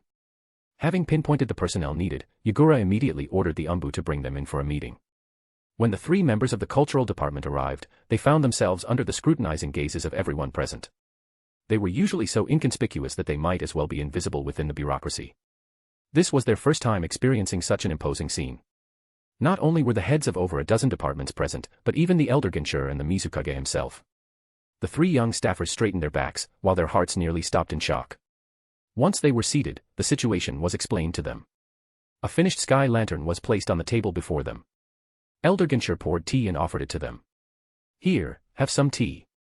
The three minor bureaucrats never imagined they would one day be personally served tea by this esteemed elder. However, at the moment, their attention was entirely captured by Yagura and Elder Ginchur's description of the festival. Was the cultural department finally going to have actual work to do? Am I dreaming? Well, I could hit you to check if it hurts. That was Yagura speaking. The three immediately turned pale. They were fragile desk workers, how could they possibly withstand a hit from the Mizukage? It would be fatal. I'm joking, Yagura said with a playful wink before turning serious. You've taken note of the cultural background of the Sea Lantern Festival and the tradition of releasing sky lanterns, correct? This was their first time interacting directly with their ultimate superior, and the three weren't entirely sure how to respond. The leader of the trio stammered, "Why yes, we have." Understanding their nervousness, Yagura softened his tone as much as possible. Don't worry about the lantern materials, just focus on how to implement this festival. What challenges might arise? How do we ensure the best results? If you have any thoughts, feel free to share them. No need to be nervous. Elder Ginchur smiled reassuringly. There's no rush. Take your time, we have plenty. Understood. The three huddled together, pulling out paper and pens to begin their discussion. The atmosphere gradually warmed up. Elder Ginchur allowed them time to draft a proposal and then turned to the rest of the attendees. In the meantime, if anyone has suggestions, please speak up. As with all things, money was the unavoidable issue. The finance department spoke up first. Mizukage-sama, if we are the ones funding the lantern materials, there's the issue of the budget. And it wasn't just materials. Procurement, production, launching, and cleanup all required funds. The treasury was already under strain. Since taking office, Yagura had been making a lot of money, but spending even more. Investments in various industries were manageable, although not yet profitable, some returns were already trickling in. But infrastructure, especially the construction of land-based waterways, was a massive drain on funds. At the mention of finances, Yagura visibly hesitated and turned to his closest advisors for input. The Foreign Affairs Department representative thought for a moment and suggested. Mizukage-sama, I believe we should seek approval from the daimyo's office. The daimyo. Yagura looked puzzled. How was this related to the daimyo? The daimyo enjoys lively events, so he would likely appreciate this festival. We can request financial support from him under the pretext of promoting the New Year's Lantern Festival in Kirigakure. The diplomat elaborated, additionally, on the night of the festival, we can invite the daimyo to attend and enjoy the lanterns. When Shinobi interacted with the daimyo, 9 times out of 10, it was to ask for funding. Yagura caught on quickly. So that's an option? Yes. The daimyo would likely be enthusiastic about the event. In truth, since his tenure began, Yagura had yet to formally meet the daimyo of the Land of Water. Elder Ginchur had advised waiting until 5 years later, when Yagura would officially assume the title of Fourth Mizukage, before making an official visit. For now, he remained a provisional leader. Foreign Affairs took responsibility for contacting the daimyo's office. Yagura wasn't too familiar with their daimyo's personality, but thinking back to the original timeline, where daimyo from various nations were leisurely playing cards even while being attacked during the Fourth Shinobi War, this plan seemed plausible. After consulting Elder Ginchur, Yagura nodded in agreement. Good idea. If the daimyo agrees to visit the village, I'll personally welcome him. A benefactor willing to provide funding was as good as gold. With this, the financial issue was resolved. The finance department breathed a sigh of relief and, upon Yagura's questioning look, declared.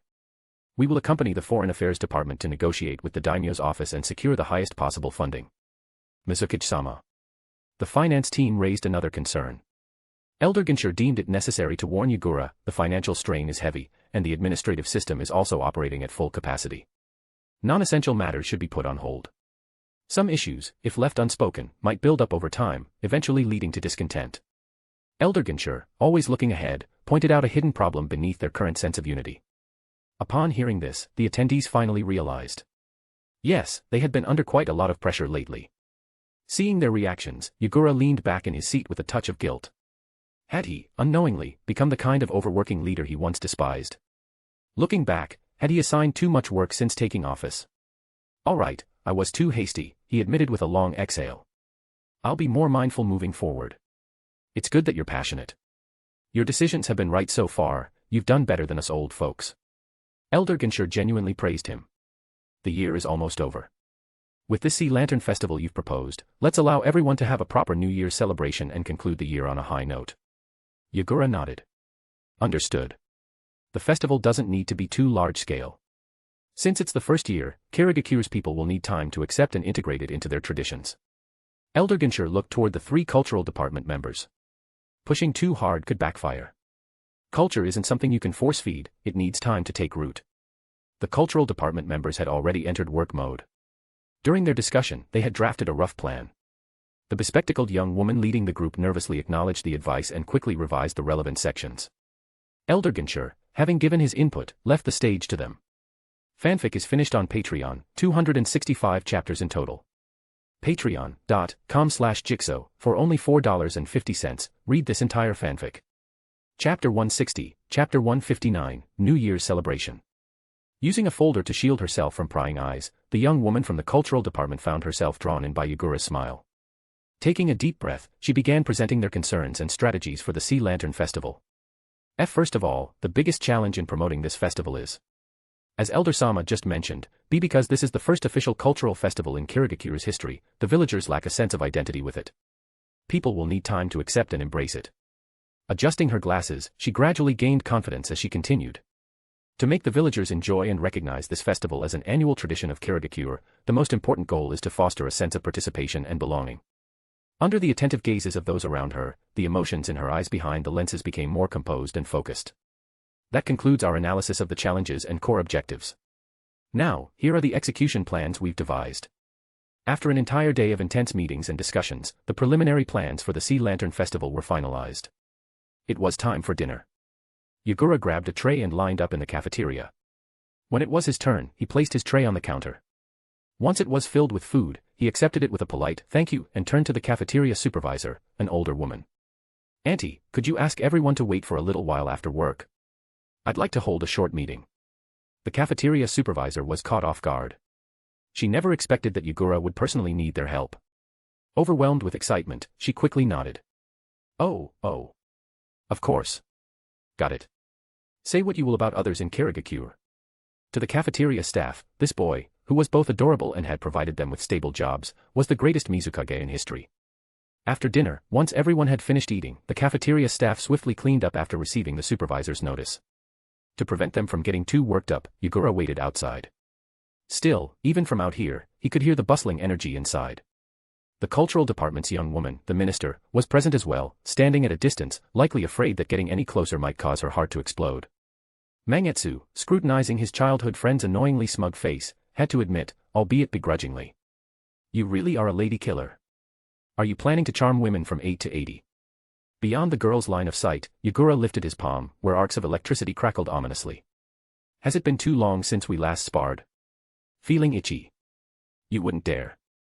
Mangetsu immediately leaped back, warning, "I'll expose all your embarrassing moments." Unfortunately, his jump landed him right beside Mei Terumi. Bad move. This future fifth Mizukage, whom Yagura had been meticulously training in governance, was his most loyal supporter. With a sweet smile, Mei leaned in close to Mangetsu's ear. "Mangetsu, you know, I'm quite proficient in lightning release myself."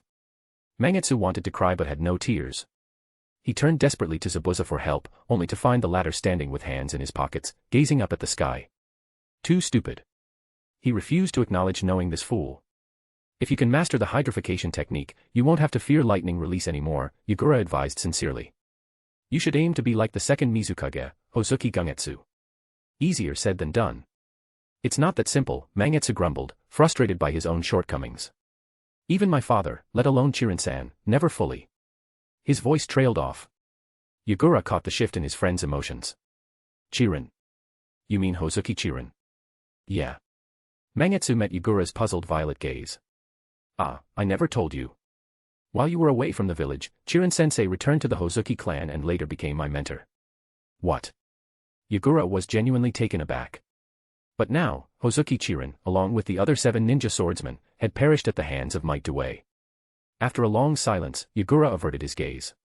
"I'm sorry." "No need," Mangetsu replied.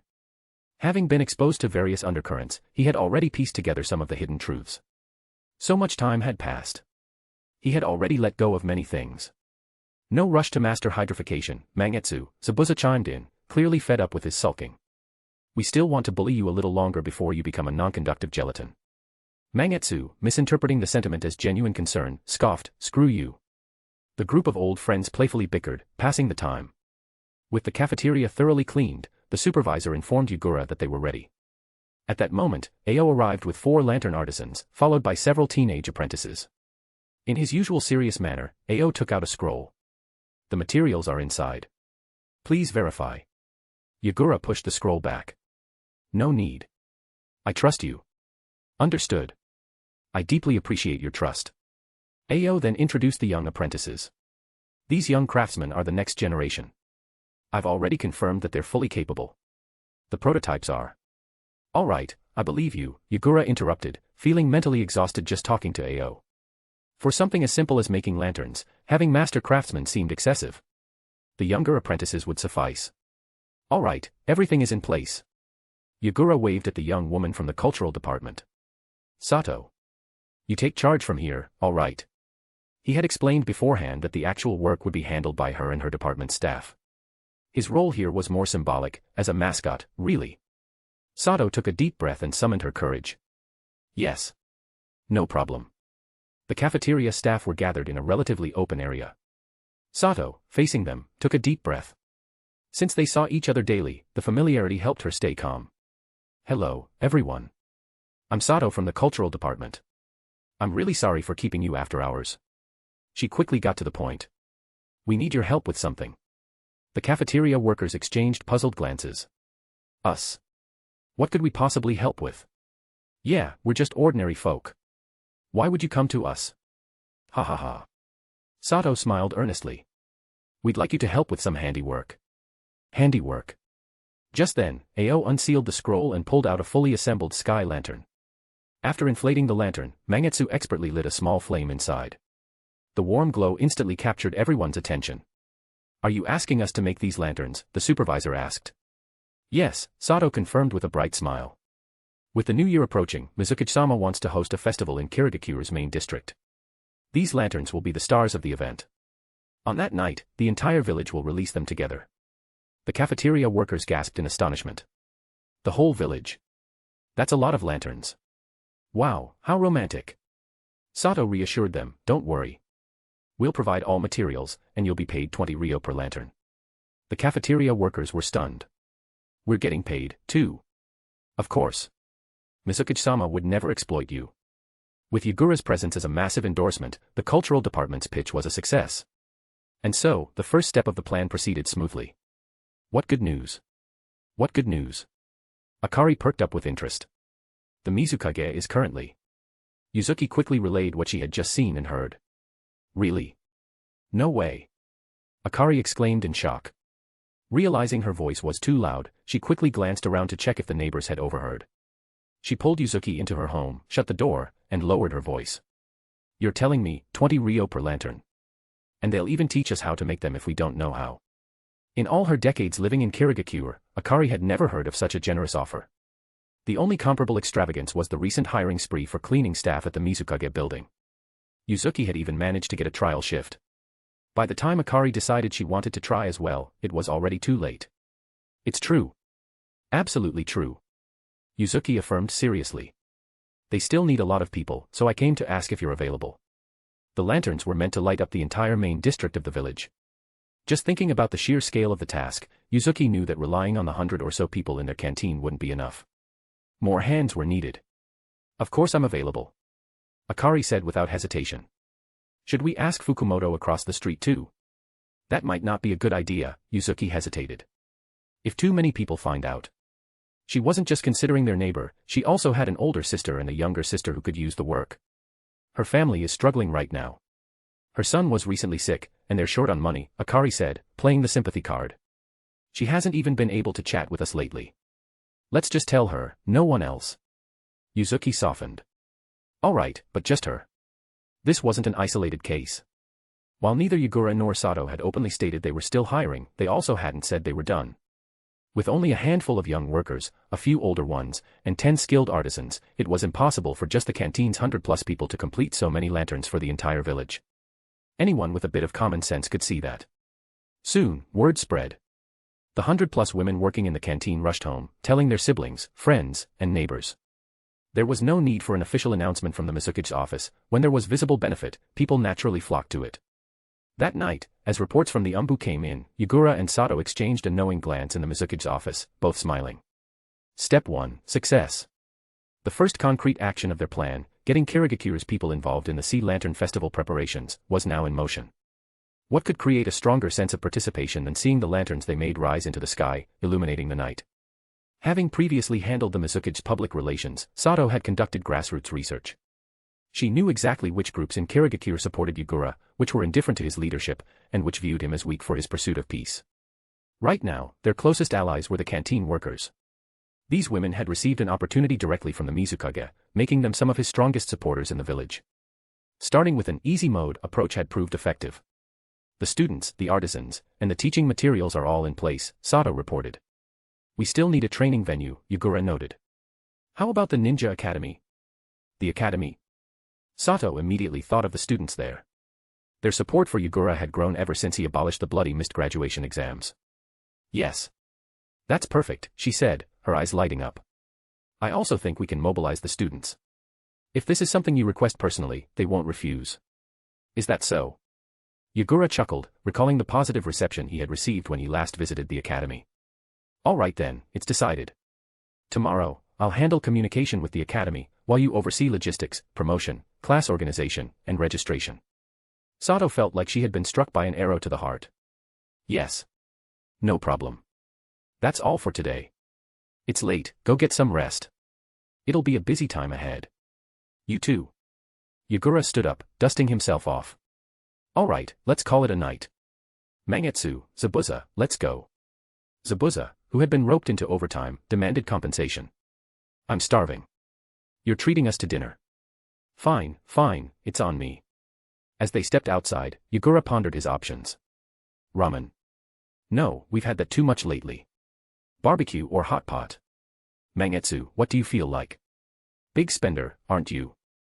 Mangetsu teased. Lately, the village had seen an influx of new restaurants, but even the heir of the Hozuki clan found some of them expensive. Since Yagura was treating, and Zabuza was eager for a good meal, Mangetsu decided to stay out instead of heading home. After a moment of thought, he said. Barbecue. Hot pot's too heavy for a late-night snack. Yagura pulled out his wallet and counted his money.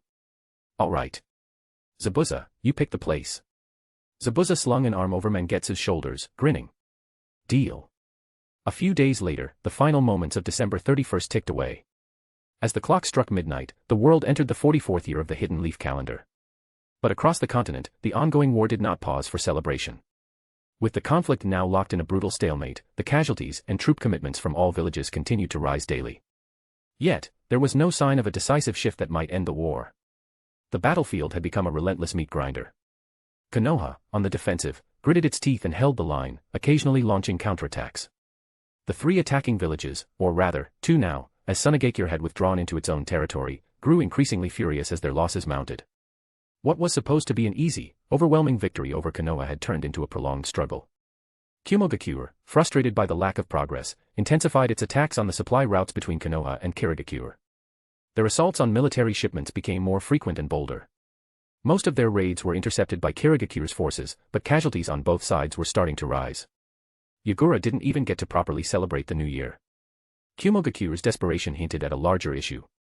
In the original timeline, Konoha had fought against 4 villages and only barely managed a Pyrrhic victory, forcing Hiruzen Sarutobi to step down afterward. Now, with Kirigakure providing support, it was more like Konoha and a half versus 3 enemies. After just 4 months, Sunagakure had already been pushed into a corner. The butterfly effect was already steering this war far from Yagura's original predictions. Fanfic is finished on Patreon, 265 chapters in total. Patreon.com/Jigsaw, for only $4.50, read this entire fanfic. Chapter 161, Chapter 160, a high-stakes private meeting. Kirigakure had given Konohagakure and Sarutobi Hiruzen ample time to deliberate, hold meetings, and make their decisions. They had also provided a free trial of Kirigakure's ninja escort services. Just as that free trial was set to expire, Konoha's diplomatic envoy, Sarutobi, arrived with an official response.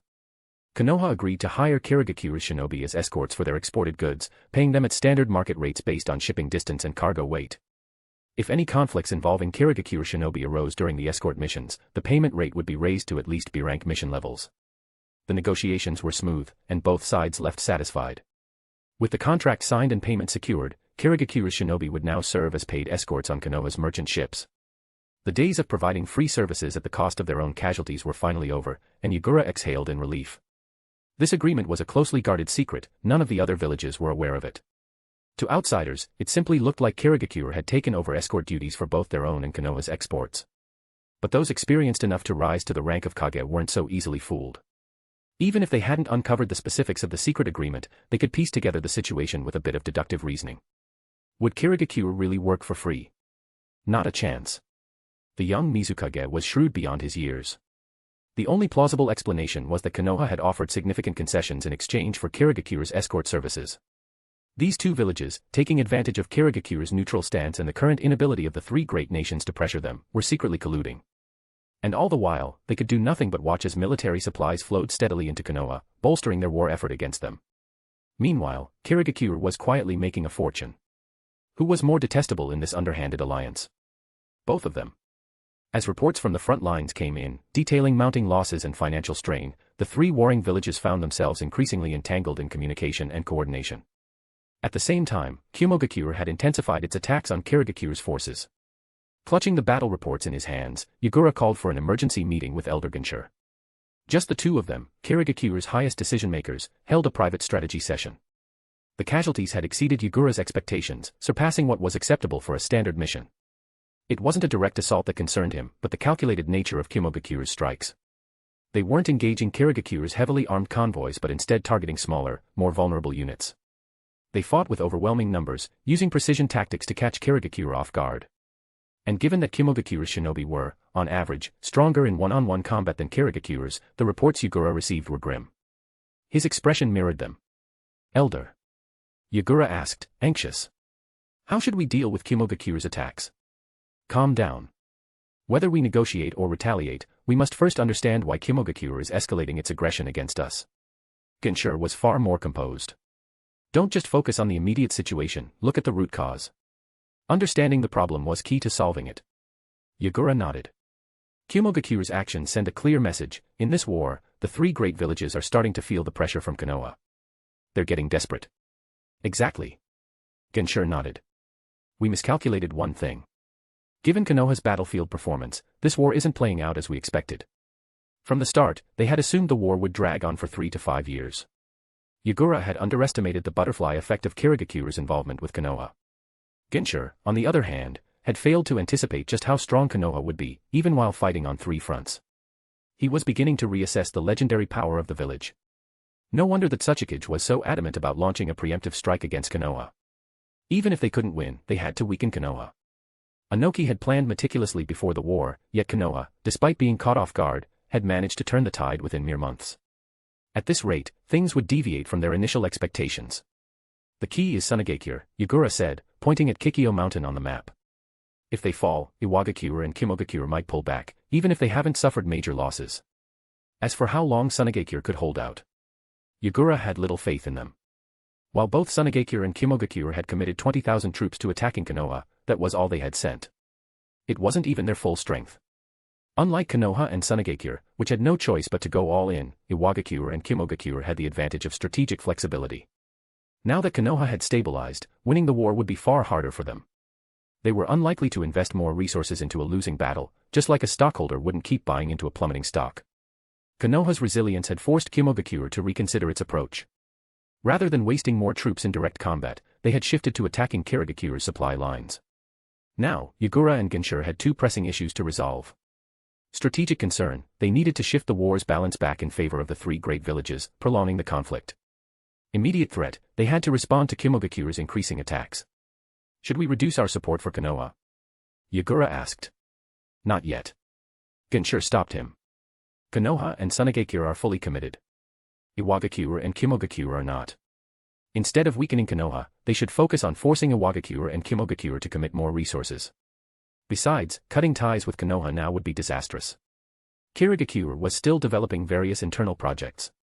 Just as Konoha needed them for supplies, they needed Konoha for economic support. Maintaining neutrality was Kirigakure's goal in this war, but they also needed to ensure that no single village became too dominant. A prolonged war was in their best interest. For months, Yagura and Ginshur had played their diplomatic cards right. But their delicate balancing act had to remain a secret. If they were too obvious in their maneuvers, they would lose credibility with all sides. If they suddenly abandoned Konoha to appease Kirigakure, they would lose everyone's trust. Yagura took a deep breath. So, what do we do about Kirigakure?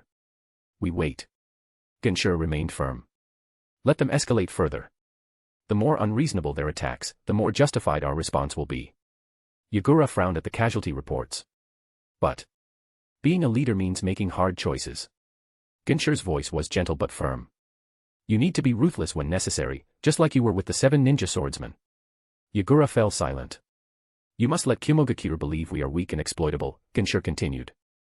Then, when they overextend, we will strike back with overwhelming force. Yagura hesitated. Who will lead that attack?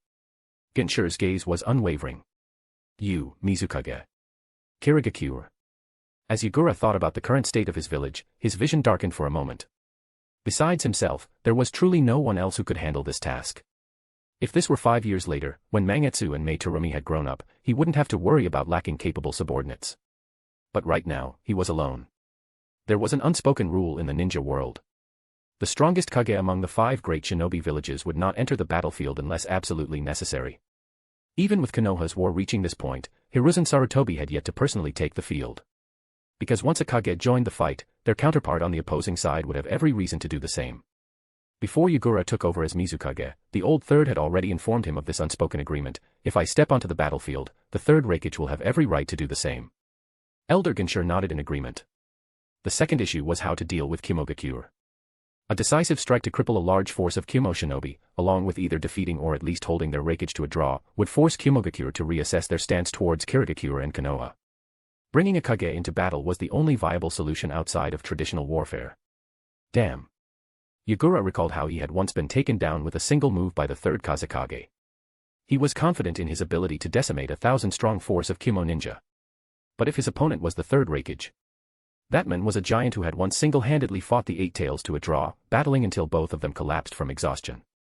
That kind of feat spoke for itself.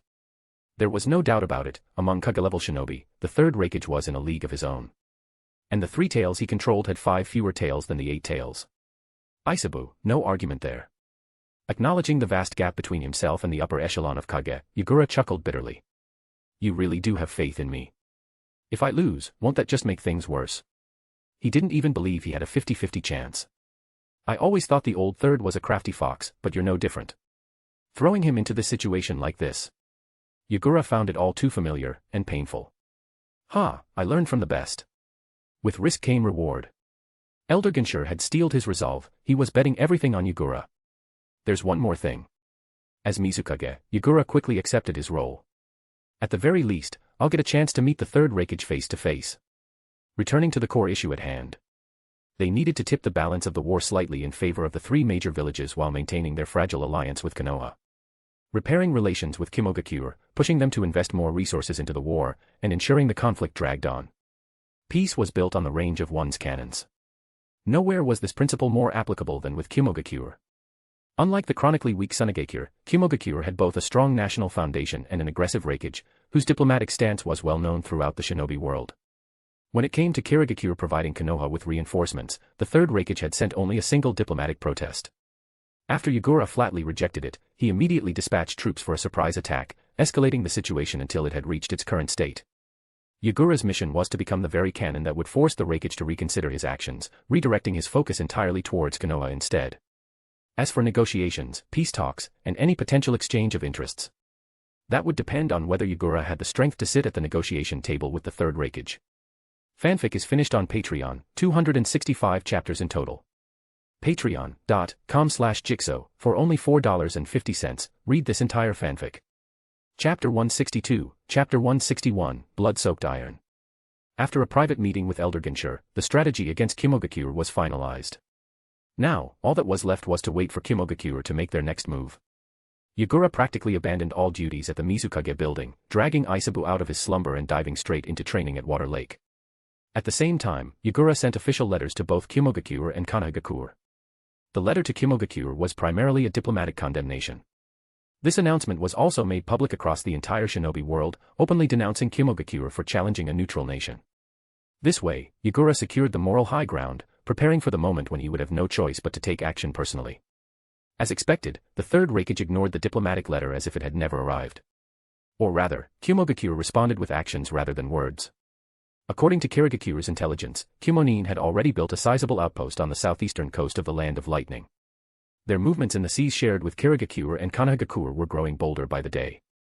As for Kirigakure's other diplomatic efforts, Kirigakure, being a village that preferred to settle disputes with their fists, simply ignored them. Meanwhile, in Kirigakure, Elder Ginshur and Yuki Murasaki temporarily took over Mizukage duties, organizing mission assignments for the village's shinobi. With Kirigakure's forces growing in both numbers and strength, Kirigakure could no longer afford to send only Chunin and Genin on missions. According to the agreement with Konoha, if the enemy's threat level increased, the mission's commission fees would rise from D and C rank to B rank or higher. Yagura also sent a personal letter to Konoha. This one was addressed directly to the third Hokage, Hiruzen Sarutobi. In it, he made it clear, Kirigakure was currently weak, and Kirigakure was going too far. They needed assistance. Hokage-sama, have some mercy, lend a hand. Yagura knew he had no chance of standing against the Third Rakage alone, not even a 10% chance of victory. Kirigakure had no one to rely on. But his ally, Konoha, did. Hiruzen Sarutobi's reply came quickly. He agreed that Kirigakure was a mutual enemy and assured that Konoha would provide whatever support they could, within their capabilities. However, Konoha currently had no available manpower to assist Kirigakure in battle. So, they would have to fight on their own. To be honest, when Hiruzen received Yagura's plea for help, he couldn't help but mutter in confusion. Kirigakure had received so much money from Konoha, yet now they couldn't even withstand a couple of attacks before asking for help. Taking the money but not doing the job, huh? But he couldn't be blamed for thinking that way. Yagura's letter had been too vague. Hiruzen simply assumed that Yagura was asking Konoha to send ninja to help protect their trade routes. Without more details, he never imagined that Yagura was actually planning to personally face the Third Rakage head-on. Hiruzen's response was delivered to Yagura by Zabuza, who found him still training in the lake. Yagura leapt from the water, shaking off the chakra-infused droplets. He took the decrypted letter from Zabuza's hands and scanned it quickly. A grin spread across his face. Perfect. What Yagura needed was precisely this statement, that Konoha would assist however they could. He had never expected Konoha to spare any of their regular shinobi forces. That much he was well aware of. But he didn't need ordinary ninja. What he needed was a Kage-level ninja. Zabuza, already anticipating his next move, had brought a scroll and a brush. Without a word, he handed them over. Thanks. Yagura took them and moved behind Zabuza. Bend down a little. Using Zabuza's solid, muscular back as a writing surface, Yagura quickly drafted his request. Though, with Zabuza's sculpted muscles, it was a bit difficult to write smoothly. Feeling the brush's movements and the faint ticklish sensation, Zabuza mentally translated Yagura's words as he wrote them. He bent over slightly, spreading the scroll as he copied the message into a coded format. Having been by the Mizukage side every day, he was already well aware of the escalating conflict between Kirigakure and Kirigakure. He also knew about Yagura's plan to seek aid from Konoha. As for the Mizukage's diplomatic moves, Zabuza had no opinion. But he despised his own weakness, his inability to help Yagura in any meaningful way beyond these trivial tasks. Dear Hokage, we do not require an army. We only request one person. I have long admired the three legendary Sannin of Konoha. Orochimaru. The one Yagura wanted to borrow from Konoha was none other than Orochimaru. At this time, Konoha's Kage-level shinobi included Hiruzen Sarutobi, the three Sannin, Danzo, and Namikaze Minato. Hiruzen and Danzo were out of the question. Minato was stationed at the Iwagakure front and couldn't be moved. Among the Sannin, Jiraiya was who knows where, and Tsunade was drowning in gambling debts. Only Orochimaru remained. As far as Yagura knew, Orochimaru had yet to defect from Konoha at this point. And there was no information about him being active on any battlefield. That meant he was still in Konoha. With the letters completed, Yagura rolled up his scroll and destroyed it using lightning release chakra. The only version that remained was the encoded one Zabuza held. Expressionless, Zabuza stored the scroll away. I won't disturb you any longer. I'll deliver this to the elders. Knowing Yagura needed to continue his training, Zabuza didn't want to waste his time. He turned to leave. Wait. Yagura called out, sensing something was off. What's wrong with you? Nothing. Don't worry about it. Zabuza tugged at the corner of his mouth, attempting a smile, but failed. Just got dumped by my girlfriend. Not in a good mood.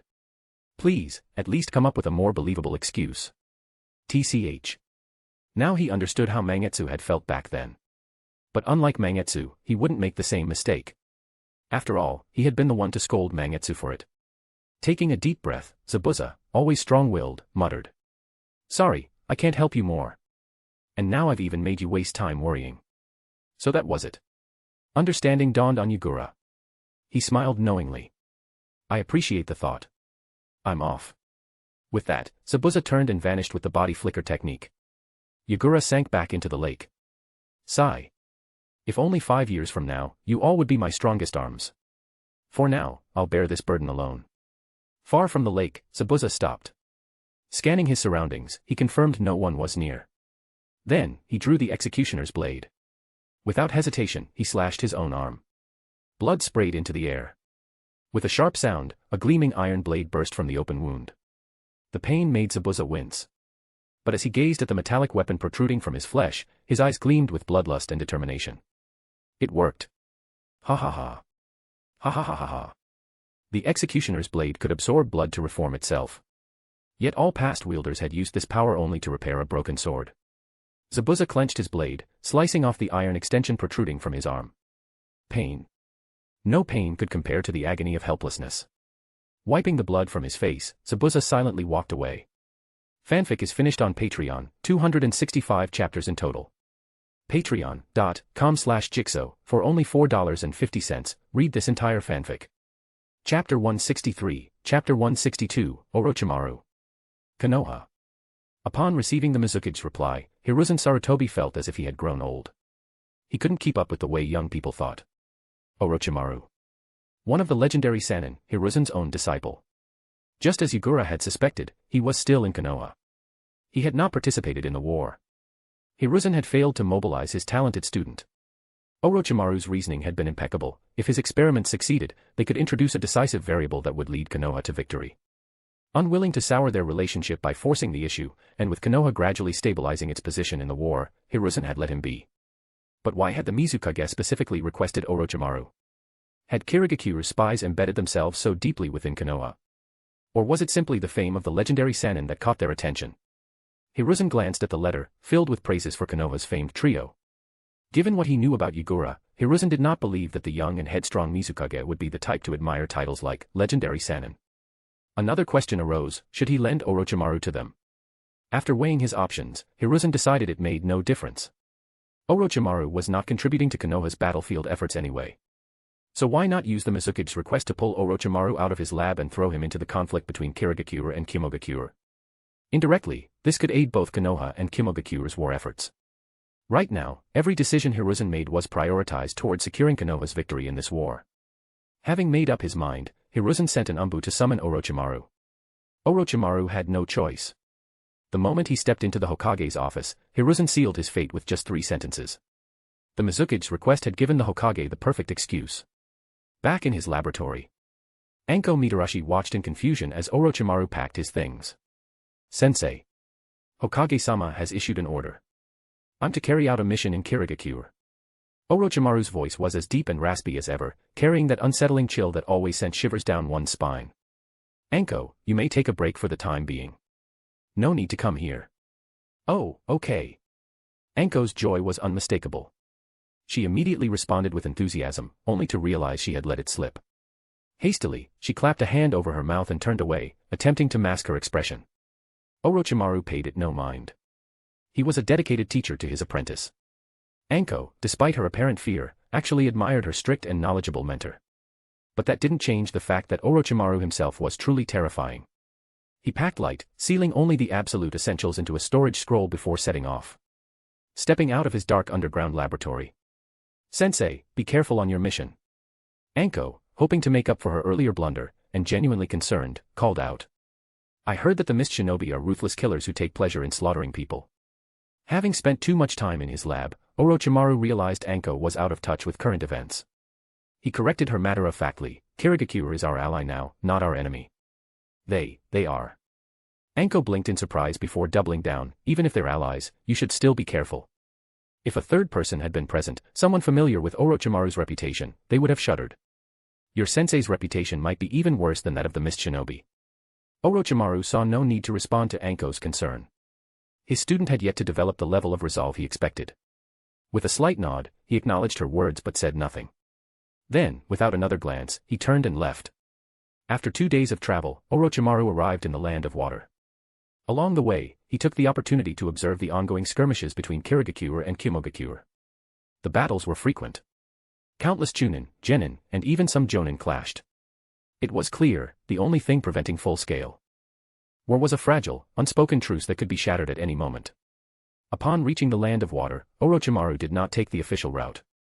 He preferred to see things for himself and gather intelligence firsthand. For a long time, Kirigakure had remained closed off from the outside world. Any foreign shinobi caught sneaking into the Land of Water were executed on sight. Yagura had not changed that policy. The intelligence network formed by the Onami clan and the Makumo clan was so extensive that even Orochimaru could not slip past their detection. Stop right there. Orochimaru halted, glancing at the Mist Shinobi who had surrounded him. How fascinating, such an impressive intelligence network. Onami's Jonin stared at him warily. Orochimaru of Konoha, state your purpose. A failed infiltration. Orochimaru accepted this reality quickly. His greedy eyes lingered on the bloodline limit users before him. Shikatsumiyaku, hydrification, storm release, and those eyes. Due to Kirigakure's secrecy, its bloodline limits were not widely known. But anyone paying close attention would realize just how vast its genetic treasures were. Orochimaru was one of the few who had taken notice. He wanted to learn all the jutsu in the world, and that, of course, included the Kekkeigenkai and hidden techniques of Kirigakure. Relax. I am not your enemy, Mist Shinobi.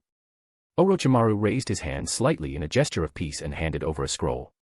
I was summoned by your Mizukage as reinforcement. The Onami Jonin took the scroll, unrolled it, and confirmed its authenticity. At the same time, a group of Mist Shinobi assigned to receive him arrived, having received word from their comrades. Orochimaru's entry was verified as legitimate. The Onami Jonin returned the scroll. If you had official documents, why did you not take the proper route? Orochimaru chuckled darkly. When entering an unfamiliar environment, gathering intelligence is a fundamental skill for any shinobi. Wouldn't you agree? Unpleasant. The Onami Jonin gave the order, withdraw. Orochimaru's escort had arrived, Ao. Like the others, Ao was wary of this dangerous man but carried out his duty. This way, Orochimaru-sama. A regular shinobi. Orochimaru cast a glance at Ao, his expression indifferent. He had no interest in him, his reaction starkly different from when he had first seen the bloodline limit users. Following Ao, Orochimaru ventured deeper into the Land of Water. He passed through construction sites where workers were building elevated bridges and canals. He saw large pastures fenced off, with herds of cattle and sheep tended by ranchers and hired farmhands. Farmers walked the dirt paths between irrigated fields, guiding chickens and ducks with their herding dogs. Was this really the Land of Water? Though he had never been deeply familiar with the country, the scene before him felt completely at odds with his expectations. More surprising, however, was that Ao made no effort to restrict his view. When the Sarutobi emissary had visited, he had been kept under strict surveillance. This ordinary Jonin lacked the authority or audacity to permit a foreign shinobi such unrestricted access. This was the Mizukage's decision, then. Curious, Orochimaru asked Ao directly. Ao replied, Mizukage-sama's exact words, Orochimaru is cunning and resourceful. If he wants to know, we cannot stop him. So Yagura had simply allowed him to see everything openly. Interesting. Orochimaru's curiosity deepened. Does your Mizukage know me? It certainly seemed that way.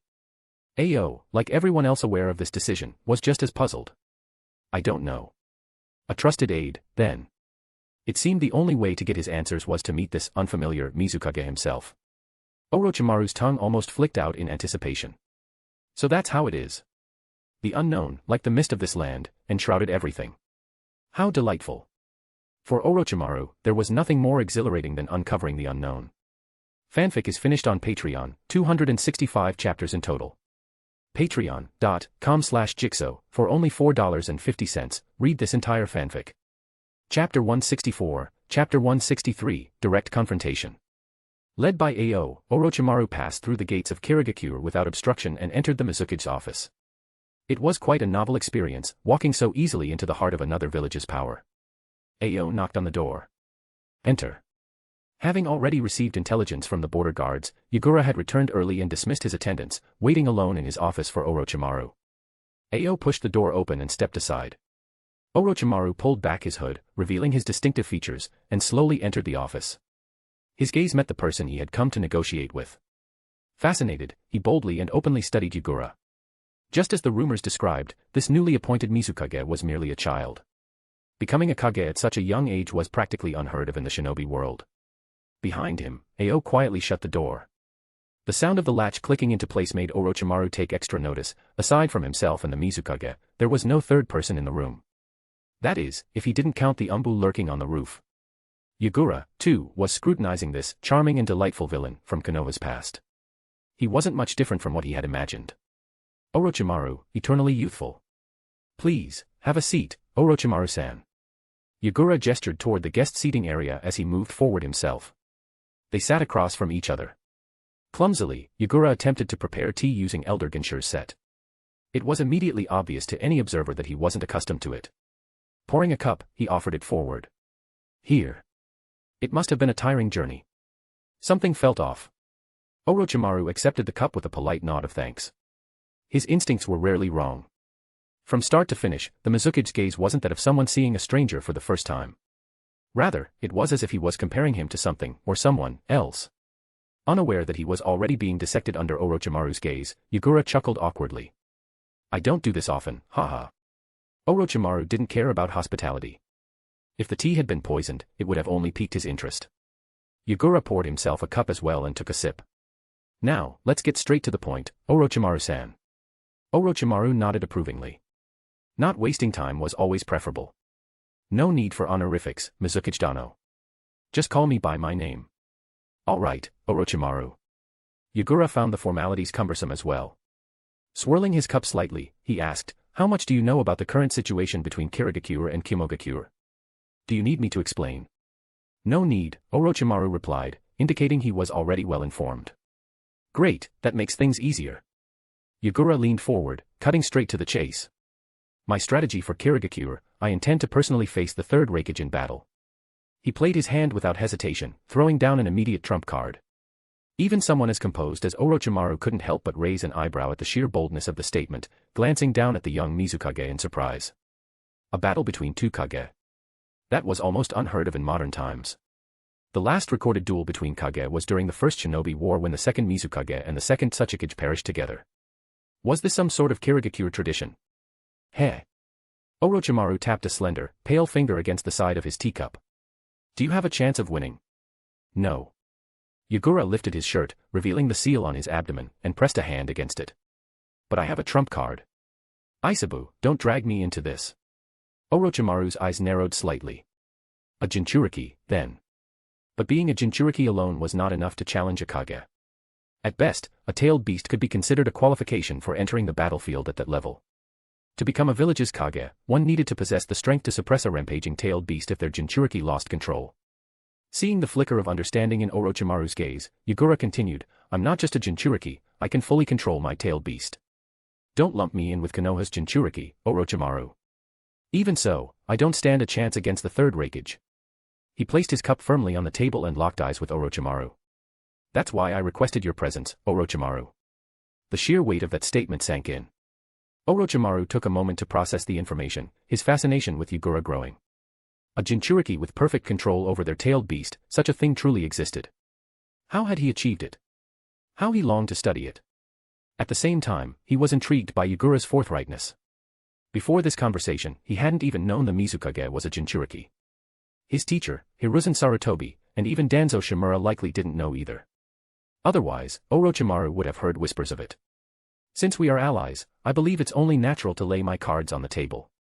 This is my way of earning your trust so that we can work together without reservations. Yagura explained his unusually direct approach. He had said everything he needed to say. Now, it was time for Orochimaru to respond. Seeing no reason to play games with his new collaborator, Orochimaru asked, my objective, is it also the third Rakage? Yagura hesitated briefly. That actually wasn't the task he had in mind for Orochimaru. But since Orochimaru had brought it up, Yagura decided to probe. Let me ask you, do you think you can defeat the third Rakage? Even before Orochimaru could answer, Yagura already had an assessment in mind. Orochimaru had a vast arsenal of abilities, but survival was his strongest trait. Against the third Rakage, he wouldn't win, but he wouldn't die, either. If he could somehow maneuver Orochimaru into fighting the Rakage, Yagura wouldn't mind at all.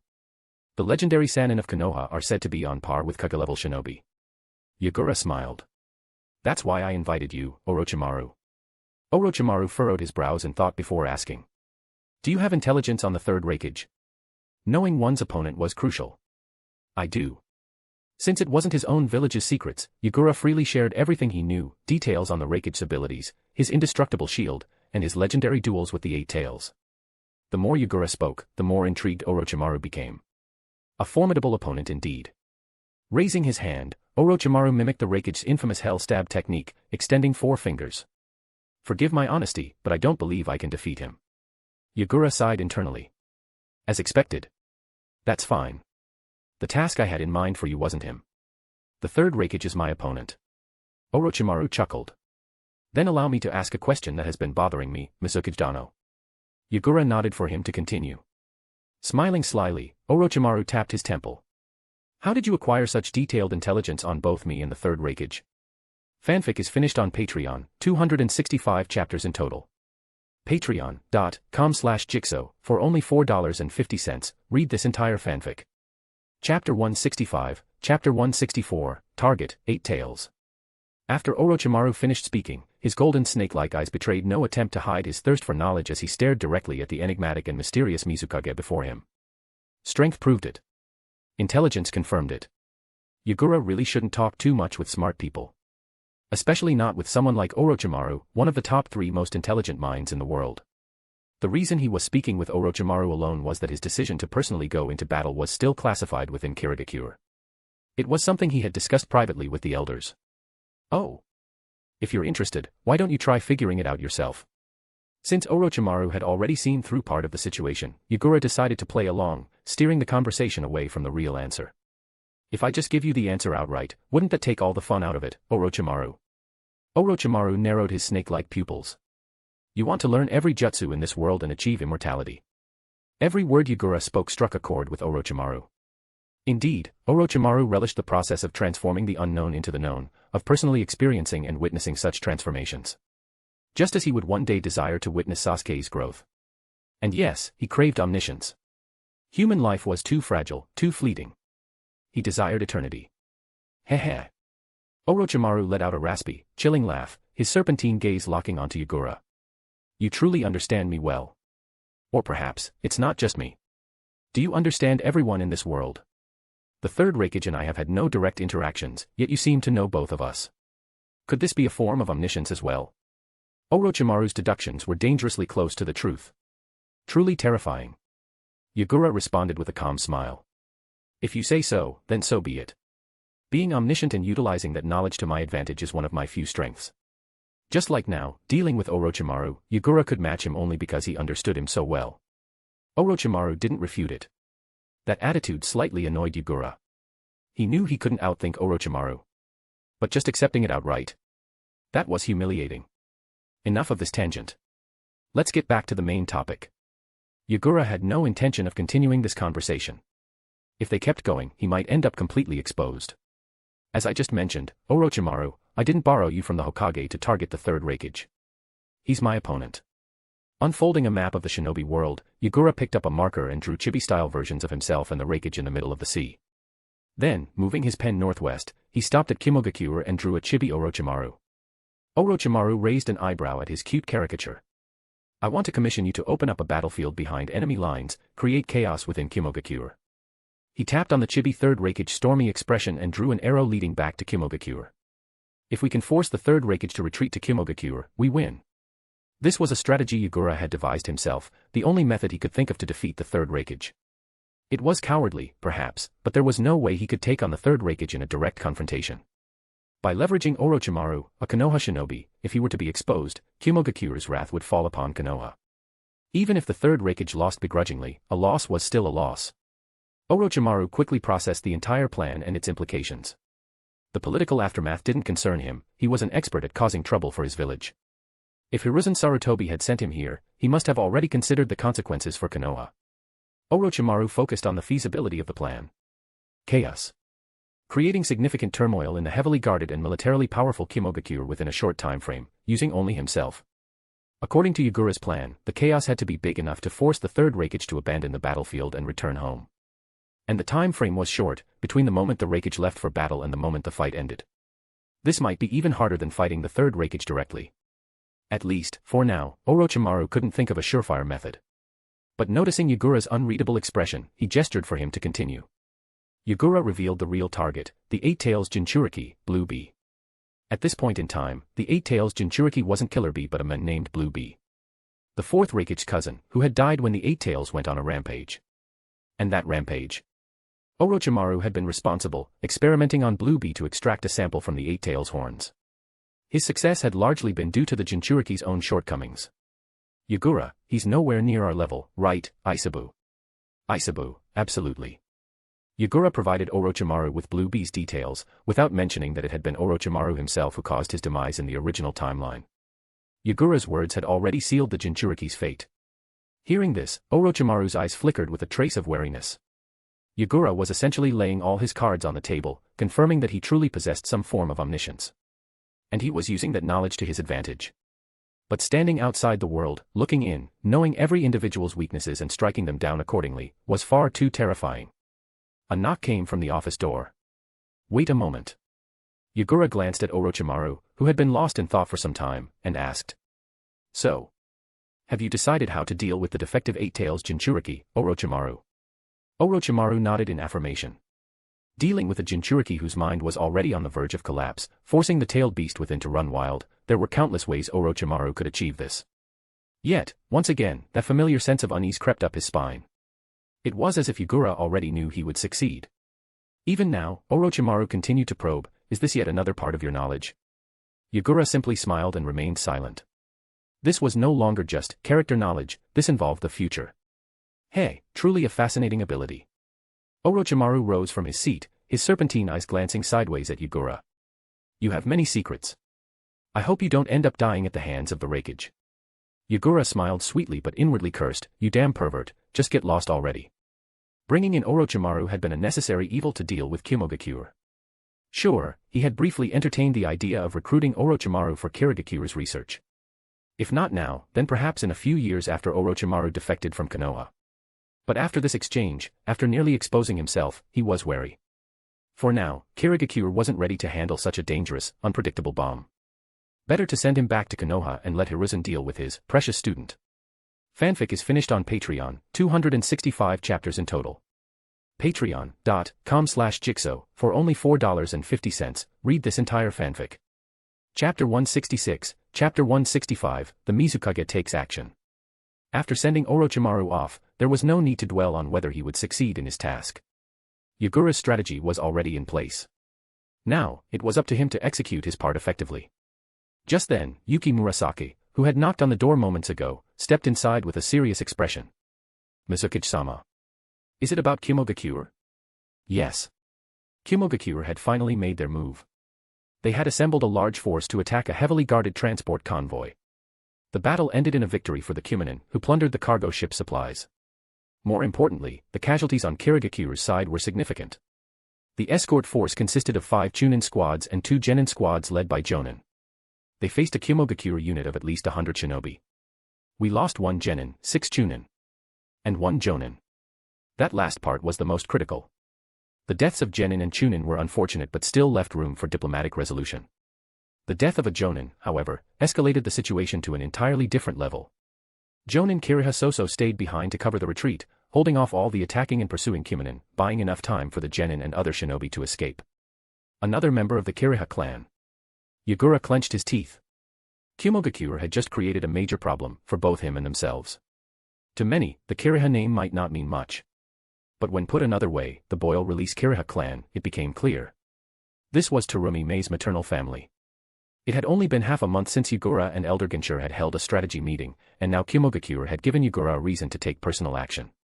Yagura immediately ordered the Anbu to notify the Ministry of Foreign Affairs and the Military Affairs Department.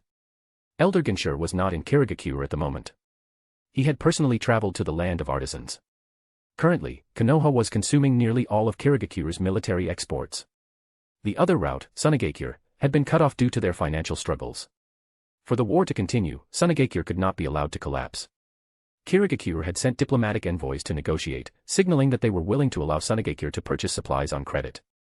Meanwhile, Elder Ginshur, accompanied by Kagaya clan shinobi, traveled to the land of artisans to pressure them into increasing weapon production and expanding the number of Kirigakure's blacksmiths. A strategy meeting was set for an hour later. The Kiriha clan, having received news of their fallen member, also sent representatives to attend. The conclusion of the meeting was unanimous: Kirigakure would put pressure on Kimogakure. Unlike Sunigakure, which was relatively easy to manipulate, Kimogakure was not a pushover. Standard diplomatic measures would be ineffective. The next day, news of Kimogakure's attack on a neutral country's Kirigakure trade ship, resulting in the deaths of multiple shinobi, including a Jonin, spread throughout the ninja world. That night, Sarutobi Hiruzen woke up laughing in the middle of the night. Kirigakure's diplomatic personnel stationed in Kimogakure sent back their response. And it was the worst possible answer for both Kirigakure and Yagura. The Rakage and Kimogakure's leadership had demanded that Kirigakure cease all military exports to Konoha in the future. Their diplomatic stance was aggressive. While many in Kirigakure debated how best to counter Kimogakure's demand, Yagura made his decision swiftly. "I'll go." He stood up and declared without hesitation, "We'll force Kimogakure to back down with strength." Gasps filled the room. What? Some wanted to dissuade him, but Yagura shut them down with a single, irrefutable question: does Kirigakure have anyone more suited for this? Silence. No. There was no one. If there were, it wouldn't have fallen to the Mizukage himself to take action. From the Third Mizukage era, the village's elite forces had dwindled. Among them, only Jonin Akabino remained. Meanwhile, the Fourth Mizukage generation had yet to fully mature. Even Jonin Akabino alone wasn't enough. He did not possess the overwhelming power needed to make Kimogakure hesitate before engaging in war. With reality laid bare, there was no longer room for argument. After delegating tasks to Yuki Murasaki, Yagura prepared to depart. However, he stopped Mangetsu and Zabuza in their tracks. "You two stay behind." Mangetsu was taken aback. Why? Zabuza, having anticipated this, still scowled with dissatisfaction. "We won't hold you back." Yagura wasn't implying that they would. But even if he thought so, he wouldn't say it outright. If the Mizukage and most of the 7 ninja swordsmen are gone, what happens if something occurs in the village? After a pause, his expression softened. "I'm counting on you. You're the ones I trust the most." The two had no choice but to step down. Typically, a Mizukage would be accompanied by 2 Jonin guards. But at the moment, Kirigakure's Jonin were all occupied with missions. It was a predicament similar to when Tsunade had just taken office and had no available manpower to send after Sasuke. Yuki Murasaki was a Jonin, but as Yagura's secretary and assistant, she needed to stay behind to manage daily affairs. Terumi Mei, seeing the 2 reluctant guards remain behind, stepped forward. "In that case, Mizukage-sama, I request to accompany you as a bodyguard. I'm just an ordinary Jonin, surely that's acceptable." This incident involved her family, and her strength was up to par. She had recently passed the Jonin exam. Yagura hadn't considered bringing anyone along. Mei's initiative surprised him. He thought for a moment before agreeing. All right. With only Mei and a few Anbu, Yagura set off immediately. They traveled westward toward the border of the Land of Water. From Kirigakure, a new waterway system had been under construction to connect to the western border. The elevated bridges had already begun taking shape near the village. Following the unfinished route allowed them to assess its progress while remaining unnoticed. According to intelligence reports, Kimogakure had dispatched over 1,000 shinobi. Compared to the 20,000 they had deployed against Konoha, this was a mere fraction. But for neutral Kirigakure, it was a disproportionately large force, far beyond what the trade ship's escort could handle. After half a day's journey, night fell. The two stopped in a bamboo forest to rest. Yagura sent an Anbu scout ahead to gather information, while Mei set traps and ensured the area was secure. Yagura lit a small fire and began heating water to cook frozen chicken. Mei returned, laid out a map, and estimated their arrival time. "If we depart at dawn, we'll reach the port before noon." Steam rose as the water reached a boil. Yagura poured a cup for Mei. "Thank you, Mizukage-sama." Yagura smiled faintly. "No need for formalities. Just call me by my name." "All right." Mei studied his expression, sensing his underlying tension but knowing she couldn't help. Instead, she simply did what she could, supporting him however possible. Suddenly, her senses sharpened. Her gaze snapped to the bamboo forest at 8 o'clock. She immediately stood, shielding Yagura. "Who's there?" Just dropped a new fanfic. It's a chill, easy-to-read story with a fun twist. The main character has the flame fruit in the Naruto world. The powers are cool and used in interesting ways, but don't worry, he's not insanely overpowered. There's a good balance, solid pacing, and some nice character moments. Highly recommend checking it out. You can find it by the title in Naruto with the flame fruit or just head to my web novel profile. Fanfic is finished on Patreon, 265 chapters in total. Patreon.com/Jigsaw, for only $4.50, read this entire fanfic. Chapter 167, Chapter 166, The Arrival of Sasori. The intruder hadn't triggered any of the traps she had set up. It wasn't until they entered her line of sight that she finally noticed. A powerful enemy. Terumi Mei's vigilance immediately shot to its highest level. The rustling of leaves echoed in the night. A red-haired figure brushed aside the foliage, stepping slowly out of the darkness of the bamboo forest. Upon seeing the person's face, Yagura finally let go of the breath he had been holding. He had been scared to death. For a moment, he thought it was Uchiha Madara. Instead, he shouted out in surprise and joy. Sasori. The red-haired puppet master had grown a little taller over the past year. As he emerged from the bamboo forest, he wasted no time before launching into his usual sharp-tongued remarks toward his old acquaintance. An idiot like you becoming Mizukage. No wonder no one takes Kirigakure seriously anymore. Stop right there. Terumi Mei had heard this name before, which only made her more alarmed. She stepped in front of Yagura, refusing to let him go any closer. Sasori of the Red Sand, an S-rank rogue ninja from Sunagakure. What are you doing here? She raised her hands to form a seal, warning Sasori not to take another step forward. The Anbu lurking in the shadows were also ready to spring into action at any moment. An S-rank rogue ninja from Sunagakure. Anyone who earned the S-rank classification was unquestionably at least as strong as a Jonin. More than that, before his defection, this man had already made a name for himself as a genius puppet master among Sunagakure's elite forces. If Sasori made any suspicious moves, Mei would complete her final lava release seal. But there was no way around Mei. Yagura sighed in frustration and called out loudly, Sasori. I think you just scared my people. His voice carried genuine excitement and joy. Mei was momentarily caught off guard, unsure which side to focus on. Yagura, he's... Relax, just an old acquaintance. Realizing Sasori's presence carried some level of danger, Yagura hesitated for a second before adding. Ah. Maybe not entirely reassuring. Sasori let out a low scoff. That derisive laugh confirmed to Yagura that he hadn't changed. He probed further, Sasori, why are you in Kirigakure? A pointless question. After all, Yagura himself had extended an invitation for Sasori to come to Kirigakure before. But what he really wanted to know was why Sasori had shown up at this particular moment, when he needed help the most. Nothing special. Just collecting materials. Is that so?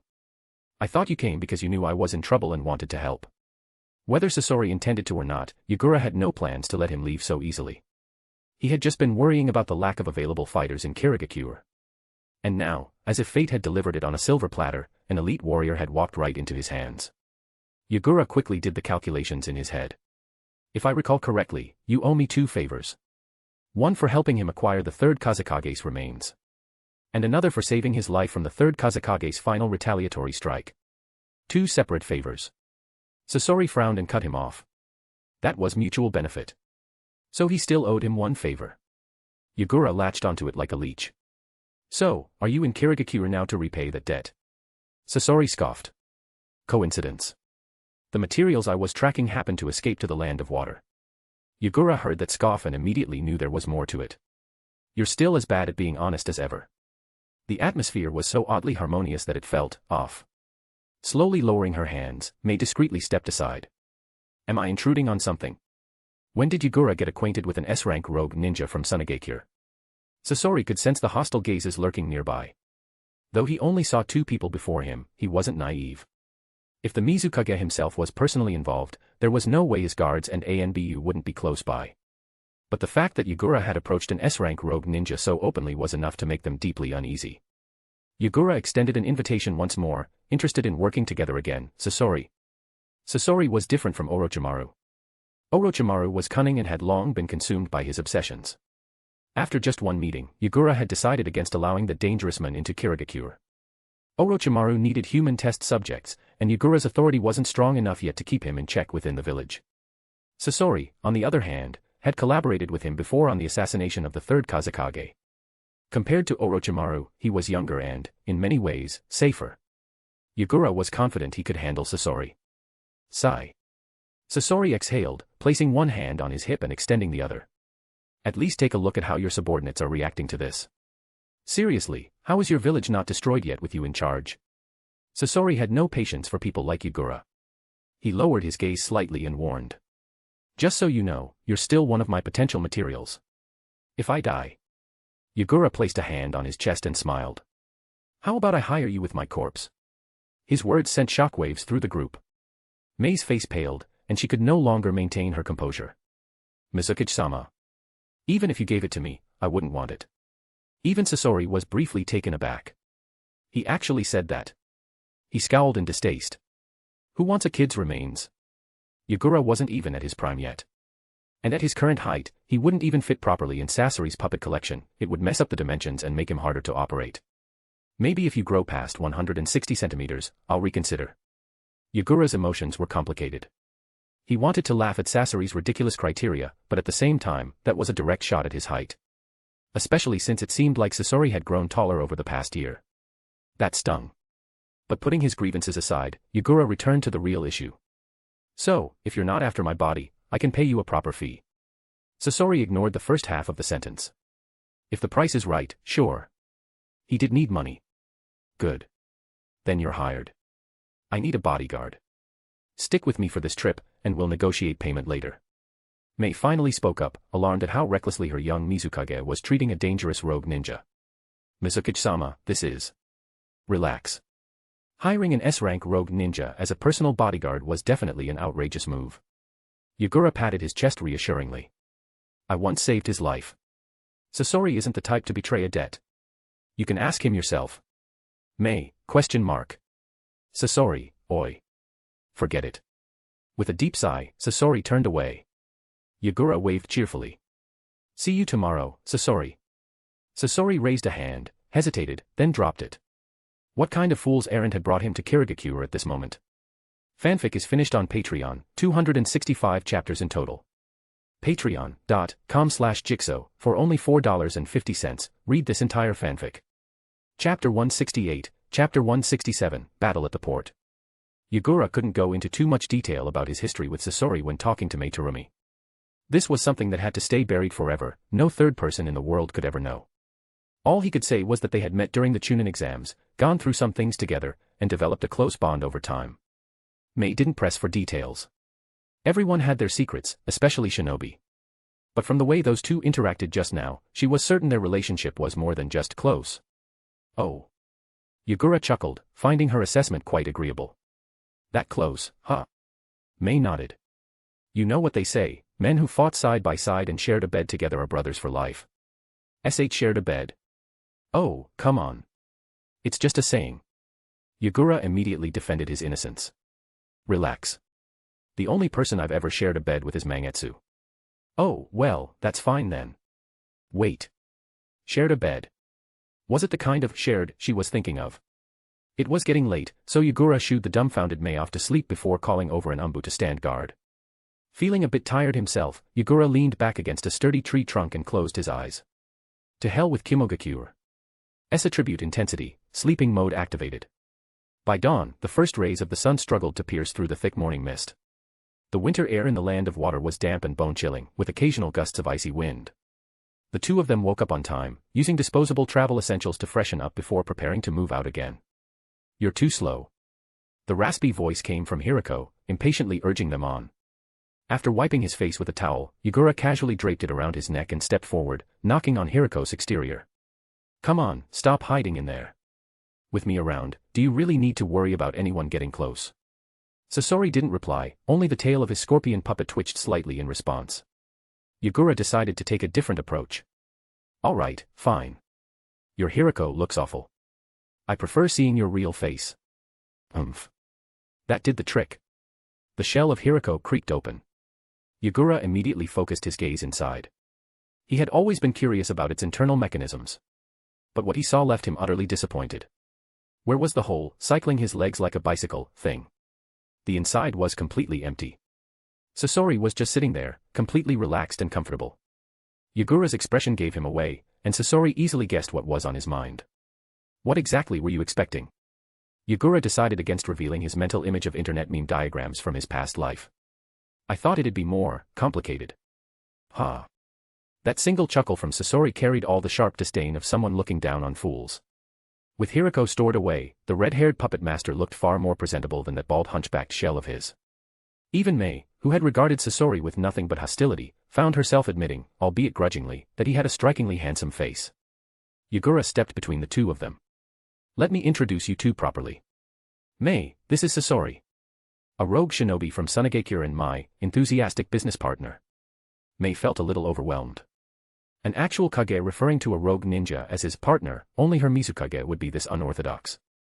She nodded stiffly at Sasori. Hello. Thank you for your cooperation. Sasori, this is Mei Terumi. Just call her Mei for now. She's my assistant and, for the time being, my bodyguard.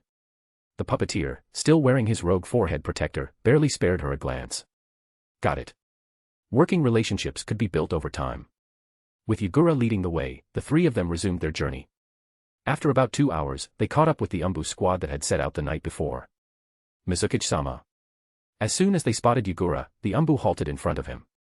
Even through their masks, their voices betrayed urgency and anger. The Cloud Shinobi have gone mad.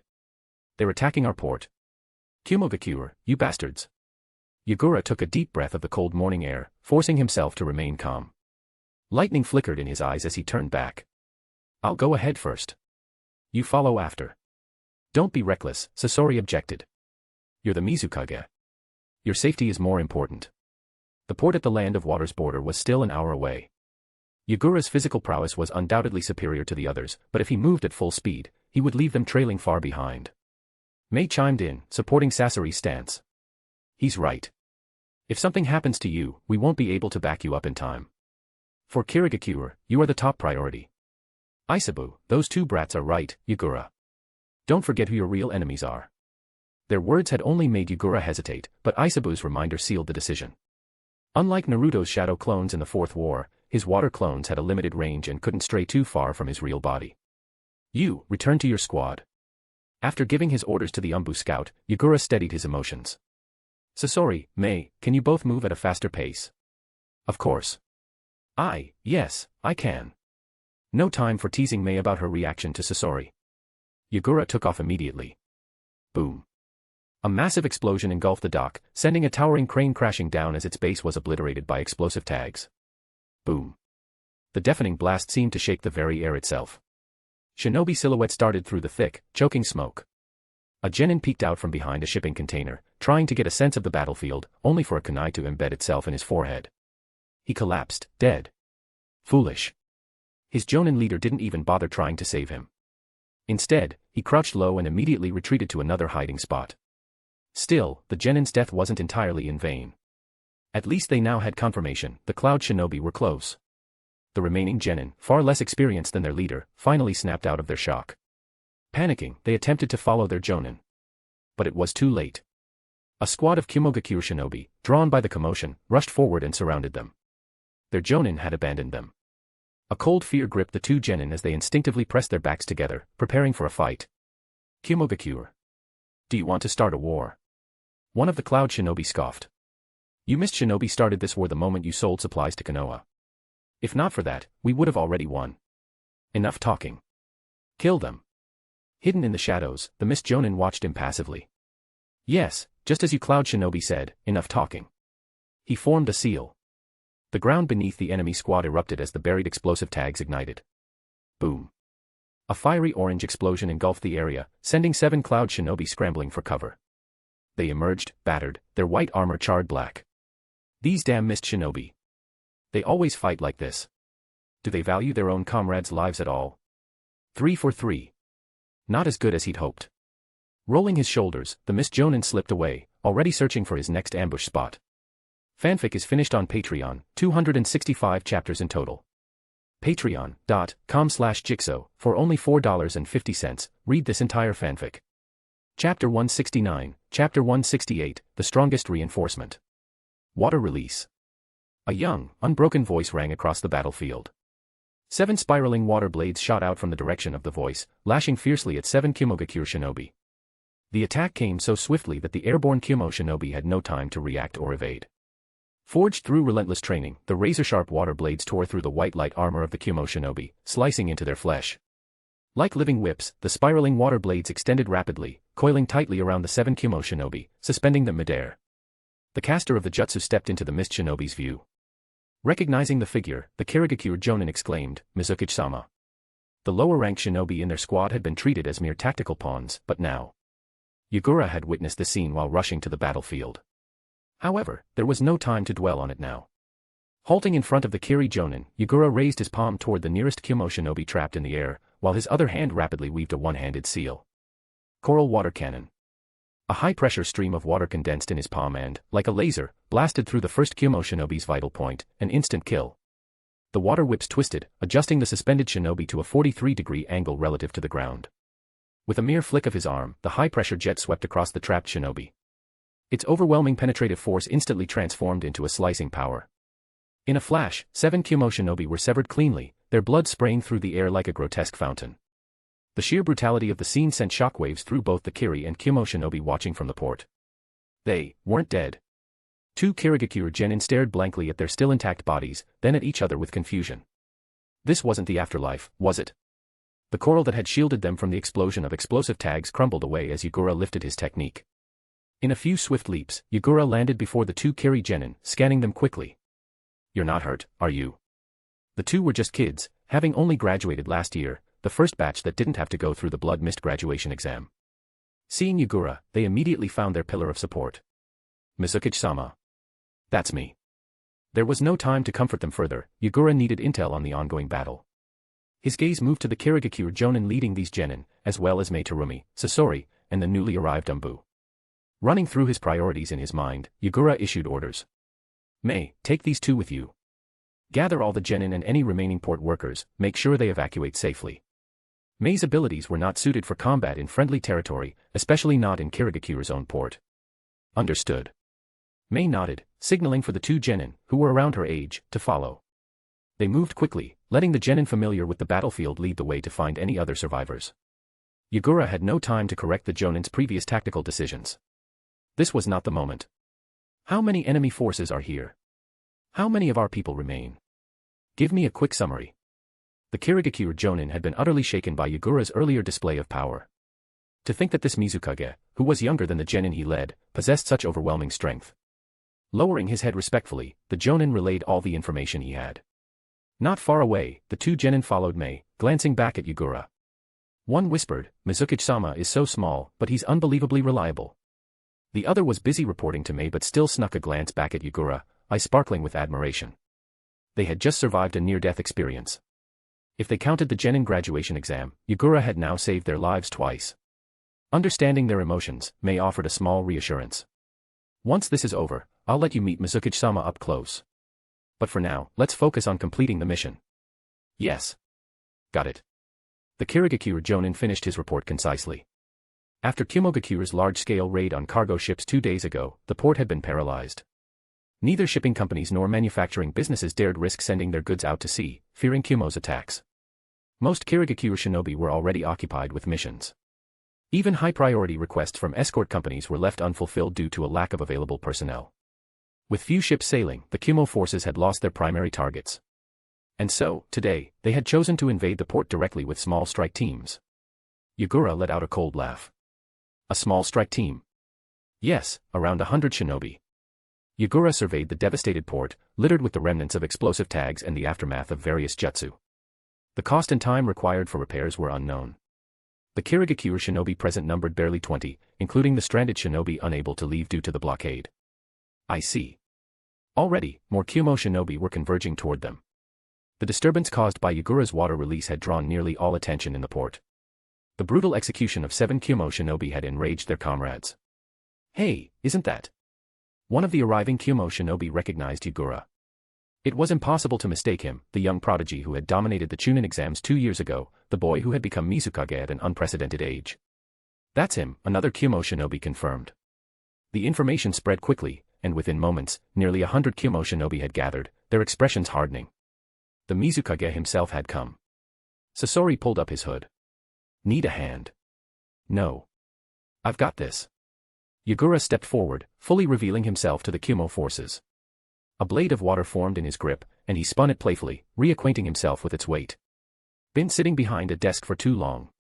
Time to stretch my muscles. Kumo's commanding officer, Dodai, a trusted aide of the Third Rakage, narrowed his eyes. The Mizukage himself. This complicates things. His orders had been clear: pressure Kirigakure by attacking their ports but avoid outright war. But now, with Yagura here, Kirigakure's stance was clear: no compromise. Taking a deep breath, Dodai raised 4 fingers. A silent command: probe the enemy. Retreat was never an option for Kirigakure. The battle began. The Kirigakure shinobi at the rear quickly followed up with their attacks. A broad, axe-like blade crackling with lightning came crashing down. Boom. Yagura flipped midair, narrowly dodging the strike. Using the momentum, he hurled a water blade forward, piercing the forehead of the Kirigakure ninja in front of him. Still airborne, he reached out with his left hand and snatched the sword from the lifeless fingers of his fallen enemy. His nimble body twisted in a graceful half-spin before he brought the blade slashing downward, cutting down the broadsword-wielding Kirigakure shinobi. The blade lodged itself deep in flesh and bone. Without hesitation, Yagura abandoned the temporarily borrowed weapon. As he landed, he pushed off a shipping container with one hand and propelled himself high into the air.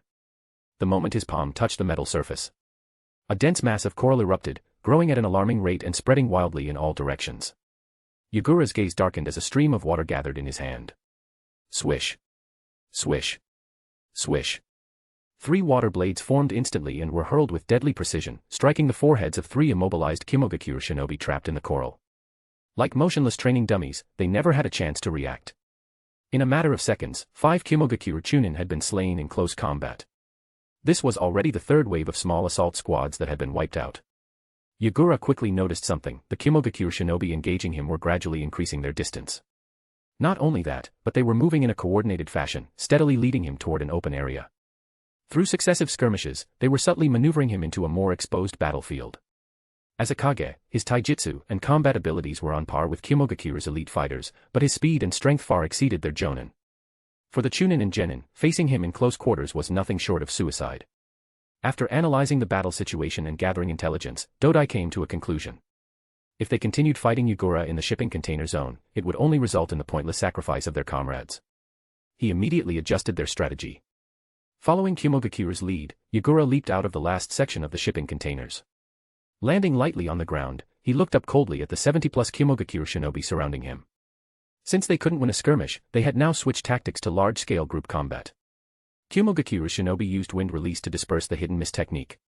A few shinobi rushed forward, forming hand seals as blinding white light radiated from their bodies.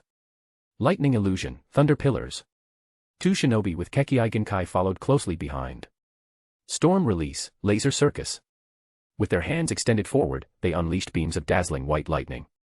Boom. The intense light overwhelmed the senses, the genjutsu slowed movements, and the storm release lasers struck with blinding speed. This was one of Kirigakure's most reliable and time-tested combination attacks. You don't actually believe that techniques like these can take down a Kage, do you? Your Rakage would weep from embarrassment. Or, do you just underestimate me? Yagura's voice echoed from 4 directions at once, ringing in the ears of the Kirigakure shinobi. Their hearts skipped a beat in unison. Turning in all directions, they saw Yagura, his real body and 3 water clones, positioned at the 4 corners of their formation. The Mizukage's hands blurred as he formed seals at incredible speed. Beneath him, ripples surged violently. A massive wave, over 50 meters tall, erupted from the 4 corners, engulfing the Kirigakure shinobi caught in between. The sheer scale of the attack made it impossible for them to escape in time, no matter how fast they were. If you're so eager to visit Kirigakure, then you might as well stay. Yagura's hatred for these Kirigakure shinobi ran deep. Unlike the Iwagakure and Sunigakure shinobi, who merely engaged in verbal posturing, these Kirigakure shinobi had actually launched an assault on his forces and his village. You lot seem to think I'm an easy target. Yagura's hand slammed onto the ground. Chakra surged, sending tremors through the battlefield as the towering waves curled inward. A colossal water cube, over 30 meters on each side, rose into the air. Within it, 77 Kirigakure shinobi were trapped. The sheer volume of water and the crushing pressure left them no room to escape. Let's see what happens when you squeeze a real, soft target. Before them, 4 towering water columns surged upward, continuously pouring into the massive water prison. Yet, instead of expanding, the water mass began to shrink. Everything happened in the blink of an eye.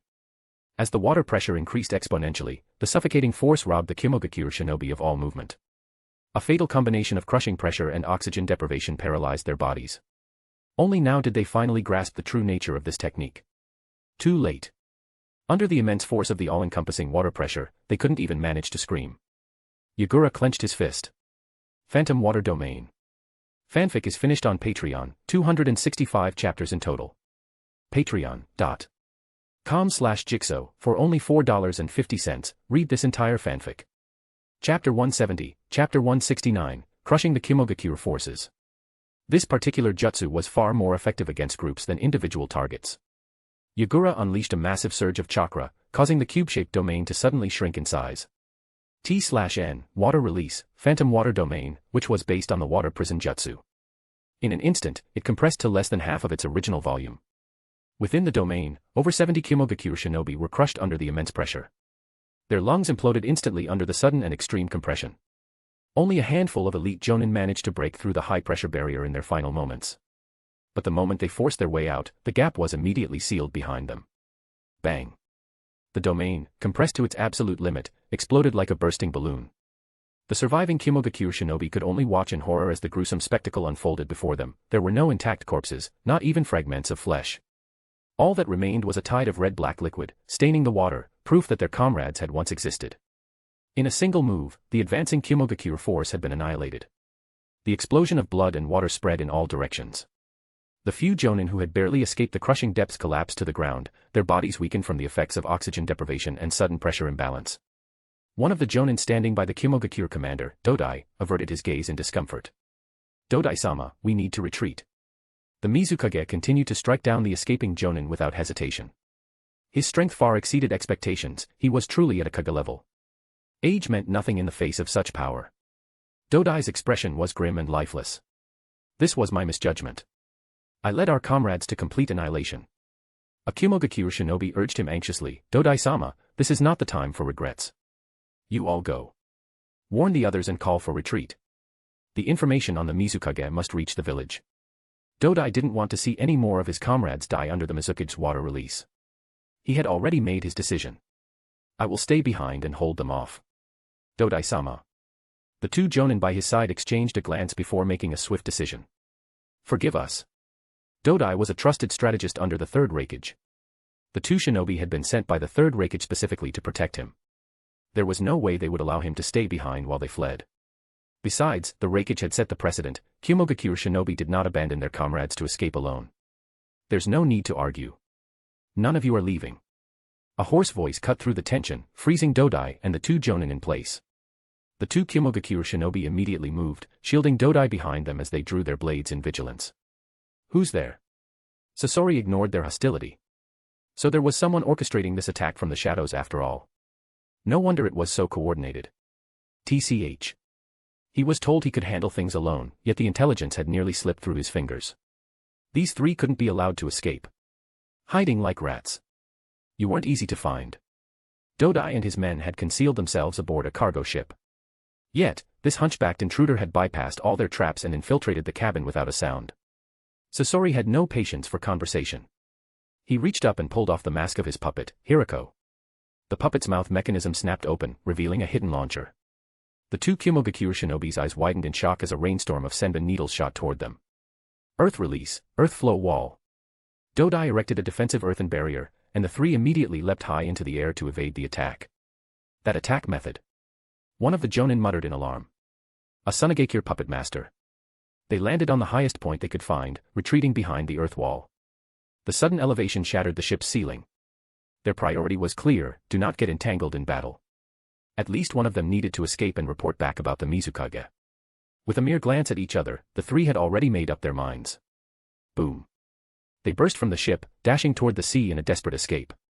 But then, one of the Kirigakure shinobi abruptly halted mid-step, turning back to swing his blade at Dodai. His comrade reacted instantly, intercepting the attack with his own sword. "What the hell are you doing?" Dodai, shielded behind them, quickly deduced the truth. "Calm down. He's being controlled by a puppet master." "Controlled?" "Shink." Sasori wasted no time. His chakra threads wrapped around the possessed shinobi, dragging him backward to slow the others down. With his free hand, he summoned another puppet, which swiftly dove toward the trio from above. As the puppet's chest compartment opened, its chakra transformed into iron sand. Hirako's hand lifted. Iron sand drizzle. The third Kazekage puppet unleashed a barrage of iron sand bullets at high speed. Lava release, protective wall. Dodai spewed a thick, yellow elastic fluid in front of them, forming a resilient barrier. The remaining Kirigakure shinobi severed the chakra threads from their comrade with a precise sword strike. The iron sand bullets, which could pierce through solid earth walls, crashed into the membrane barrier, leaving deep indentations, but they were stopped. Not bad. The third Kazekage puppet shifted, entering their field of vision from the side. The moment they saw its face, all three were struck with horror. What? Impossible. The third Kazekage. But he's supposed to be dead. Sasori struck mercilessly, exploiting the shock he had created. The puppet blurred forward, its arms extending as razor-sharp blades shot out. Blood sprayed through the air. The third Kazekage puppet came to a halt, twin blades now coated in venomous blood. The poison took effect instantly. Weakness spread through their limbs like wildfire. Dodai clutched the wound in his abdomen, glancing at his comrades. Their reactions were identical, proof that the poison was potent and fast-acting. From the mist, Hirako approached slowly. Dodai's voice was hoarse, yet resolute. "You're Sasori of the Red Sand, Sunegakure's rogue ninja." Sasori chuckled. "I'm surprised a Kirigakure shinobi recognizes my name." Dodai's gaze flickered to the puppet standing behind Sasori, its face, its stance, its sheer presence. And suddenly, everything clicked. His heart plummeted into an abyss of ice. "So that's it. That's the truth. The third Kazekage's death, it was you." Boom. A bolt of blue lightning crashed down. Yagura arrived, stepping down beside Sasori. "Took a bit longer to clean up the stragglers. Hope I didn't keep you waiting." Sasori merely stared at the poisoned trio. "Too slow. Apologies, apologies." The poison reached its final stage. Dodai's legs buckled, and he collapsed. He had thought the Mizukage had merely hired a rogue shinobi. But no, this wasn't a mercenary arrangement. Yagura and Sasori were far too familiar with each other. And more disturbingly, the Mizukage had not shown a hint of surprise upon seeing the third Kazekage. He knew. Sasori had no patience for further delays. Shink. Iron sand spikes pierced through the three shinobi. They were dead. Sasori stepped forward, ensuring their demise before placing sealing tags on their corpses. The battle was over. Yagura smirked. "Well, that was a decent warm-up." Fanfic is finished on Patreon, 265 chapters in total. Patreon.com/Jigsaw, for only $4.50, read this entire fanfic. Chapter 171, Chapter 170, Teaching Terumi Mei. Scattered remnants of Kirigakure shinobi still fought against the Kirigakure forces at the harbor. With only a handful of them left, Yagura swiftly hunted them down one by one, eliminating them without mercy. As he moved through the devastated port, taking in the destruction caused by the Kirigakure attack, his strikes grew even more ruthless. He managed to rescue a censor ninja from the Onami clan. With the Onami ninja leading the way, scouting for any remaining enemies, not a single Kirigakure shinobi was left alive in the end. Yagura brought his hands together before his chest, his water blade dissolving into a harmless stream as the blood it had spilled scattered away. Lowering his hands, he turned to the Onami ninja trailing behind him. "Are we clear?" The Onami kunoichi was still dazed from witnessing the Mizukage's merciless slaughter. The cold tone of his voice jolted her back to reality. "Yes. There's no longer any enemy chakra present. Is this the true strength of the Mizukage?" She had never heard of him taking action before, not since he had officially succeeded the title. He's still so young, yet so powerful. Yagura's expression softened slightly. "Good work." The Onami girl straightened her back immediately. "No. This is my duty. Mizukage-sama, you are the one who has worked the hardest.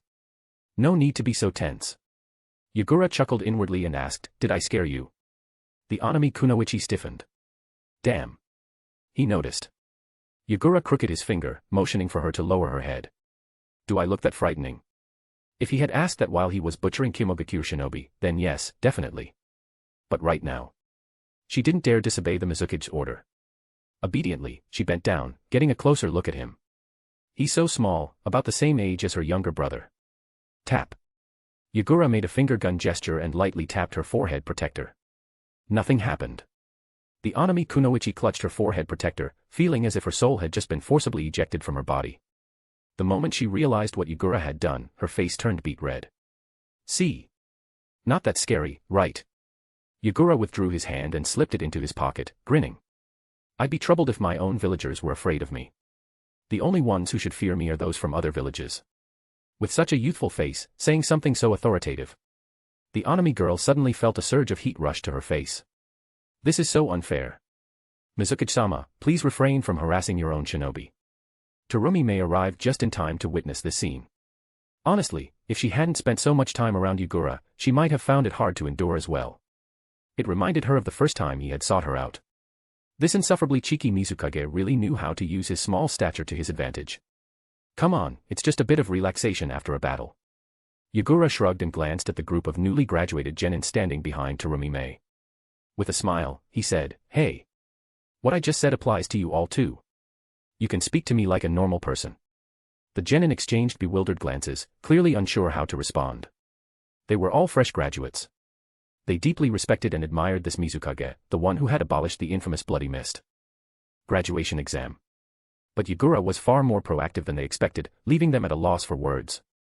Scanning the 8 injured genin, Yagura's gaze settled on one he had personally rescued earlier. He frowned slightly. Mei, wasn't there another one? He had saved 2 genin just now. He didn't need to ask further. The way Terumi-mei averted her eyes and how the remaining genin lowered their heads told him everything. Yagura's expression darkened. I see. It's my responsibility, Terumi-mei murmured, her voice heavy. As the team leader, I failed to protect my squad members. A genin dying in Kirigakure? What's so unusual about that? A nearby Jonin approached his fellow squad leader, joining the group of 5. Boom. Yagura raised his hand, and a water bullet blasted past the mocking Jonin's side. Only now did he remember that these genin had Jonin squad leaders. His voice turned frigid. You Jonin over there. Is this how you lead a squad? A 5-man squad of Jonin leading a team of genin. 7 of the genin had died, yet all the Jonin remained alive. From what Yagura had seen personally, these Jonin had utterly failed in their duties. The 5 Jonin stepped forward in response. They had witnessed this young Mizukage's prowess firsthand. They acknowledged his strength, but not necessarily his ideals. Decades of ingrained beliefs weren't so easily changed. To them, shinobi were meant to survive by licking blood off their blades. Now that the Bloody Mist era was over, the newer genin were far weaker than those before them. From this perspective, Yagura couldn't say definitively who was right or wrong. But he was the Mizukage. They had to adapt to him, not the other way around. You need to understand that the era of the Bloody Mist is over. Arms crossed, Yagura addressed the 5 Jonin in front of the genin and Chunin present. I don't expect you to immediately accept these new graduates. But at the very least, fulfill your duties as squad leaders. Strong or weak, they are your assigned genin. They are shinobi of Kirigakure. He paid special attention to the Jonin who had treated their genin as mere bait. He hadn't seen how the others handled their teams, but he suspected their methods weren't much different. That said, to be brutally honest, to the village, your lives are more valuable than a genin's. That was the reality. But as a minimum, protect your genin while prioritizing your own survival. If you can't even do that, I can replace you. Jonin squad leaders received extra compensation, but it wasn't much. The assignments were mandatory, arranged by the village. If not for this requirement, most Jonin would prefer completing A-rank missions over babysitting genin through D and C-rank missions. The pay was better. The 5 Jonin gave scattered responses. Yagura wasn't optimistic about how much they had actually taken to heart. This wasn't something that could change overnight. Turning to a younger Chunin present, Yagura asked, when you were a genin, how did your Jonin leader treat you? About the same, Mizukage-sama. But it's because of those experiences that I survived to this day. The Chunin seemed more mild-mannered. However, if I ever become a Jonin, I won't let my genin go through what I did. Oi, are you done yet? Sasori lazily maneuvered Hirako forward. This is getting tiresome. Yagura had almost forgotten about the impatient puppeteer. Ah, sorry. Standing beside Yagura, Sasori's puppet tail lifted high, pointing at the Jonin. Following orders is a shinobi's duty. If you refuse, I can turn you into a puppet. Yagura blinked and tapped Hirako's armor. Sasori, are you backing me up? The tail immediately shifted targets. The sharp tip was intimidating. Yagura raised his hands in surrender, laughing as he took a step back. But Sasori had a point. These Jonin had been ordered to lead genin. They'd accepted the role. If they couldn't do it properly, that was failure. Normally, they could lie, claim their genin died through no fault of their own. Unfortunately for them, the Mizukage had arrived in person, and seen everything. First we'll deal with Kirigakure, Yagura said at last. Once we return to the village, I'll handle this matter. He had bigger priorities for now. But he made a mental note. From now on, anyone appointed as a team leader will have to pass an exam. I won't approve Jonin who aren't willing to do the job. Punishing them wouldn't help, Yagura knew that. He wasn't going to make enemies over a few dead genin. Harsh, but true. In the past, maybe he would have punished them severely. But scolding them wasn't enough. He needed a proper system in place. Seeing that the Chunin seemed more reliable, he temporarily assigned the genin to them. Their job was to help evacuate and tend to the surviving port workers. As for the Jonin, Yagura sent them to scout Kimogakure's main force. Orders came straight from the Mizukage. They followed them. Better to be out scouting than babysitting genin, anyway. Terumi Mei took over clerical duties. Watching the Chunin and genin pull wounded workers from the rubble, she couldn't help but notice they, too, were injured from battle. Their wounds had only been lightly treated. Yagura glanced sideways. Sasori. He remembered this guy could use medical ninjutsu. Sasori had treated him once before. Since he was here. You're now our temporary medical ninja. Sasori deadpanned. I want extra pay. Yagura wasn't surprised. The men clearly hated this kind of work. Slowly, Yagura lowered his scarf and revealed his delicate, slender collarbones. Payment in flesh. Sasori snapped. His scorpion tail lashed out, stopping just 1 millimeter from skewering Yagura's chest. I'm hot, okay. That's all I meant. Yagura grinned devilishly, proud of the chaos he'd caused. By the way, want the corpse of Bakura the Scorch release user? The intelligence unit hadn't figured out anything from her DNA. They couldn't understand the genetic mechanism behind Kekkei, let alone replicate the unique chakra fusion of Scorch release. She wasn't like Hashirama, whose cells were a national treasure. So Yagura just handed her body over. This, Sasori liked. Deal. Yagura clapped his hands and called for Terumi Mei and the others to gather all the wounded in one location. The port's dormitories were still intact. No need to build temporary shelters. The Mist Ninja helped move the injured there. Sasori had no choice but to emerge from Hirako. A young red-haired man stepped out, face taut with irritation, standing beside the now-open puppet. Every head turned. That guy was the puppet. Yagura quickly issued orders. Stop staring. Help the wounded over to him for treatment.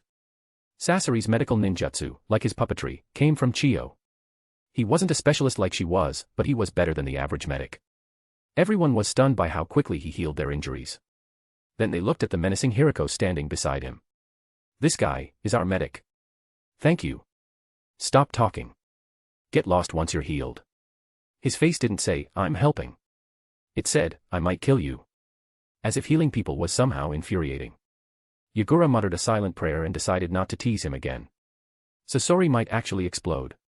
By the time night fell, the mist forces had finished their sweep of the area. The cloud ambush had taken a heavy toll. They'd searched the entire port. Even after saving every survivor they could find, less than half of the staff remained. Infrastructure damage and financial losses would be calculated after the cloud forces were handled. If not for the chance presence of multiple genin squads, 5 Jonin, and Chunin reinforcements from the border, the damage could have been far worse. Wounded workers were helped back to their quarters to rest and recover. The lightly injured were mostly fine after Sasori's treatment. But many were seriously hurt and bedridden. With only one medical ninja, Sasori had to work overtime. The rest of the shinobi scattered to handle other tasks. Yagura sat cross-legged beside Terumi Mei. What's wrong? You look unhappy. She did, indeed, have worry written all over her face. Is it because of earlier? He asked. Mei shook her head and smiled faintly. Lord Mizukage, are you underestimating me? She was a Jonin. One genin's death wouldn't shake her. Those Jonin hadn't been completely wrong. That genin had died because of her mistake, because she wasn't good enough. I might help with clerical work, but I'm still a mist shinobi all the same. Fanfic is finished on Patreon, 265 chapters in total. Patreon.com/Jigsaw, for only $4.50, read this entire fanfic. Chapter 172, Chapter 171, Isabu Unleashed. Of course, Mei.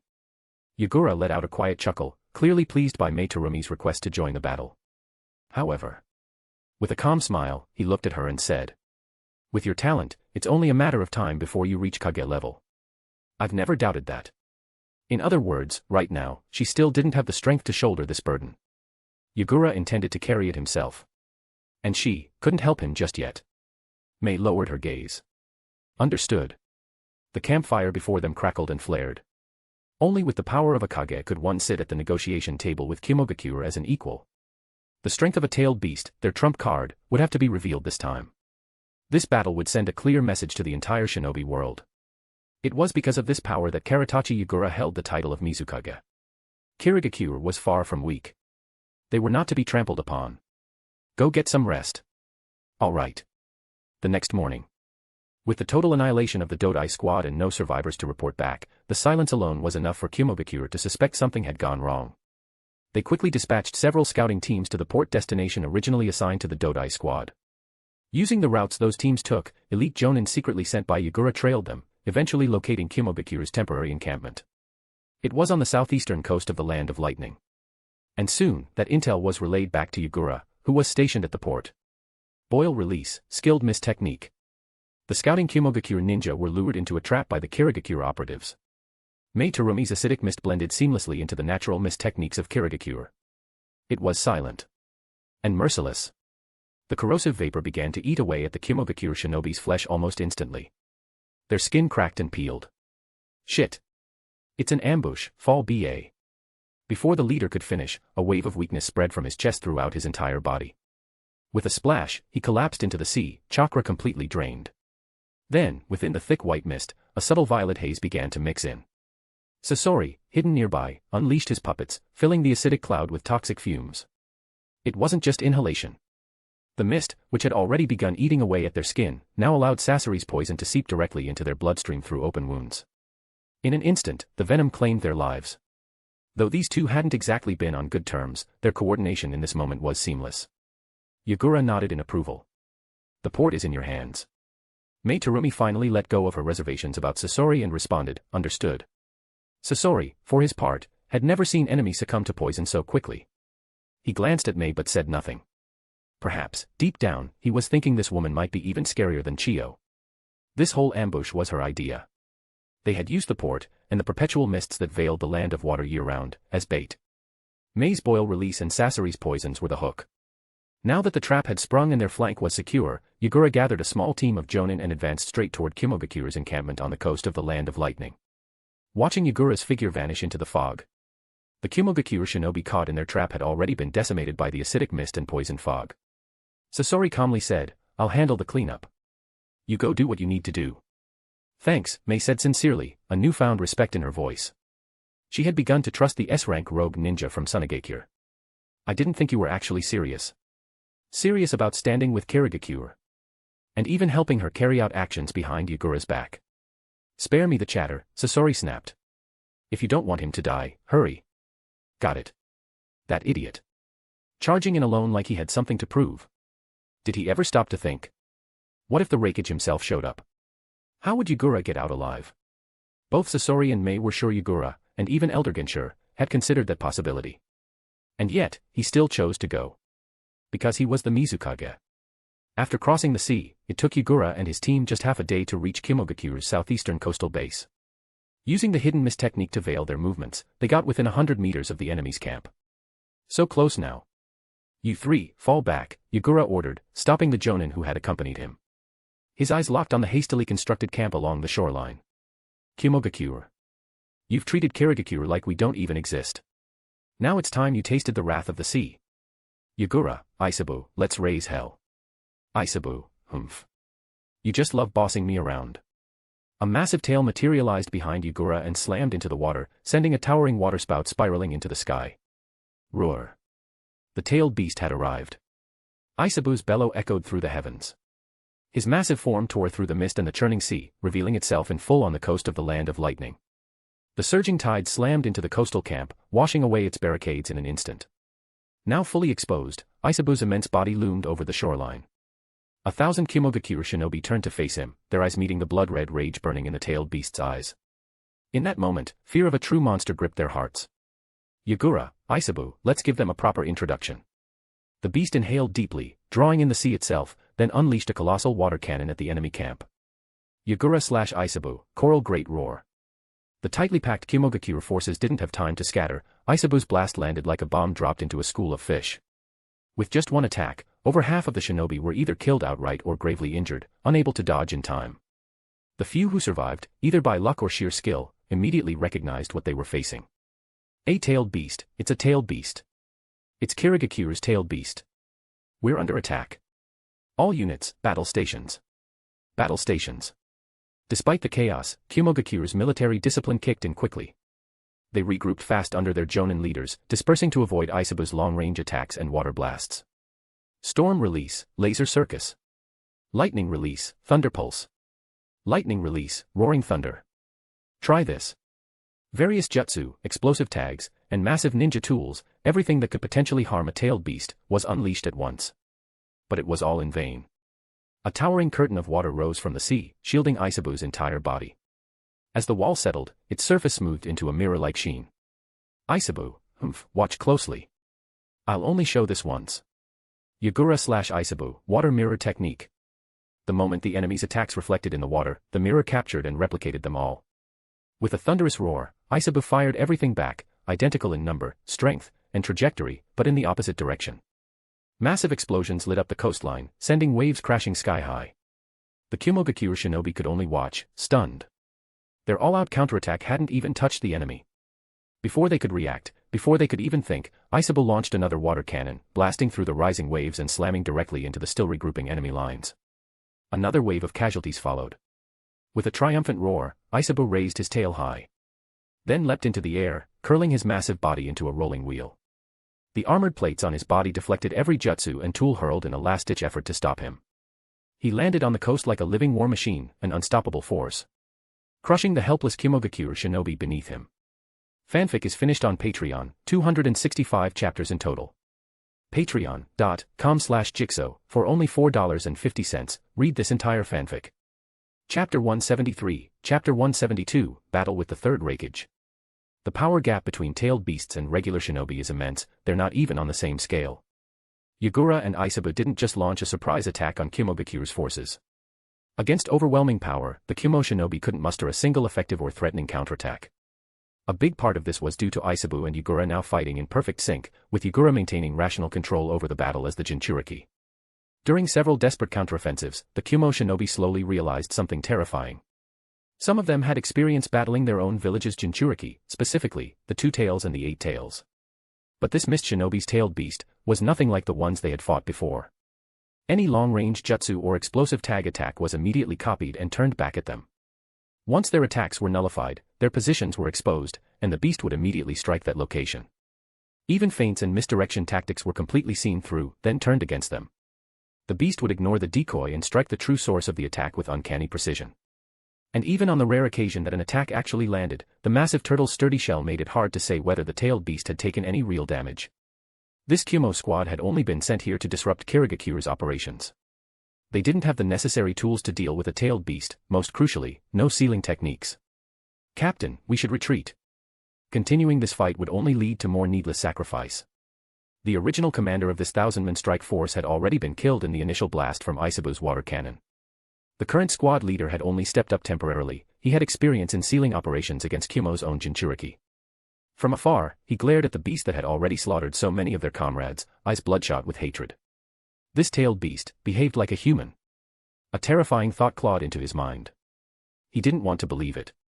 It was something unheard of in all of the shinobi world. Even Killer Bee, the Eight Tails Jinchuriki acknowledged by the Third Rakage himself, couldn't manage this level of control.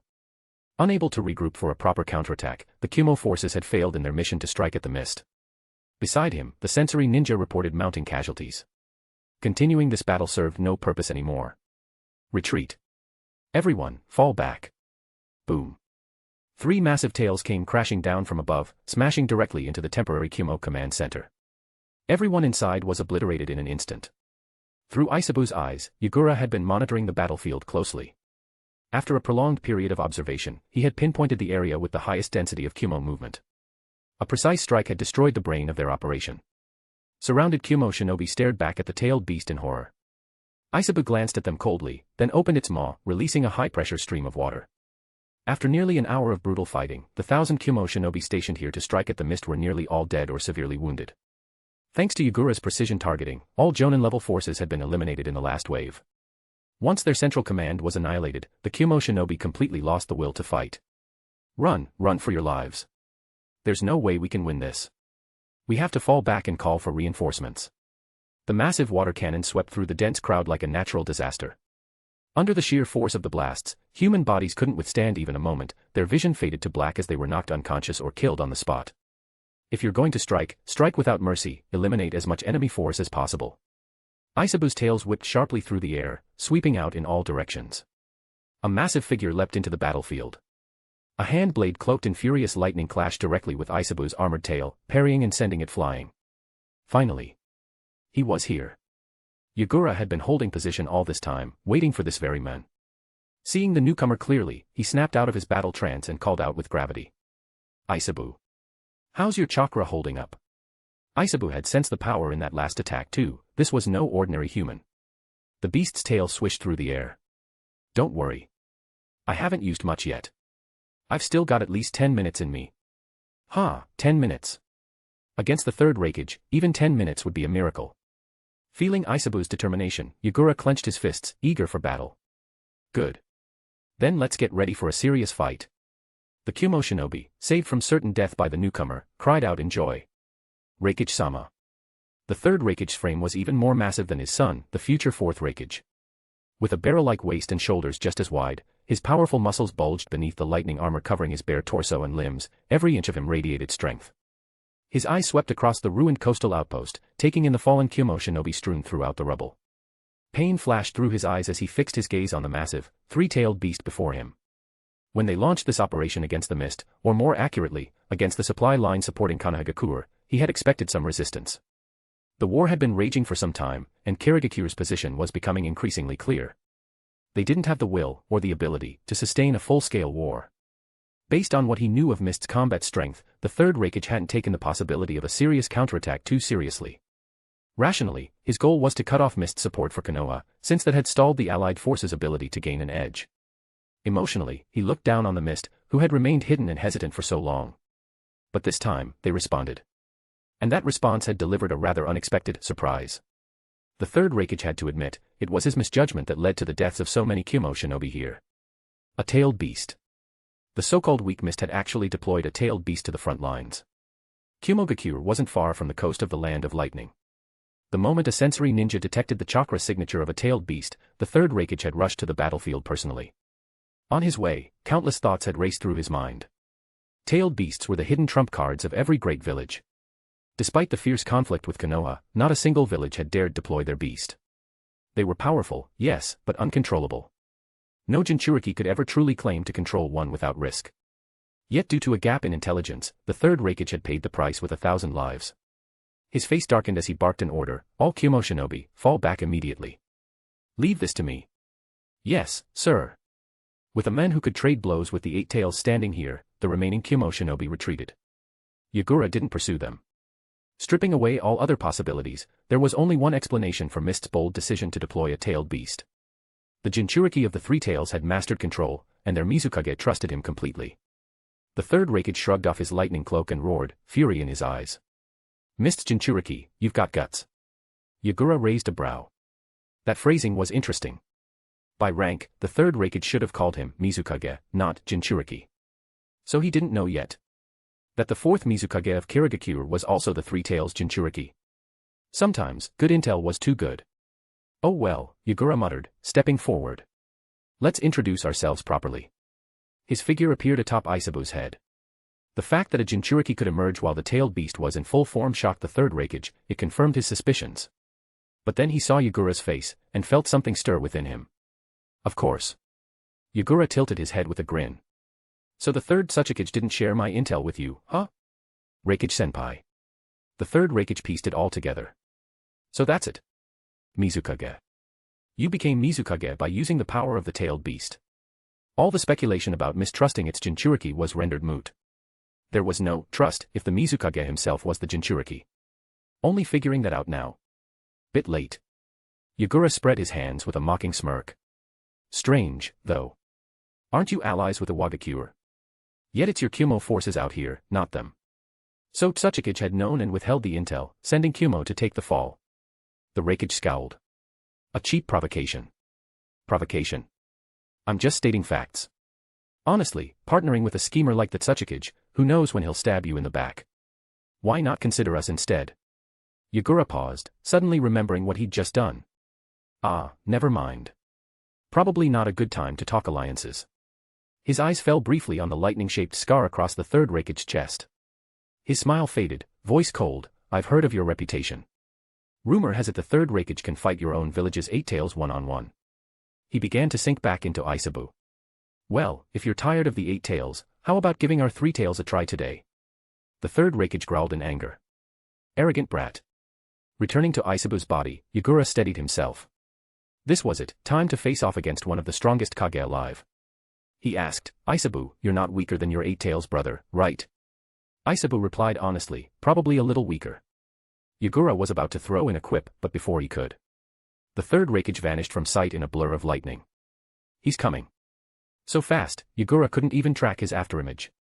If he hadn't already fused with Isabu, he would have been taken out in one strike, just like when he'd faced the third Kazekage.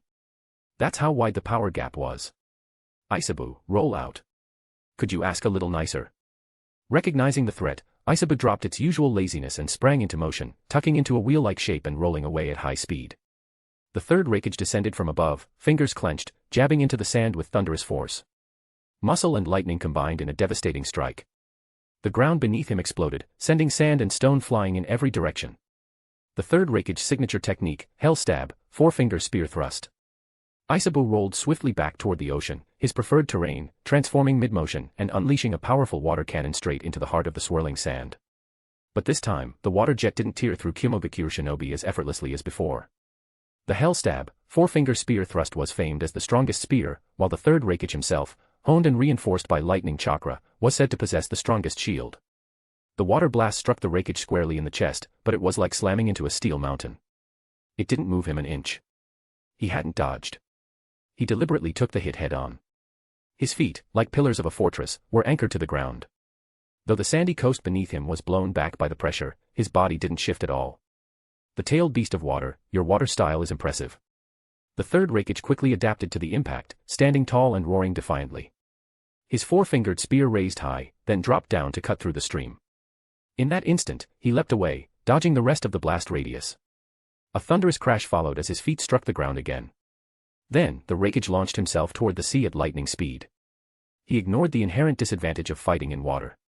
Instead, he relied entirely on his overwhelming power to push through this difficult terrain. Isabu, unable to evade midair, aimed again and fired off another volley of water blasts, each one backed by massive orbs of water detonating around them for support. But the Rakage had already gotten a feel for Isabu's strength in their first exchange. His responses grew faster, more precise. He curled one finger inward. 4 fingers became 3. 3-finger spear thrust, his strongest piercing technique. He used it to break through the water attacks, each strike closing the distance. The descending water orbs exploded on contact with his lightning armor, but they didn't so much as slow him down. Boom. The third Rakage burst through the curtain of water, slamming straight into Isabu's massive form. The impact shook his shell and sent a shockwave of pain deep into his flesh. Rah! Isabu roared in pain, using the force to sink back into the sea. Inside the shared mental space, Yagura's voice rang out urgently. You okay? Isabu gave a small shake of his head. I'm fine. Among his fellow tailed beasts, Isabu's offensive power was near the bottom.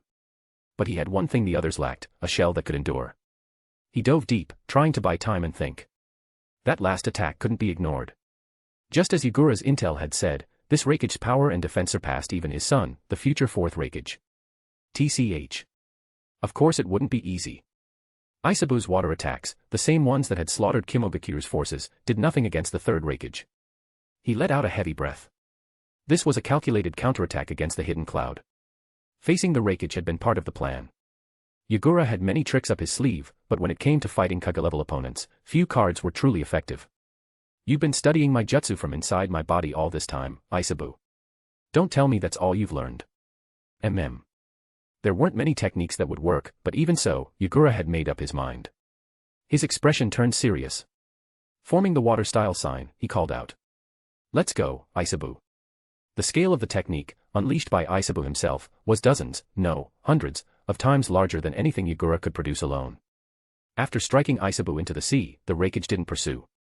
He simply waited by the shore for that dark shadow to resurface. Then came a ripple of chakra from beneath. The ocean exploded upward, towering waves surging toward the third Rakage from all sides. Bring it on. The Rakage used his three-fingered spear to carve through the oncoming waves, shattering them before they could trap him. Aisabu's technique lacked the finesse of Yagura's, but made up for it in sheer size and reach. The relentless flood overwhelmed the Rakage's defenses. He couldn't escape in time. Phantom water domain. A water prison took form. Aisabu roared as he leapt from the ocean, massive chakra gathering before him. Boom. The three-fingered spear pierced through the prison. The water shattered. His physical strength was unreal. Any ordinary Chunin caught in this would have died instantly. Even a Jonin, if they managed to escape, would suffer severe decompression and oxygen loss. Yagura had once used this very jutsu to wipe out an entire Kirigakure unit. But it didn't affect the Rakage at all. His body endured the immense pressure like it was nothing. Breaking free, he caught sight of Aisabu's next move. Tailed Beast Bomb. A dense orb of chakra launched toward the coast. The third Rakage vanished in a flash of lightning. Behind him, the tailed beast bomb detonated, shaking the shoreline with a massive explosion. The Rakage looked back at Yagura and Aisabu with casual disdain. The strongest attack a tailed beast can use. Powerful, but if it can't hit, what's the point? Lowering his stance, he surged forward again like a bolt of thunder. So this is the extent of your power, Mizukage. If Yagura thought he could challenge Kirigakure with a tailed beast alone, the Rakage would show him what overwhelming strength really looked like. But everything up to now had been a feint. Coral Water Cannon. Targeting the Rakage's charge path, Aisabu let loose a hyper-compressed water beam, stronger than anything Yagura could create. It shot forward like a blade of pure cold light. The sharp sound of air being sliced rang out a beat after the beam had already fired. But the Rakage's instincts were sharper, he raised his spear hand in time. 3 fingers met the beam directly. The most powerful lightning-style thrust in the shinobi world, clashing with a high-pressure water-style technique head-on. A heartbeat passed. The Rakage grunted, body pushed slightly back. For the first time, his massive frame bent under pressure. This jutsu was on par with, maybe even slightly stronger than, his three-fingered spear. Lightning style had always been the symbol of piercing and destruction. And no one in the shinobi world surpassed the third Rakage in that. And yet, this water jutsu was pressing him back. But only just. He curled in another finger. 2-finger spear thrust. He steadied his stance, pushed harder, and overwhelmed the water beam. With that, he advanced toward Aisabu step by step, gaining momentum. Yagura narrowed his eyes. Still 1 finger left. In a flash, the third Rakage used his strongest spear to break through the blast, appearing before the tailed beast, fist raised, thunder roaring. Too fast. Neither Aisabu nor Yagura had time to defend. To move that fast under that kind of pressure, was that even possible? Lightning exploded. Water burst high into the air. Aisabu's massive body was sent flying across the sea, crashing back nearly 100 meters. Savage, isn't he? Yagura barely had time to catch his breath before thunder rumbled again. Through the mist, that monstrous lightning-cloaked figure charged once more. Aisabu. Aisabu's water jutsu couldn't break through the Rakage's absurd physical defense. Even the sharpest technique Yagura had couldn't compare to the Rakage's spear. Before he could strike again, Aisabu rolled away, shell spinning fast to avoid the incoming attack. Close combat it is, then. Aisabu doubled back across the water, gaining speed with his rotation, and charged directly at the Rakage. But the third Rakage stood firm, feet planted wide, 2-finger spear thrust aimed forward. Boom. Shell met muscle, the strongest defense against the strongest offense. The surrounding sea exploded from the shockwave. Aisabu gritted his teeth, tanking the spear's piercing power. His spinning shell dug into the Rakage's lightning armor with each pass, scraping and striking. But much of his momentum was lost to the spear, and the Rakage's unparalleled physique tanked the rest. Gradually, Aisabu's force wore down. Suddenly, he stopped spinning. Before the Rakage could react, Aisabu retreated just out of reach, then swept in again with renewed speed, carving a quarter circle across the water and launching himself once more. The Rakage had just overextended, unable to stop in time, he was hit full force and sent flying into the air. He blocked just in time, minimizing the damage, but his mind raced. Tailed beasts didn't fight like this. They had power but no strategy. Everyone who had fought them knew this. Which meant the Mizukage was guiding this fight from inside. For the first time, the Rakage felt the true danger of a perfectly synchronized Jinchuriki. He slashed through another massive water bomb, only to be met immediately with another spinning charge. But he was ready. 2 fingers up. He held firm even before landing. Still, he was forced back a few steps before stabilizing and absorbing the brunt of the hit. Yagura and Aisabu pulled the same trick again, retreating the instant their initial charge failed. The back and forth, Yagura's precise control of the battle tempo, it was starting to piss the Rakage off. And now they were doing it again. Think the same trick'll work twice? Yagura growled under his breath. Damn it. Still just 2 fingers. We have to force out his strongest spear, 1-finger spear thrust. He channeled wind-style chakra into Aisabu's shell. This isn't the same as before. Go, Aisabu. The armored beast roared, now cloaked in cutting wind, charging at full speed straight into the thunder. Fanfic is finished on Patreon, 265 chapters in total. Patreon.com/Jigsaw, for only $4.50, read this entire fanfic. Chapter 174, Chapter 173, use his spear to break his shield. The third Rakage suddenly realized that the lightning armor protecting his right arm, the arm thrusting out with his signature hell stab, was weakening at a rate he had never experienced before. This wasn't something mere tailed beast force could achieve on its own. With his rich battle experience, the third Rakage immediately sensed something was wrong. A closer look revealed something unusual clinging to Aisabu's shell. Wind release chakra.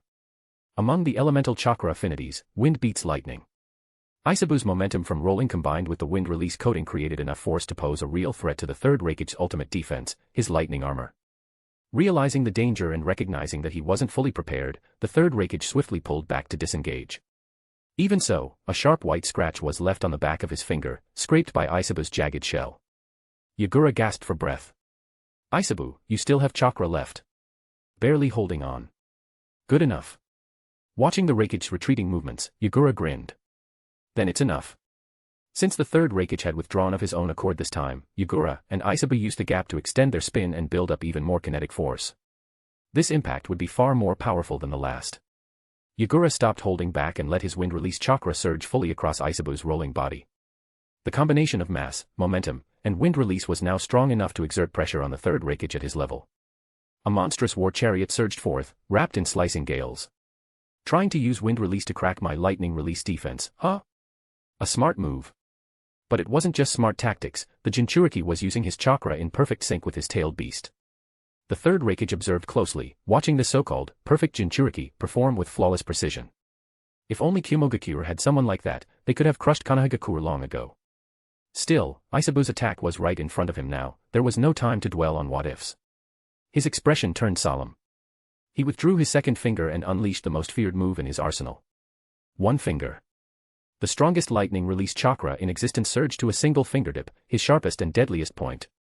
With a heavy stomp, he cracked the sea's surface and exploded forward to meet the incoming Aisabu/Yagura head-on. This was exactly what Yagura had been waiting for. His eyes locked onto the lightning-shaped scar on the Rakage's chest. Now, Aisabu. He hadn't come all this way to face off with such a monstrous opponent unprepared. Every move so far, from water release to shell piercing, from his half-baked wind release, had all been bait to force out the third Rakage's ultimate technique, the 1-finger hell stab. The only jutsu powerful enough to break through the third Rakage's own strongest defense, was his own strongest attack. Roar. They collided head-on. The devastating impact and the deadly thrust of the 1-finger clashed violently. Despite the wind release softening it and the rolling momentum offsetting some of the force, the 1-finger hell stab lived up to its fearsome name, it pierced through, wounding Aisabu. But overhead, a mirror of water quietly formed in midair, the swirling currents creating a perfect reflection of the third Rakage at the exact moment he unleashed the 1-finger hell stab. Aisabu endured the pain of being slashed and forced himself to complete the technique. The final piece of Yagura's trap was in place. Time to make the Rakage taste his own medicine. Yagura and Aisabu, water release, water mirror technique. The third Rakage noticed the mirror above, but he was already dominating the direct clash with Aisabu. His 1-finger hell stab had once severed all 8 tails of the Hachibi. He was confident, in a battle of brute strength, Aisabu would fall first. Until, he saw another him emerge from the mirror. An exact replica. Same chakra. Same lightning armor. Same terrifying speed. Same technique, 1-finger hell stab. The third Rakage instantly sensed that this mirrored version had the exact same power as his real body. Only now did he realize, he had walked right into the trap set by the Three-Tails and this Jinchuriki. Too late. The mirrored clone descended at full speed. With Aisabu pinning him down, the real Rakage had no way to escape. His strongest spear, the 1-finger hell stab, was now aimed at his strongest shield. The mirrored clone pierced through his lightning armor and stabbed into his rock-solid chest. Direct hit. The third Rakage lost the upper hand. Aisabu surged forward, smashing into him again. The thundering war chariot crushed both the original and the mirrored Rakage in its path. Boom. The Rakage's body was sent flying, crashing into the sea and vanishing beneath the waves. As Isabu's form unraveled, Yagura stood silently, eyes on the spot where the Rakage had fallen. Yagura, I'm out of chakra. Isabu's voice was weary. He had maintained full-tailed beast form for nearly an hour, an exhausting feat. And that final battle had drained his remaining strength tenfold. Being able to hold on just long enough to complete the water mirror technique was already pushing the limit. Yagura nodded weakly, breath ragged. You did great. Isabu's massive body shrank rapidly, reverting to a small human form. Even the blue cloak of tailed beast chakra dissolved, returning beneath his skin. It took only seconds for Yagura to return to his human body. But the moment he did, a wave of pain and chakra depletion slammed into him, leaving him barely standing. And worse. At that same instant, he felt it. A torrent of wrath and killing intent surged toward him like a thunderstorm. Brat. A deafening explosion of lightning tore through the sea and reached the skies. The third Rakage rose, blood gushing from the wound in his chest. His glare was enough to split stone. You've got guts. I'll give you that. To be fair, the Rakage did respect Yagura. For someone so young to completely control a tailed beast and carry the title of Mizukage, he had earned a seat at the table. And during their battle, Yagura had quickly realized his water release couldn't break through the lightning armor. Instead, he devised a plan to force the Rakage to destroy his own defense. That kind of strategic thinking deserved recognition. But Yagura had touched a nerve, the Rakage's greatest humiliation. The lightning-shaped scar on his chest had come from his own technique. During a brutal battle with the Eight Tails, he collapsed from exhaustion mid-attack, injuring himself. That self-inflicted wound had haunted him his entire life. And now this brat used a mirror clone to stab him in that same spot. I'll show you what my true one-finger hell stab feels like, when I'm going all out. Yagura stepped back instinctively, overwhelmed by the sheer force pouring off the Rakage. He was shaken. That last attack wasn't at full power. No wonder the mirrored strike hadn't caused permanent damage. His plan had worked. The spear had pierced the shield.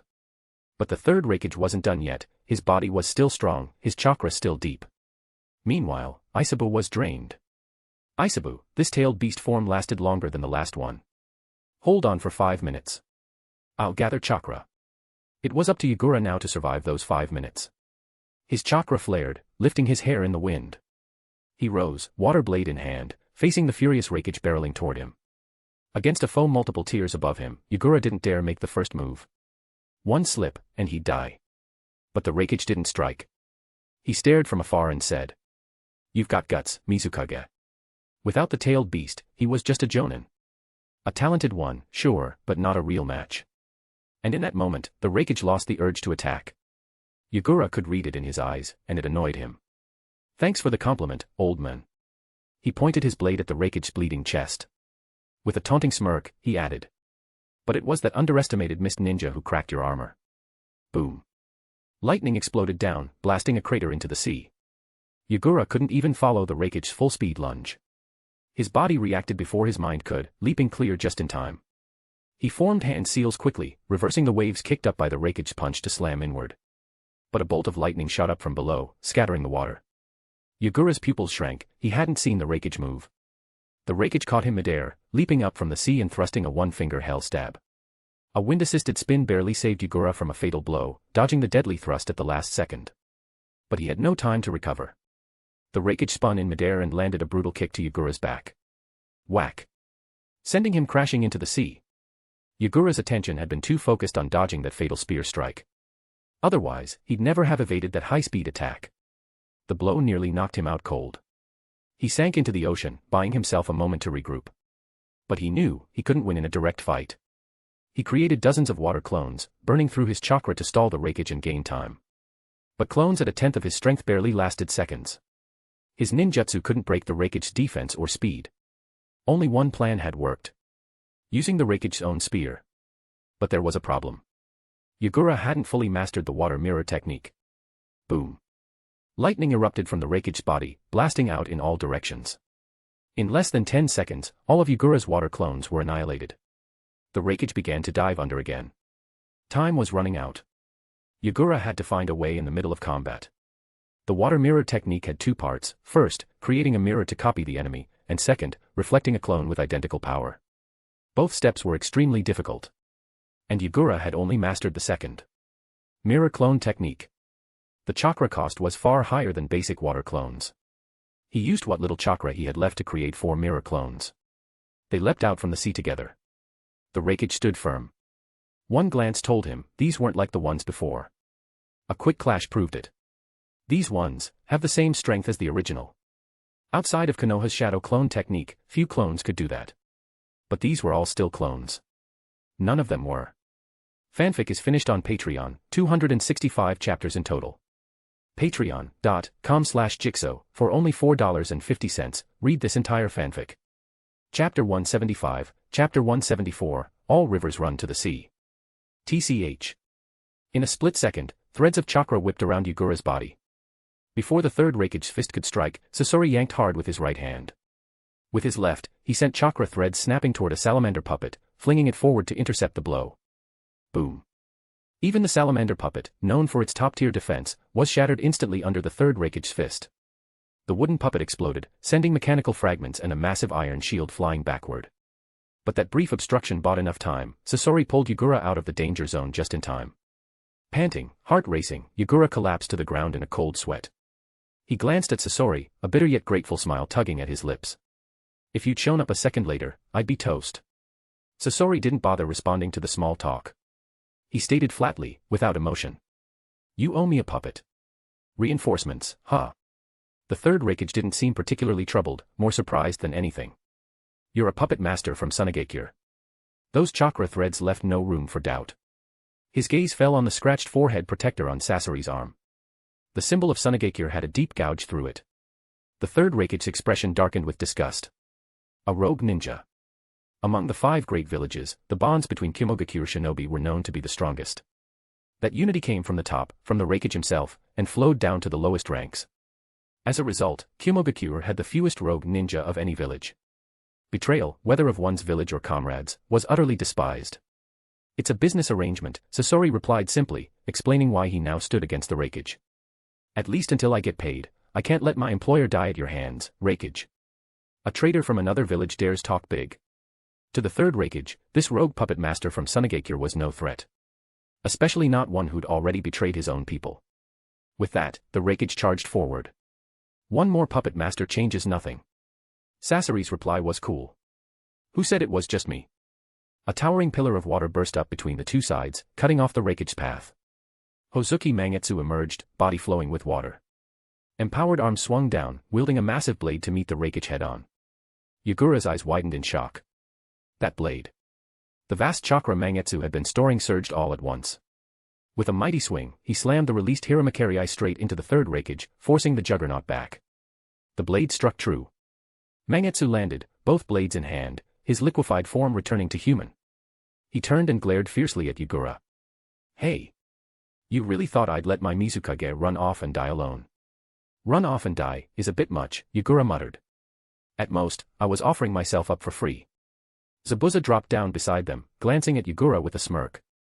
I'm here too, obviously. We're not exactly obedient little kids. Yagura's pupils trembled. You too. Stop pushing yourself. What you need now is healing. Mei Terumi placed a firm hand on his shoulder as he tried to rise, then called over her shoulder. Medical unit, move up. Thinking back to Mei's earlier actions, Yagura quickly put the pieces together. You brought Mangetsu and the others. Another hand clapped onto his other shoulder, shifting his attention. Just stay down and let us handle it. Amiri. We got Mei's signal and came immediately, Ringo Amiri said with a nod, gesturing toward the front line. Beside her, Kisame had already moved ahead of everyone, stepping up beside Mangetsu. That last hit was beautiful, Hozuki. You think I need you to tell me that? Mangetsu scoffed. The third Rakage rose to his feet, brushing off the spot on his chest where the blade had struck. Not a scratch. Mangetsu felt a heavy sense of dread.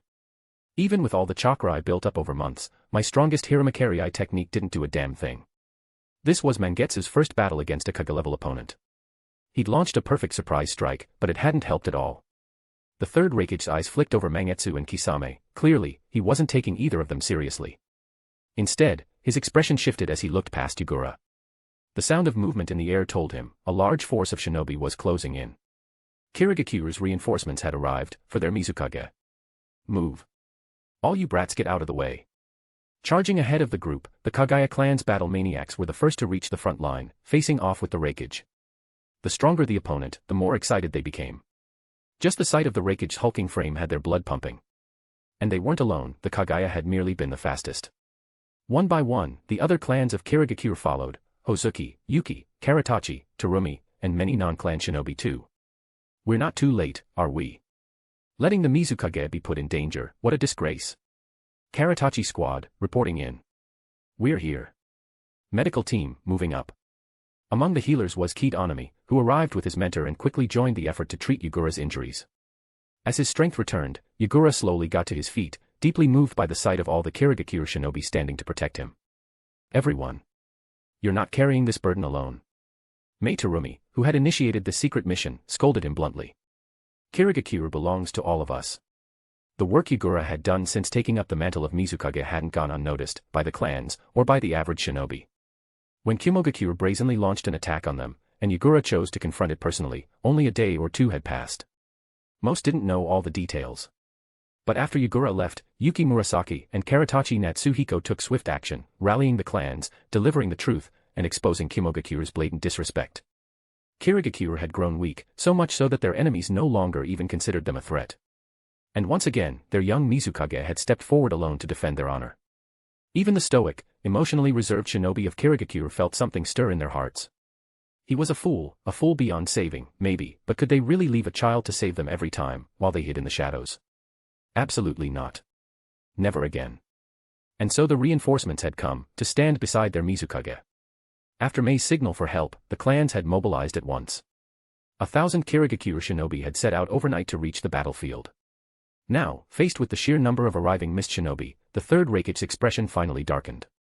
He could feel it, Kirigakure wasn't the same as before. This wasn't just a horde of bloodthirsty warriors. These were soldiers united under a single banner. Was this really the same bloody mist village? The Rakage couldn't help but feel stunned. This new Mizukage had somehow turned this once divided force into a cohesive army in mere months. And the shinobi standing at the front weren't to be taken lightly. They were all elite Jonin, wielders of Kekkei. Kirigakure might be weakened, but they weren't cowards. They didn't fear war, or their enemies. If it was war Kimogakuure wanted, then war it would be. Fanfic is finished on Patreon, 265 chapters in total. Patreon.com/Jigsaw, for only $4.50, read this entire fanfic. Chapter 176, Chapter 175, Forcing the Rakage to Retreat. Should they fight, or should they retreat? Kirigakure had begun to move. But Kimogakure's sensory unit wasn't idle either. As soon as they sensed the Kirigakure forces approaching, they immediately called for reinforcements to support the Rakage. In a short time, over 100 Kimogakure shinobi gathered at the scene. Facing them were over 1,000 elite mist ninja, including top-tier combatants from various clans. The third Rakage stood at the front of the Kimo forces. Yagura was protected at the rear by a dense wall of mist shinobi. The atmosphere was taut, on the verge of snapping. Tension churned in Yagura's heart. Their enemy was the third Rakage. If a full-scale battle broke out, even with Kirigakure's elite, they might not come out on top. Even if they won, the cost would be steep. Yagura turned and shouted, suppressing the weakness in his body. Mei. I have a plan. Pull everyone back. That's an order. But Mei Terumi didn't budge, nor did any of the mist shinobi around them. Please have some faith in your own village. Shinobi from the bloody mist don't cower behind their Mizukage. Boom. A thunderous roar marked the start of battle. Yagura's heart clenched. He turned hurriedly to Isabu. Yagura, Isabu. How much longer? Isabu, almost done, stop rushing me, 2 minutes. Some of the mist shinobi engaged the Kimo forces, while the main unit surged toward the third Rakage. Leading the charge were the Kagaya clan, their bodies erupting with deadly bone spikes, both offensive and defensive in nature. They looked like a horde of white beasts as they hurled themselves at the Rakage. Good. Bring it on. The third Rakage easily sidestepped the Kagaya shinobi leading the charge. His three-fingered spear hand technique shattered the bone armor on one Kagaya's chest and pierced straight through his heart. Yet that shinobi, even as his life slipped away, grinned with madness and forced more bone spikes to grow from within, locking the Rakage's arm in place with his own dying body. His crazed eyes stared death in the face, fighting to the very end. Crack! With a violent yank, the Rakage pulled his arm free. Though the Kagaya's dying strike hadn't pierced his defense, it had drawn blood and left marks on his arm. Dozens more Kagaya charged forward, utterly ignoring their fallen comrades. Bone spikes erupted from their bodies as they hurled themselves into melee range. To avoid being surrounded, the Rakage made a split-second decision and leapt high into the air. His target, the ninjutsu users in the rear. ZZZZT. Lightning chakra exploded from his body, obliterating the ice and coral traps beneath his feet. He vanished in a bolt of lightning speed, launching him like a missile into the rear ranks of the mist. He moved so fast, most mist shinobi didn't even register it until several of their comrades had already been slain. Scatter.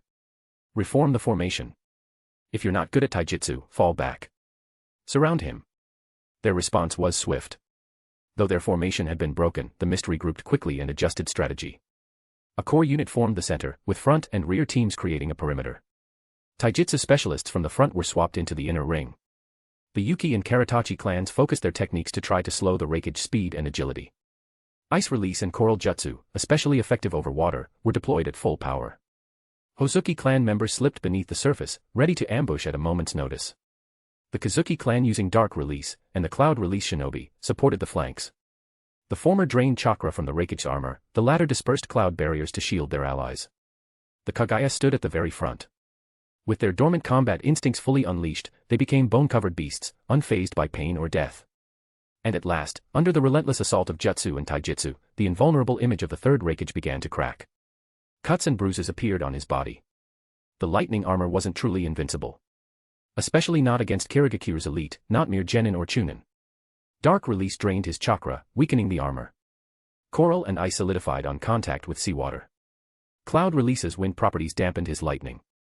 Under such suppression, the sharp bone strikes of the Kaguya, the Hozuki's relentless water cannons, and the corrosive mist from boil release began to bite into the Rakage's flesh. But every drop of his blood cost the mist dearly. The Kaguya were falling fast, over half already killed or crippled. Madmen. Once again, the Rakage's arm was trapped in bone and flesh. A Kaguya shinobi looked up with bloodlust in his eyes. Even a seasoned warrior like the Rakage felt a flicker of dread. The Yuki and Karatachi clans began syncing perfectly, swiftly sealing the Rakage's movements. Dark release shinobi raised their hands to drain the chakra from his lightning armor. Corrosive mist finally landed on him, his reaction too slow to dodge. It began eating through his armor and into his skin. The Rakage yanked free, about to strike down the Kaguya ninja. But the men, clearly on the brink of death, ducked low and slipped out of range. He escaped. The Rakage was stunned. These lunatics could dodge. And it wasn't a fluke. Again and again, whenever he went in for the kill, the mist shinobi would veer off, evading his blows with strange precision. Then he noticed, all of them were being pulled in the same direction. Sasori had joined the battle. After saving a few injured mist shinobi and tossing them toward the medics, he barked at the others. Fight with everything you've got. I'll save as many of you as I can. Arrogant bastard. The Rakage instantly blitzed toward the puppet master. His three-fingered spear hand shattered Hiriko's scorpion tail mid-defense. Sasori used the impact to launch himself backward, facing away from the mist and unleashing a barrage of senbon from a hidden compartment in his mouth. The Rakage tried to dodge, but the traps underfoot hindered him again. More ice release. More coral. Yet even with all that, the senbon couldn't penetrate his armor. A thick yellow liquid, acid, rained from above. The Rakage had nowhere to dodge. It wasn't as potent as the mist, and his lightning armor held firm, leaving him completely unharmed. But now he was thinking about something else. That boil release user and the puppet master, weren't they supposed to be occupied? He looked toward where the mist attachment had previously clashed with his own Kumo forces. The sight shocked him, and enraged him even more. In just 1 minute, while he'd been tied down by bloodline limit users, the 100-man Kumo unit had been wiped out. Their bodies were ravaged, skin corroded, faces marked with deathly signs of poison. So those two, Sasori and the boil release user, had broken free. They'd teamed up again, just like when he and Mei had barely managed to fend them off before. And the combo was still just as lethal. Kumo had no defense against that level of poison. They'd never anticipated a Suna genius puppet master and poison user on the mist side. With reinforcements arriving, the mist encircled the Rakage again. You're not getting away, Rakage. Kisame, masked by dozens of jutsu, managed to slip into melee. Same had a bit deep into the Rakage's flesh, devouring a massive chunk of chakra. For the first time, the lightning armor faltered. This was a result none of their previous tactics had managed. Samahada's power was undeniable. A powerful water cannon rained down, forcing the Rakage to abort his attack on Kisame. Just from the sound, it was clear this blast could pierce clean through him in his weakened state. Rakage, your opponent is me. Yagura and Isabu had finished charging up. Torrents of spiraling water blades surged toward the Rakage. He dodged or slashed through them with taijutsu. He leapt high, bursting free of the encirclement and landing on the sea's edge near the coast. He was covered in wounds, especially on his arm, where the Kagaya's suicidal attacks had mangled flesh and muscle. The worst injury, though, was still the one from his own clone at the beginning of the fight. Yagura was back. And with him, the balance of power had shifted. The Rakage didn't fear dying in battle. He was confident he could take 80% of these bloodline users down with him. But if he died, Kirigakure would still suffer heavily. Kumogakure, on the other hand, couldn't afford to lose its Rakage in the middle of a war. More importantly, his son wasn't yet ready to inherit the title. Compared to Yagura, his son was far behind. Yagura's fury had been fully ignited, his chakra surged as he charged ahead of the Kagaya. Trying to run, Rakage. Run. That word didn't exist in the Rakage dictionary. Lord Rakage. A panicked voice called out from the shore. The Rakage braced himself and caught Yagura's tail strike head-on, then flipped him over and slammed him into the ground. Water ropes coiled around his arms, one of Yagura's mirror clones. With a fresh surge of chakra, Yagura formed seals. 10 clones surged forward. Taijutsu, tails, wind blades from the air, and surprise water-style attacks from below, the onslaught came from all directions. The undersea jutsu was particularly dangerous, finally forcing the Rakage to abandon the unfavorable ocean terrain. He retreated to the coast, where a dozen newly arrived Kumo shinobi had just shown up. Lord Rakage. He turned back, face darkening. Their expressions were urgent. Speak, he barked. The village, urgent news from the village, one shouted. Lord Killerbee has lost control of the 8 tails. It's rampaging through the village. A tailed beast rampage. The seal had been broken, right when he was away from the village.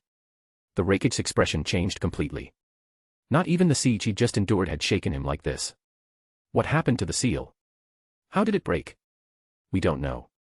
Yagura's face lit up with joy. Orochimaru's operation had worked. He and 5 clones raised their hands in unison, launching a barrage of water cannons. With the enemy chasing him inland, the Rakage had to turn back and defend again.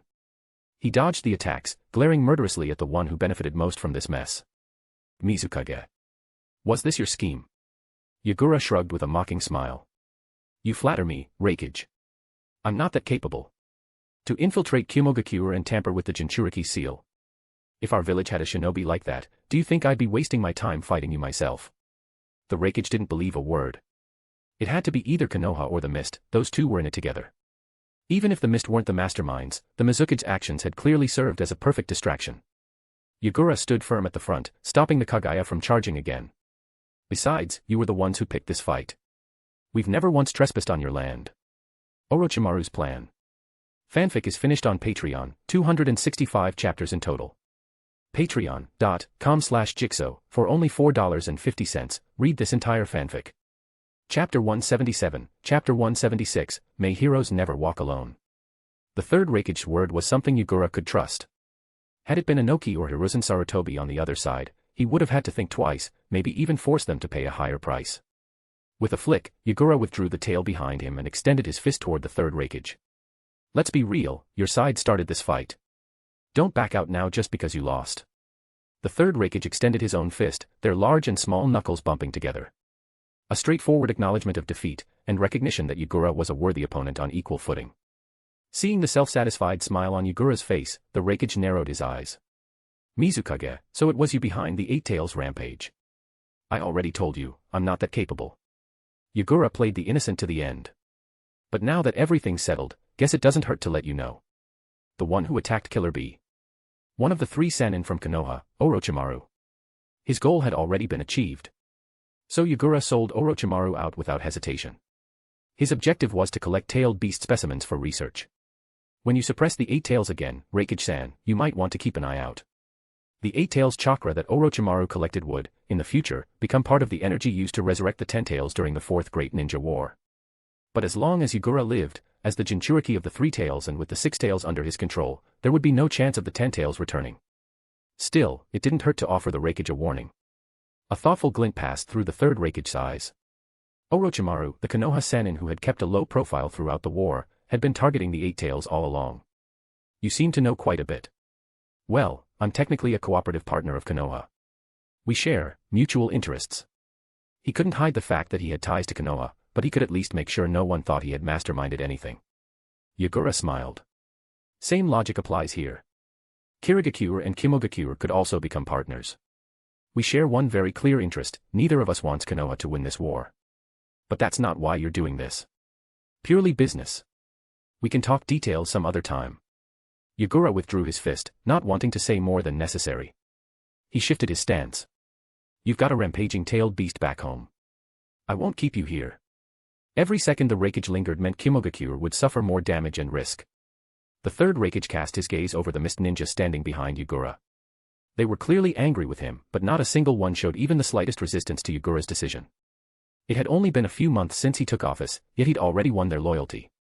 You're a powerful Kage. His son would someday face off against this Mizukage. There'd be no shortage of worthy opponents. The Rakage clasped his hands together. Thank you. Even though Yagura had his own interests in mind, the Rakage recognized the deed for what it was.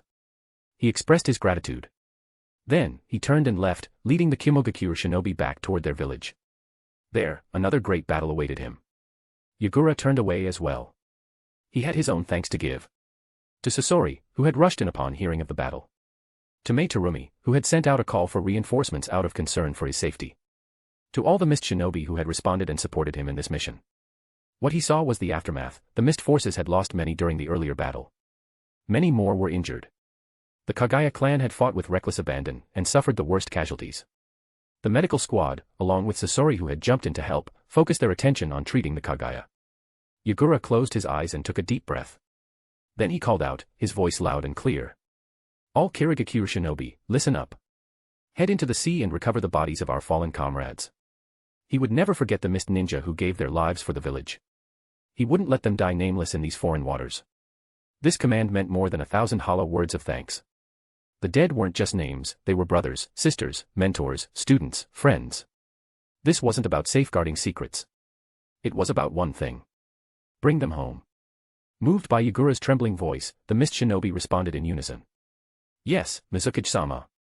The battle had ended recently, so most of the bodies hadn't sunk too deep. Even the few that had fallen into the crushing depths of the sea were brought back, by Yagura and Isabu. When the count was complete, all were accounted for. 1,076 Mist ninja had gone into battle. 217 had fallen. Among them, 82 were from the Kagaya clan. 49 died, and 33 more were wounded, some gravely. With the bodies of their fallen comrades on their backs, the Mist forces began their journey home. The day after they returned to the village, the deceased, both from this latest battle and those who had died earlier fighting Kimogakure, were buried with full honors. By then, it was already the end of January. Not long after, on January 31st, the first full moon of the year rose, and with it came the Sea Lantern Festival that Yagura had meticulously prepared. But after so much loss, the festival felt more like a quiet memorial than a celebration. Yagura included. He had no interest in festivities. He fulfilled his duties, met with the daimyo of the Land of Water, who had come to attend the festival as a guest. Then he returned to the rooftop of the Mizukage Tower. There, he sat cross-legged, one arm propping up his body, silently watching as lanterns slowly lit up across the village. Thanks to the culture department Sato, the entire main district of Kirigakure had been blanketed with lanterns, distributed to the citizens, who lit them one by one and released them into the sky. A warm orange glow bloomed against the cold, hazy sky of the Land of Water, turning night into a dreamlike imitation of day. Reflected in Yagura's eyes was a scene Kirigakure had never seen before. He was briefly lost in thought, until Mangetsu landed beside him, hopping up onto the roof. Hey! It's a festival, why are you up here all alone? Not waiting for an answer, Mangetsu threw his arm around Yagura's shoulder and tugged him around to face the Hozuki clan compound. Look over there. Our Hozuki family's lanterns are about to go up. As he spoke, a cluster of lanterns rose from the direction of the Hozuki estate. Each one bore the image of a vibrant green plant, heavy with round, bright orange berries, a scene of celebration. What's that? Come on, you think we Hozuki would lose when it comes to lanterns? Mangetsu boasted, dragging a finger across his nose with a grin. That plant's a ground cherry, also called a ghost lantern.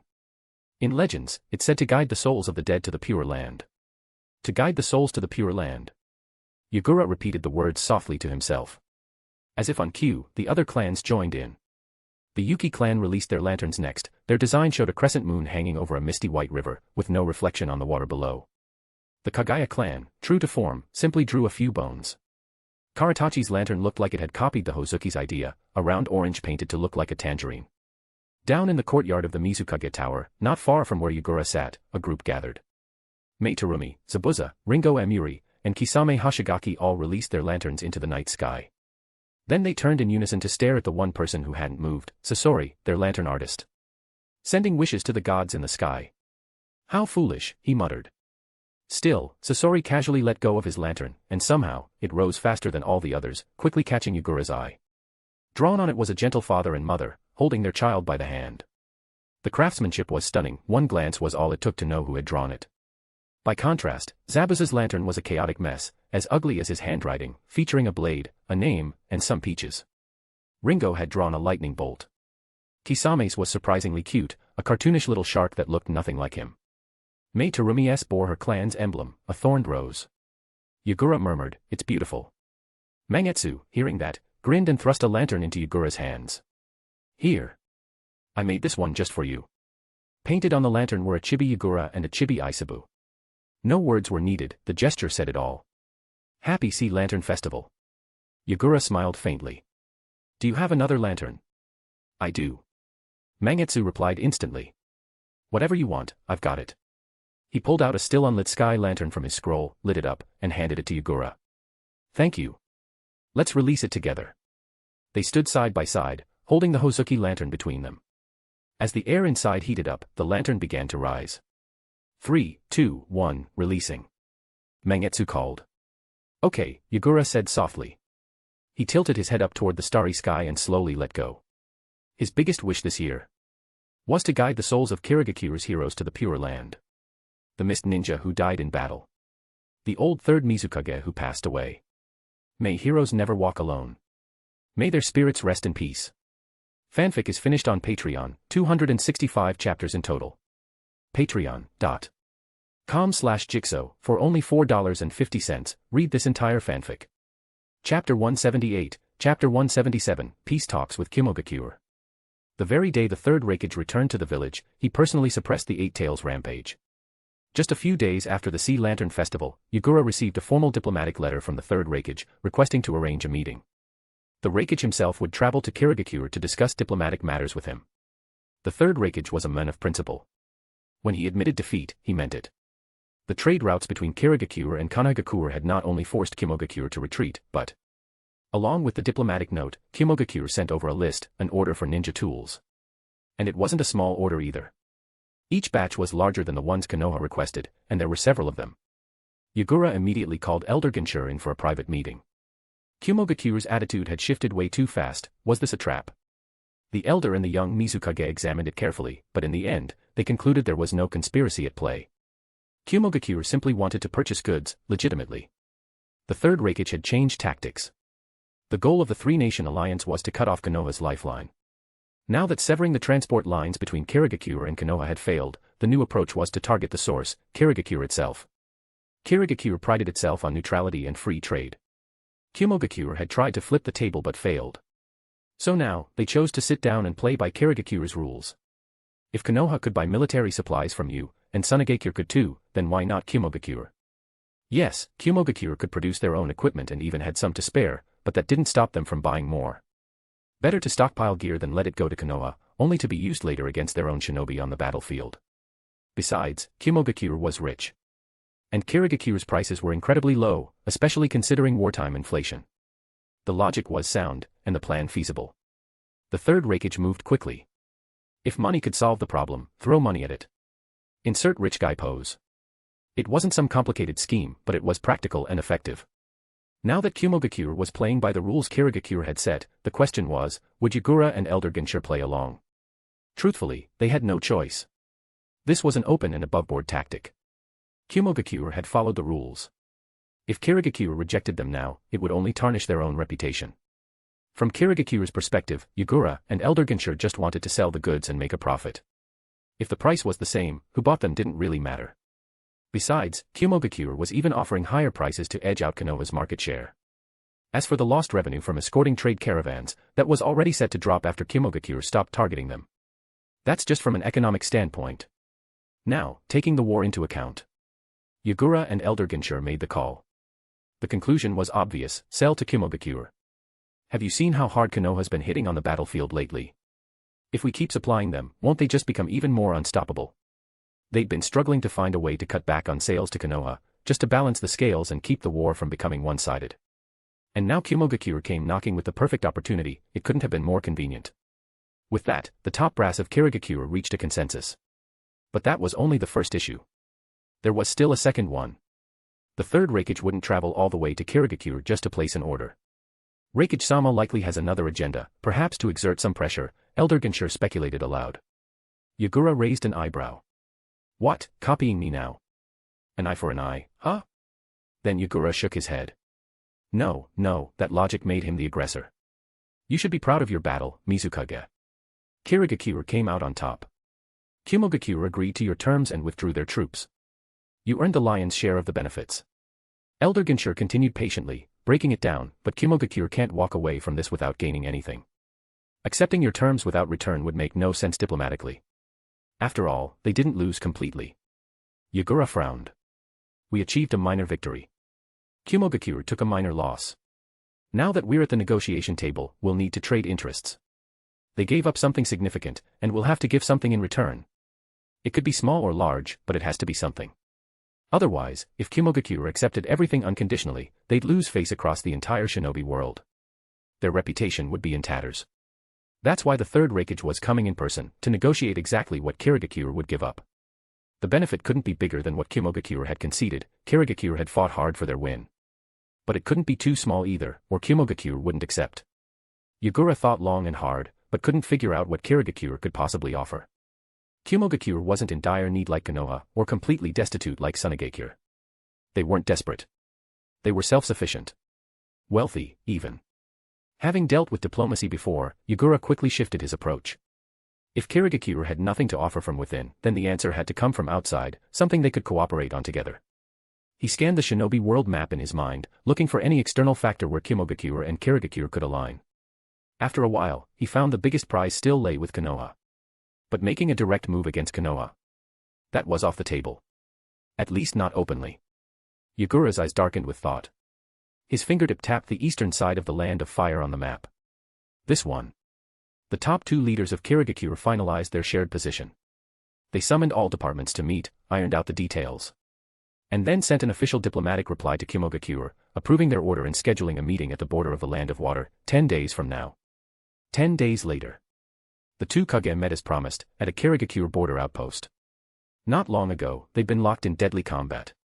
Now they sat across the table, discussing peace. Skipping the pleasantries and initial testing of each other's positions. Just as Yagura and the Elder had expected, the third Rakage had come to make demands. Kirigakure has already shown the utmost sincerity by agreeing to all of your terms. The burly man folded his arms across his chest. His battle wounds from fighting Yagura had long since healed, but there was weight in his tone. Now, what will you offer in return? He sounded as if he were the victor here. But Kirigakure lacked the leverage to argue, and Yagura didn't see the point in picking a fight here. Of course, we wouldn't let you walk away with nothing. He picked up a pen and circled a location on the map spread out between them. Konoha's former ally, the land of Whirlpools. The country's gone, but remnants of the Uzumaki clan remain. He clicked the pen shut and smiled. Shall we act together? The third Rakage leaned in, eyes on the circled land of Whirlpools. It didn't take him long to nod. Excellent. Yagura's proposal had been well within the list of benefits he'd considered. In fact, the Uzumaki clan was easily one of the top 3, maybe even number 1. When it came to national interest, the ambition and dominance of a true warlord gleamed in the third Rakage's eyes. He didn't hesitate. The Uzumaki sealing scrolls, those go to Kirigakure. Fanfic is finished on Patreon, 265 chapters in total. Patreon.com/Jigsaw, for only $4.50, read this entire fanfic. Chapter 179, Chapter 178, a Jinchuriki suggestion. The Uzumaki clan was known for their incredible vitality and stamina, as well as chakra reserves that far exceeded those of ordinary shinobi. They also possessed the strongest sealing techniques in the entire shinobi world. Their most famous one. The dead demon consuming seal. In the future, it would be used to seal away 4 Hokage, and Orochimaru's arms, too. All things considered, the Uzumaki clan was basically tailor-made to hunt tailed beasts. Even the strongest of them all, the 9 tails, had been sealed within Uzumaki Mito and later Uzumaki Kushina, tightly restrained by their clan's adamantine sealing chains. Over the years, it had never once truly broken free. Since the time of the first Hokage, the land of Whirlpools and the land of fire had formed an alliance. More accurately, it was the Senju clan and the Uzumaki clan who had allied. But after the second Hokage died, the Senju faded into the background, and the land of Whirlpools fell under siege from the other great nations. Yagura had looked into the historical records. Nearly every hidden village except Konoha had taken part in that invasion. And yet, Konoha had been the one that should have helped the most. Despite the fact that their shinobi still wore the Uzumaki crest on their uniforms, they didn't send a single soldier, not one, to rescue their ally. Yagura didn't immediately make any further comments. Instead, he smiled and said to the third Rakage. So, you're after those lost sealing scrolls of the Uzumaki, huh? Speaking of which, how's your village's 8-tails doing these days, Rakage-san? He figured the Rakage's interest in sealing techniques was at least partially due to the recent incident with their uncooperative tailed beast. In stark contrast, Yagura, as Kirigakure's Jinchuriki, had his beast completely under control. He'd just finished a full-blown battle with the Rakage and come out on even footing. With an easygoing smile, Yagura asked, "What about Orochimaru? Did you manage to catch him?" "We located him," the Rakage said with narrowed eyes. "But we didn't capture him. After all, the 8-tails had needed to be suppressed at the time, and Orochimaru's ability to escape death was among the best in the shinobi world." Yagura wasn't particularly surprised and brushed past the topic.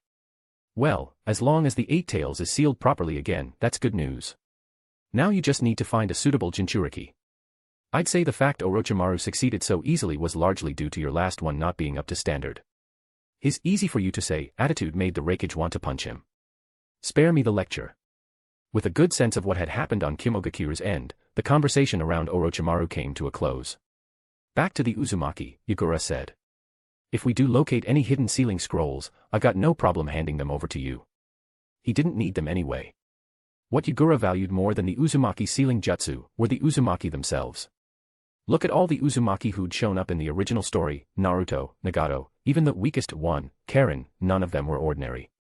As for any generational grudges from the clan's destruction, Kirigakure would sort that out later. Those driven by revenge wouldn't survive. The ones who wanted to live, would. The two villages aligned their interests. Kimogakuure agreed to withdraw its forces and began purchasing military supplies from Kirigakure. Kirigakure, in turn, agreed to cooperate with Kimogakuure in wiping out the remaining Uzumaki and seizing their advanced sealing techniques. With both sides eager for peace, the negotiations progressed swiftly and smoothly. This peace talk, hard-earned through battle, was going better than Yagura had expected. The third Rakage was a man of his word, someone who respected strength. He no longer looked down on Yagura. With their visions aligned, the meeting came to a successful close. The details of the peace treaty would have to be ironed out by the diplomats of both nations, something that couldn't be completed overnight, and not something for the two Kage to handle personally. They shook hands. Yagura couldn't help but reflect that this very hand had nearly chopped him in half just a few chapters ago. The third Rakage felt the same way. He never imagined he'd be sitting down as equals with a kid younger than his own son. Business is done. Now, I have a personal question I'd like to ask you, Mizukage. Seeing the Rakage's gaze soften slightly, Yagura blinked. A personal question. Sure, so long as it's not classified. What is it about you that the Three-Tails actually likes? Wow. You really don't beat around the bush, huh? Yagura gave it some thought. Since Killer Bee would eventually become a Jinchuriki and learn to control his beast, it wasn't too big a deal to answer this. Well, he said, his eyes glinting mischievously as he turned to his right shoulder. Why not let the Three-Tails answer that himself? Yagura, Isabu, he's talking to you. Mind answering? Isabu, you just want to hear what I'll say too. Yagura, eehee. With a puff of summoning smoke, a mini-sized Isabu, no bigger than a pet turtle, appeared on Yagura's shoulder. His blood-red, expressionless fish eyes glared at the men in front of him with a mix of resentment and speechless disbelief. This terrifying human with monstrous strength. Isabu still remembered the hellish Liger Bomb-style attacks from their last fight. His shell had taken quite a beating. For the Rakage, it was another paradigm shift.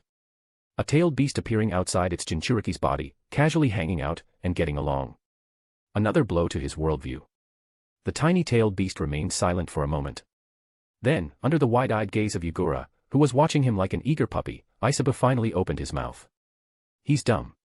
Yagura's color drained. Dang, critical hit. Isabu continued, he trusts me. Talks to me properly. Gives me freedom, doesn't restrict my movement. We go diving and swimming together. Yagura had originally meant to tease Isabu a little. But now he was the one feeling shy. Isabu flicked his spiky, armored tail and gently scratched Yagura's now blushing cheek. Also, he's talented. He can use my power. With that, Isabu stopped talking, signaling that he was done. Yagura, still blushing, absent-mindedly rubbed the spot where the tail had touched him. He grinned, eyes crinkling. Hee hee. You're making me blush here. The tiny-tailed beast wriggled under his touch and swatted back playfully with its tail. The whole scene was, strangely wholesome. The Rakage, who had just gone toe-to-toe with the Eight Tails in a brutal fight, felt like he was dreaming. Even the Kirigakure guards nearby looked like they'd seen a ghost. Isabu didn't stay long. After playing around for a bit, he vanished on his own. Yagura, still rubbing his fingertips, turned back with a smile. You could use this as a reference when selecting your next Jinchuriki. After witnessing that surreal display, the Rakage had pretty much confirmed his choice. Thanks for the answer, Mizukage. He gave Yagura a rare compliment. Seems like, at least under your leadership, Kirigakure won't fall. Yep, definitely not. Yagura's eyes shifted to the scroll the Rakage had placed on the table. And this is. I believe in reciprocity. You left me with quite the injury back in battle, so I'm returning the favor with this. The Rakage tapped the scroll. You've heard of Shimura Danzo from Konoha, haven't you? Yagura's expression turned serious. Yeah. I've heard of him. He sent me an invitation to join forces against Kirigakure. The Rakage rose, accepting his Rakage hat from one of the nearby shinobi. Word is, Danzo's strongly opposed to Konoha purchasing weapons from your village. Yagura shook his head with a chuckle. Sounds like Shimura Danzo isn't exactly fond of us. Pretty much. The Rakage didn't mince words. They say the enemy of my enemy is my friend. But I didn't agree to work with him. I didn't 2 weeks ago, and I sure won't now. Compared to him, you're far more suited to be Kimogakure's ally. Yagura, I'm honored. The Rakage had his own reasons for handing over Danzo's letter. It wasn't just to repay Yagura for answering his tailed beast question. It was also to show his sincerity and strengthen ties between Kirigakure and Kimogakure. And to plant a seed of suspicion toward Konoha in Yagura's heart. It might just lead to Kirigakure pulling away from Konoha and drawing closer to Kimogakure, shaping the course of the ongoing war. Fanfic is finished on Patreon, 265 chapters in total. Patreon.com/Jigsaw, for only $4.50, read this entire fanfic. Chapter 180, Chapter 179, The Fall of the Uzumaki Clan. The Mizukage and Rakage clashed in a massive battle near the shores of the Land of Lightning. A battle between two Kage, especially one involving tailed beasts, was impossible to hide from the sharp perception and intelligence networks of the major shinobi villages. News of the fight spread like wildfire, swiftly drawing the entire shinobi world's attention, even eclipsing the ongoing Third Great Ninja War. Neither Kirigakure nor Kimogakure made any attempt to suppress the flow of information, they knew it couldn't be stopped. Before long, the background, sequence, and outcome of the battle were compiled and laid out before the high-ranking officials of every major nation. The result? From the Kage themselves to the ordinary people in the streets, jaws dropped and eyes widened in disbelief. Especially when word got out that the Third Rakage personally traveled to Kirigakure for diplomatic talks, the strongest proof that the rumors were true. No one could uncover the exact details of what was said between the Mizukage and Rakage. But one thing was obvious, Kimogakure was drawing closer to Kirigakure. A deep sense of unease settled in Hiruzen Sarutobi's heart. And less than a month after the Mizukage and Rakage concluded their talks, that unease was confirmed. First, a trade request from Kirigakure, an order for ninja tools, was rejected by Kirigakure for the first time. A few days later, while Konoha's envoy, Mr. Sarutobi, was in Kirigakure confronting Yagura about the issue, Konoha's ninja observed cargo ships departing Kirigakure, heading for the Land of Lightning and unloading at their ports. Those ships were all too familiar, they were the same supply ships that had been supporting Konoha over the past 6 months. Mizukage. Rakage. When Hiruzen Sarutobi received confirmation of this, he could no longer stay calm. He might not know the exact terms of the deal struck between the two villages, but Kirigakure's action sent a clear and dangerous signal to Konoha. Their only remaining ally was moving toward their enemy. Hiruzen understood all too well, the only reason Konoha had managed to hold its ground on so many fronts was thanks to Kirigakure's support. The Rakage had lost to the Mizukage in battle, and then had the nerve to win him over diplomatically. And that brat of a Mizukage. Absolutely infuriating. Hiruzen refused to believe that Yagura had been swayed merely by Kimogakure's promises. Whatever Kimogakure could offer, Konoha could too. Except for one thing, something only Kimogakure had to offer, the current unfavorable state of war that Konoha found itself in. That brat siding with Kimogakure likely meant he wanted to see Konoha lose. He didn't care about a clean victory. He wanted to watch everyone bleed. Shameless. Did he really think everyone else was blind? Konoha's response was swift and aggressive. Their envoy, Mr. Sarutobi, confronted Yagura under direct orders from the Hokage.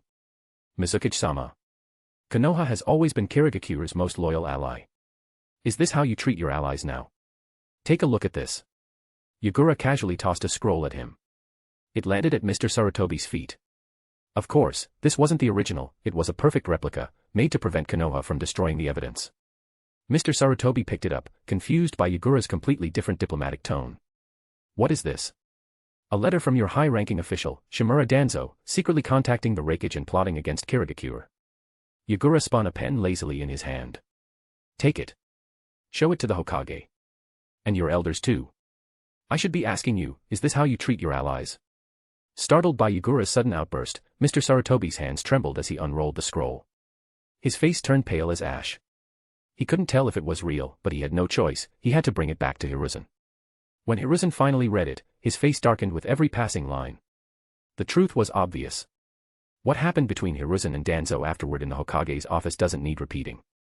Danzo's unauthorized scheme, combined with the Third Rakage's maneuvering, had removed any political cost for Kirigakure's betrayal. That letter transformed Kirigakure's image, from a backstabbing traitor to a village forced to respond to Konoha's own treachery. Yagura no longer cared about Konoha's diplomatic protests. He dumped every new letter straight onto the foreign affairs desk and told them to deal with it. He had more important things to do. The tech department had finally delivered the result of their months-long project, a personal computer straight out of the early 2000s. As Mizukage, Yagura had the honor of being the first to use it. Minesweeper. Solitaire. Pinball. Snake. Tetris. 100-floor descent. Mario.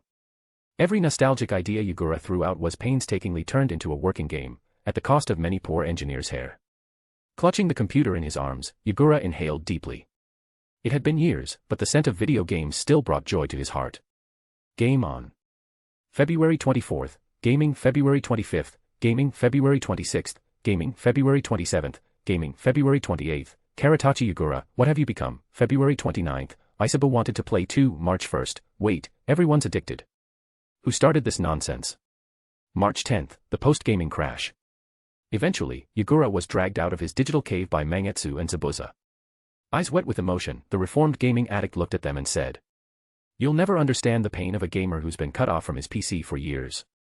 Ahem. Back in his seat, Yagura glanced at the group of bleary-eyed young staffers before him, relieved to see he wasn't the only one with dark circles under his eyes. Heh, the Mizukage personally tested the tech department's work. Elder Genshur chuckled. Turns out, the civilian-use computer we all brainstormed together is a success. The tech department head, exhausted but proud, stood up to accept the compliment with humble gratitude. All right, everyone. Go home and rest up tonight, Yagura said. He wasn't just talking to the tech department. Every young ninja in the office with dark circles shrank in their chairs, guilt written all over their faces. Except Yagura, of course. He was the Mizukage. He did his job first and then indulged, no one could complain. He picked up the most urgent military report on his desk. It was about the Uzumaki clan. His next priority. The land of Whirlpools had been destroyed. The few remaining Uzumaki survivors were scattered, some had escaped the country, but most still lived on their homeland. Kirigakure and Kimogakure had agreed, they would carry out a sudden, decisive strike. The goal was to locate and seize the Uzumaki clan's secret sealing jutsu scrolls before Konoha could react. Before the operation could begin, they had to gather detailed intel on every last remaining Uzumaki. Not just numbers or locations, Yagura wanted to understand their mindset. He also sent agents into the land of Whirlpools to influence public sentiment. Konoha hadn't sent aid when the country was attacked. The Senju clan had been the Uzumaki's allies, but the Sarutobi clan was not. And the Senju were nearly extinct. Kushina Uzumaki, sent to Konoha, had been brainwashed by Hiruzen into dreaming of becoming Hokage, but it was her clan that ruined that dream. All of it true. Or at least, truth with a little spin. After a month of psychological operations, the groundwork was complete. The plan was ready. On April 1st, in a move that shocked the entire shinobi world, the shinobi of Kimo and Kiri launched a joint surprise attack on the remaining Uzumaki. In less than half a day, the mission was complete, without anyone else knowing. Kimogakure successfully seized the Uzumaki clan's sealing jutsu scrolls. And their forces occupied an island on the eastern edge of the Land of Fire, a perfect springboard for future invasion. Wasting no time, the Kimo shinobi advanced from that island and stormed the unguarded eastern coast of the Fire Country, rapidly pushing their front lines forward. Just like that, the war, which had finally been turning in Konoha's favor, took a disastrous turn. The shockwaves were instant. Back in Kirigakure, the last few Uzumaki survivors who chose to resist were quickly overwhelmed. The rest surrendered and accepted the Mist's proposal. They would relocate to Kirigakure. Kirigakure withdrew from the land of Whirlpools, bringing over 100 Uzumaki with them. Mission accomplished. And with that, Yagura and Elder Genshiro's strategic plans for the Third Great Ninja War had reached completion. All they had to do now was wait for peace to take root and grow. Fanfic is finished on Patreon, 265 chapters in total. Patreon.com/Jigsaw, for only $4.50, read this entire fanfic. Chapter 181, Chapter 180, The War Ends. Among the 4 great hidden villages, Kirigakure was the only one with the strength to threaten Kirigakure. Konoha and Sunagakure couldn't spare any forces. Iwagakure, under increasing pressure from Konoha on the battlefield, especially due to the yellow flash, Namikaze Minato, gradually lost the capacity to act. Once tensions with Kirigakure were resolved and a cooperative relationship was established, the balance of power on the continent tilted back toward the 3 major villages, with Iwa and Kumo upping their stakes. Kirigakure fully withdrew from the war, turning inward to strengthen itself in isolation. Time passed swiftly, marked by Kirigakure's peace and the flames of war still raging on the mainland. 44th year of Konoha. Kirigakure publicly distanced itself from Konoha, ending a half-year, honeymoon period, between the two. Kirigakure moved closer to Kirigakure, and together they occupied several islands belonging to the land of Whirlpools. The eastern borders of Konoha were no longer secure and could not go undefended. The village had no choice but to redeploy the Hyuga clan and other units from different fronts to fortify the east. Meanwhile, Kirigakure reduced its exports of ninja tools and supplies, directly impacting Konoha's frontline logistics. Previously, Konoha shinobi could throw kunai and explosive tags like they were free, suppressing the enemy with overwhelming firepower. Now, the tide had turned. It was Kirigakure and Sunagakure's turn to rain down firepower without restraint. Yes, not just Kirigakure, Sunagakure was involved too. Iwagakure refused to join in, though. Kirigakure agreed to let Sunagakure purchase military supplies on credit. With Kirigakure mediating the deal, Kirigakure eased its export restrictions towards Sunagakure. As Kirigakure pulled back and others advanced, Konoha's combat effectiveness dipped noticeably. In contrast, the forces of Kirigakure and Sunagakure surged. Seeing the war turning in their favor, both Kumo and Iwa doubled down, determined to crush Konoha. 45th year of Konoha. The war had dragged on for over a year, longer than the Fourth Mizukagae's initial expectations and beyond what Sunagakure could bear. But since it was Sunagakure that had started the conflict, and since they had dragged Iwa and Kumo into it, at least on the surface, it wasn't something the Fourth Mizukage could just walk away from.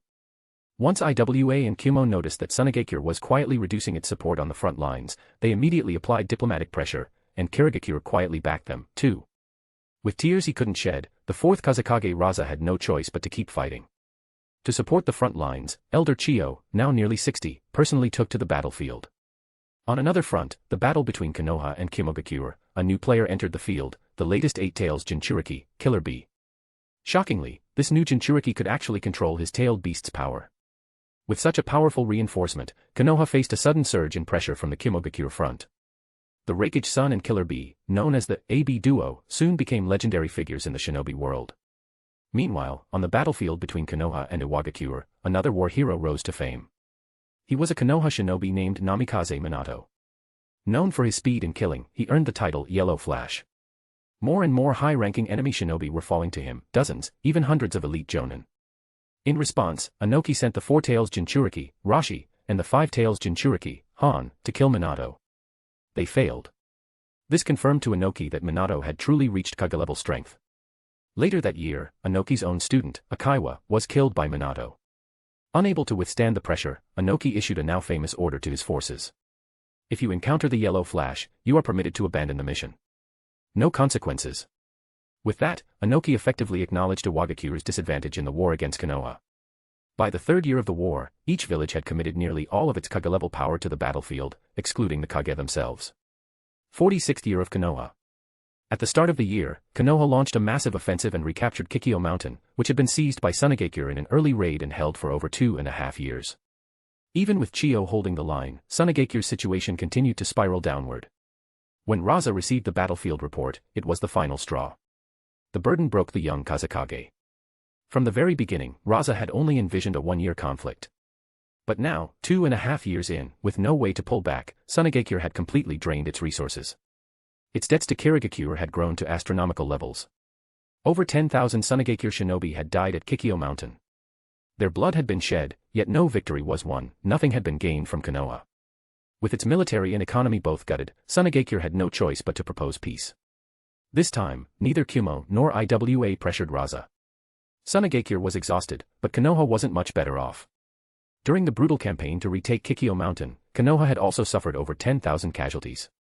Unlike Sunagakure, however, Konoha still had two other fronts bleeding it dry. After much deliberation, Hiruzen Sarutobi reined in Konoha's anger toward Sunagakure and reluctantly agreed to peace talks. Konoha reoccupied Kikyo Mountain and, assessing Sunagakure's diminished strength, decided to leave behind only 1,000-man garrison and begin fortifying the pass. The remaining forces were redirected to the Iwa and Kumo fronts. Mid-year. Namikaze Minato led his squad, Ataki Kakashi, Uchiha Obito, and Nohara Rin, in a raid on Kanabi Bridge, Iwagakure's main supply line. The mission resulted in Uchiha Obito's death. Before dying, he gave one of his eyes to Kakashi. Kanabi Bridge was destroyed, and even worse for Iwagakure, Minato took control of the area. With their supply line cut, Inoki immediately ordered a full retreat and requested peace talks with Konoha. Though ninja aren't ordinary soldiers, and losing one supply route wouldn't typically decide a war, the defeat at Kanabi Bridge gave Inoki the perfect excuse to back out. A peace agreement was reached between Iwagakure and Konoha. Iwa withdrew from the war. By this point, Iwagakure had lost over 30,000 shinobi. Though Konoha's losses were smaller thanks to Minato's efforts, they still suffered nearly 30,000 casualties, with over 10,000 dead. After the Iwa front ended, Minato, Konoha's tireless warhorse, headed straight for the Kumo front to face the AB duo. By then, Kumogakure had already advanced deep into the Land of Fire. Despite the withdrawals of Iwa and Suna, they had no intention of retreating. Konoha was hanging by a thread. Kumo still had strength to spare. So they kept fighting. Year-end. A shocking report came from the long-silent Kirigakure. With permission from the Land of Water's daimyo, Kirigakure launched a surprise attack on the Land of Artisans. The already crippled craftsman's village was wiped out. The country was forced to sign an agreement appointing Kirigakure as its official shinobi village. Kirigakure relocated the blacksmith's village, once a subordinate of the craftsman's village, back to its homeland, taking full control. Yagura fulfilled his promise to the former refugees of the village that had settled in Kirigakure. 47th year of Konoha. Following the peace agreement with Iwagakure, Konoha made certain concessions. At the same time, Kumogakure's alliance with Kirigakure raised alarms in Inoki. After withdrawing from the Konoha front, Iwa attempted to strike back, sending 10,000 shinobi in a surprise attack on Kumogakure. To buy time, the third Rakage went out alone, and died in battle. In response, the AB duo, who had been fighting Minato on the front lines, were forced to withdraw and return to the village. After returning to Kumogakure, the Rakage son officially became the fourth Rakage and, out of necessity, withdrew from the war. Inoki, satisfied with the outcome, proposed peace talks with Kumogakure. The new Rakage, a hot-headed man with a fiery temper, wanted to declare war on Iwagakure to avenge his father.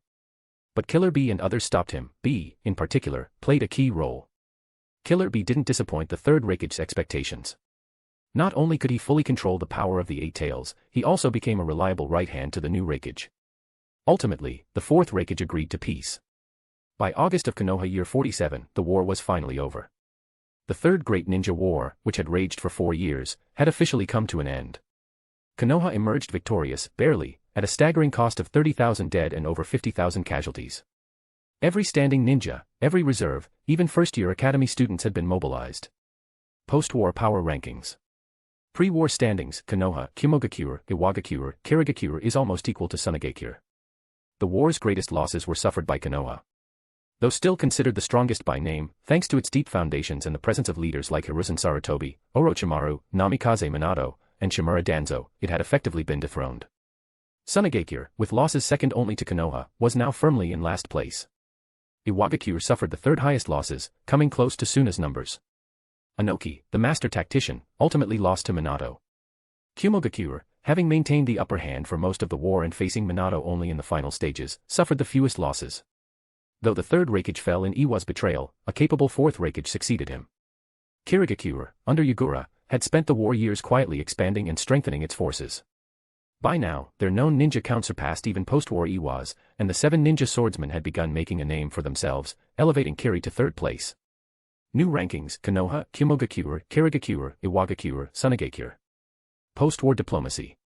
Pre-war alliances: Kumogakure, Iwagakure, and Kirigakure versus Konoha and Sunagakure. IWA and Kumo, who jointly initiated the war, were now divided. Iwa's betrayal, culminating in the death of the third Rakage, made future reconciliation impossible. Kumo still wanted to fight, still sought to challenge Konoha's dominance. An alliance with Konoha was out of the question. And weak, distant Sunagakure. Even less likely. Only Kirigakure remained, once an ally during the war, and now strong enough to matter. So the fourth Rakage chose to ally with Kirigakure. Kiri gladly accepted. As for Iwagakure, with the fourth Rakage's fiery temperament, rebuilding ties with Kumo was a non-starter. Aligning with Konoha, their sworn enemy, or with the Kirigakure that had pushed them down a rank. Impossible for Inoki's pride. Left with no better option, he chose the weak independent Sunagakure, where he could still lead the alliance. Konoha, watching Kumo and Kiri grow closer, hoped to ally with IWA to balance the scales, but was rejected. In the end, Konoha found itself turning to the same partner it had started with, Sunagakure. With no strength to make enemies, Suna accepted both alliances when approached by Konoha and IWA. They also reaffirmed their ties with Kirigakure, burdened as they were by massive debts. Yagura didn't rush to respond to the fourth Kazakage's offer. He set the letter aside and continued playing shogi with elder Ginchur. Ginchur had aged further, but was in excellent spirits, looking even younger than a few years ago. Post-war, he said, it'll be Kiri and Kumo versus Konoha and Suna with IWA. Number 2 and 3 against number 1 and 5. Number 4 can only hang out with number 5. 12-year-old Yagura, now visibly more mature, nodded. Yeah. It won't be long before the Kazakage stops liking us. With the war over, the villages would soon resume taking commissions. Yagura had already planted explosive surprises for Konoha and Sunagakure in the land of fire and the land of wind. The youngest Kage was about to give his rivals a shock they'd never forget. He curled his fingers, opened his palm, and let the captured shogi piece fall. Boom. Fanfic is finished on Patreon, 265 chapters in total. Patreon.com/Jigsaw, for only $4.50, read this entire fanfic. Chapter 182, Chapter 181, Yahiko's Akatsuki. Amegakure. If Kirigakure was named for the ever-present mist that cloaked it year-round, then Amegakure earned its name from the near-constant rain that soaked the land 10 months out of every year. When it came to gloom and damp, Amegakure could easily outmatch the mist village. At least in Kirigakure, the locals didn't have to wear straw hats, raincoats, and boots just to make it through daily life. In Amegakure, that was the norm. Nestled between the land of fire, the land of wind, and the land of earth, the village frequently became the battleground for the shinobi of those great nations. It wasn't their land, after all. It was just a small, insignificant country. No matter how brutal the fighting got, it was still on someone else's soil. There was no reason to wreck their own lands or disrupt their own people's livelihoods. So they fought here, without concern for the consequences. The Hokage, Kazakage, Tsuchikage, none of them cared. Even their daimyo turned a blind eye. Only the land of rain bled and wept for it. During the Second Great Ninja War, Amegakure's leader, Hanzo the Salamander, a man dubbed a demigod, had fought a war to secure peace. With Hanzo's fearsome reputation suppressing conflict, the three great nations refrained from making Amegakure a battlefield again during the Third Great Ninja War. But even that couldn't stop the chaos. The village remained dark and unstable, constantly harassed and plundered by wandering shinobi from those same three nations. These so-called wanderers weren't missing nin. They were those who had, either by intent or accident, been separated from their platoons during battles. Shinobi who lost contact with their villages, drifting into other nations. You could call them deserters, though not all of them would admit to it. During the 4 years of the Third Great Ninja War, the number of such rogue shinobi surged across the small nations, including Amegakure. Many of them abandoned their missions before the fighting began or managed to survive and slip away in the chaos, escaping the meat grinder of war. They fled to places like the land of rain and the land of grass. With no loyalty to their homelands, they relied on their shinobi strength to survive in places beyond the reach of any nation's authority, waiting for the war to end. As for how they survived, well, they didn't grow crops or gather resources. Naturally, the local people paid the price. Yahiko, the leader of Akatsuki, walked slowly through the rain-drenched alleys of a small village in the land of rain. The cries of women and children echoed in the ears of his comrades. The villagers, who had just been raided and lost their loved ones, now looked at yet another group of shinobi with pain and hatred in their eyes. Even though these shinobi had come to help them. Yahiko stepped through puddles streaked with blood. As he looked at the frail bodies lying cold in the street, he murmured, "Nagato, we were too late." Uzumaki Nagato gave a quiet response. Let's help them bury their families. We should. It's the least we can do. Yahiko turned, raising his voice to his group. Spread out. Recover the bodies and return them to their families. Distribute the supplies we brought, start the relief work. One member hesitated, stepping forward. But Yahiko, our supplies are already running low. A flicker of hesitation crossed Yahiko's face. Akatsuki didn't have official backing from Megakure. They relied entirely on themselves. Their work didn't earn them money, and they were constantly strapped for resources. Still, his answer didn't change. Do it. That's an order. The member nodded, worry lingering in his eyes, but this was the Yahiko they all followed, the one they believed in. Yes, sir. Nagato's eyes widened. Yahiko. Behind you. Yahiko instinctively twisted, catching sight of an Iwa-nin rushing at him with a kunai raised high. He pivoted, drawing his blade just in time to deflect the strike. Steel clashed in the rain. At the same time, other rogue shinobi burst from the shadows, cutting off the Akatsuki members who tried to help their leader. Rain drummed on cold metal. In the glint of Yahiko's blade, the bloodied corpses on the flooded street were reflected. The kunai-wielding Iwa-nin found his strength gradually overpowered by the orange-haired leader's unyielding push. A glance at the battlefield showed Yahiko's comrades locked in fierce combat, unable to break through. What they'd thought was easy prey turned out to be a nest of thorns. The Iwa-nin cursed. Damn meddlers. This isn't meddling. Yahiko stepped forward with force, his blade pushing the kunai aside and slashing back, forcing the attacker to retreat. He charged, fury burning in his eyes. Why are you attacking innocent civilians? The Iwa-nin deflected the strikes one after another, smirking at Yahiko's growing frustration. Innocent. This world runs on the law of the jungle. That line hit Yahiko hard. No. It's exactly that twisted thinking that causes so much pain. TCH. Big talk from a weakling of a Megakure. You're weak. That's why your people die. He was deliberately trying to provoke him, and it worked. Yahiko's blade grew wild, fueled by anger. Those who don't understand the rules of this world, die. The kunai sliced across Yahiko's arm, drawing blood. But instinct overruled rage. Yahiko leapt back just in time. Water style, wild water wave. Earth style, earthen wall. The Iwa-nin was no stronger than Yahiko, both were Chunin level, but as a hardened veteran of the battlefield, he had a sharper sense for combat. The mud wall rose, blocking the wave just in time. Without pause, the Iwa-nin sprang from behind the wall and lunged again. Nagato, having taken down his own opponent, turned swiftly. Wind style, gale palm. Yahiko jumped high, and the powerful gust struck the Iwa-nin mid-charge, slamming him into the wall behind him. Using the wind for momentum, Yahiko came down like a bolt of lightning, his blade driving through the man's chest and pinning him to the wall. One strike. One kill. A perfect team combo. Yahiko stabbed again to make sure the rogue was dead, then exhaled, relieved. He glanced back at Nagato with a smile. Thanks, Nagato. Nagato nodded in quiet acknowledgement. With the strongest of the Iwa-nin down, Yahiko and Nagato rejoined the fight, quickly turning the tide. The remaining attackers were defeated. Thankfully, none of Akatsuki's members had been lost, though a few were wounded. They even managed to retrieve the villagers' stolen goods from the attackers' scrolls. That was a huge relief, otherwise, they'd have had to cover the losses themselves from their meager funds. After the battle, Akatsuki returned what had been taken, treated the wounded, buried the dead, and repaired the damaged buildings. Only then did the villagers realize these shinobi weren't here to hurt them. They were Akatsuki, a group fighting for peace. Back at their base, Yahiko and Nagato were welcomed by Konan, who had stayed behind to hold down the fort. After a few warm greetings and concerned questions, Yahiko noticed Konan seemed hesitant, like she had something to say. "What's wrong, Konan?" he asked. Seeing her two friends return safely allowed her to finally relax. She gathered her thoughts and said, "A messenger from Kirigakure came."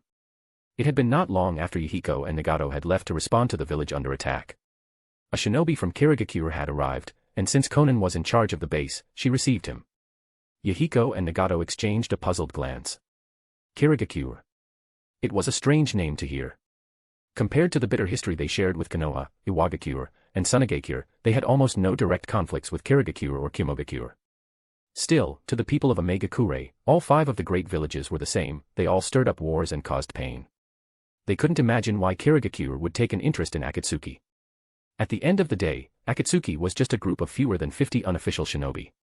Under Yahiko's leadership, they were doing things no ordinary ninja team would, but still, they weren't famous even in Megakure. How did word of them reach across half a continent and a sea? As the leader of Jiraiya's former team, Yahiko quickly made up his mind. Whatever the case, they came a long way. Let's at least hear them out. Conan nodded. He's resting in the side room. I'll go bring him over. The envoy sent by Yagura was just a regular shinobi. The more famous ones, like Mangetsu and his gang, were scattered across missions and leveling up through commissions. Yagura hadn't bothered calling them back for this. Sure, Akatsuki was important. But it was also far away. Yagura's priority was what was happening closer to home. Akatsuki's base had no luxury guest room. The meeting was held in the communal dining hall because it had a table. Very humble and relatable. Jiraiya's 3 students sat together. Yahiko opened the conversation.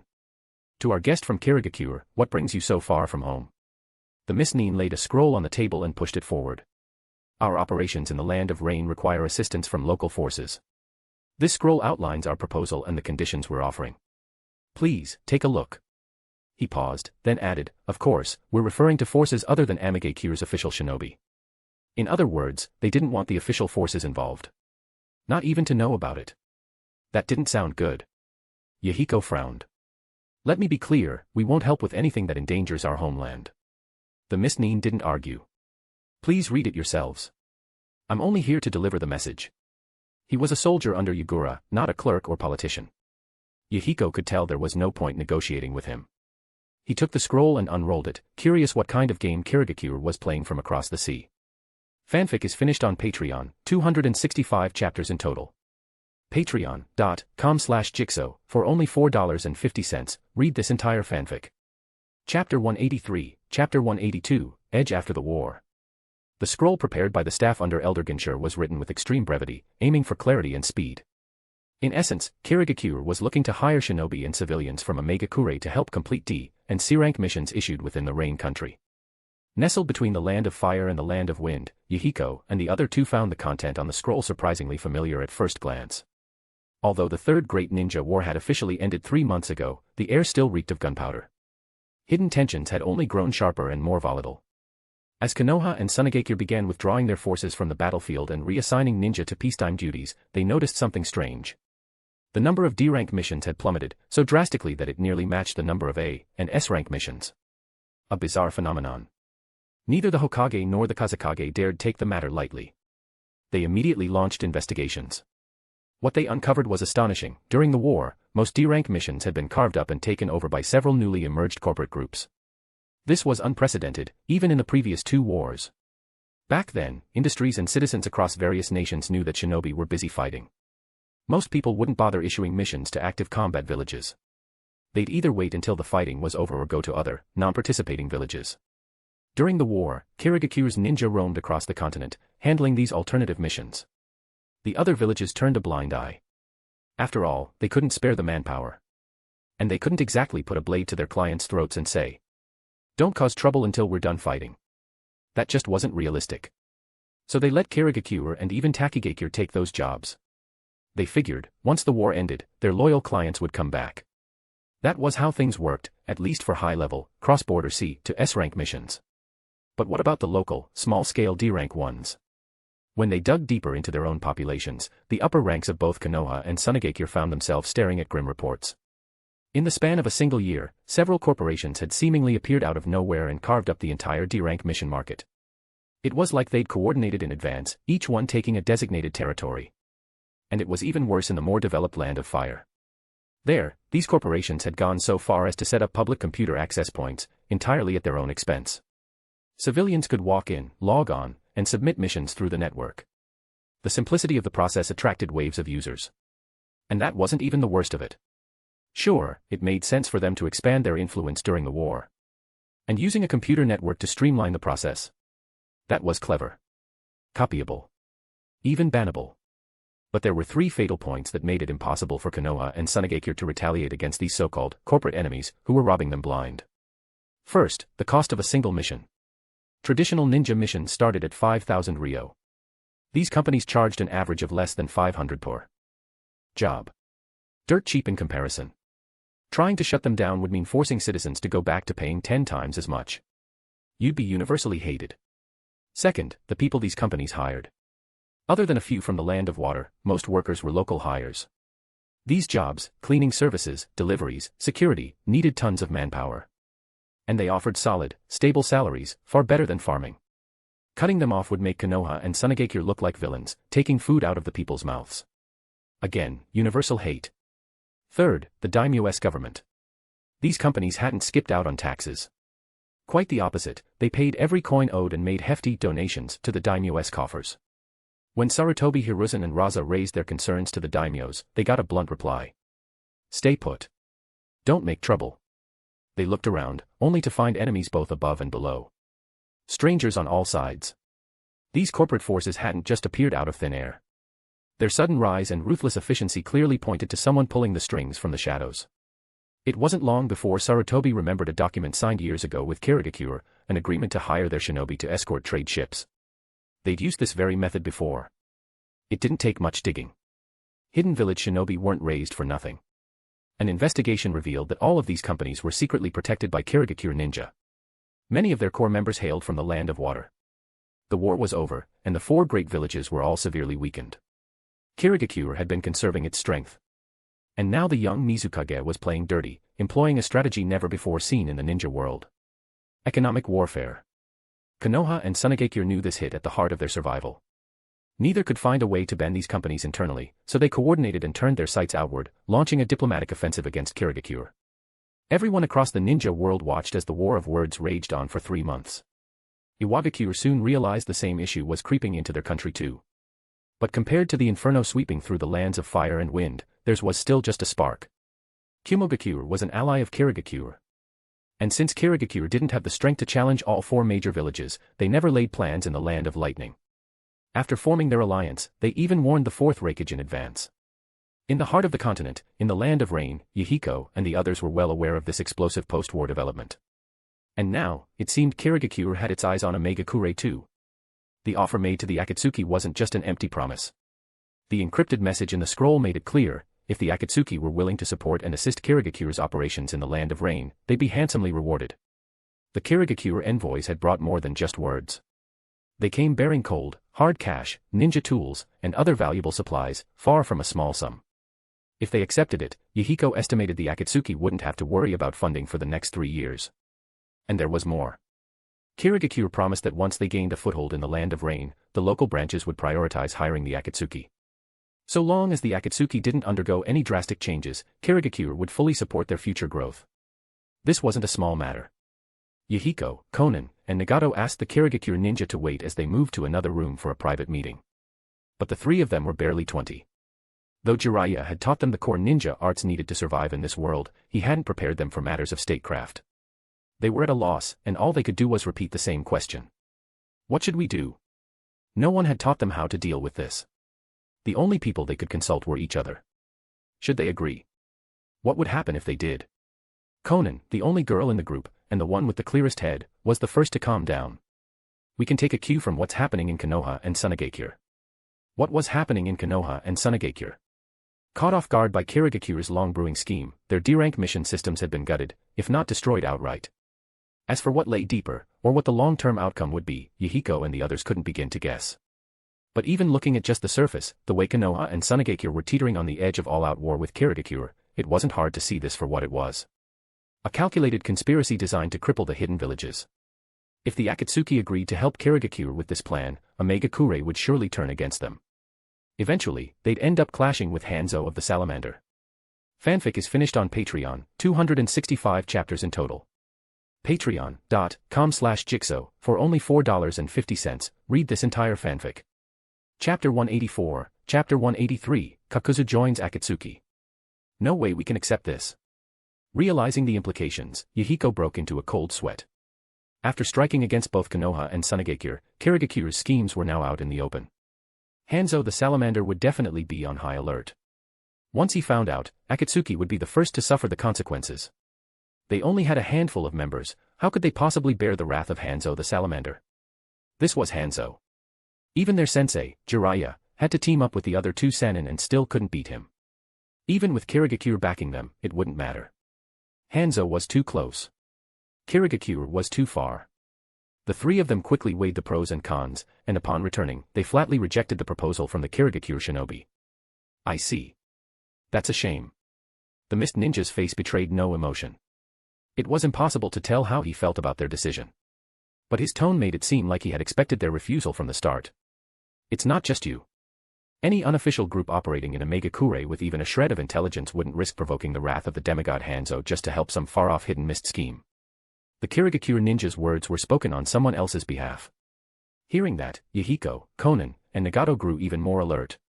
They were all too familiar with this kind of rhetoric after navigating Amagakure's underworld since parting from Jiraiya. This guy was about to lay down his real bargaining chip. That's the full extent of what we're offering. The Mist Ninja clearly saw what they were on guard against. To him, they were still just a bunch of naive kids. Having their suspicions called out through the trio off balance. The reason the Mizukage chose your Akatsuki out of all the underground factions in the chaotic Megakure is because of your vision, your pursuit of peace. That choice came directly from the Mizukage himself. The Mizukage? The weight of that name landed heavily on Yahiko and the others. They were nobodies. What had they done to deserve the attention of a Kage, let alone be handpicked by one? But the name alone was enough to pull them in. Seeing the effect, the Mist Ninja continued. It's true that our proposal would severely impact Amagakure's interests, cutting off a portion of the village's income from mercenary contracts. Just like what we did to Konoha and Sunagakure. You'd be putting yourselves in danger. And that was their greatest concern. However, what we're doing benefits the people of these nations. We hire locals in large numbers, pay them regularly, and even allow them to receive wages in equivalent amounts of local grain. This kind of work is far more stable than farming or scavenging for odd jobs that may or may not come through. Otherwise, why do you think Konoha and Sunagakure haven't dared to move against us? The Mist Ninja kept painting his picture of the future, vivid and compelling. His throat started to dry from talking so much, and Yahiko and the others were just as parched from listening so intently. Konan stood up and went to fetch water. When she returned and exchanged glances with the other two, she knew they were just as captivated as she was. Thanks. Yahiko took a sip, then looked at the Mist Shinobi. You're not just some ordinary ninja, are you? I am just an ordinary ninja. A regular chunin. The Mist Ninja smiled. Did I say too much? Sorry. Guess I got a little sentimental. Sentimental? Yeah. I was simply telling you what I've seen these past few years, how much Kirigakure has changed since the Fourth Mizukage took office. At the mention of that title, the Mist Ninja's smile turned sincere, even reverent. It wasn't an act. Yahiko and the others could tell. It was the same kind of smile they had when Akatsuki made another step toward their dream of peace. Sensing that shared conviction, Yahiko couldn't help being drawn in. We don't know much about Kirigakure, honestly. It's too far from the land of rain. But during the Third Great Ninja War, I heard your Mizukage kept the mist out of the fighting. The word peace had always resonated with Jiraiya's students. Well, seeing is believing. If you three are interested, the Mizukage has personally said you're welcome to visit Kirigakure as honored guests. That invitation had originally been meant for later, but since Yahiko brought it up, the Mist Ninja rolled with it. Now, returning to the matter at hand. The Mist Shinobi pushed the scroll Yahiko had handed back toward him. This decision isn't just about your organization. It's an opportunity to make real change for the people of the Land of Rain. So what's it going to be? He asked. Will you fight for the people of the Land of Rain, or defend the interests of Amagakure's leadership? That was the choice laid bare before Yahiko. For the people, or for the state? If he acted on pure emotion, Yahiko wouldn't hesitate to side with the people.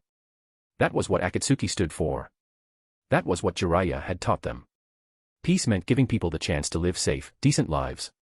But reason told him otherwise. Akatsuki was too weak to pull this off. It simply wasn't feasible. And yet, if Yagura, the Mizukage, had already considered recruiting them to carry out this move in the Land of Rain, then surely, he also knew full well that they didn't have the power to stand against Hanzo on their own. Everything had been set up perfectly in advance. Then the Mist Ninja finally dropped the last piece of Yagura's plan. We've already reached out to an S-rank rogue ninja from Takigakure, Kakuzu. He's on the same level as Hanzo the Salamander. And he's already here in the Land of Rain. Came with me, in fact. You can test his strength for yourself. If you agree to work with us, he'll join Akatsuki and personally protect all your operations within the Land of Rain. The Mist Ninja chuckled. Oh, and don't worry about hiring a rogue ninja, we'll cover that. The fee for this contract was 50 million ryo. Plus another 5 million for escorting me here. Konan stayed behind to discuss the details with the Mist Shinobi. Yahiko pulled Nagato aside for another emergency meeting. This time, they called in every Akatsuki member. This was a life and death decision that affected them all. The three couldn't afford to decide on their own. Accepting the offer meant becoming enemies with Hanzo the Salamander. But everyone who had joined Yahiko shared his ideals, wandering ninja hurt by war, all believing in peace. Akatsuki had a strong and unified ideological foundation. Over half of them voted yes. Some even pointed out that with Miss support, the people of the Land of Rain would no longer need to worry about being attacked by wandering rogue ninja. After all, Akatsuki's dozen or so members couldn't possibly protect the entire country. With the necessity of the plan confirmed, only the feasibility remained in question. Yahiko decided to meet this rogue ninja named Kakuzu, supposedly a match for Hanzo. The mist ninja nodded and temporarily left their hideout. He went to report to Kakuzu and bring him back. What happened next? Well, let's just say Kakuzu effortlessly dismantled the combined assault of every single Akatsuki member. Other than Uzumaki Nagato, who managed to survive a single round, the rest, including Yahiko and Konan, were completely outmatched. They were all just Chunin level, after all. After the sparring session, Kakuzu grumbled, "Easiest 5 million I've ever made." For Yahiko and the others, that was a bit insulting. But also, kind of reassuring. Because Kakuzu was on their side. The black tendrils coiled around his body slowly retracted. Yahiko, rubbing his bruises, couldn't contain his excitement. He stepped forward quickly. "Kakuzu-san. Are you really going to join Akatsuki?" Nagato, Konan, and the rest followed closely behind, all eyes shining with admiration for this powerhouse. "Yeah," Kakuzu said flatly. "Mist paid me. So I'll do the job." He was dead serious, about money and contracts both. "I keep track of time. Once the term ends, if they don't renew, I'm out." Yahiko caught the hint, but only partly. Smiling, he asked, "How much?" Konan, who had already learned from the mist ninja, leaned in and whispered to Yahiko. 50 million. For 50 days. 50 million Ryo. Yahiko's brain practically shut down. He'd never even seen that much money. No way Akatsuki could ever afford Kakuzu. Nagato, still dazed, tried to console his friend. "Well, if nothing else, the price proves how strong Kakuzu-san really is." Fanfic is finished on Patreon, 265 chapters in total. Patreon.com/Jigsaw, for only $4.50, read this entire fanfic. Chapter 185, Chapter 184, The Hokage resigns in disgrace. The countdown in Kakuzu's mind hadn't started from the moment the Akatsuki agreed to the deal. No, it started the moment he accepted Kirigakure's commission. In other words, every second the Akatsuki spent hesitating now was another second burning through 50 million Ryo. A crushing weight of invisible monetary pressure bore down on the Akatsuki's fragile little shoulders. Even if the money wasn't coming from their own pockets, Yahiko was finally experiencing the truth of the phrase, spending money like water. "So that's why your Kage is called the Mizukage, huh? I feel bad for him. Doesn't your heart ache at all? Are you really that rich?" Grumbling to himself internally, Yahiko gathered the Akatsuki members for a third meeting. It had to be said, after summarizing everything, Kirigakure really had covered all angles. They offered cold hard cash along with long-term promises. Once the alliance was made official, the Akatsuki would be acting under the name of one of the 5 great hidden villages, Kirigakure. Who wouldn't be tempted by that? The proposed benefits for the common people lined up perfectly with the Akatsuki's ideals of peace. It made sense that, among all the underground organizations in Omegakure, Kirigakure had chosen them. And they'd gone so far as to hire the S-rank rogue ninja Kakuzu to join Akatsuki, helping the still weak Yahiko-led group stand up to Hanzo the Salamander's looming threat. More than half of the Akatsuki voted in favor. As the leader, the final decision still had to come from Yahiko. Yahiko. Konan's voice snapped him out of his thoughts. He blinked, scrambled to respond, what is it, Konan? You have a different opinion. Girls could always get to the point quickly. Konan's mind flashed to the private conversation she'd had with the Kirigakure ninja, to the vision they painted of a village untouched by war. She looked at her 2 childhood friends, exhaled deeply, and said, "Yahiko, Nagato, I want to go to Kirigakure." Yahiko and Nagato's expressions froze in shock. But the words were out, and Konan's resolve had already settled. She explained her decision and reasons calmly.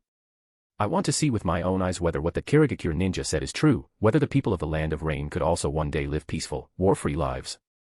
As for whether we accept Kirigakure's proposal or not." Her gaze dropped to the scroll in Yahiko's hands before lifting again to meet his eyes. "You can wait for my message. That ninja said Kirigakure is willing to give us a few days to think it over." Nagato raised his hand slightly, hesitant. "But Konan, going alone, it's dangerous." The land of water was far away and unfamiliar. None of them could guarantee Konan's safety on the road, or even after she arrived in Kirigakure. Konan smiled gently. "We've all been prepared for this path. If we get a chance like this, how could we turn it down just because it's dangerous? It was clear to everyone, Konan, the only girl in Jiraiya's old team, had already made up her mind. And the Kirigakure ninja standing beside them gave a firm nod, affirming everything she said. Konan, gosh, you're really smarter than me. Yahiko scratched the back of his head in slight embarrassment, then turned to Nagato with a grin. Nagato, looks like we lost to Konan this time, huh? Nagato gave up trying to persuade her, nodding with a soft smile. Yeah. You're right, Konan. Taking a deep breath, Yahiko met her expectant gaze and, as the captain of their little team, gave his approval. All right then. The future of the Akatsuki's path, Konan, we'll leave that to you. He slung an arm around Nagato's shoulders and laughed. And don't worry about things here. Me and Nagato will hold down the fort. With the decision made, Konan returned to her room and quickly packed for the journey. Until now, the furthest they'd ever traveled was to the borders of the Land of Rain. This time, she was crossing the continent, leaving their homeland behind to visit the distant and unfamiliar Land of Water. Even while packing, Konan couldn't help but feel a twinge of anxiety. But she had already made a promise with her companions, she would become the bridge between Yahiko, Nagato, and a peaceful future. Konan, take care on the road. If you run into Jiraiya-sensei, tell him we said hi. I will. You guys be careful too. Their farewell was brief and quiet. Konan folded a small bouquet of paper flowers using her paper jutsu and walked over to Kakuzu, handing it to him. Kakuzu-san. He frowned at the non-monetary object. Question mark. Sorry to trouble you with watching over them for a while. Ah, yeah. Kakuzu's brows dipped as he took the paper flowers a bit stiffly. Nearly 80 years old, and this was the first time he'd ever received a gift like this, from someone younger than his great-granddaughter, no less. He muttered internally that it would have been better if the flowers were folded out of banknotes. Wait, no, how could sacred money be used for this kind of thing? Wasteful. Absolutely wasteful. After saying her goodbyes to the rest of the Akatsuki, Konan shouldered her pack and followed the Kirigakure ninja out of the Land of Rain. Compared to the endless sandstorms of the Land of Wind, the forests and roads of the Land of Fire were far easier to travel. As they walked, the two girls chatted. Konan peppered her companion with questions about Kirigakure, and while the ninja avoided classified information, they answered everything else. From those conversations, Konan gathered 3 important points. Before the Third Great Ninja War, Kirigakure had been much like the Land of Rain. It was only during that war, thanks to maintaining peace, that Kirigakure began to change. The source of that change was the Fourth Mizukage.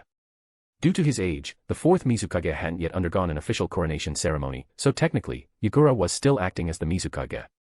But among the citizens of Kirigakure and even the greater Land of Water, the 12-year-old Yagura was already widely accepted as the destined fourth. Late November.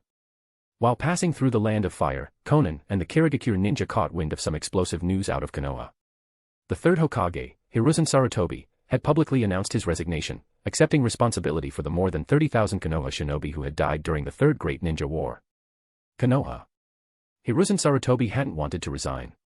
He'd sat in that chair for decades, his grip on Konoha's power structure rock solid. Under normal circumstances, his position would have been unshakable.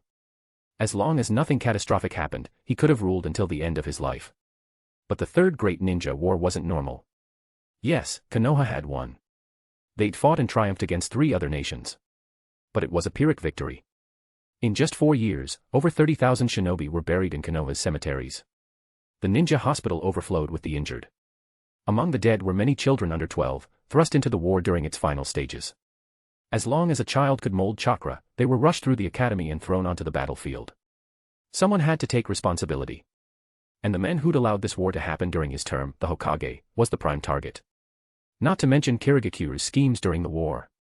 Hiruzen had failed to detect them. He even supported them by hiring Kirigakure shinobi to guard supply ships, leading to massive economic losses for Konoha. All of it became ammo for his political enemies. Hiruzen was at fault. The war had shattered the legacy he'd spent decades building. And now, in the war's aftermath, unable to withstand the pressure, Hiruzen Sarutobi announced his intent to resign in disgrace. With the Hokage's seat soon to be vacant, the race for the fourth Hokage began. All eyes turned to the top contenders, Shimura Danzo and the Uchiha clan, both preparing to make their move. Fanfic is finished on Patreon, 265 chapters in total. Patreon.com/Jigsaw, for only $4.50, read this entire fanfic.